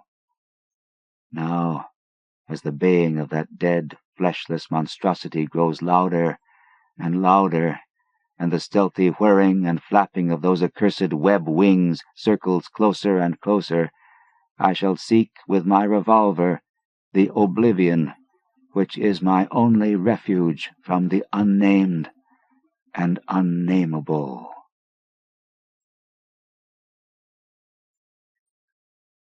The Lurking Fear. 1. The Shadow on the Chimney. There was thunder in the air on the night I went to the deserted mansion atop Tempest Mountain to find the Lurking Fear. I was not alone, for foolhardiness was not then mixed with that love of the grotesque and the terrible which has made my career a series of quests for strange horrors in literature and in life. With me were 2 faithful and muscular men, for whom I had sent when the time came, men long associated with me in my ghastly explorations because of their peculiar fitness. We had started quietly from the village because of the reporters who still lingered about after the eldritch panic of a month before, the nightmare creeping death. Later I thought they might aid me, but I did not want them then. Would to God I had let them share the search, that I might not have had to bear the secret alone so long, to bear it alone for fear the world would call me mad, or go mad itself at the demon implications of the thing. Now that I am telling it anyway, lest the brooding make me a maniac, I wish I had never concealed it. For I, and I only, know what manner of fear lurked on that spectral and desolate mountain. In a small motor car, we covered the miles of primeval forest and hill until the wooded ascent checked it. The country bore an aspect more than usually sinister as we viewed it by night and without the accustomed crowds of investigators, so that we were often tempted to use the acetylene headlight despite the attention it might attract. It was not a wholesome landscape after dark, and I believe I would have noticed its morbidity even if I had been ignorant of the terror that stalked there. Of wild creatures there were none. They were wise when death leers close. The ancient lightning-scarred trees seemed unnaturally large and twisted, and the other vegetation unnaturally thick and feverish, while curious mounds and hummocks in the weedy, fulgurite-pitted earth reminded me of snakes, and dead men's skulls swelled to gigantic proportions. Fear had lurked on Tempest Mountain for more than a century. This I learned at once from newspaper accounts of the catastrophe which first brought the region to the world's notice. The place is a remote, lonely elevation in that part of the Catskills where Dutch civilization once feebly and transiently penetrated, leaving behind, as it receded, only a few ruined mansions and a degenerate squatter population inhabiting pitiful hamlets on isolated slopes. Normal beings seldom visited the locality till the state police were formed, and even now only infrequent troopers patrol it. The fear, however, is an old tradition throughout the neighboring villages, since it is a prime topic in the simple discourse of the poor mongrels who sometimes leave their valleys to trade hand-woven baskets for such primitive necessities as they cannot shoot, raise, or make. The Lurking Fear dwelt in the shunned and deserted Martens Mansion, which crowned the high but gradual eminence whose liability to frequent thunderstorms gave it the name of Tempest Mountain. For over 100 years, the antique grove-circled stone house had been the subject of stories incredibly wild and monstrously hideous, stories of a silent, colossal, creeping death which stalked abroad in summer. With whimpering insistence, the squatters told tales of a demon which seized lone wayfarers after dark, either carrying them off or leaving them in a frightful state of gnawed dismemberment, while sometimes they whispered of blood trails toward the distant mansion. Some said the thunder called the Lurking Fear out of its habitation, while others said the thunder was its voice. No one outside the backwoods had believed these varying and conflicting stories, with their incoherent, extravagant descriptions of the half-glimpsed fiend, yet not a farmer or villager doubted that the Martens Mansion was ghoulishly haunted. Local history forbade such a doubt, although no ghostly evidence was ever found by such investigators as had visited the building after some especially vivid tale of the squatters. Grandmothers told strange myths of the Martens spectre, myths concerning the Martens family itself, its queer hereditary dissimilarity of eyes, its long unnatural annals, and the murder which had cursed it. The terror which brought me to the scene was a sudden and portentous confirmation of the mountaineers' wildest legends. One summer night, after a thunderstorm of unprecedented violence, the countryside was aroused by a squatter stampede which no mere delusion could create. The pitiful throngs of natives shrieked and whined of the unnameable horror which had descended upon them, and they were not doubted. They had not seen it, but had heard such cries from one of their hamlets that they knew a creeping death had come. In the morning, citizens and state troopers followed the shuddering mountaineers to the place where they said the death had come. Death was indeed there. The ground under one of the squatters' villages had caved in after a lightning stroke, destroying several of the malodorous shanties. But upon this property damage was superimposed an organic devastation which paled it to insignificance. Of a possible 75 natives who had inhabited this spot, not one living specimen was visible. The disordered earth was covered with blood and human debris, bespeaking too vividly the ravages of demon teeth and talons. Yet no visible trail led away from the carnage. That some hideous animal must be the cause, everyone quickly agreed. Nor did any tongue now revive the charge that such cryptic deaths formed merely the sordid murders common in decadent communities. That charge was revived only when about 25 of the estimated population were found missing from the dead, and even then it was hard to explain the murder of 50 by half that number. But the fact remained that on a summer night a bolt had come out of the heavens and left a dead village, whose corpses were horribly mangled, chewed, and clawed. The excited countryside immediately connected the horror with the haunted Martens mansion, though the localities were over 3 miles apart. The troopers were more skeptical, including the mansion only casually in their investigations, and dropping it altogether when they found it thoroughly deserted. Country and village people, however, canvassed the place with infinite care, overturning everything in the house, sounding ponds and brooks, beating down bushes, and ransacking the nearby forests. All was in vain. The death that had come had left no trace save destruction itself. By the second day of the search, the affair was fully treated by the newspapers, whose reporters overran Tempest Mountain. They described it in much detail, and with many interviews to elucidate the horror's history as told by local granddames. I followed the accounts languidly at first, for I am a connoisseur in horrors, but after a week I detected an atmosphere which stirred me oddly, so that on August 5th, 1921, I registered among the reporters who crowded the hotel at Lefferts Corners, nearest village to Tempest Mountain, and acknowledged headquarters of the searchers. 3 weeks more, and the dispersal of the reporters left me free to begin a terrible exploration based on the minute inquiries and surveying with which I had meanwhile busied myself. So, on this summer night, while distant thunder rumbled, I left a silent motor car and tramped with 2 armed companions up the last mound-covered reaches of Tempest Mountain, casting the beams of an electric torch on the spectral gray walls that began to appear through giant oaks ahead. In this morbid night solitude and feeble shifting illumination, the vast box-like pile displayed obscure hints of terror which day could not uncover. Yet I did not hesitate, since I had come with fierce resolution to test an idea. I believed that the thunder called the death demon out of some fearsome secret place, and be that demon solid entity or vaporous pestilence, I meant to see it. I had thoroughly searched the ruin before, hence knew my plan well, choosing as the seat of my vigil the old room of Jan Martens, whose murder looms so great in the rural legends. I felt subtly that the apartment of this ancient victim was best for my purposes. The chamber, measuring about 20 feet square, contained, like the other rooms, some rubbish which had once been furniture. It lay on the second story, on the southeast corner of the house, and had an immense east window and narrow south window, both devoid of panes or shutters.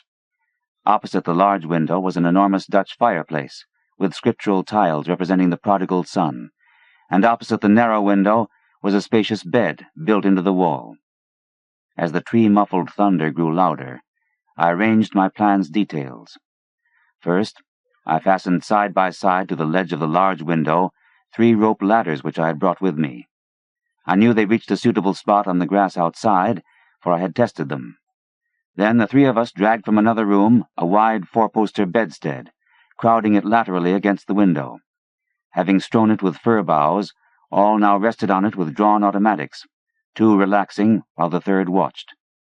From whatever direction the demon might come, our potential escape was provided.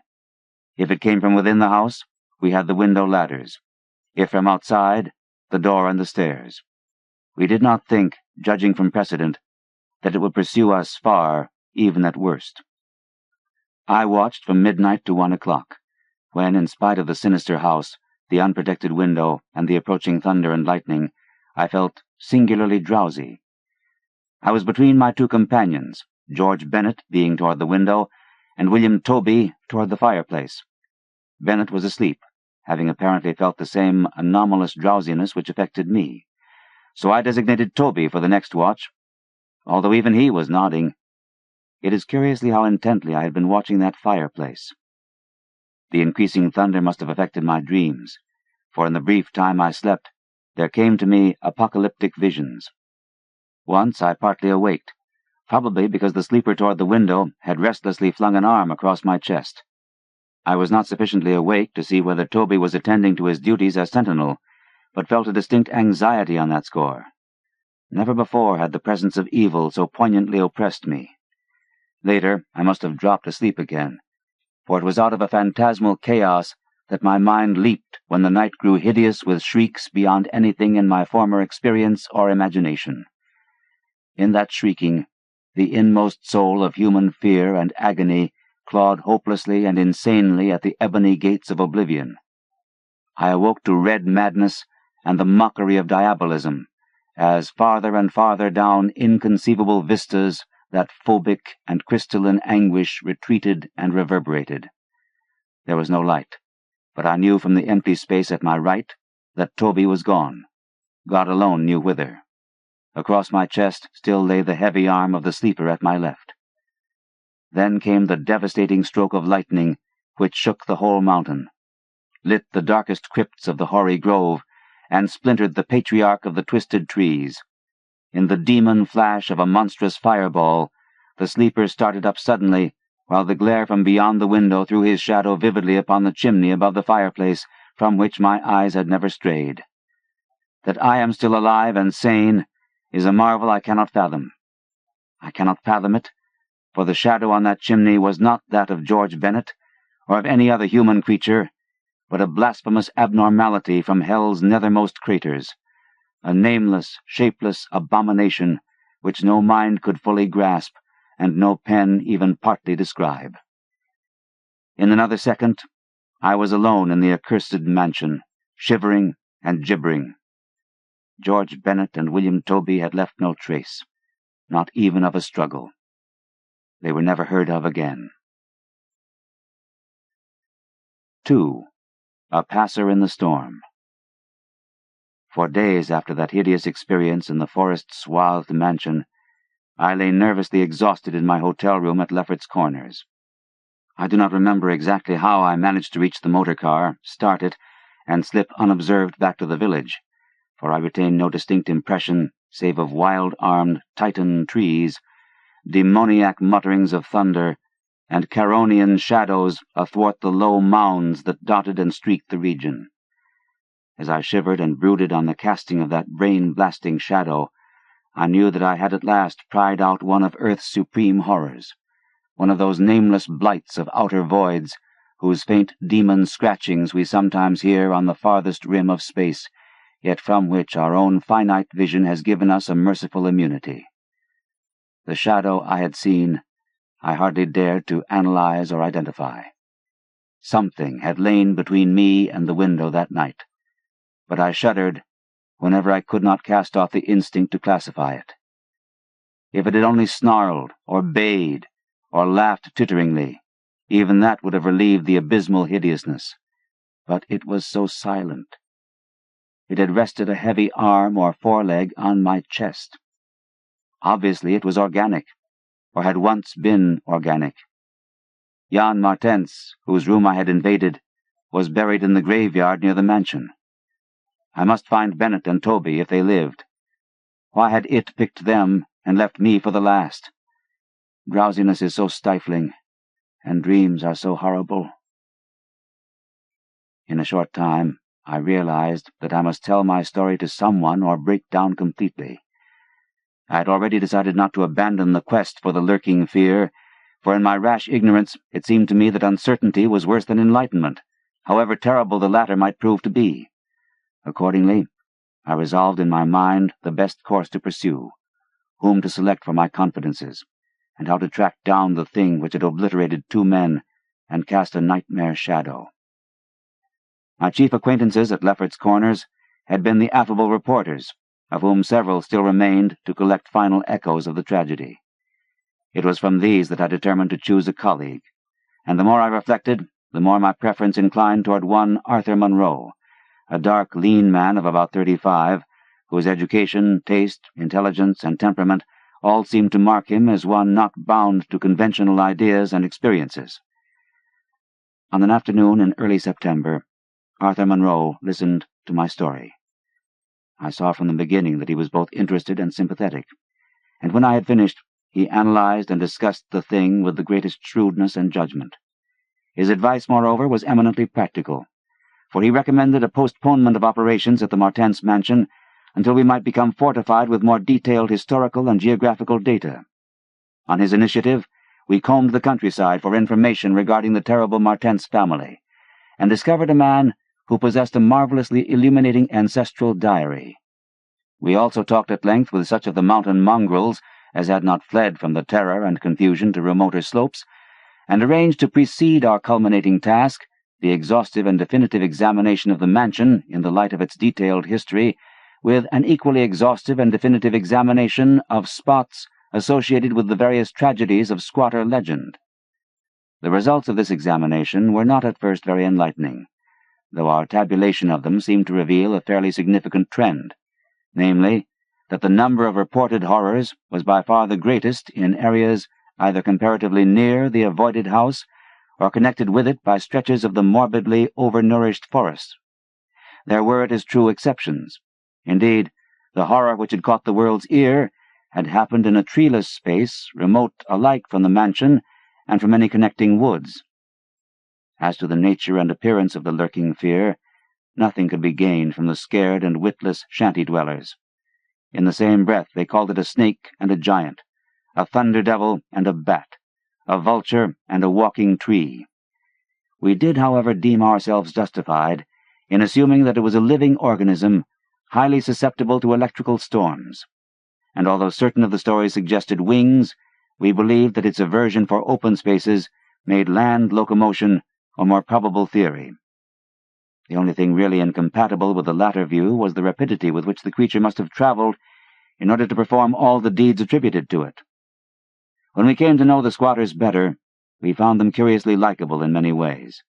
Simple animals they were, gently descending the evolutionary scale because of their unfortunate ancestry and stultifying isolation. They feared outsiders, but slowly grew accustomed to us, finally helping vastly when we beat down all the thickets and tore out all the partitions of the mansion in our search for the lurking fear. When we asked them to help us find Bennett and Toby, they were truly distressed, for they wanted to help us, yet knew that these victims had gone as wholly out of the world as their own missing people. That great numbers of them had actually been killed and removed, just as the wild animals had long been exterminated, we were of course thoroughly convinced, and we waited apprehensively for further tragedies to occur. By the middle of October, we were puzzled by our lack of progress. Owing to the clear nights, no demoniac aggressions had taken place, and the completeness of our vain searches of house and country almost drove us to regard the lurking fear as a non-material agency. We feared that the cold weather would come on and halt our explorations, for all agreed that the demon was generally quiet in winter.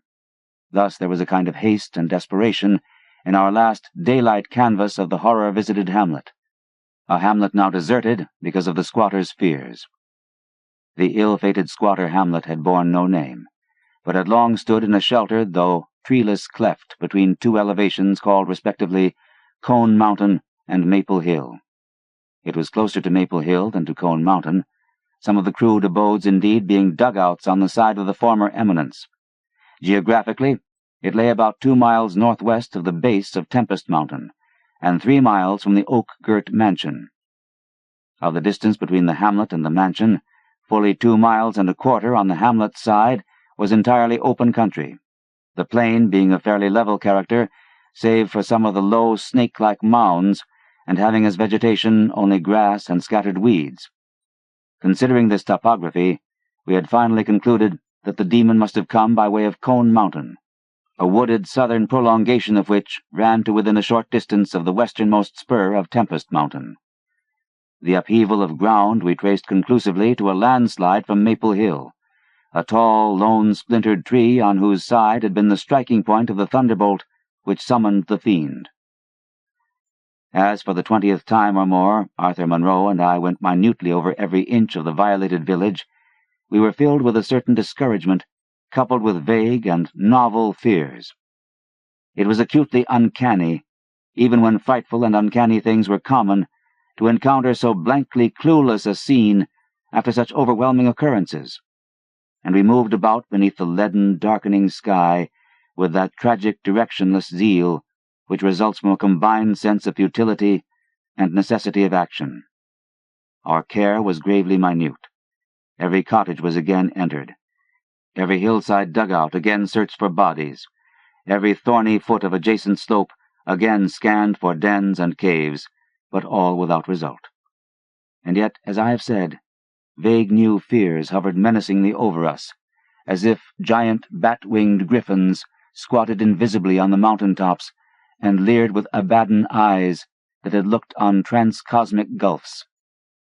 As the afternoon advanced, it became increasingly difficult to see, and we heard the rumble of a thunderstorm gathering over Tempest Mountain. This sound, in such a locality, naturally stirred us, though less than it would have done at night. As it was, we hoped desperately that the storm would last until well after dark, and with that hope turned from our aimless hillside searching toward the nearest inhabited hamlet to gather a body of squatters as helpers in the investigation. Timid as they were, a few of the younger men were sufficiently inspired by our protective leadership to promise such help. We had hardly more than turned, however, when there descended such a blinding sheet of torrential rain that shelter became imperative.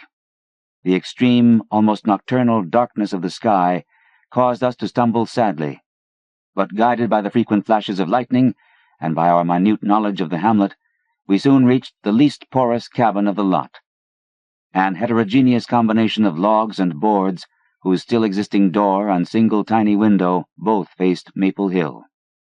Barring the door after us against the fury of the wind and rain, we put in place the crude window shutter which our frequent searches had taught us where to find. It was dismal sitting there on rickety boxes in the pitchy darkness, but we smoked pipes and occasionally flashed our pocket lamps about. Now and then we could see the lightning through the cracks in the wall. The afternoon was so incredibly dark that each flash was extremely vivid. The stormy vigil reminded me shudderingly of my ghastly night on Tempest Mountain. My mind turned to that odd question which had kept recurring ever since the nightmare thing had happened. And again I wondered why the demon, approaching the 3 watchers either from the window or the interior, had begun with the men on each side and left the middle man till the last, when the Titan fireball had scared it away. Why had it not taken its victims in natural order, with myself second, from whichever direction it had approached? With what manner of far-reaching tentacles did it prey? Or did it know that I was the leader, and save me for a fate worse than that of my companions? In the midst of these reflections, as if dramatically arranged to intensify them, there fell nearby a terrific bolt of lightning, followed by the sound of sliding earth. At the same time, the wolfish wind rose to demoniac crescendos of ululation. We were sure that the lone tree on Maple Hill had been struck again, and Monroe rose from his box and went to the tiny window to ascertain the damage. When he took down the shutter, the wind and rain howled deafeningly in, so that I could not hear what he said. But I waited while he leaned out and tried to fathom nature's pandemonium. Gradually, a calming of the wind and dispersal of the unusual darkness told of the storm's passing. I had hoped it would last into the night to help our quest, but a furtive sunbeam from a knothole behind me removed the likelihood of such a thing.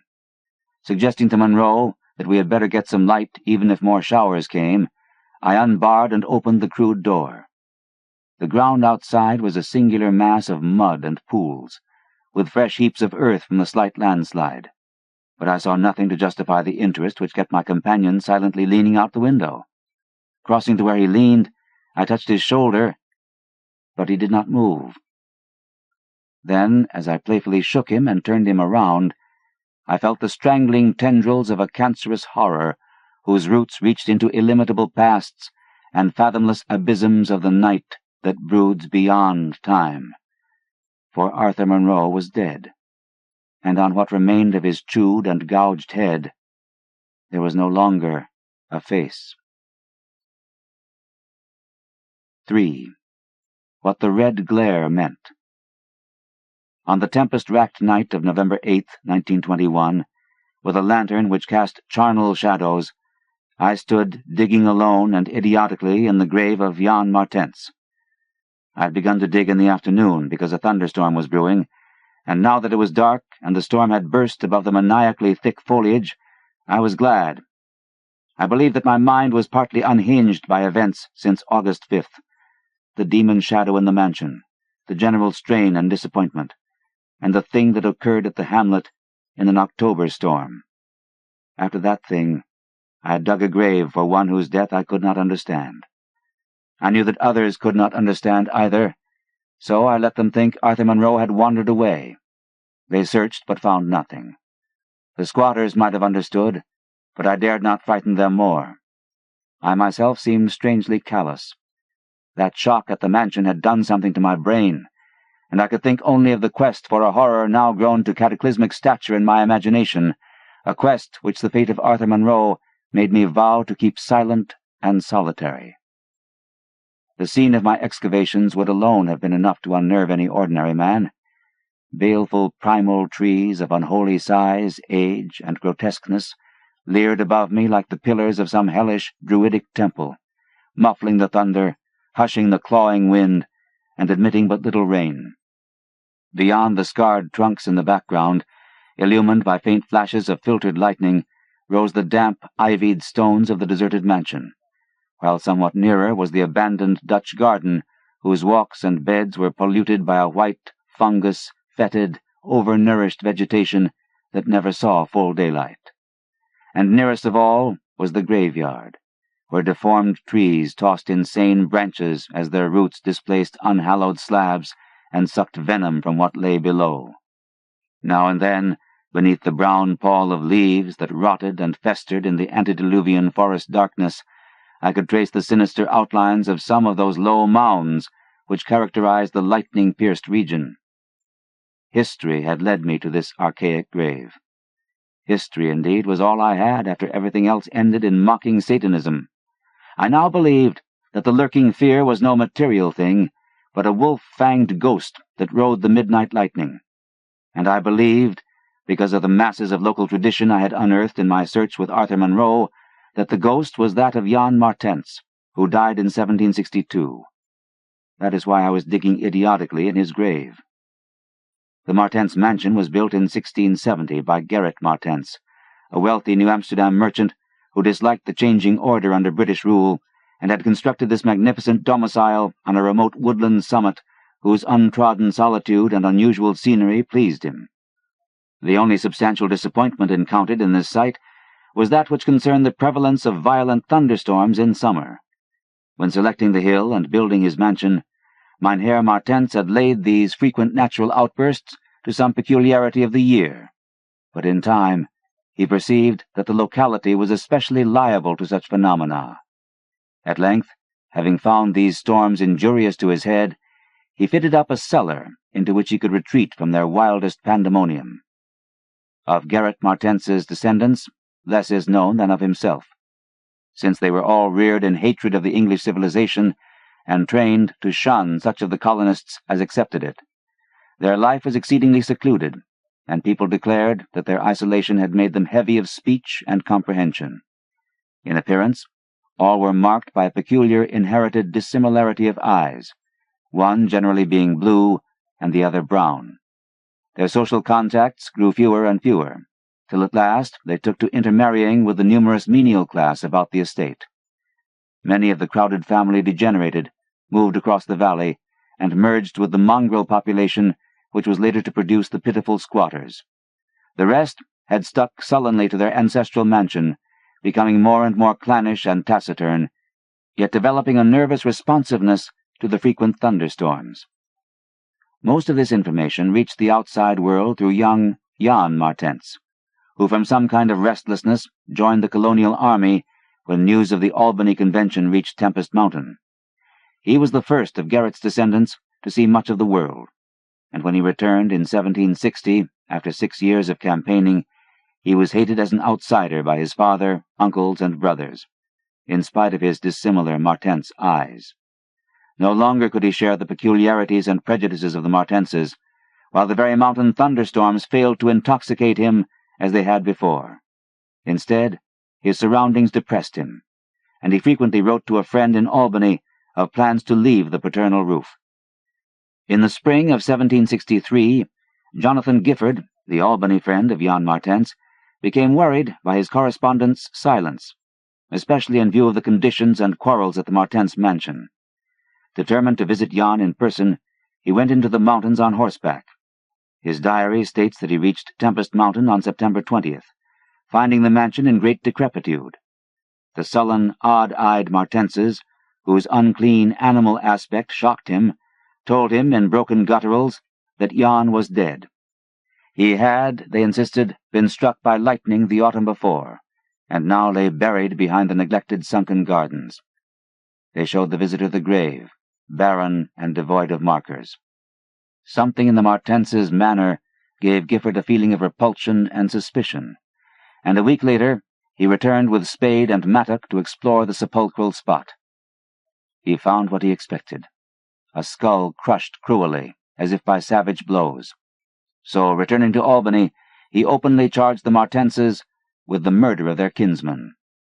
Legal evidence was lacking, but the story spread rapidly round the countryside, and from that time the Martenses were ostracized by the world.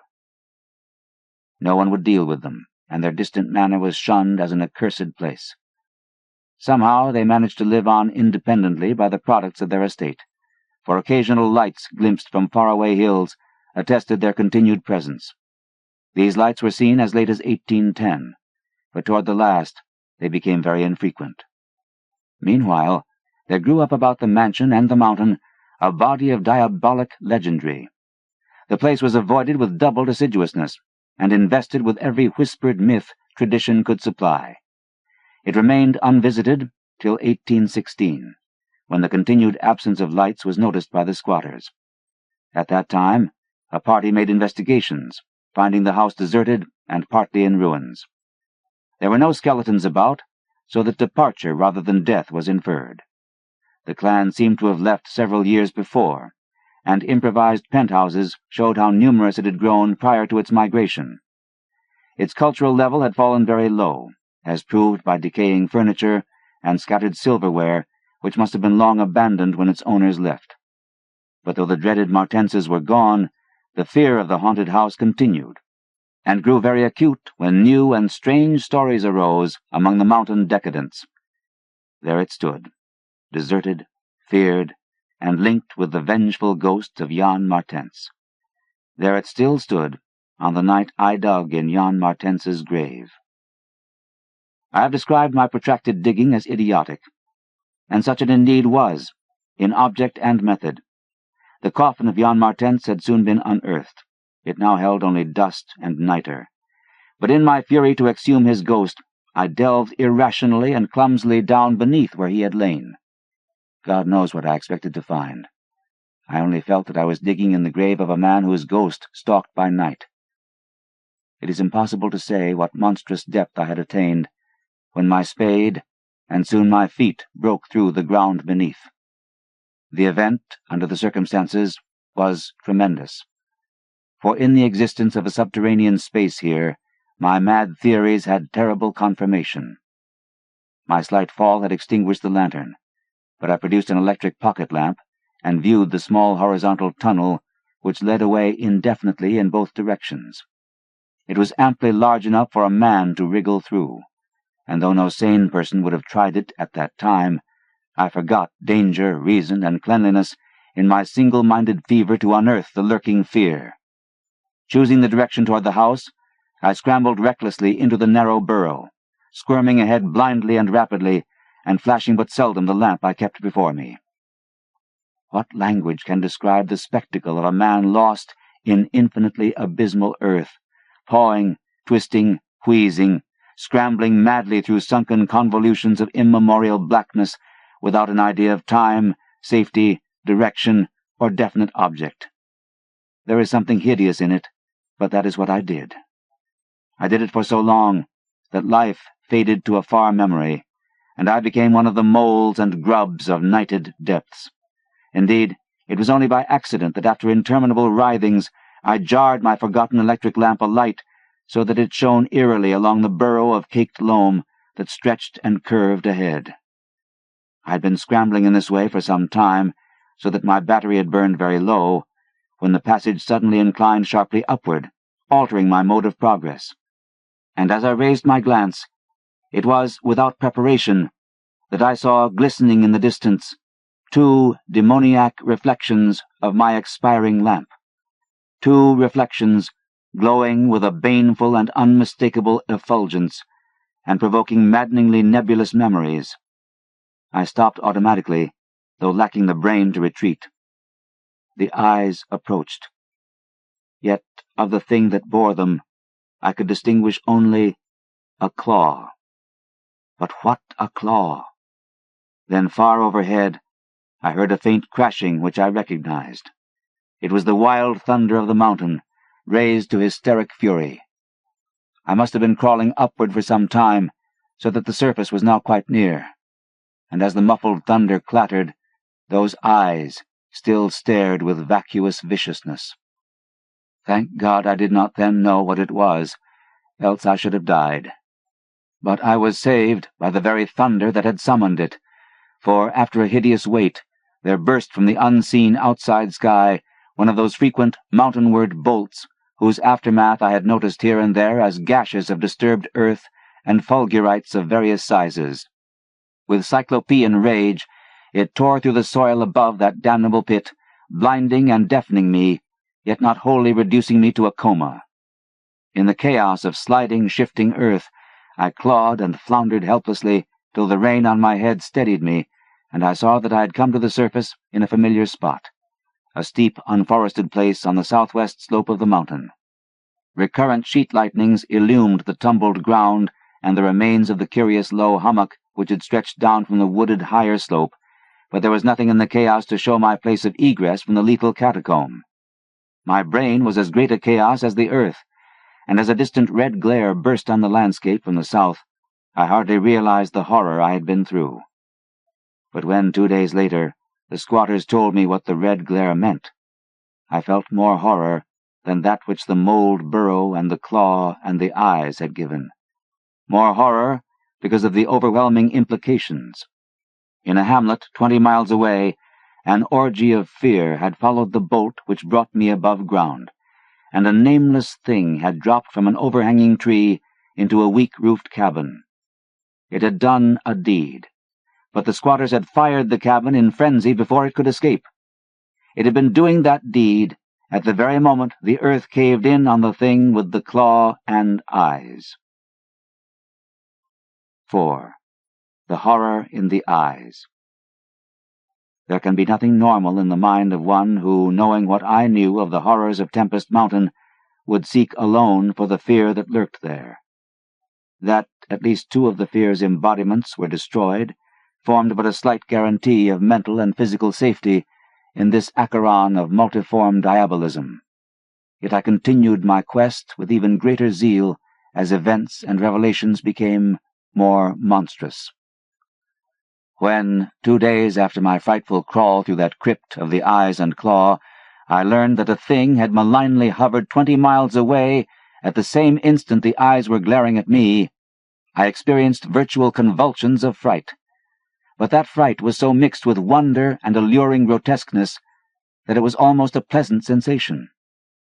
Sometimes, in the throes of a nightmare, when unseen powers whirl one over the roofs of strange dead cities toward the grinning chasm of Nis, it is a relief and even a delight to shriek wildly and throw oneself voluntarily along with the hideous vortex of dream doom into whatever bottomless gulf may yawn. And so it was with the waking nightmare of Tempest Mountain. The discovery that 2 monsters had haunted the spot gave me ultimately a mad craving to plunge into the very earth of the accursed region, and with bare hands dig out the death that leered from every inch of the poisonous soil. As soon as possible, I visited the grave of Jan Martens, and dug vainly where I had dug before. Some extensive cave-in had obliterated all trace of the underground passage, while the rain had washed so much earth back into the excavation that I could not tell how deeply I had dug that other day.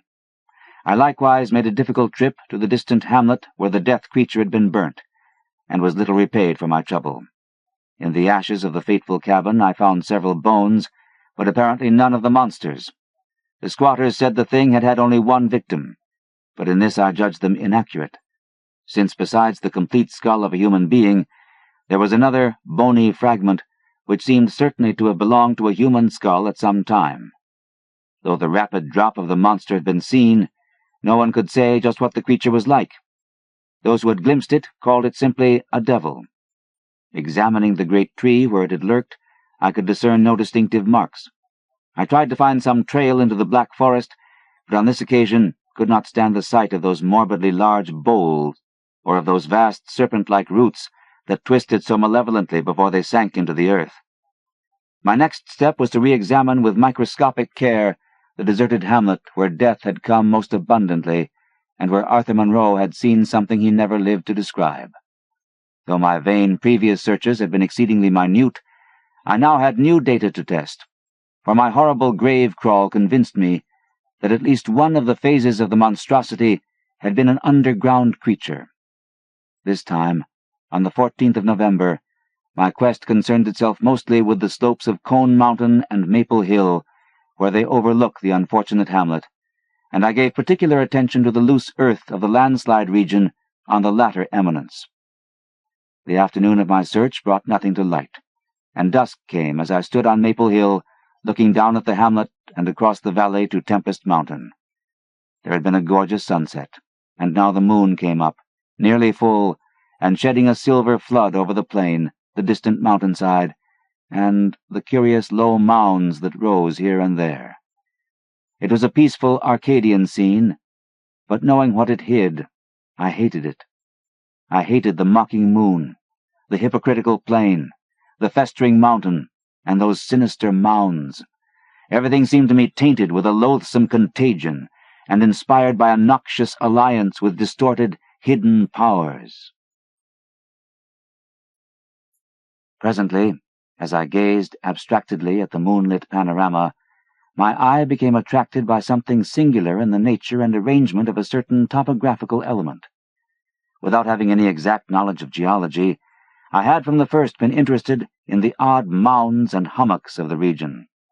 I had noticed that they were pretty widely distributed around Tempest Mountain, though less numerous on the plain than near the hilltop itself, where prehistoric glaciation had doubtless found feebler opposition to its striking and fantastic caprices. Now, in the light of that low moon which cast long, weird shadows, it struck me forcibly that the various points and lines of the mound system had a peculiar relation to the summit of Tempest Mountain. That summit was undeniably a center from which the lines or rows of points radiated indefinitely and irregularly, as if the unwholesome Martens mansion had thrown visible tentacles of terror. The idea of such tentacles gave me an unexplained thrill, and I stopped to analyze my reason for believing these mounds glacial phenomena. The more I analyzed, the less I believed, and against my newly opened mind there began to beat grotesque and horrible analogies based on superficial aspects and upon my experience beneath the earth. Before I knew it, I was uttering frenzied and disjointed words to myself. My God! Molehills! The damned place must be honeycombed. How many? That night at the mansion. They took Bennett and Toby first, on each side of us. Then I was digging frantically into the mound which had stretched nearest me, digging desperately, shiveringly, but almost jubilantly, digging and at last shrieking aloud with some unplaced emotion as I came upon a tunnel or burrow just like the one through which I had crawled on that other demoniac night. After that, I recall running spade in hand, a hideous run across moon-litten, mound-marked meadows and through diseased, precipitous abysses of haunted hillside forest, leaping, screaming, panting, bounding toward the terrible Martens mansion.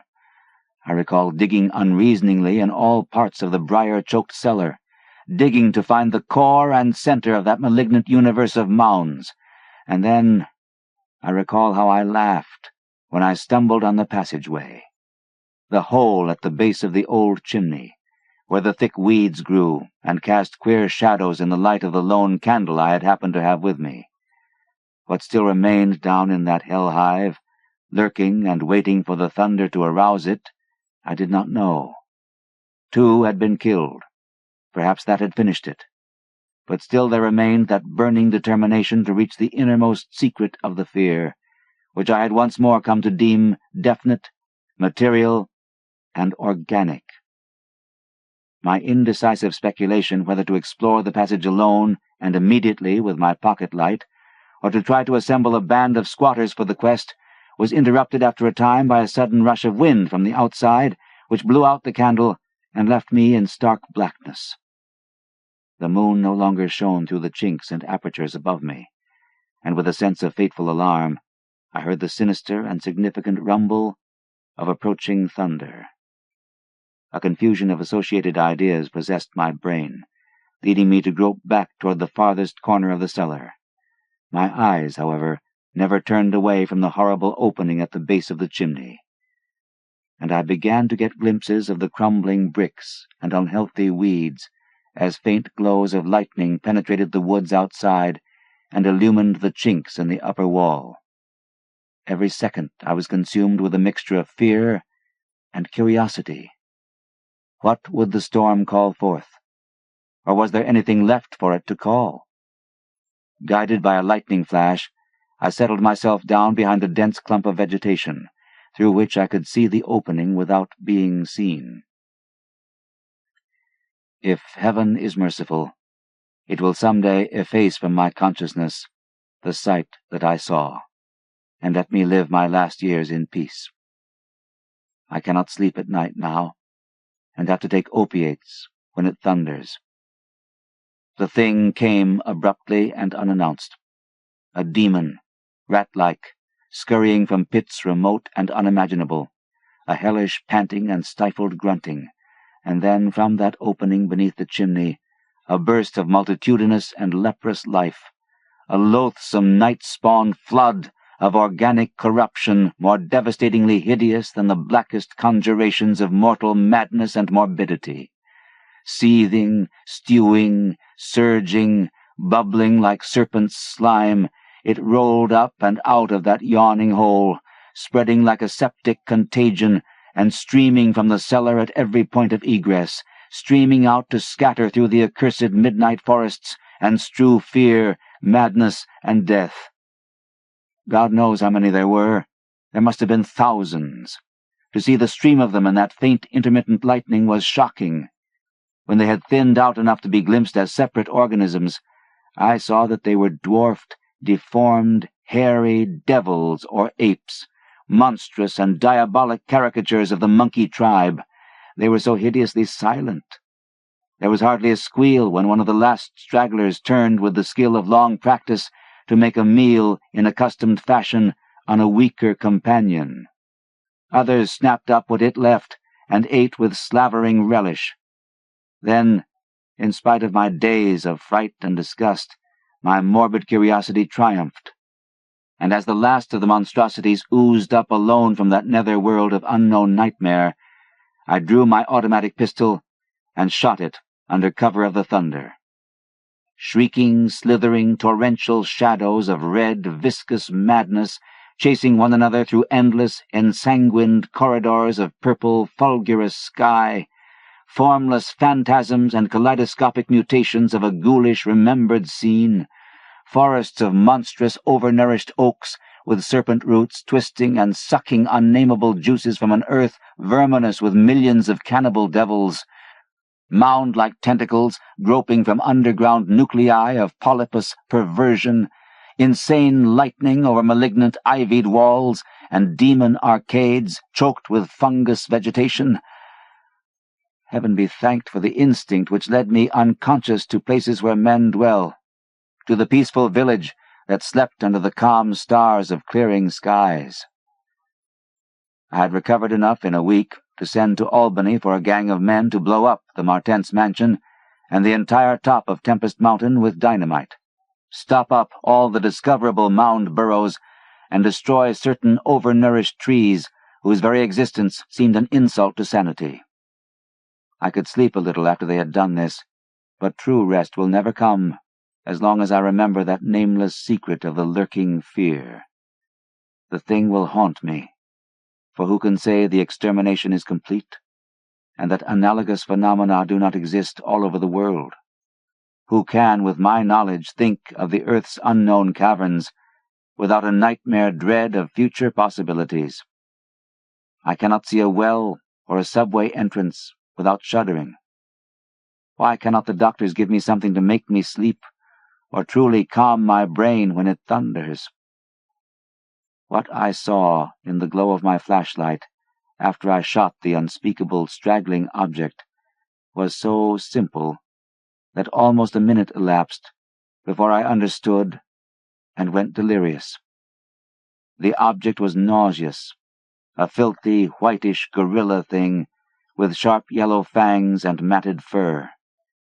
It was the ultimate product of mammalian degeneration, the frightful outcome of isolated spawning, multiplication, and cannibal nutrition above and below the ground, the embodiment of all the snarling chaos and grinning fear that lurk behind life. It had looked at me as it died, and its eyes had the same odd quality that marked those other eyes which had stared at me underground and excited cloudy recollections. One eye was blue, the other brown. They were the dissimilar Martens eyes of the old legends, and I knew, in one inundating cataclysm of voiceless horror, what had become of that vanished family, the terrible and thunder-crazed house of Martens.